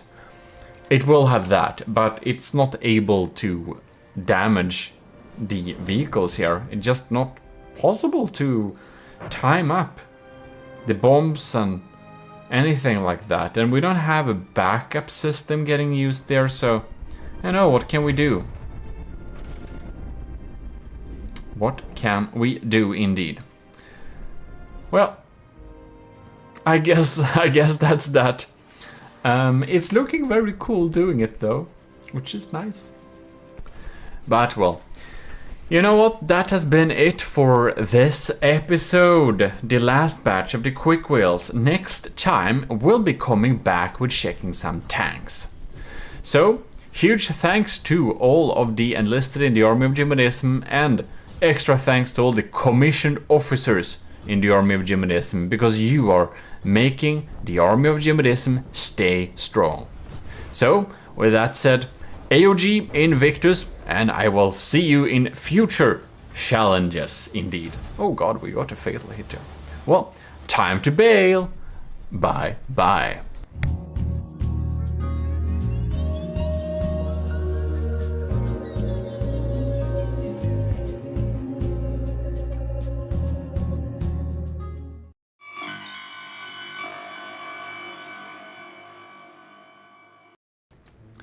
Well, hello, this is your Lord High Admiral in the Army of GMODISM. You're welcome back to some more trials, of course. In here, we are beautifully listening to the Waltz of the Builder by our own composer Vestrets. So it's absolutely fantastic, won't you say that?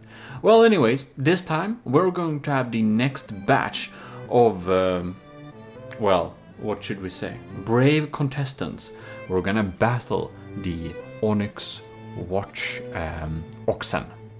So we're gonna get into that, and here we got my beautiful scoreboard, which I just calculated how many scores I have written down here. When I'm finished with this scoreboard, I have written down 325 times some different scores here.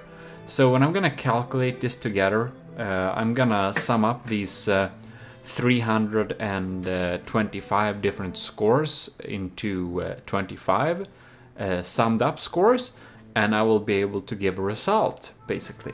In any case, this is of course some really cool thing here, which we definitely need to let's see here, sorry.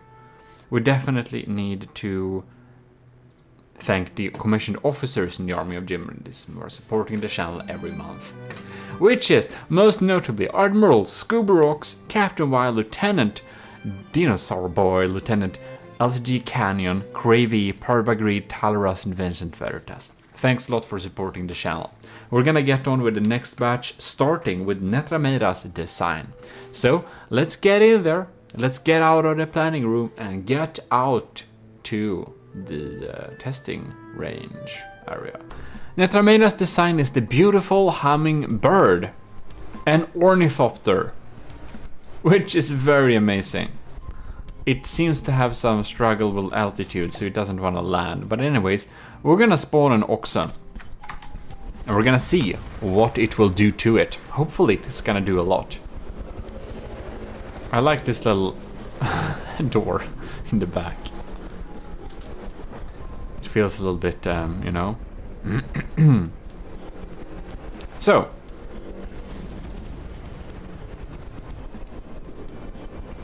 We're gonna drop some diff gun bombs there. And unfortunately, it seems they missed. It's gonna be interesting to see where those cran shots land. They didn't land anywhere, which is good. I wonder if our anti-missile missiles will be able to take out some stuff, though. I also kind of wanna see these guns firing. Maybe they won't. They need some more time to reload. Well, next time. Somehow we are seeming to have some time of trouble getting lined up to fire the diff guns, which is weird. Oh, now we're firing. Let's get here. Oh, damage. Yes. Oh no! Carnage! No! Oh no! That ain't too good. Well, they were just chilling for such a long time, not shooting at each other. Something is obviously very damaged here. We have our vertical launch missiles, but I think they only provide some superficial damage. So yeah. Oh, wait, what? It launched? The wings are not flapping. But did you know that it's not actually a ornithopter? It is actually a thruster craft disguised as an ornithopter. The horror. No, it's very cool. Of course you can't make... I don't think you... Can you make an ornithopter in from the depth? Huh. I might have to try sometime. Well, this battle obviously needs some respawning. Go, go, hummingbird! So we're gonna see here how Netrameira will perform against the oxen here. The cramflax are not too dangerous. I think this has a potential to basically snipe the target. If it just gets a little bit lucky with these shots. Which should be coming out of here any second. No? No? Yes? Ah. Well then, I guess no action. It just has some issues getting these to fire. Oh my god. It actually fired. It fired shells. I was starting to think it would never fire shells. They've been circling each other for like 2 minutes straight, by the way. So that's why that's cut away. Alright, let's see here. Bam. Man, if this was... It hits this time, this area again. I wonder why. I wonder why it doesn't hit like more further. Yeah, well, the VLMs are working very well. but they just won't penetrate deep enough. Alright. Oh! Bam! We have a hit! That's a lot of damage. A lot of cram parts. Well, it does have some nuking ability. It really does. But it also goes super close. And it's kind of easy to shot out of the sky with crams like this. Well, it does deal damage. That's one good thing. But it just doesn't survive. It just is too easy to hit with the crams. It can circle around for like 5 minutes without doing anything. So yeah, we're having some issues, is the short answer here. But it's not, I mean, it works.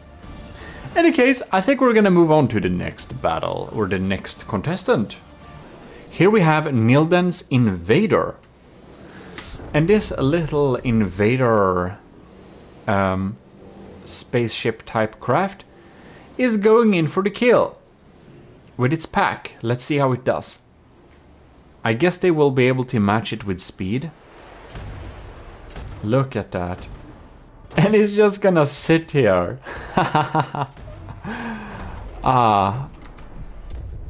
The only thing is that it's it's an explosive pack. So while it can do this all day, it might take large portions of the day to kill this thing. But due to the crams being limited in firing arc, as almost all crams are, it's probably never gonna shoot back. Look at that. Isn't that cute? It's just does this forever.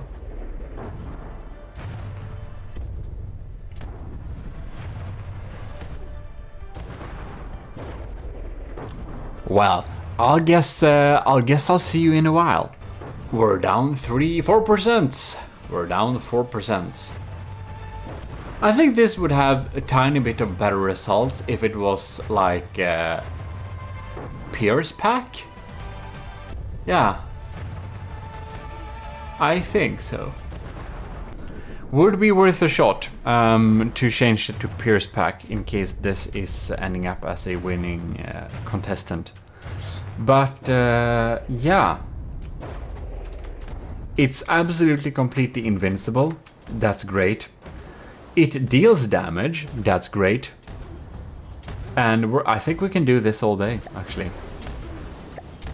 So it's pretty impressive. It's a tad bit slow, but it's still pretty impressive. Just staying right above it and just shooting down those packs forever. Oh! We've been sitting here for so long and it hasn't been damaged yet. It still reliably provides hits and just grinds this down piece by piece. And it hasn't received one bit of damage either. So it's just a matter of time. It will grind it down. It really will. 84%, 83. Well, we're going down alright. That's good. It's a little bit slow. It would need some more punch. Like, seriously, it would need some more punch. If this had... I think if it had a slower pack, it would deal so much damage.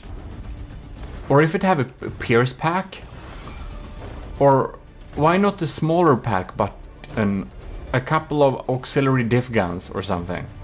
But in any case, it doesn't get shot down. It reliably just stays here and will grind this down to dust. So it's still pretty good, but we're gonna restart the battle and see if it was just lucky that it didn't get shot on its way to its superior position, or if it's pure skill. You can see this. It's gonna take some time to blow down this, especially this. Ooh, this heavy armor is gonna be hard to go through. But in any case, it's gonna do it eventually, and it won't get shot down. All right, let's go. Cram shots incoming. First volley, 2 inaccurate. Ready to rumble. Oh! Oh no! Oh no! Well, it can clearly get hit. Poor thing. Well, then I know what score I'm gonna write on this thing. The first run went a little bit better, but if it doesn't get shut down, I think it will grind down any target that's it can stay above, that it won't get, you know. So that's cool. Any case, moving on. Poor penguin, I spawned it too close to the surface. This is our favorite penguin of this challenge. The favorite penguin, popping in here. This is Netramada's third submission. It's trying to get shot by flag crams, and it's gonna drop a lot of bombs. And this thing is real quick. I don't know what happened with those bombs, but... Oh, we are getting some blocks shed off. Well. And it's so quick, I don't think it's gonna hit it very often at all. Drop those bombs! No? Wait. I'm not sitting in it good. Oh no, it's shooting down it. Really weird. I wonder why. Why doesn't it... Is it not able to aim or what? No? Why? Why are the bombs not dropping?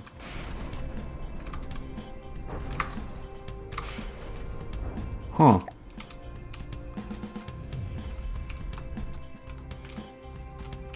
That's so weird. Now we have entered terrain for some reason too. Okay, come on, penguin. Everyone's favorite penguin should be able to... What's going on? Hoping that was some kind of glitch. Or spawning the crafts again. We're gonna see if it drops bombs at all. If it drops bombs, I guess it was a glitch. No. Why?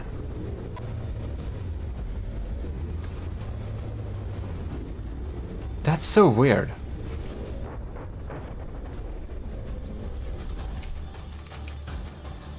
It's not dropping them. Why? We're not sitting in it. We're not blocking it. What's going on? Hello, penguin? It's just taking some light flak. Like, seriously? What's going on here? If we repair this thing? Do you have an issue with materials? No? Still not dropping any bombs. I had high hopes for the penguin, but it's getting shot by crams. But most importantly, it's not trying to drop bombs. So weird. Anyways, we're gonna move on. That's not gonna be the best score for this sub-challenge. It just won't drop the bombs. Just try again, I just wanna see if it... No. It never drops them. I wonder if it has some altitude bracket or whatever. But why? But why? Well, whatever. Here we got Nilden's B8 bomber, the last submission from Nilden. Because of course, 3 of them is Rhinos, Nilden's. So this is the B8 bomber, the main submission. And we're gonna see how this fares. We're closing in on target. Oh no! We're getting wing clipped there a little bit. This thing has the glorious bomb cam. We gotta see it. Look at it. Oh! Here we go. Yeah! That's so cool. Well, it indeed took out a lot of surface blocks here. It's really sandblasting this thing here. It's gonna be interesting to see if we got in the second round.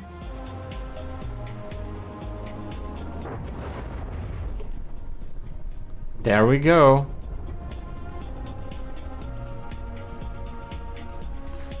Oh, no, it stopped? Why? Oh, we're having trouble aiming those crams, have we?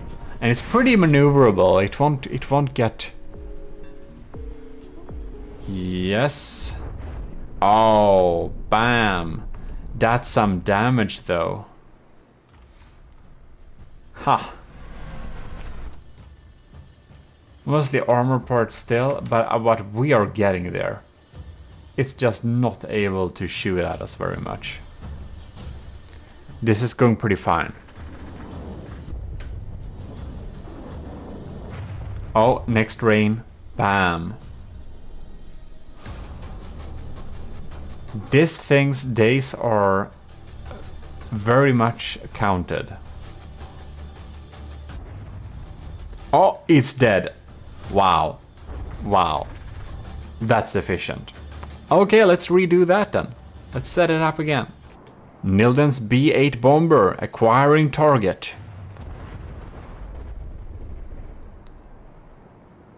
Alright. Target locked on.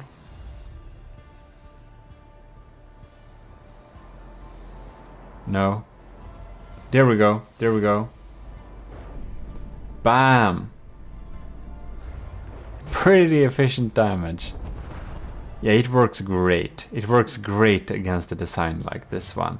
And it's really staying out of the way. It's not getting hit at all.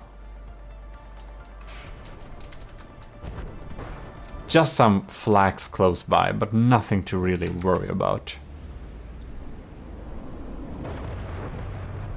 Bam.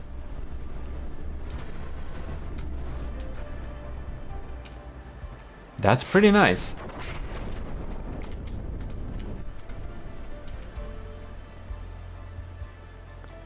We're getting another one. Bam! Oh, no. It just has no chance of winning this. I mean the oxen. Look at it. Bam. That's so good damage. Yeah, we're perfectly being able to tackle this challenge here.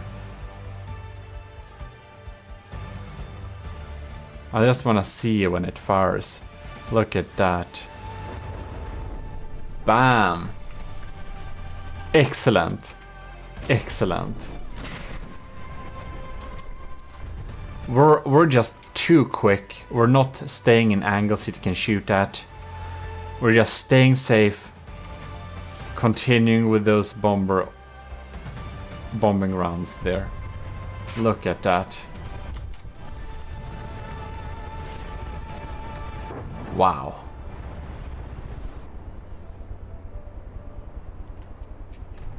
And another little swarm is popping down here. I think this is just lucky it isn't taken out yet. When they hit the right position, they're just grinding through. These missiles are pretty darn scary and it won't be intimidated by these crabs at all, basically. 3 pop downs there. Now the rest counts. Confetti all over the place each time. It's so spot on too.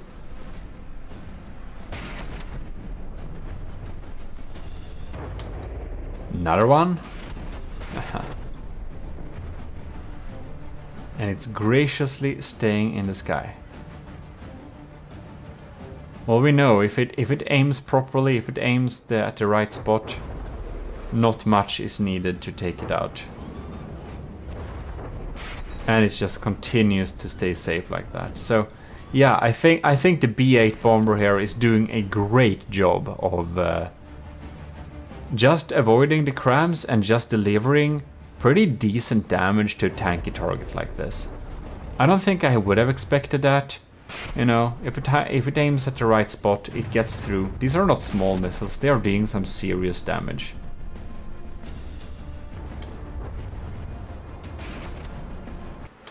Next swarm. Well, I know enough on how to grade this thing, so we're gonna move on to the next battle, while this thing is grinded into confetti. Oh, I think the AI just went there.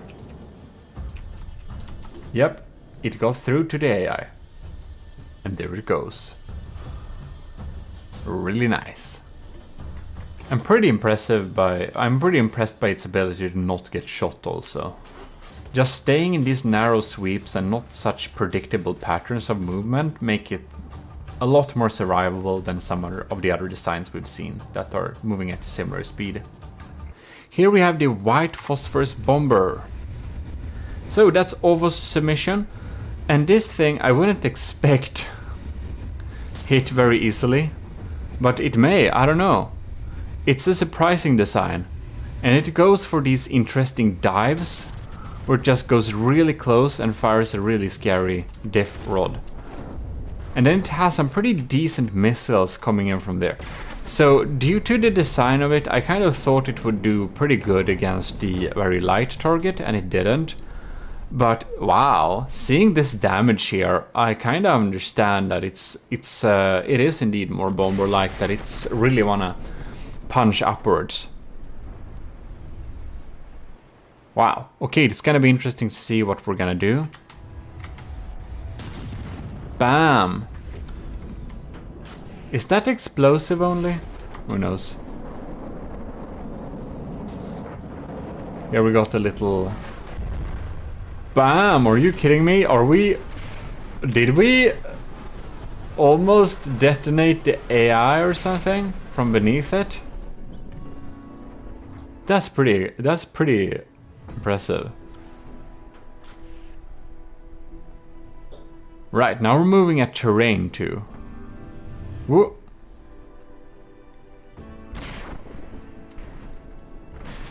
Bam! Bam!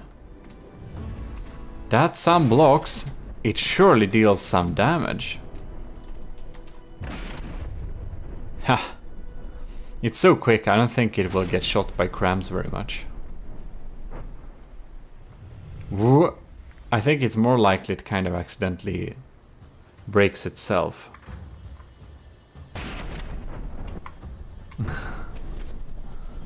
And these missiles, it feels like they're fired in any direction. Whoa, whoa, whoa, whoa, whoa. Wow. Do you also see a thumbnail? I kind of do. Anyways. I'm kind of scared it will crash into it. Bam. It's like a proximity fused explosive round or something? But why? It's so inaccurate at times too. Well, these missiles are a good bit scary though.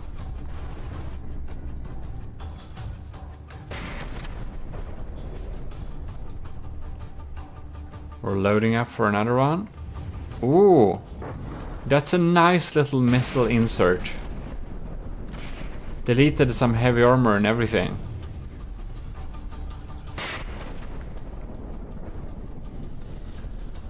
Yeah, I don't think it gets hit. It will get hit at least. Or perhaps being a bit slow. Not sure here. Because I do think we have diff guns, so I don't think we have any more shots coming in there. And this, the shot type is probably not optimal against something like this either. Well. It has missiles, and those dealt the most of the damage anyway. Oh.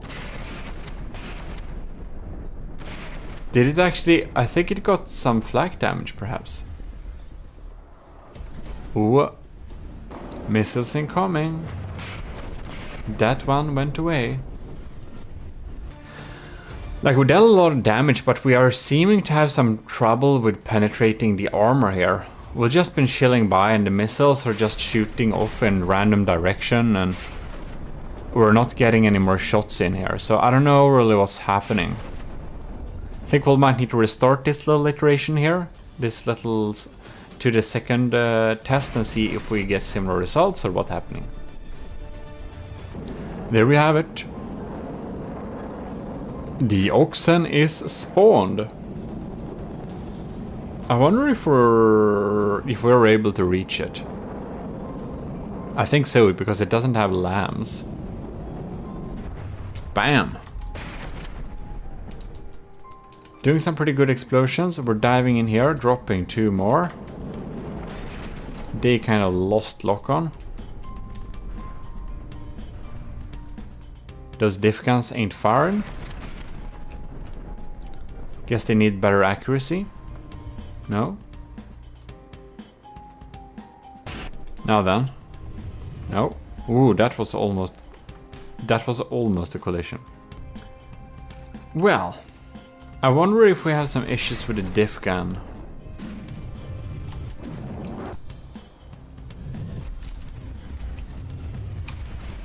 Because this is like a new craft, right? So it shouldn't have any like issues. Whoops. Can you like... Maybe it got damaged at some weird part. Like, most of the damage is done by the missiles anyways, but I'd still like them to work since they did in the first test. They... oh! Well done. Well done. It's going a little bit too close there. Too close to the sun. We almost had an incident like that in a previous little test. Or this previous test, to be certain. Well, it's not great to drive into the target you are going to shoot at, but it was able to deal some pretty decent damage at first, so it ain't terrible. Well, in any case, we're gonna move on to Pizza Summoner's AS Sardalk, which is looking absolutely gorgeous. The oxen is spawned in the distance.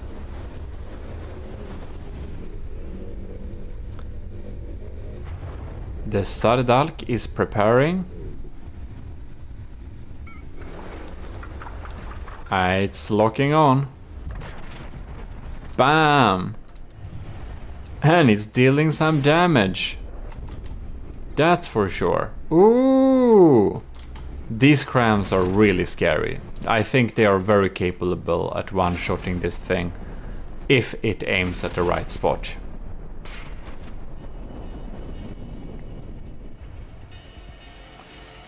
Alright. It is a tanky design.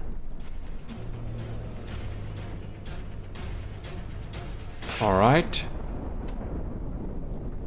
One thing we just have to do. Bam. Oh man. Oh wow. That's a lot of damage. That's a lot of damage. 85%. Man, it's so powerful. I think we just have to go and warp to this position. Make sure our repairs aren't online. Just so we can experience this lock-on.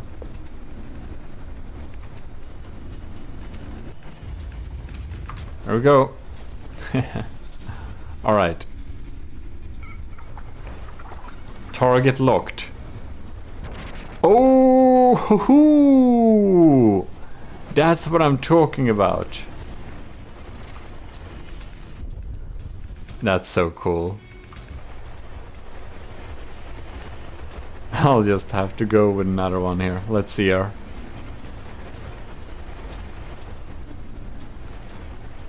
I think it's so cool to sit in this. We're going down for another one. No, not yet. Now we're going on for a lock-on. Look at that. Amazing. All right. So it's gonna do this all day. We're providing some serious damage. This thing is pretty doomed to die. The Sardalk is very much delivering at this little challenge here.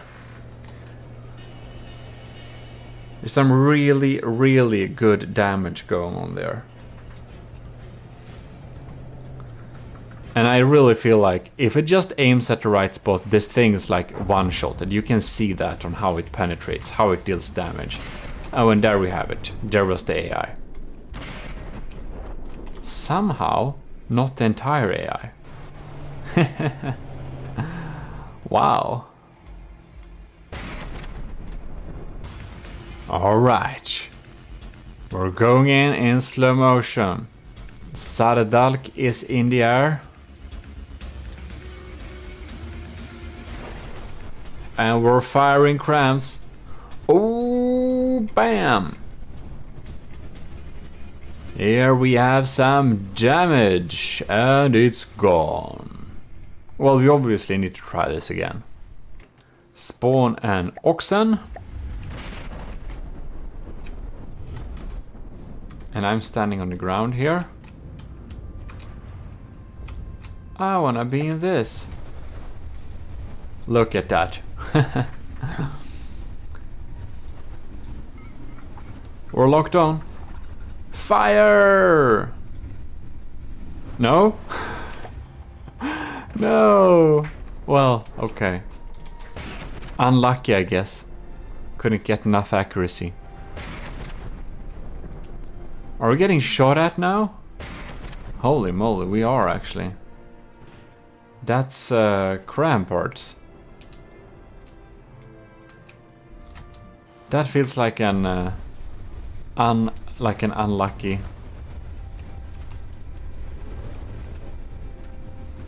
I wonder how much mimics this has, because I don't see any oh, there we have visible damage. There we go. Bam.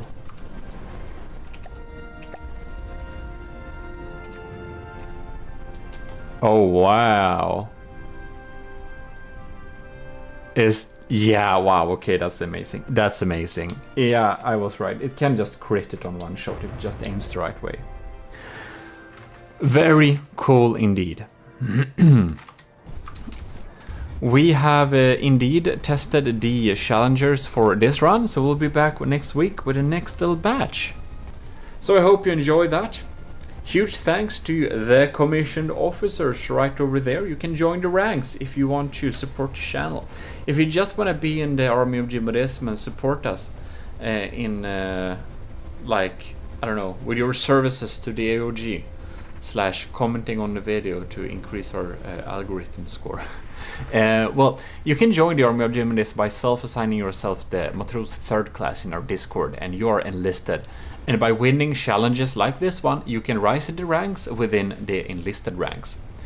Yeah, because the commissioned officers is obviously pay to win, because that's how it is. In any case, huge thanks for watching here. I'll see you next time. I hope you did enjoy it, and really cool designs. They're really good results from Nilden's first design in Pizza Summoners. I really like that one.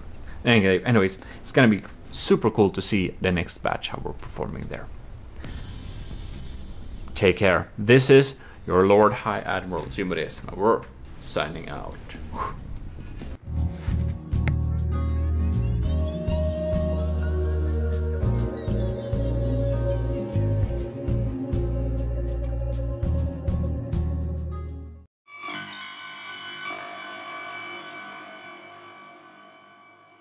Welcome back to the Trials of the Army of GMODIST Season 1.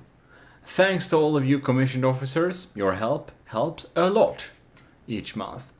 And without further ado, we're going to try the 3rd batch of bombers against the different types of foes. There is no different type of foes. This is the tank part of the challenge, and we're of course continuing with the oxen not the oxygen, oxen. First out is the butterfly wasp by Rush. So let's get in a oxen here. There we have the oxen. Missiles are getting prepared. Machine guns are warming up the target. Crams are exploding nearby and shifting us a little bit in with the, well, area of explosion thing. Bam! We got some good damage going on there. We're here, we have some detection for sure. Seems we're producing smoke. And that's because the missiles are pretty smoke guided. The butterfly wasp is locking in for another go. Missiles popping in here again. Bam! They kinda didn't hit very well, did they? Whoa.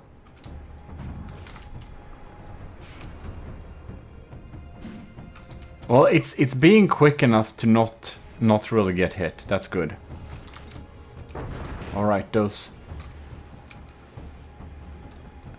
Ow! Bam! That deals. It feels like it deals a lot of damage, but it's also most of the important things are pretty unexposed, so the damage is limited. All right. Damn, those laser guidance is just too limited in where it can aim or not. I understand you need to protect your laser guidancing system, but oh, that's a little bit unlucky perhaps. Bam! Oh, sadness. Russia's butterfly wasp has been reborn, and we are going and engaging the target. Machine. They can't possibly do anything, right? It was like, no. Oh yeah, they're not basically doing anything. If we're lucky, we can shoot off some detection, perhaps. Oh, and the first swarm of missiles came there, which is nice, but that's the thing with the butterfly wasp. It's like unexpectedly stable, so it's unexpectedly easy to hit. That's one of its design issues that could be improved. Well, they kind of graze above it a little bit. It feels like it doesn't really penetrate deeply. It's just really surface level damage, it seems. And it's so stable and weak that the cram's area of effect explosion might really like mess it up.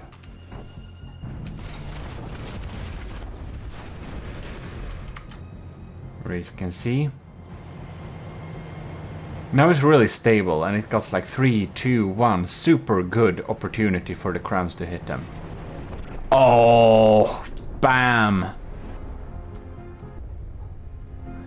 Yeah, based on this first little results here, we can be pretty sure that the butterfly wasp will end up as confetti sooner or later every time. It just doesn't deal enough damage.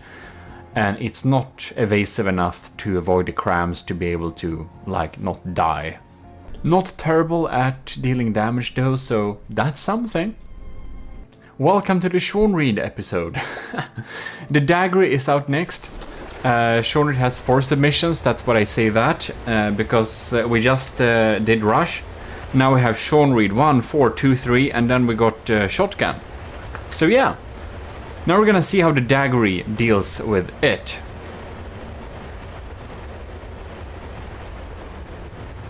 Alright. It's doing good evasive maneuvers against those cram shells. It's good. But why don't we shoot any of the real deal against this thing? That's my question. Alright, here it comes. What?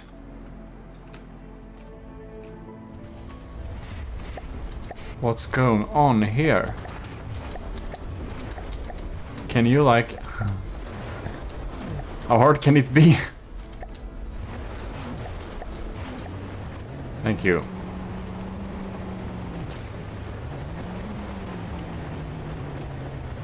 Why?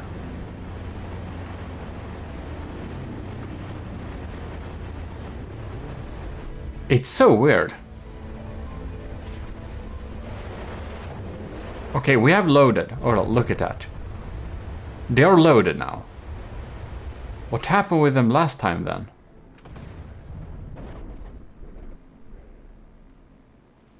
There we go. They dropped them somehow. Oh, there they are. Look at them. Okay, never mind. I thought they kind of didn't work, so I just wanted to check that a little bit. Right. Magnets... Yeah. They're just not dropped close enough, so they don't do anything. Oxen is still at 100%. If we're lucky, it will drive onto them. Look at that. Oh! Magnets start to appear. There we go. Look at that. No, come on. They're gonna despawn in any second.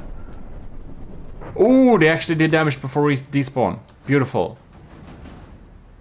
Oh. Ooh. That's not nothing. Now we got 2 new of them. 2 more.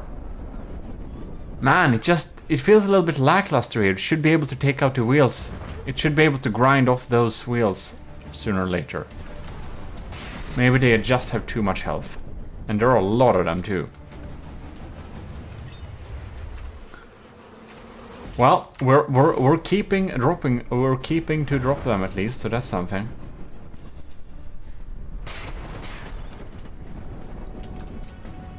Well, we're down 3% for the oxen, that's good, and it hasn't been hit yet. Oh, was that a blast gun? I hope it didn't shoot itself this time, then. The oxen is pretty cool. I think it looks pretty cool. Oh! Nice. And where do we have the bombs drop there? Man, they're a little bit off. It should be a dive bomber, this thing. It feels like it's more or less lucky that this thing drives around in circles so that the bombs actually deal damage.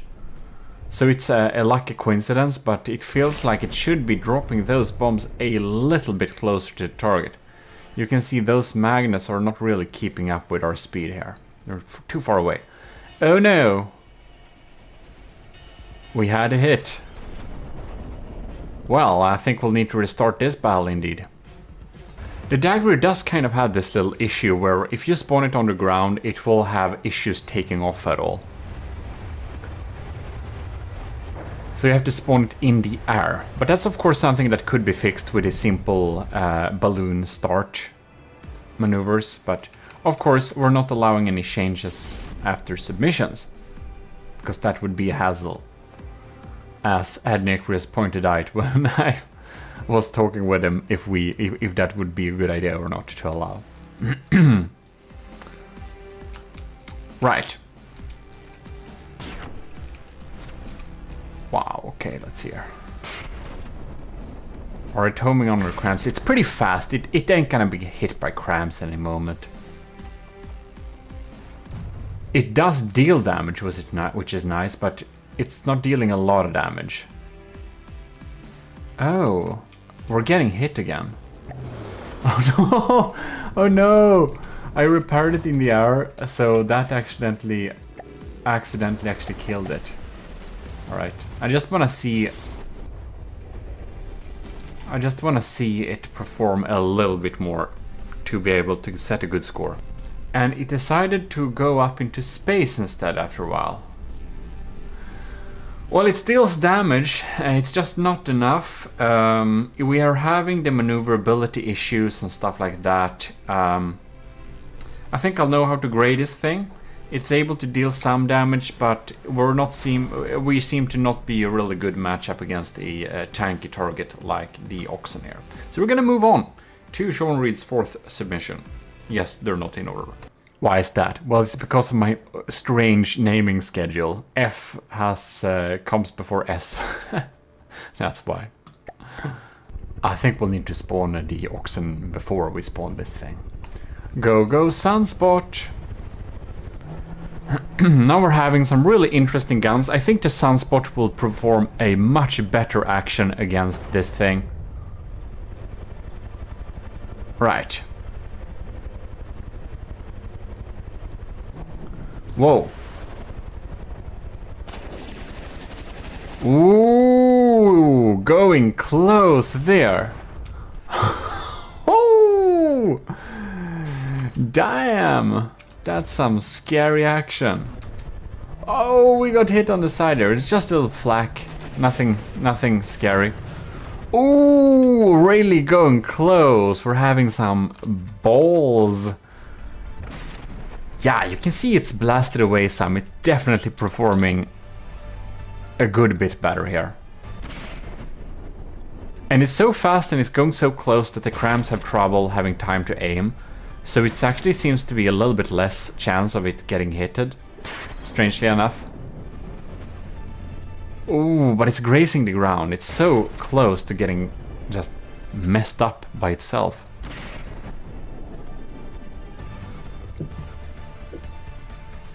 All right. Man, those missed real bad. It feels like it has potential to deal a lot of damage, but I think it would be a good idea.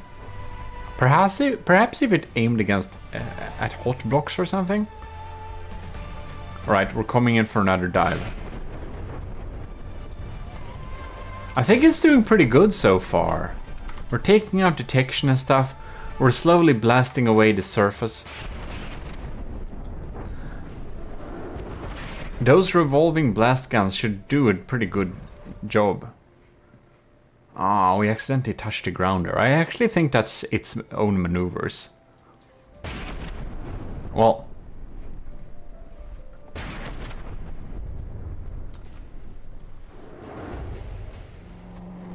I think it provides a pretty cool toe-to-toe type of action. The revolving blast guns really do work well against sniping off detection. I never really thought about that, but that's actually a pretty genius design of them. Bam! We got hit! Right.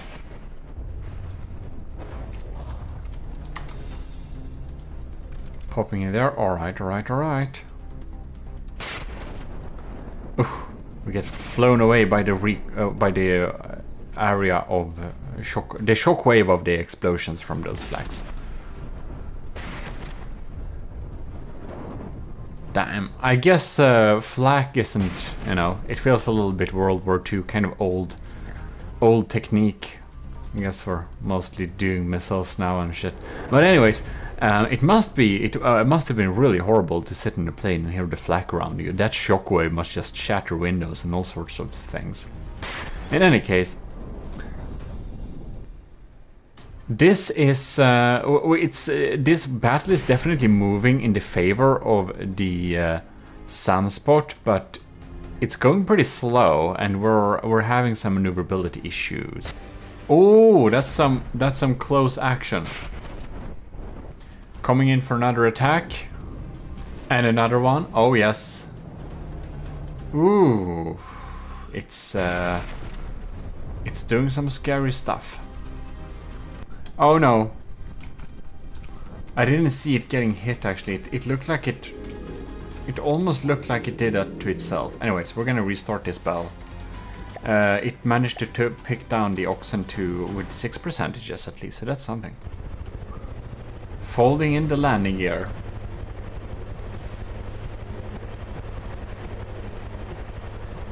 Very beautiful. Oh no! Alright. We'll just have to slow down time here. Look at this. Isn't this pretty cool? You can see the propeller blades coming in there, and bam! The missiles popping in here and shedding off a lot of blocks. Well, I think it's cool. Biplanes are always a little bit cooler somehow.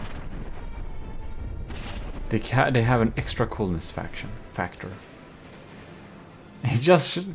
Look at that! So many detection components and stuff getting shot off.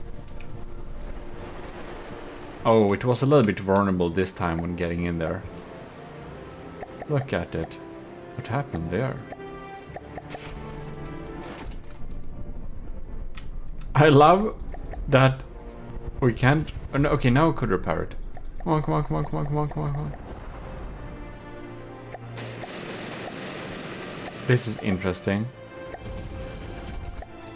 Oh! Oh,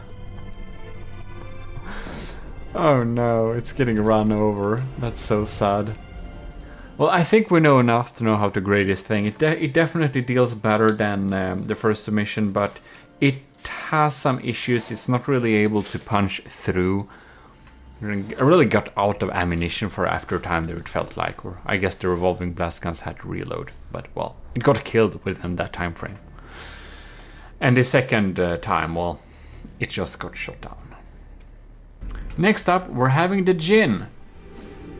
So we're going to throw in an oxen here. And we're gonna see how this is doing. I think it actually has some pretty good opportunities for this battle. I think this might be the strongest of Sean Reed's design for this particular tournament, this particular challenge, I mean.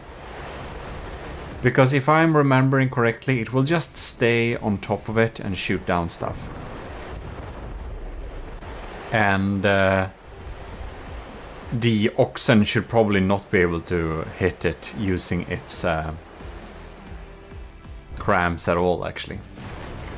Here we can see them popping down like that, like dead fishes, and then just chilling here and waiting to get activated someday, today, or another day, or not at all.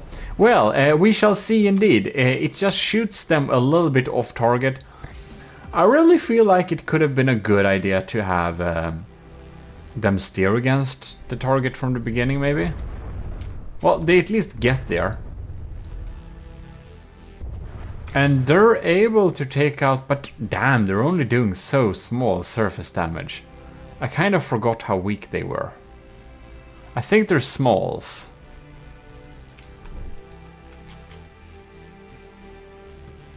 I think these are smalls. So yeah, smalls don't have a good lifetime either. That's one issue. And they just do tier 2 little damage. Yeah, so like one medium does more than 4 smalls. The swarm is coming in. No. Now another little swarm is trying to get in there. Look at that. Oh my lord. The damage we're just dealing against this thing is so minuscule. We've been kind of chilling here. And just... yeah. It just takes too long time for it to deal any sort of damage. And it's really superficial too. Or just for the sake of it, we're gonna respawn this battle and just see again. So we're closing in and starting to fire again. And it's still firing off. And the small missiles are gonna get there eventually. And rinse and repeat. Well, it isn't shot down at all.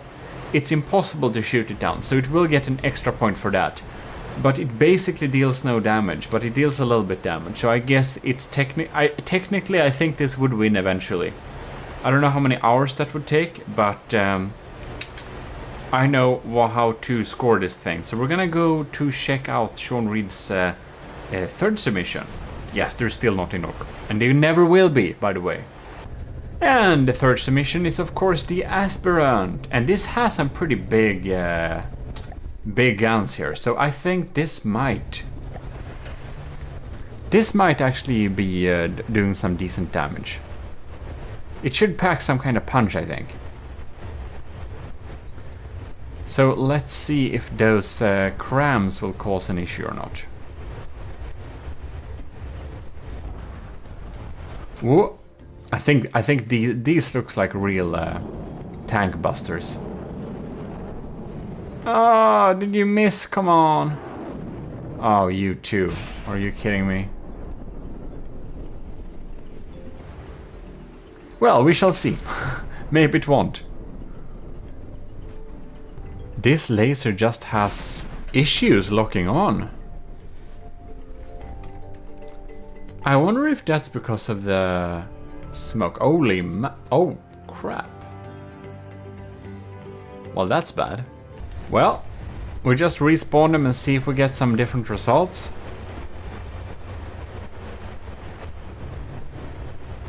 See if our laser will be locking on.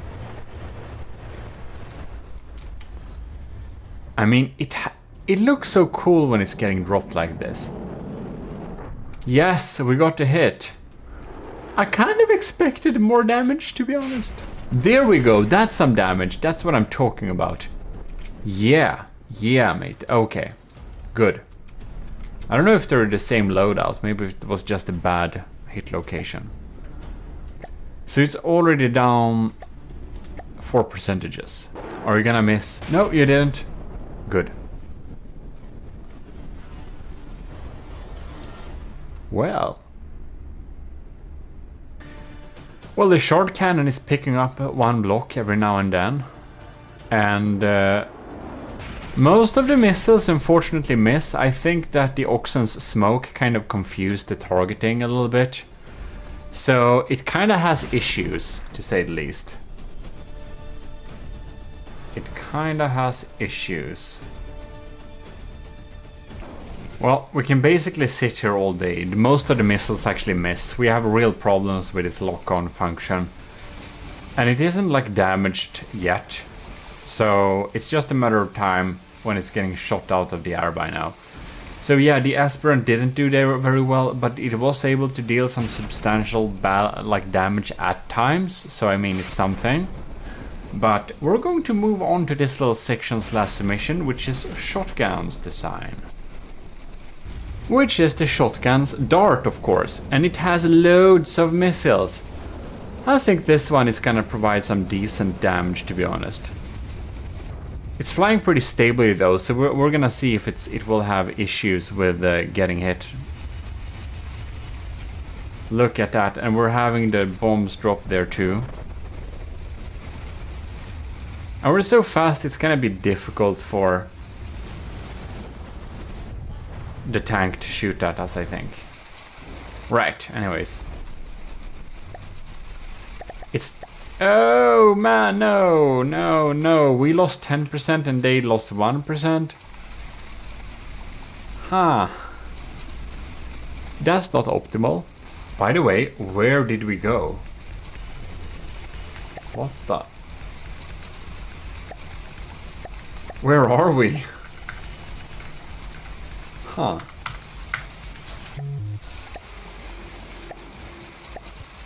Oh, we entered space. I guess we'll need to respawn this battle then. There we are. New dart. And new target. So just following these missiles, they looked kind of cool, I think, like. And bam, we're dealing some damage towards it there. I'm like thinking, are these AI parts or are they just from the scoop? And I just, every time I see it's just the scoop, I'm like a little bit sad. Like, we're dealing some decent damage, we're just not penetrating very well, are we? Alright.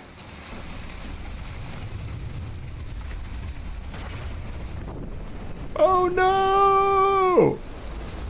I guess we're doing this. There we have it. A little quick revive to counter bad luck. And it instead goes into the ground? Why?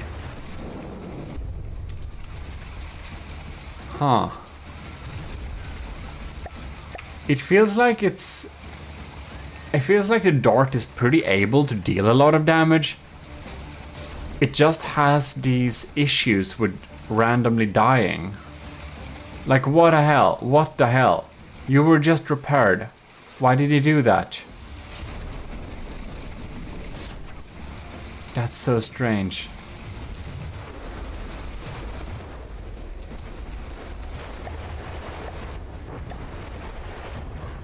Oh no.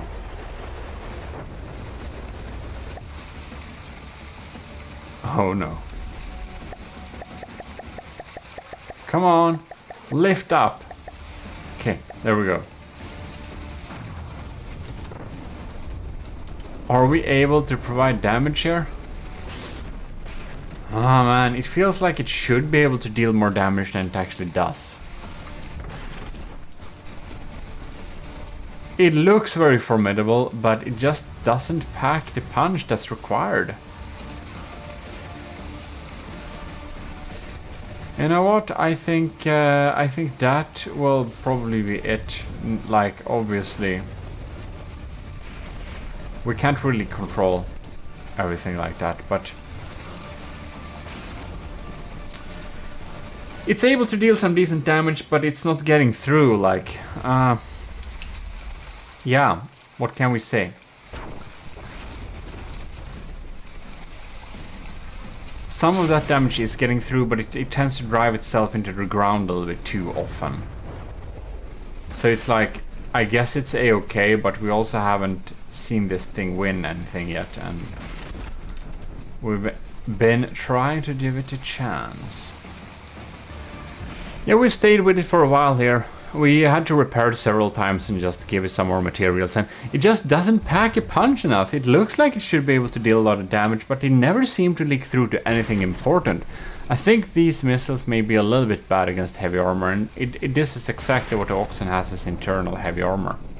And it just decides to smash the ground. Well, it deals damage, that's something, but yeah, not top scores maybe. So there you have it. The third iteration with the third batch. We have the fourth batch. That's the last one. It's gonna come up next week. So hopefully you're gonna join in for that, and you'll see how all of and when you have seen that, you know how all crafts are dealing with the tanky target. I don't know. What do you think about the tanky target? Was it a good choice or a bad choice? Write me in the comments what you thought about the choice of the Oxen as a target. In the case, thanks a lot for watching, and I'll see you next time. This is your host GMODIST, and I'm signing out.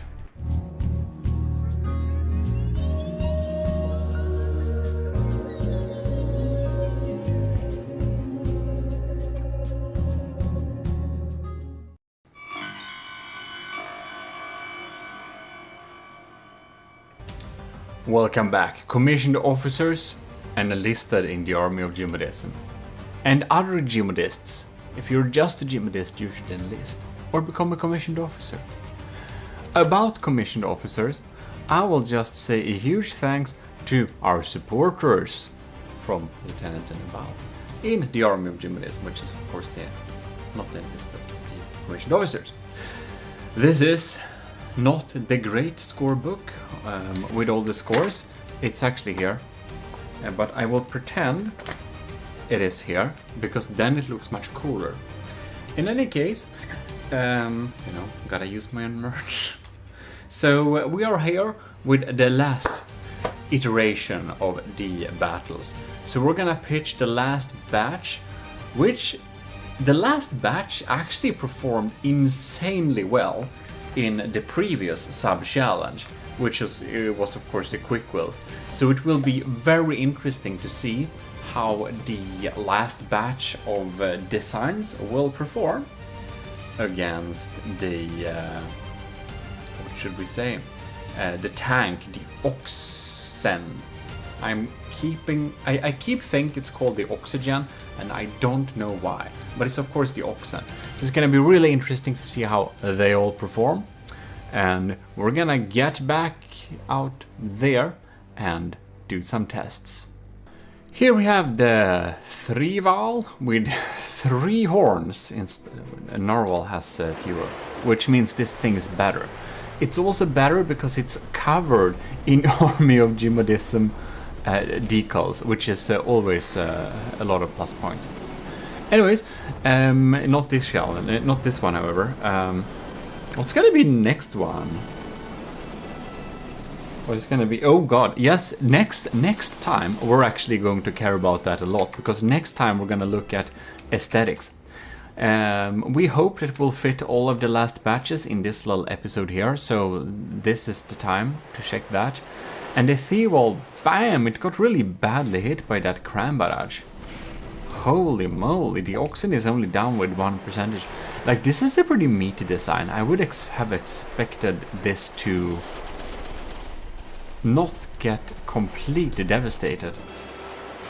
I guess that was a really unlucky hits for it. Well, we need to restart this one. Here we are.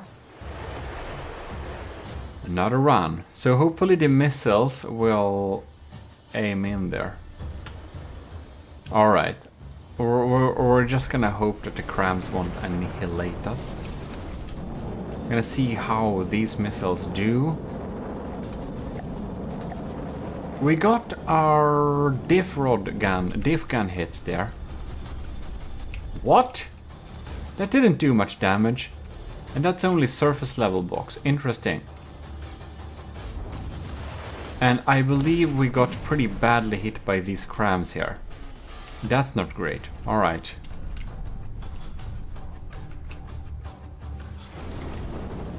So our frontal cannons get taken out by that cram barrage here. So this bomber is a little bit slow and predictably moving, so we're having real issues against those crams here. We do have some cram bombs, however. I feel like I want to just repair this thing a little bit. I need to probably refill some materials if that was destroyed, I don't know.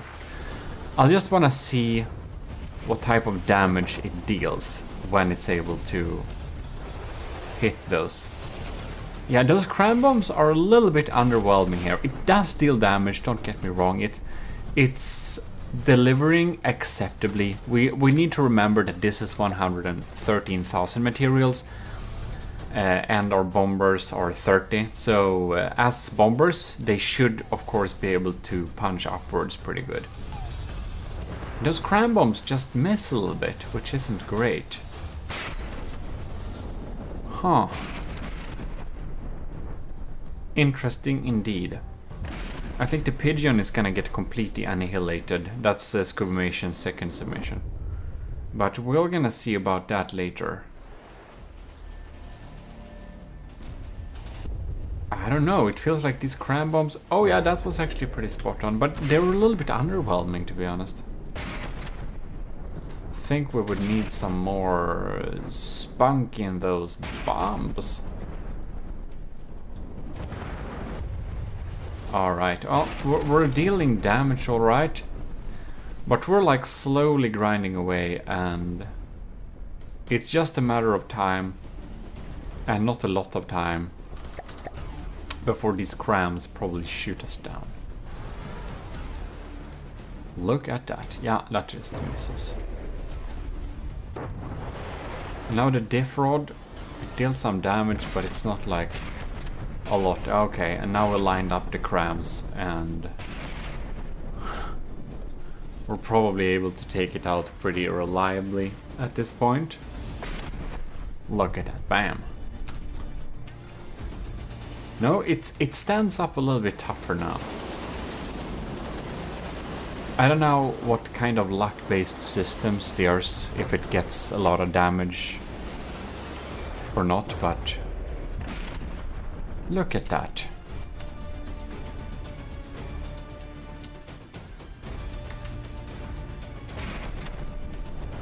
Look at that.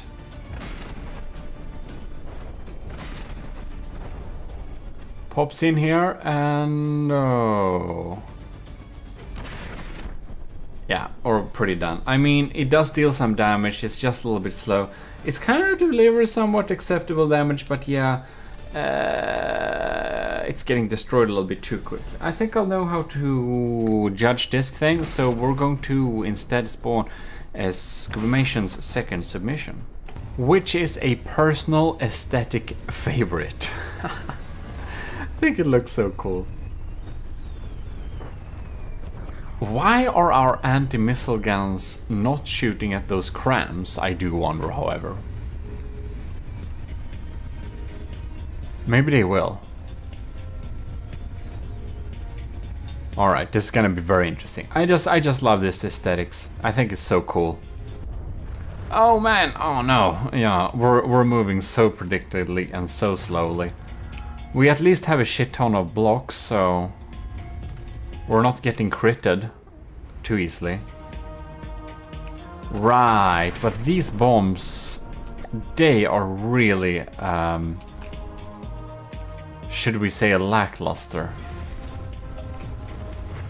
It's kind of already crashing, and those the cannons aren't even trying here. We need to repair this thing here. Let's just do this type of thing. Come on now. Come on now. I want to see those cram bombs hit a little bit. Look at that. Are you kidding me? Are you kidding me? Like, they're like, there's like nothing inside of these cram bombs. I don't know. At this point, I'll just spawn another one. I think it's gonna perform like really bad. I don't think we'll need to spawn, like, we can give it a little bit of an advantage as a benefit of the doubt, because I don't think we are going to be able to dodge any of those cram shells, and if later we are able to hit with our crams, we're dealing such ridiculous low amounts of damage. I really wonder, like, this has to be a small cram system. This like really needs some more firepower. I think the most amount of damage we'll be able to deal against a tank like this is probably if we accidentally crash on it. The Pigeon may be a personal design favorite. I think it looks absolutely amazing. But for this challenge, its performance is pretty horrible. Will not say the exact score we're getting here, but I will say we're gonna move on to the next design, and that is American's very interesting space type plane, which is definitely more min-maxing than the Pigeon. It feels so min-maxed in its design that I'm kind of surprised that American has made it look good anyways, because it's obviously not a, like, it's not looking like a real world thing, it's looking like its own thing, and it's set up to perform, and yeah, and it still looks pretty cool, which is nice. Anyways, not bison, thank you, oxen. Here we go. And we're moving in erratic ways. And you can see cram shots are far, far away.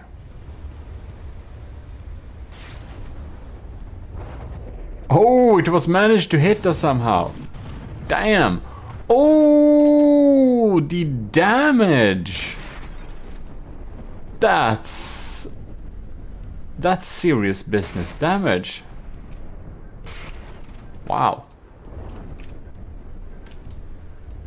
Well, one of their diff guns is taken out. That's an issue, but the missiles keep on giving. See if we shoot or line up one of those diff guns here again. Nope.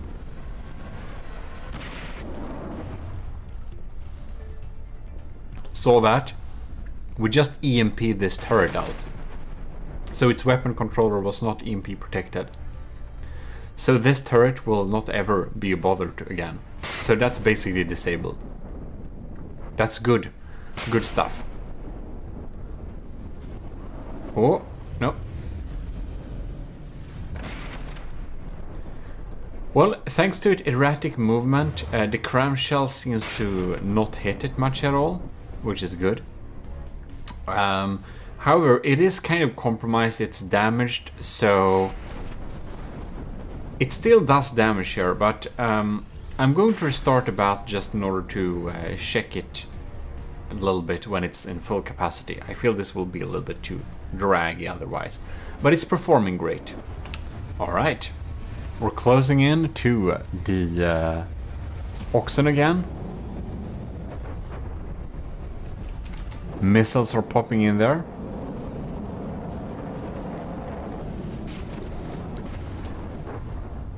Bam! Dealing some damage. Ooh!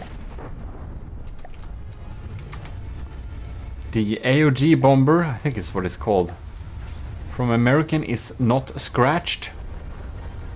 Diff guns diving down and bam! Dealing some damage, putting in some missiles there. We can see some stuff is dropping. Bam! No, wait, what happened? That's interesting.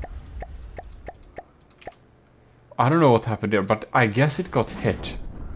Oh, when it's diving down like that, it seems like it's getting hit pretty often. Is it? Come on. Thank you. There we go. Just wanna check. It deals good damage, it really does, but it doesn't deal deep penetrative damage. It's more like spread out surface damage, it feels like. I don't think it will have a good ability to crit the oxen. Those diff guns, they're like good, but they're like rarely hitting the mark. We seem to be having some such issues. So yeah, when we're going down for the deep, we're a little bit too unsafe when it comes to movement, so we're getting just point blank and getting shot down a lot of the times. You can see the diff rod is dealing good damage, but it doesn't feel like it's super penetrative. I don't know. I think I'll know how to judge this thing. I think it's pretty decent, it really is, but it's not the max performer. So we're getting a pretty average score there, I think, which is good, because a lot of folks, a lot of the submission had really low scores for this tanky challenge. It's apparently really hard to design weapons that can deal armor that deals good damage against deep penetrative capabilities. Because in From the Depth, the power of explosions in general seems to be pretty, like, nerfed. So, yeah. When it comes to like real bombs, you just put a bomb and like you blow up basically anything, but here it's just like bombs just fall. They're just not doing anything if we have some proper armor there. Explosive damage is not all here. So yeah, that's how it is. We're gonna move on to the next contestant, which is the cringe's first submission, which is the MB4. And to go with that, we need an oxen. I think this cockpit is really cool designed. I think it looks great. This thing has a weird...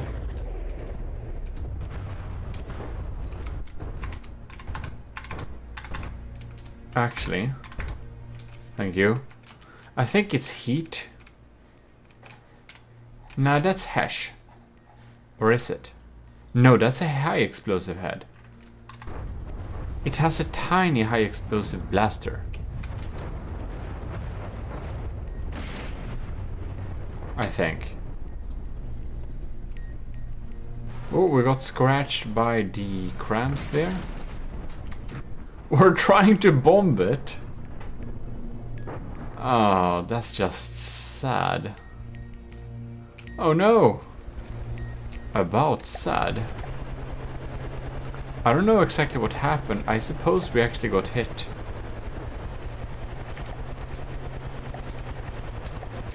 Yeah, that's not too good.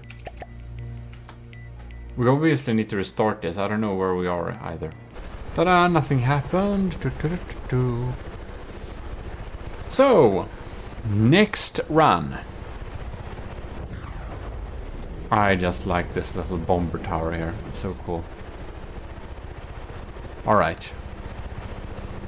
The explosive machine gun is going and going. And we're getting in a nice angle. I think the bombs have a great chance of... No. They're like much more designed to hit a completely still moving target. These bombs are not guided. They really could be guided. I'm just gonna repair this thing because I wanna see when it gets damaged at least. To know if it does that to itself and it's like just staying too much in the same predictable movement for the crams to hit them. This is so not set up to deal with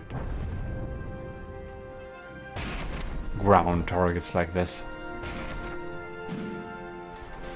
Oh.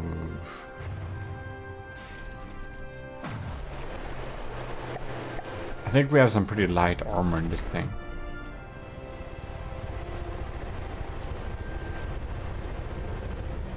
And they're just off shooting. Right. I want to remember, do they have magnets or not? I don't think they do. Is this a hill? It's probably this. Yeah, well. Are we gonna hit? No. Yeah, so we're not able to hit with anything and we get shot down all the time. I repaired this, I don't know, 5 times already. It's just not doing it. It's too easy to shoot down and it's not able to deal any damage. So, yeah. Not too good results on this particular challenge. We're gonna move on to the Cringe's second submission, which, by the way, did get a full score in the latest in the previous sub challenge. So we're gonna see how it deals with some really like slow, stronger designs compared to the super quick one. So, oxen it is on the menu. We have ox menu here with the Bearnaise sauce. Maybe not. That's if you. That's only if you win. It has a laser targeted system, but if we are to differentiate from every other laser targeted system, this one is actually good. It actually is able to lock on most of the angles. Oh no! We're getting hit by those crams here again. We're just circling around there. We won't ever, like... We're just gonna help it out a little bit. The missiles are there, they're spawning in, coming into a swarm. And it's that... I mean, it's not doing a lot of damage, it isn't. But it's doing some damage. So, I mean, it's doing something. If it was not getting hit, it would be able to take this thing out. Which is good. Alright. We got hit again. Right. Putting on some small misses there. We're really doing surface level damage here. We have such a similar issue here. If this was heat missiles, maybe it is, I don't remember. We're just getting killed every time. We lost the materials too. Now I just want to see here.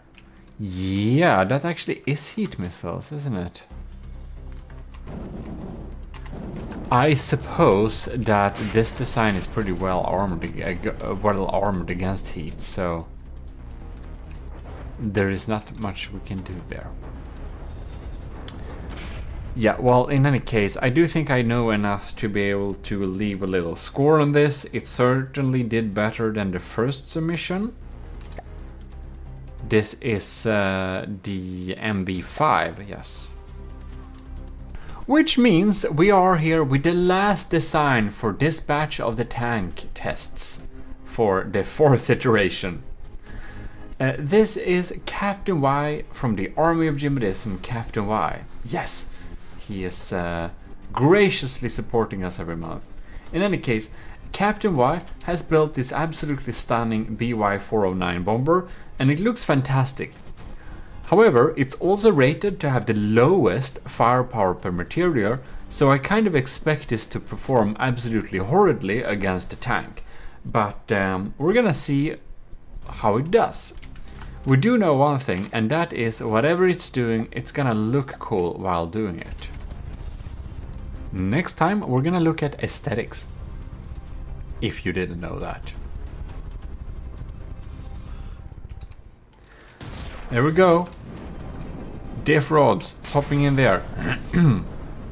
We got some detection, laser munitions, stuff like that.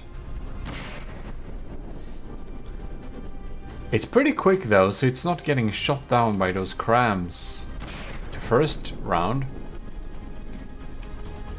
Alright. Ooh, it's getting affected by the shockwave. Bam! It's taking damage. Nope.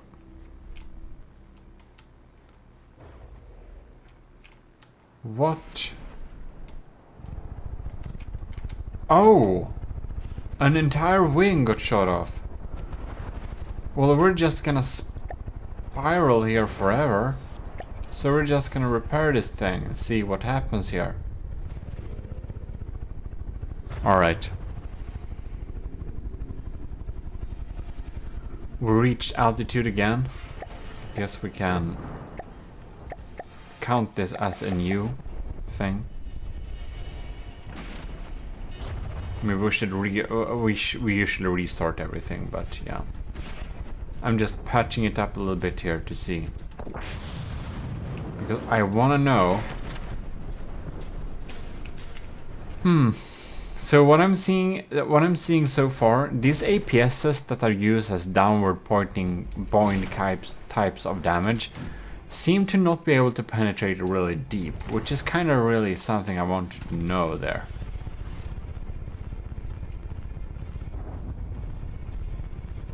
Who knows? Bam. Like, it sounds really scary, but you can see it doesn't take out a lot of blocks. We don't have a payload of some kind, it seems like. And it is getting hit most of the time too. Well, I just respawn the lot of it. I'm just gonna make sure that I don't hold any weapons. Okay, good. Now I can stay here.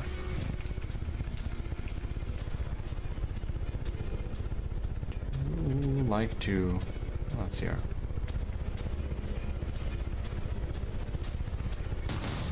Bam! That's some weapon controllers and stuff like that. I don't think it's able to penetrate right through though.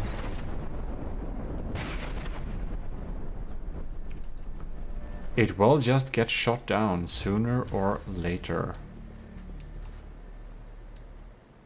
Yeah, okay. So it deals damage, but not a lot of damage. It's probably not able to shoot through any important things. The heavy armor seems to protect against this bomber design well enough. Indeed. We're going in for another round here. Didn't fire, but it got fired on. Oh no. That's a weapon controller. I guess one of the crams will be completely permanently offline now. Right.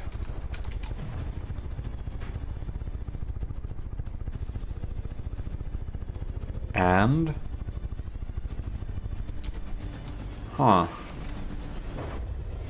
In any case, it can deal some damage, it's just a little bit lackluster, so I think I know how to grade this thing for this particular sub-challenge there. Well, there we basically have it. Tactical hat on. We got all the four brackets, or not the four brackets, all the four sections tested off against this tank design. So now we kind of know how they will perform and which one were the best. In this last little bracket, we actually had a lot of 5-pointers in the last section. In this particular section, we actually had no full pointer. So we really had some issues scoring against the tank in the last section. So it was really interesting to see.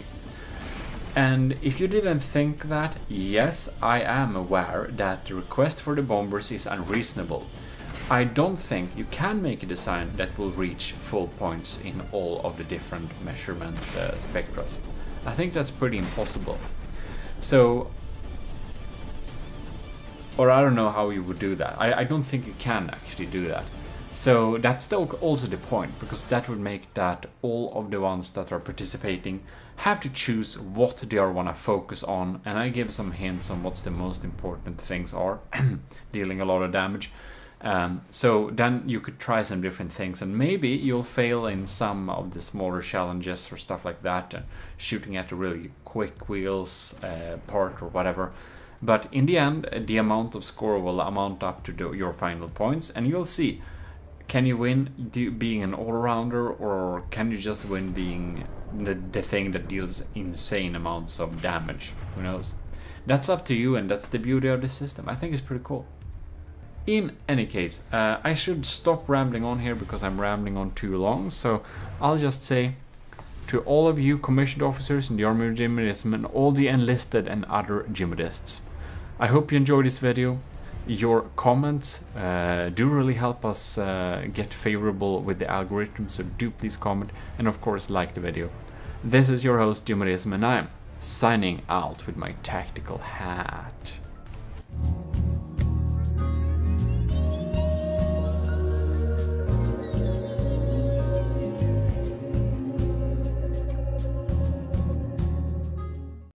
We're finally back with the AOG trials, where we will be checking out the bombers against a various mix of foes. So let's get into it.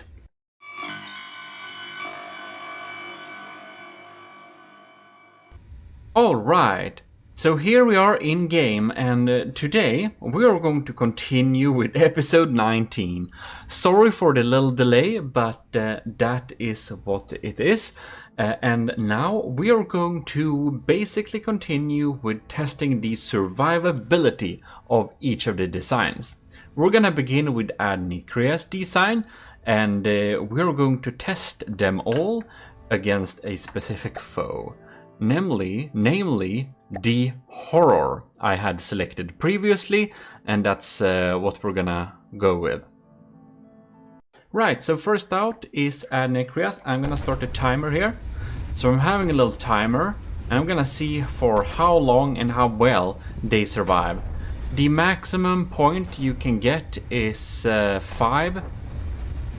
This is a scale from 0. I guess it's 0 to... well, basically it's...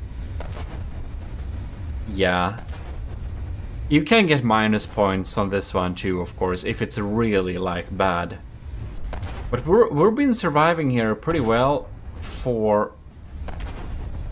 how long? It's a good amount of time here. 41 seconds. And we're not much damaged at all. The horror costs 77,000, so it is a tad expensive. It has lasers, so it's a pretty nice little design here. Can be difficult. Lasers is one of the most competent weapons you can throw against an aircraft. So lasers is the greatest aircraft zapper. And we also, of course, have what is it? Fire nowadays, so it should be able to start a fire onto it too. I'm wondering though, are we launching missiles from this thing at all? Or is it just... well, it's dropping blocks consistently, isn't it? Indeed. Oh, it got decapitated! Oh my god. So here we are. And it has kinda... it doesn't shoot back anymore. It has basically disabled the enemies. That's a really good. It ain't damaged. It still flies, it's still functional. Yeah. Surviving for almost 3 minutes, disabling the enemy. That's really good. I think it's gonna continue here. So basically, maybe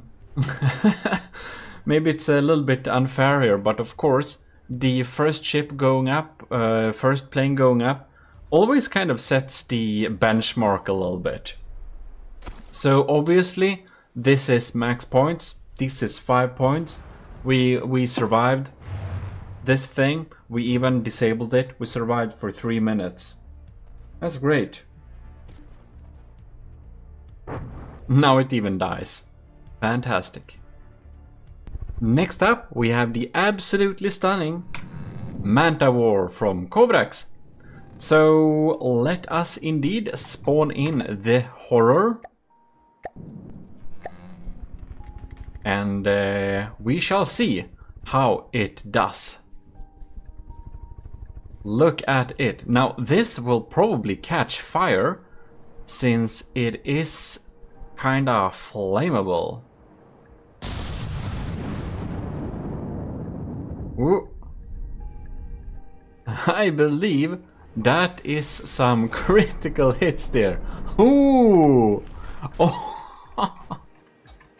Wow, okay. That's very quick and effective. Just want to make sure. Well, taking out the enemy is a really good way to survive, isn't it? Well, let's see. I'm not. Oh no. Oh, I spawned in, so I'm gonna make sure I didn't control anything, of course. All right. And even though it shoots on with its laser like this, these fires are just here to look cool. These are not actual fires. It's decorations. And you can see it doesn't cause much of a problem. Taking out the enemy is of course a great way of not getting shot at. If you can just alpha strike the enemy super hardcore, you don't need to worry about that.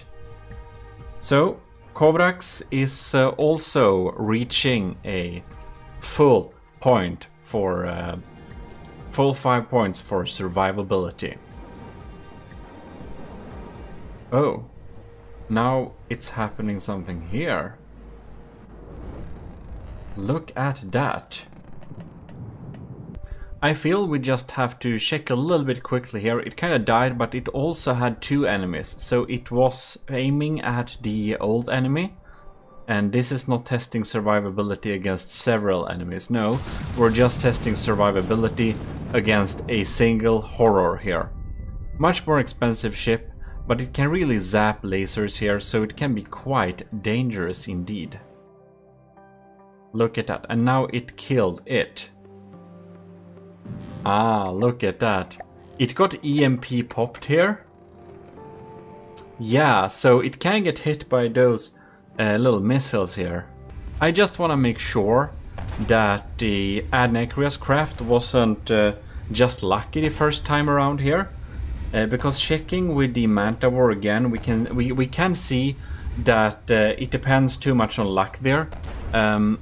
As you all know, I am coming back to full production here, so I kind of forgot that I tested them several times. I think I tested them 3 times before, but now I tested them only 1, and that's of course not quite right. So we're of course running we're running 2 rounds just to see that it's not a what's it called? That it's not just unlucky like that. Because here we can see that we seem to be performing pretty similarly here. This isn't getting very much touched. Those lasers seems to not hit the Adnecreus ship, Storihana. So Adnecreus remains with a 5-pointer, but Kovrak's ship, the Manta War, it depends a little bit on luck if it gets hit by that first missile or not. So I think I want to run a 3rd run on that one to actually get a gauge on if it's a 3 or if it's a 4. Alright, now we're back here again. It's trying to laser. And how will it perform? Will it hit this volley? Or will it get taken out? Oh no, here comes the EMP missile. And it falls dead. Yeah, so it depends so much on luck for the Manta War if it zaps it in the beginning or not.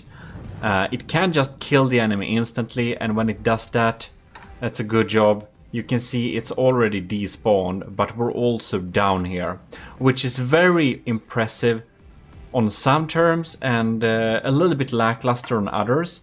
So it's gonna end up with a 3 in score. So pretty decent, but it has a serious EMP problem. Next up we have Jonos Isanth 5 from StarMade. So we're gonna spawn the horror here and see how it does. And start the timer, of course. See how if it survives for long.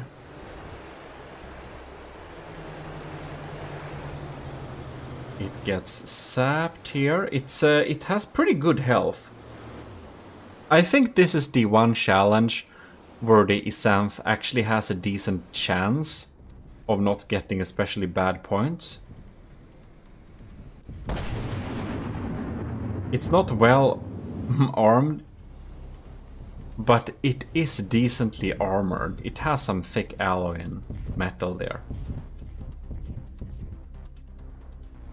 It's just sitting there, so it's very easy for the horror to use those lasers. And it surprises me that those lock-on missiles don't hit very well. Or doesn't shoot very often, rather. Well, this is going a bit slow. Alright, so here we can see it's still sitting here.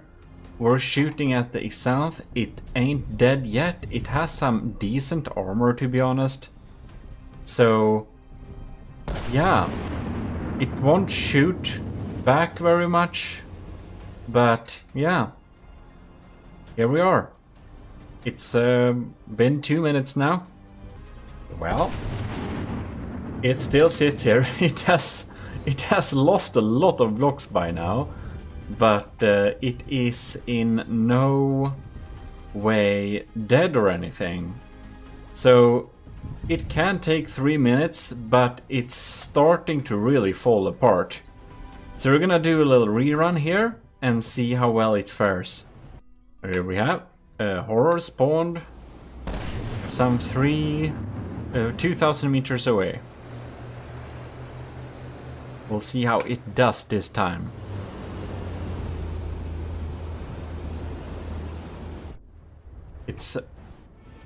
It seems to have some trouble locking on those missiles here. Don't know. Or they already fired. Oh, there they are. I think. Well, it's just getting hammered standing around here. It doesn't do a very good job at taking out D-horror here, which isn't what we're measuring, but it's slowly getting grinded down. It has some pretty good health, so the final score for the Isanth 5 is indeed a 4. We shall be moving on to the next thing, which is Jono's real submission, the AOG Bomber. So let's pop in a horror here and see how well it can survive getting laced like that. And also getting some EMP missiles potentially shot at it. Which can be some pretty dangerous business.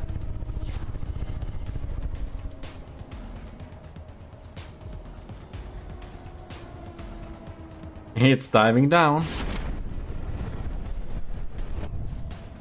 Well, that's a pretty effective way to deal damage.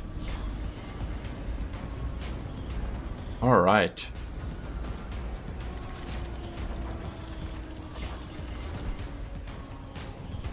It hasn't taken much damage either. Well, its evasive maneuvers really buys it time. From this distance, that laser is not much of a problem. It just doesn't hit very often. Well, it's doing a pretty good job. It's even closing in for its second bombing run. Now we're getting in range to get damaged. And there we could hit a pretty hard hitting shell, disabling the enemy. So by just disabling the enemy quickly like that, we can get a pretty good score. Let's do a rerun and see how it fares. Alright, so here we are back at it. Oh. Seems like we lost a main propeller this time. Oh man.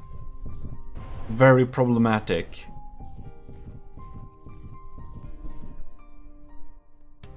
Yeah. That's just the first 30 seconds. So it did a great run the first one and a horrible run the second time around here. Well, I think I'll need a third look at it. Third look, here we go. Can it survive? Those propellers are pretty exposed. So it has a similar outlook like the Kovrax. If it's lucky to take out the enemy pretty well the first time around like that, it's a serious thing. But if it gets a little bit unlucky and gets shot by one of those EMP missiles possibly, or just something else, it just tends to kinda die a little bit. And here we can see we get missiles popping in. Oh. It survived that pretty well though.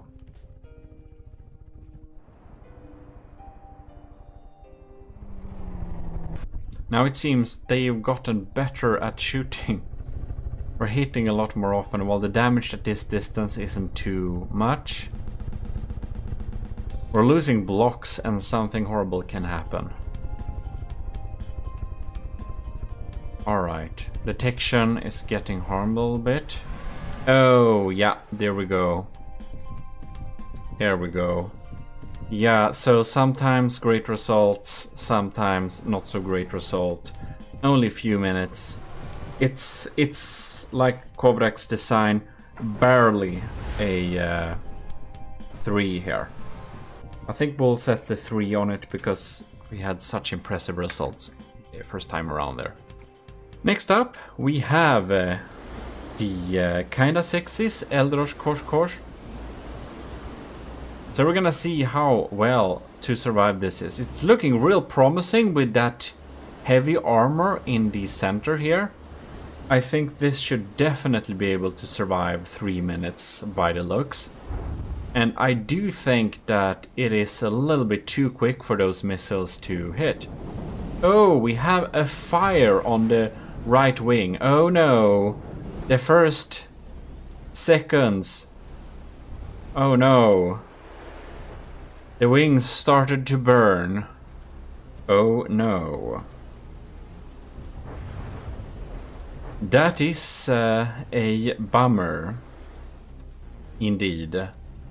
We are kinda trying to fly around here, but we are clearly in a seriously damaged state. While we can do some damage to the enemy, yeah, we're just gonna fall down and die here. No, no, no. Not very successful. Let's try that again. Alright.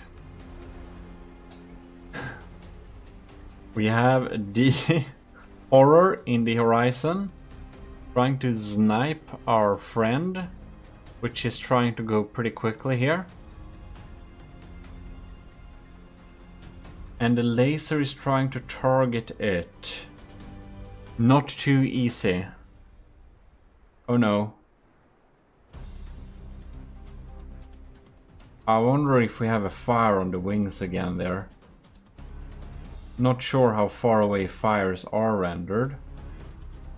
Missiles are popping down here. Not very well. Didn't cause enough damage, I believe. Those missiles trying to rain down here. Well, it's been a minute now in this battle, so it's looking better, or is it? It seems to have lost control.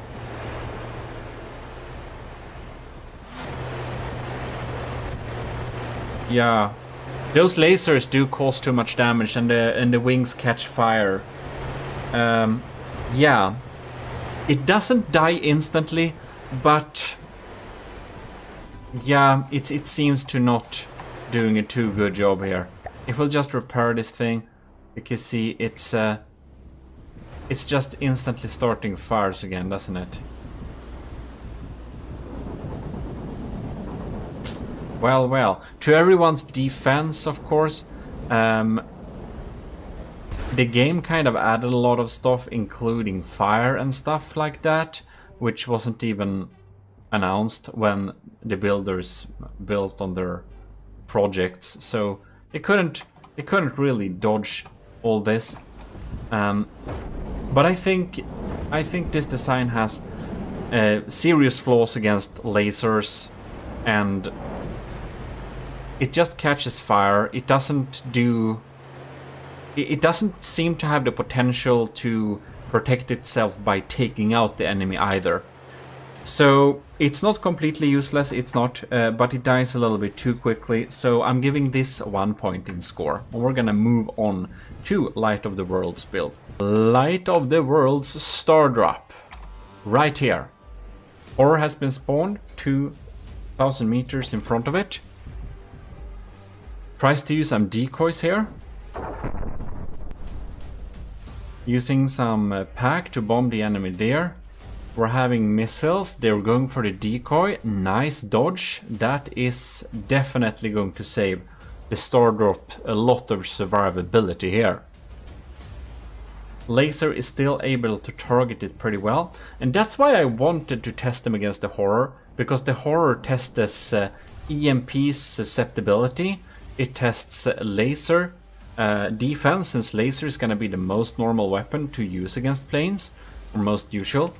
Yeah, so if you're quick, you will be dodged at missiles anyways, and if you have problem with EMP, those EMP will get you, and those laser is the main weapon of the horror, which is the most competent weapon to use against a bomber.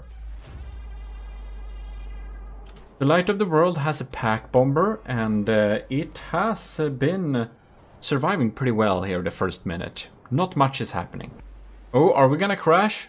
No, we're just maneuvering. Very nice indeed. I'm wondering if something happened with the pack or whatever. I just hasn't seen the pack. Did the pack got like updated away or something?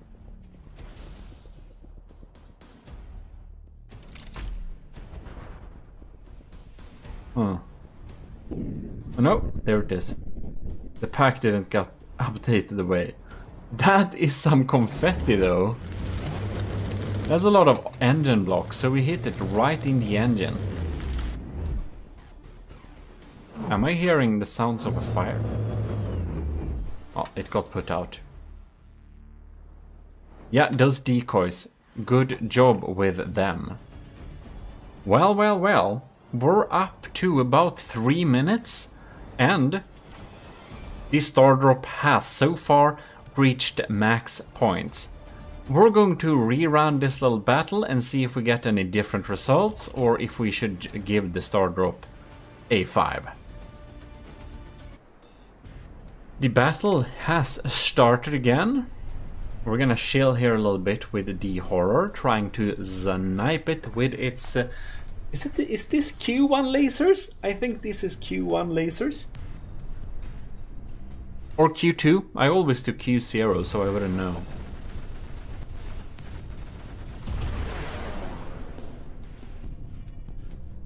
Wow. Ooh. That's some confetti.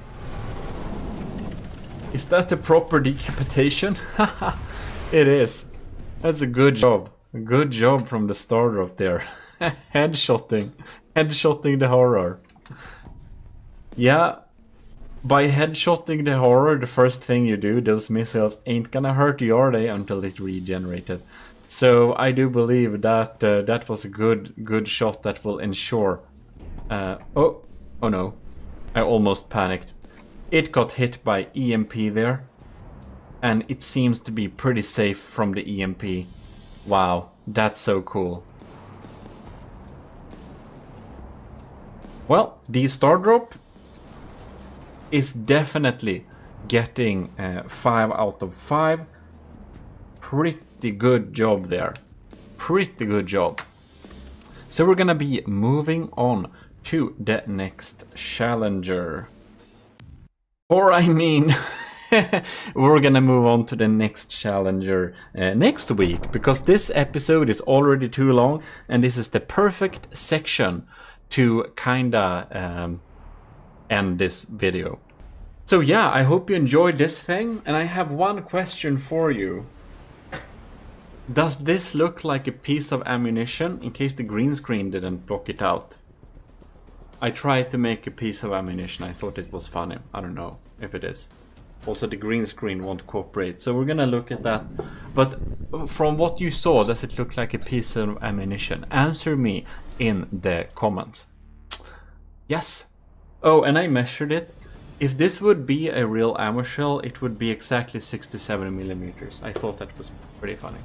Anyways, this is your host, GMODIST, and we are officially signing out. AOG Invictus. Enlisted and commissioned officers in the army of GMODIST, you're welcome back to another Trials Season 1, where we're testing your bomber designs against my foes I have selected. This time we're testing survivability again, it's the part 2, and we're testing every design against the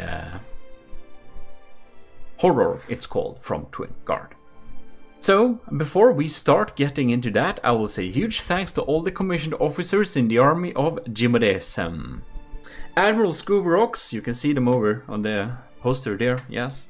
Commodore Owen, Lieutenant And-Aw, Lieutenant Creevy, Lieutenant Powerek Reed, and Lieutenant Vincent Veritas, and also all the cadets. So thanks a lot for choosing to support this channel every month, it helps a lot. Anyways, let's get into it.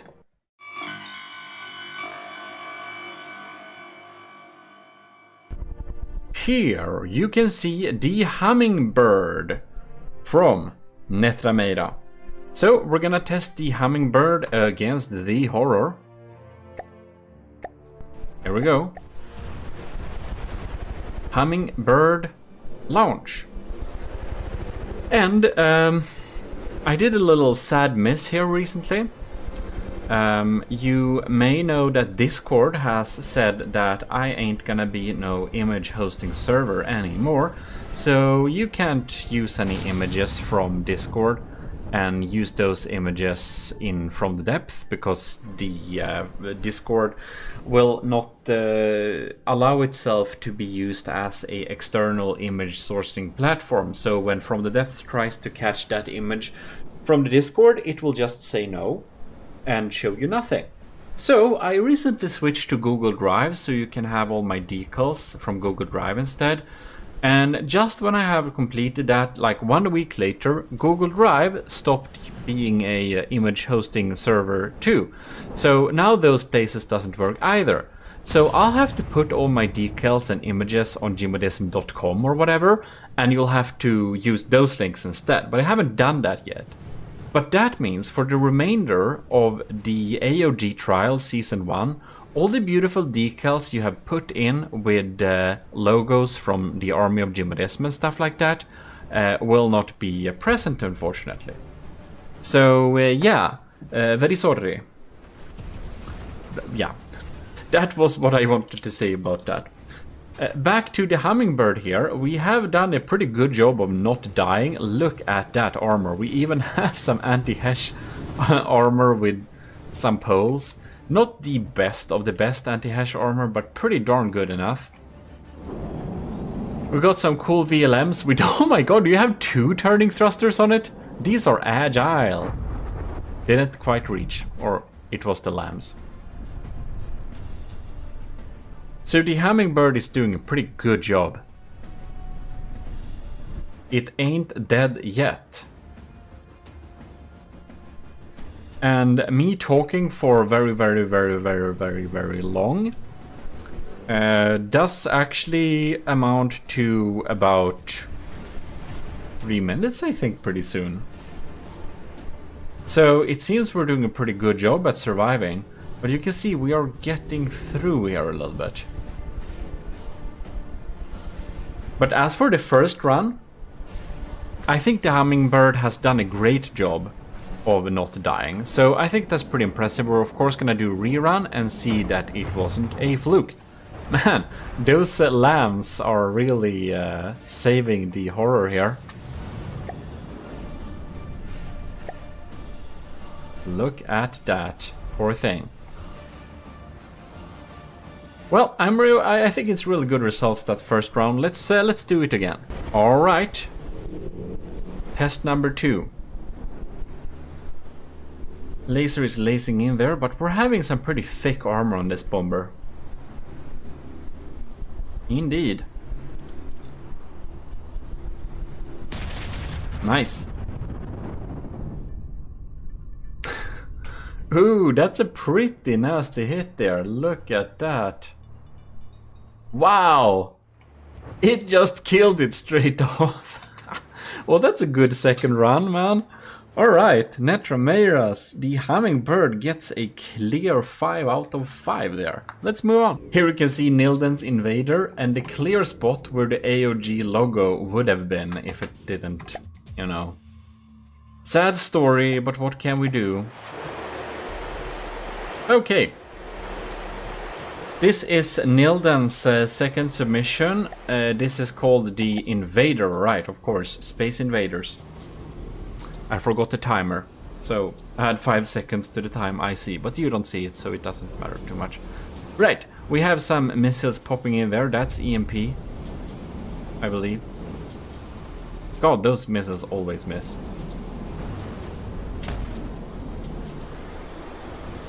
Doing some pack damage there. I wonder if it's a good strategy to just stay above it. It man, it just misses all the time.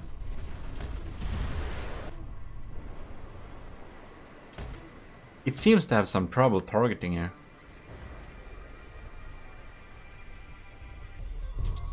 Alright. It seems to be surviving pretty well though. For some reason, these missiles have a real hard time hitting it. Yeah.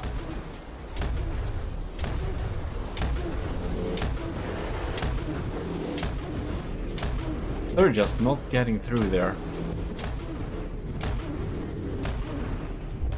It has a lot of repair bots too. I don't really... I think there is no limit on repair bots possibly. I don't know. I don't remember. Yeah, it took some time. Yeah, between yeah, I just taken this one up, but I went through all the things before and I given that points already, so you know, I think there was no limit. But of course, for bigger battles, there is always limit because I don't want it to be, you know, I don't want it to be too slow battles, basically. Oh, look at that! That's some really good survivability. I didn't even notice it has smashed it to pieces. That's definitely 5 out of 5 the first round. Let's do this again then, to just see if there wasn't a fluke or something like that. Right. Invader is invading in here.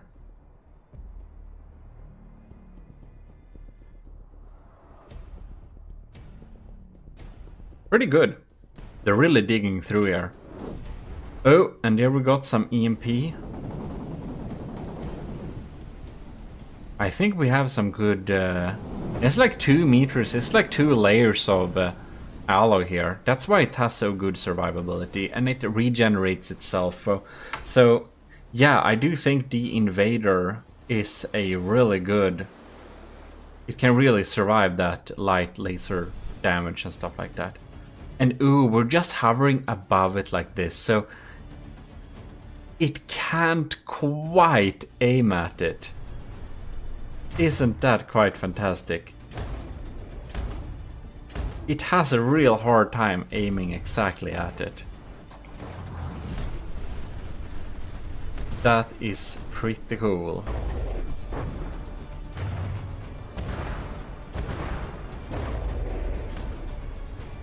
Very nice, very nice. Even though it deals so little damage, it will like eventually explode this thing. And it just isn't grinded down. That's really good. Very good indeed. That's unless something very crazy happens right now, this is definitely 5 out of 5. That's pretty cool. No, oh no, it actually hit its pack system. Oh, now it came back. Oh well. Well, we can confirm the Horde just can't kill this thing very easily, so the Invader has 5 out of 5. Let's move on to the next one. I'm gonna be so surprised if Nilden's Penguin, which is this submission, won't survive this very well. I think it will provide some great results. So the Horror is spawned in. Unless it manages to start a fire on it, of course. Ooh. Bombs have been dropped. Those missiles just ain't quick enough, are they? That laser hits about never. Yes, indeed. I believe the Penguin is gonna do a pretty good job. Like nothing happens on the Penguin side here. This feels like a 5 out of 5. I haven't checked if it is going to disable the enemy, but that's not quite a big deal either, since we're not really measuring that. We're just measuring how well it survives. And if it survives by just killing the enemy, well, that's a valid way to do it as well, of course. These they just never seem to hit. I think they're just very not good at hitting quick things.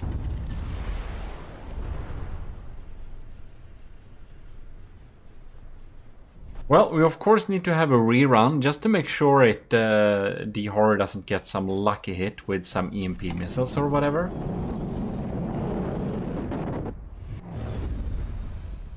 But as for this round, we have survived now for about 3 minutes and it doesn't even seem to be scratched. Here we go. New round. New possibilities. Or ways to die, who knows. Man, what is... I almost thought the penguin is gonna go low there. Dropping some bombs and yeeting away. Trying to get hit by lasers. Missiles that won't ever hit. Look, the cockpit kinda died. But now it's back.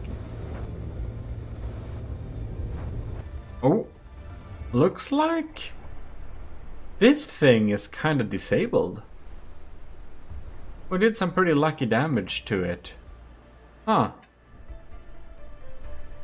That's nice. Right, so no.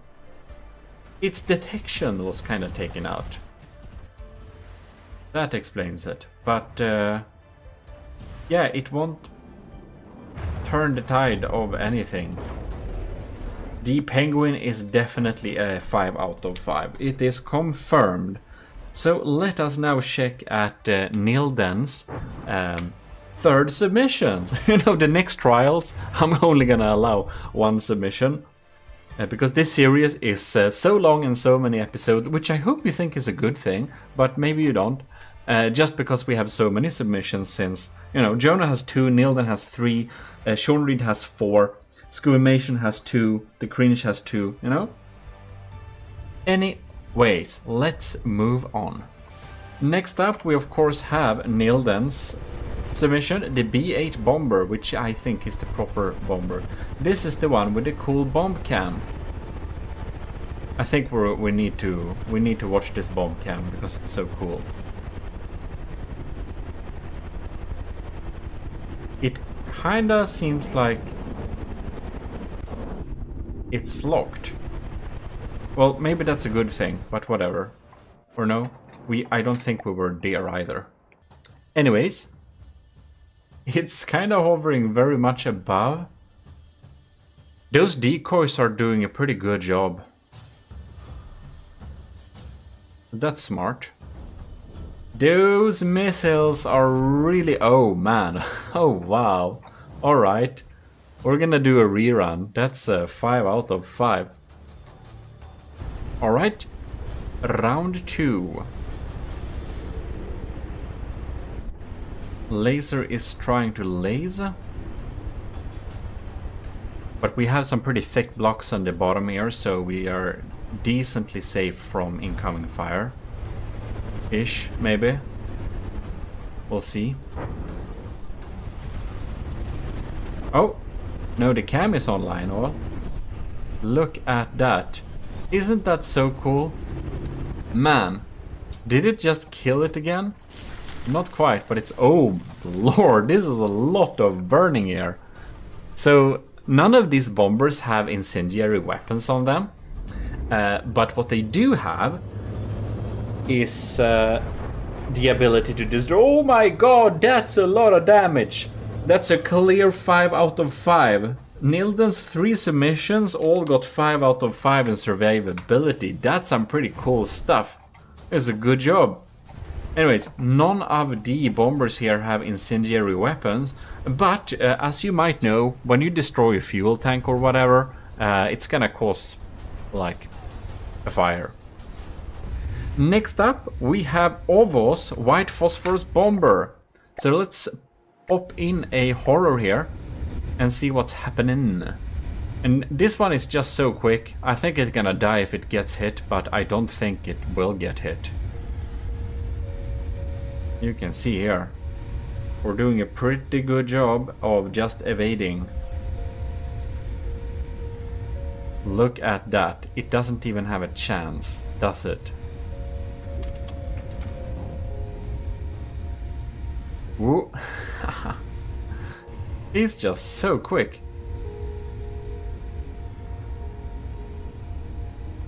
If it gets hit, however, I think this can end quickly. So it's really up to the agility and quickness of the White Phosphorus Bomber here, what score it's gonna get. Man.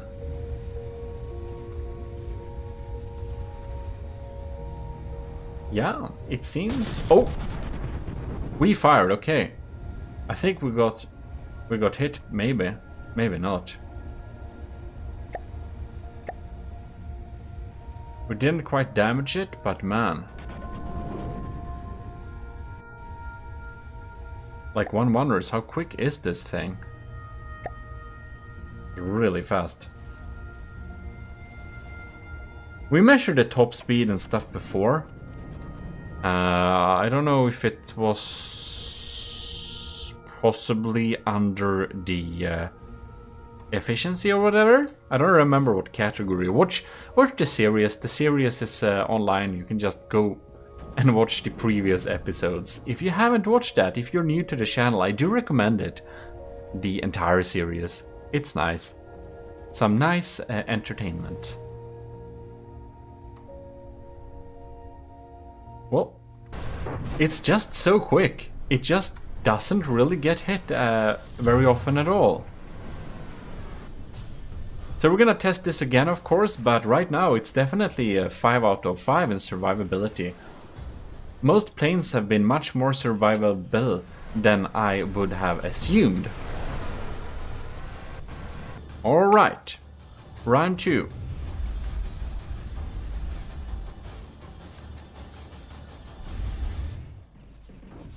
There we go. We're trying to use those lasers, those missiles, not hitting them. Look at that. Sometime, here and there, the laser does score a hit, but it's not very often. And it's not often enough, that's for sure. It just doesn't know where to target. It's just too quick, man. Those lasers hit here and there, but man, this is a great design to evade. I was worried that like it would get hit by a laser one time and it would just insta-die, but that hasn't happened. It just gets hit so extremely rare that, I don't know, it like lost a block, I don't know, 2 maybe. Pretty cool. It doesn't cause the most damage to the horror though, but we're not even measuring that. We are measuring its survivability.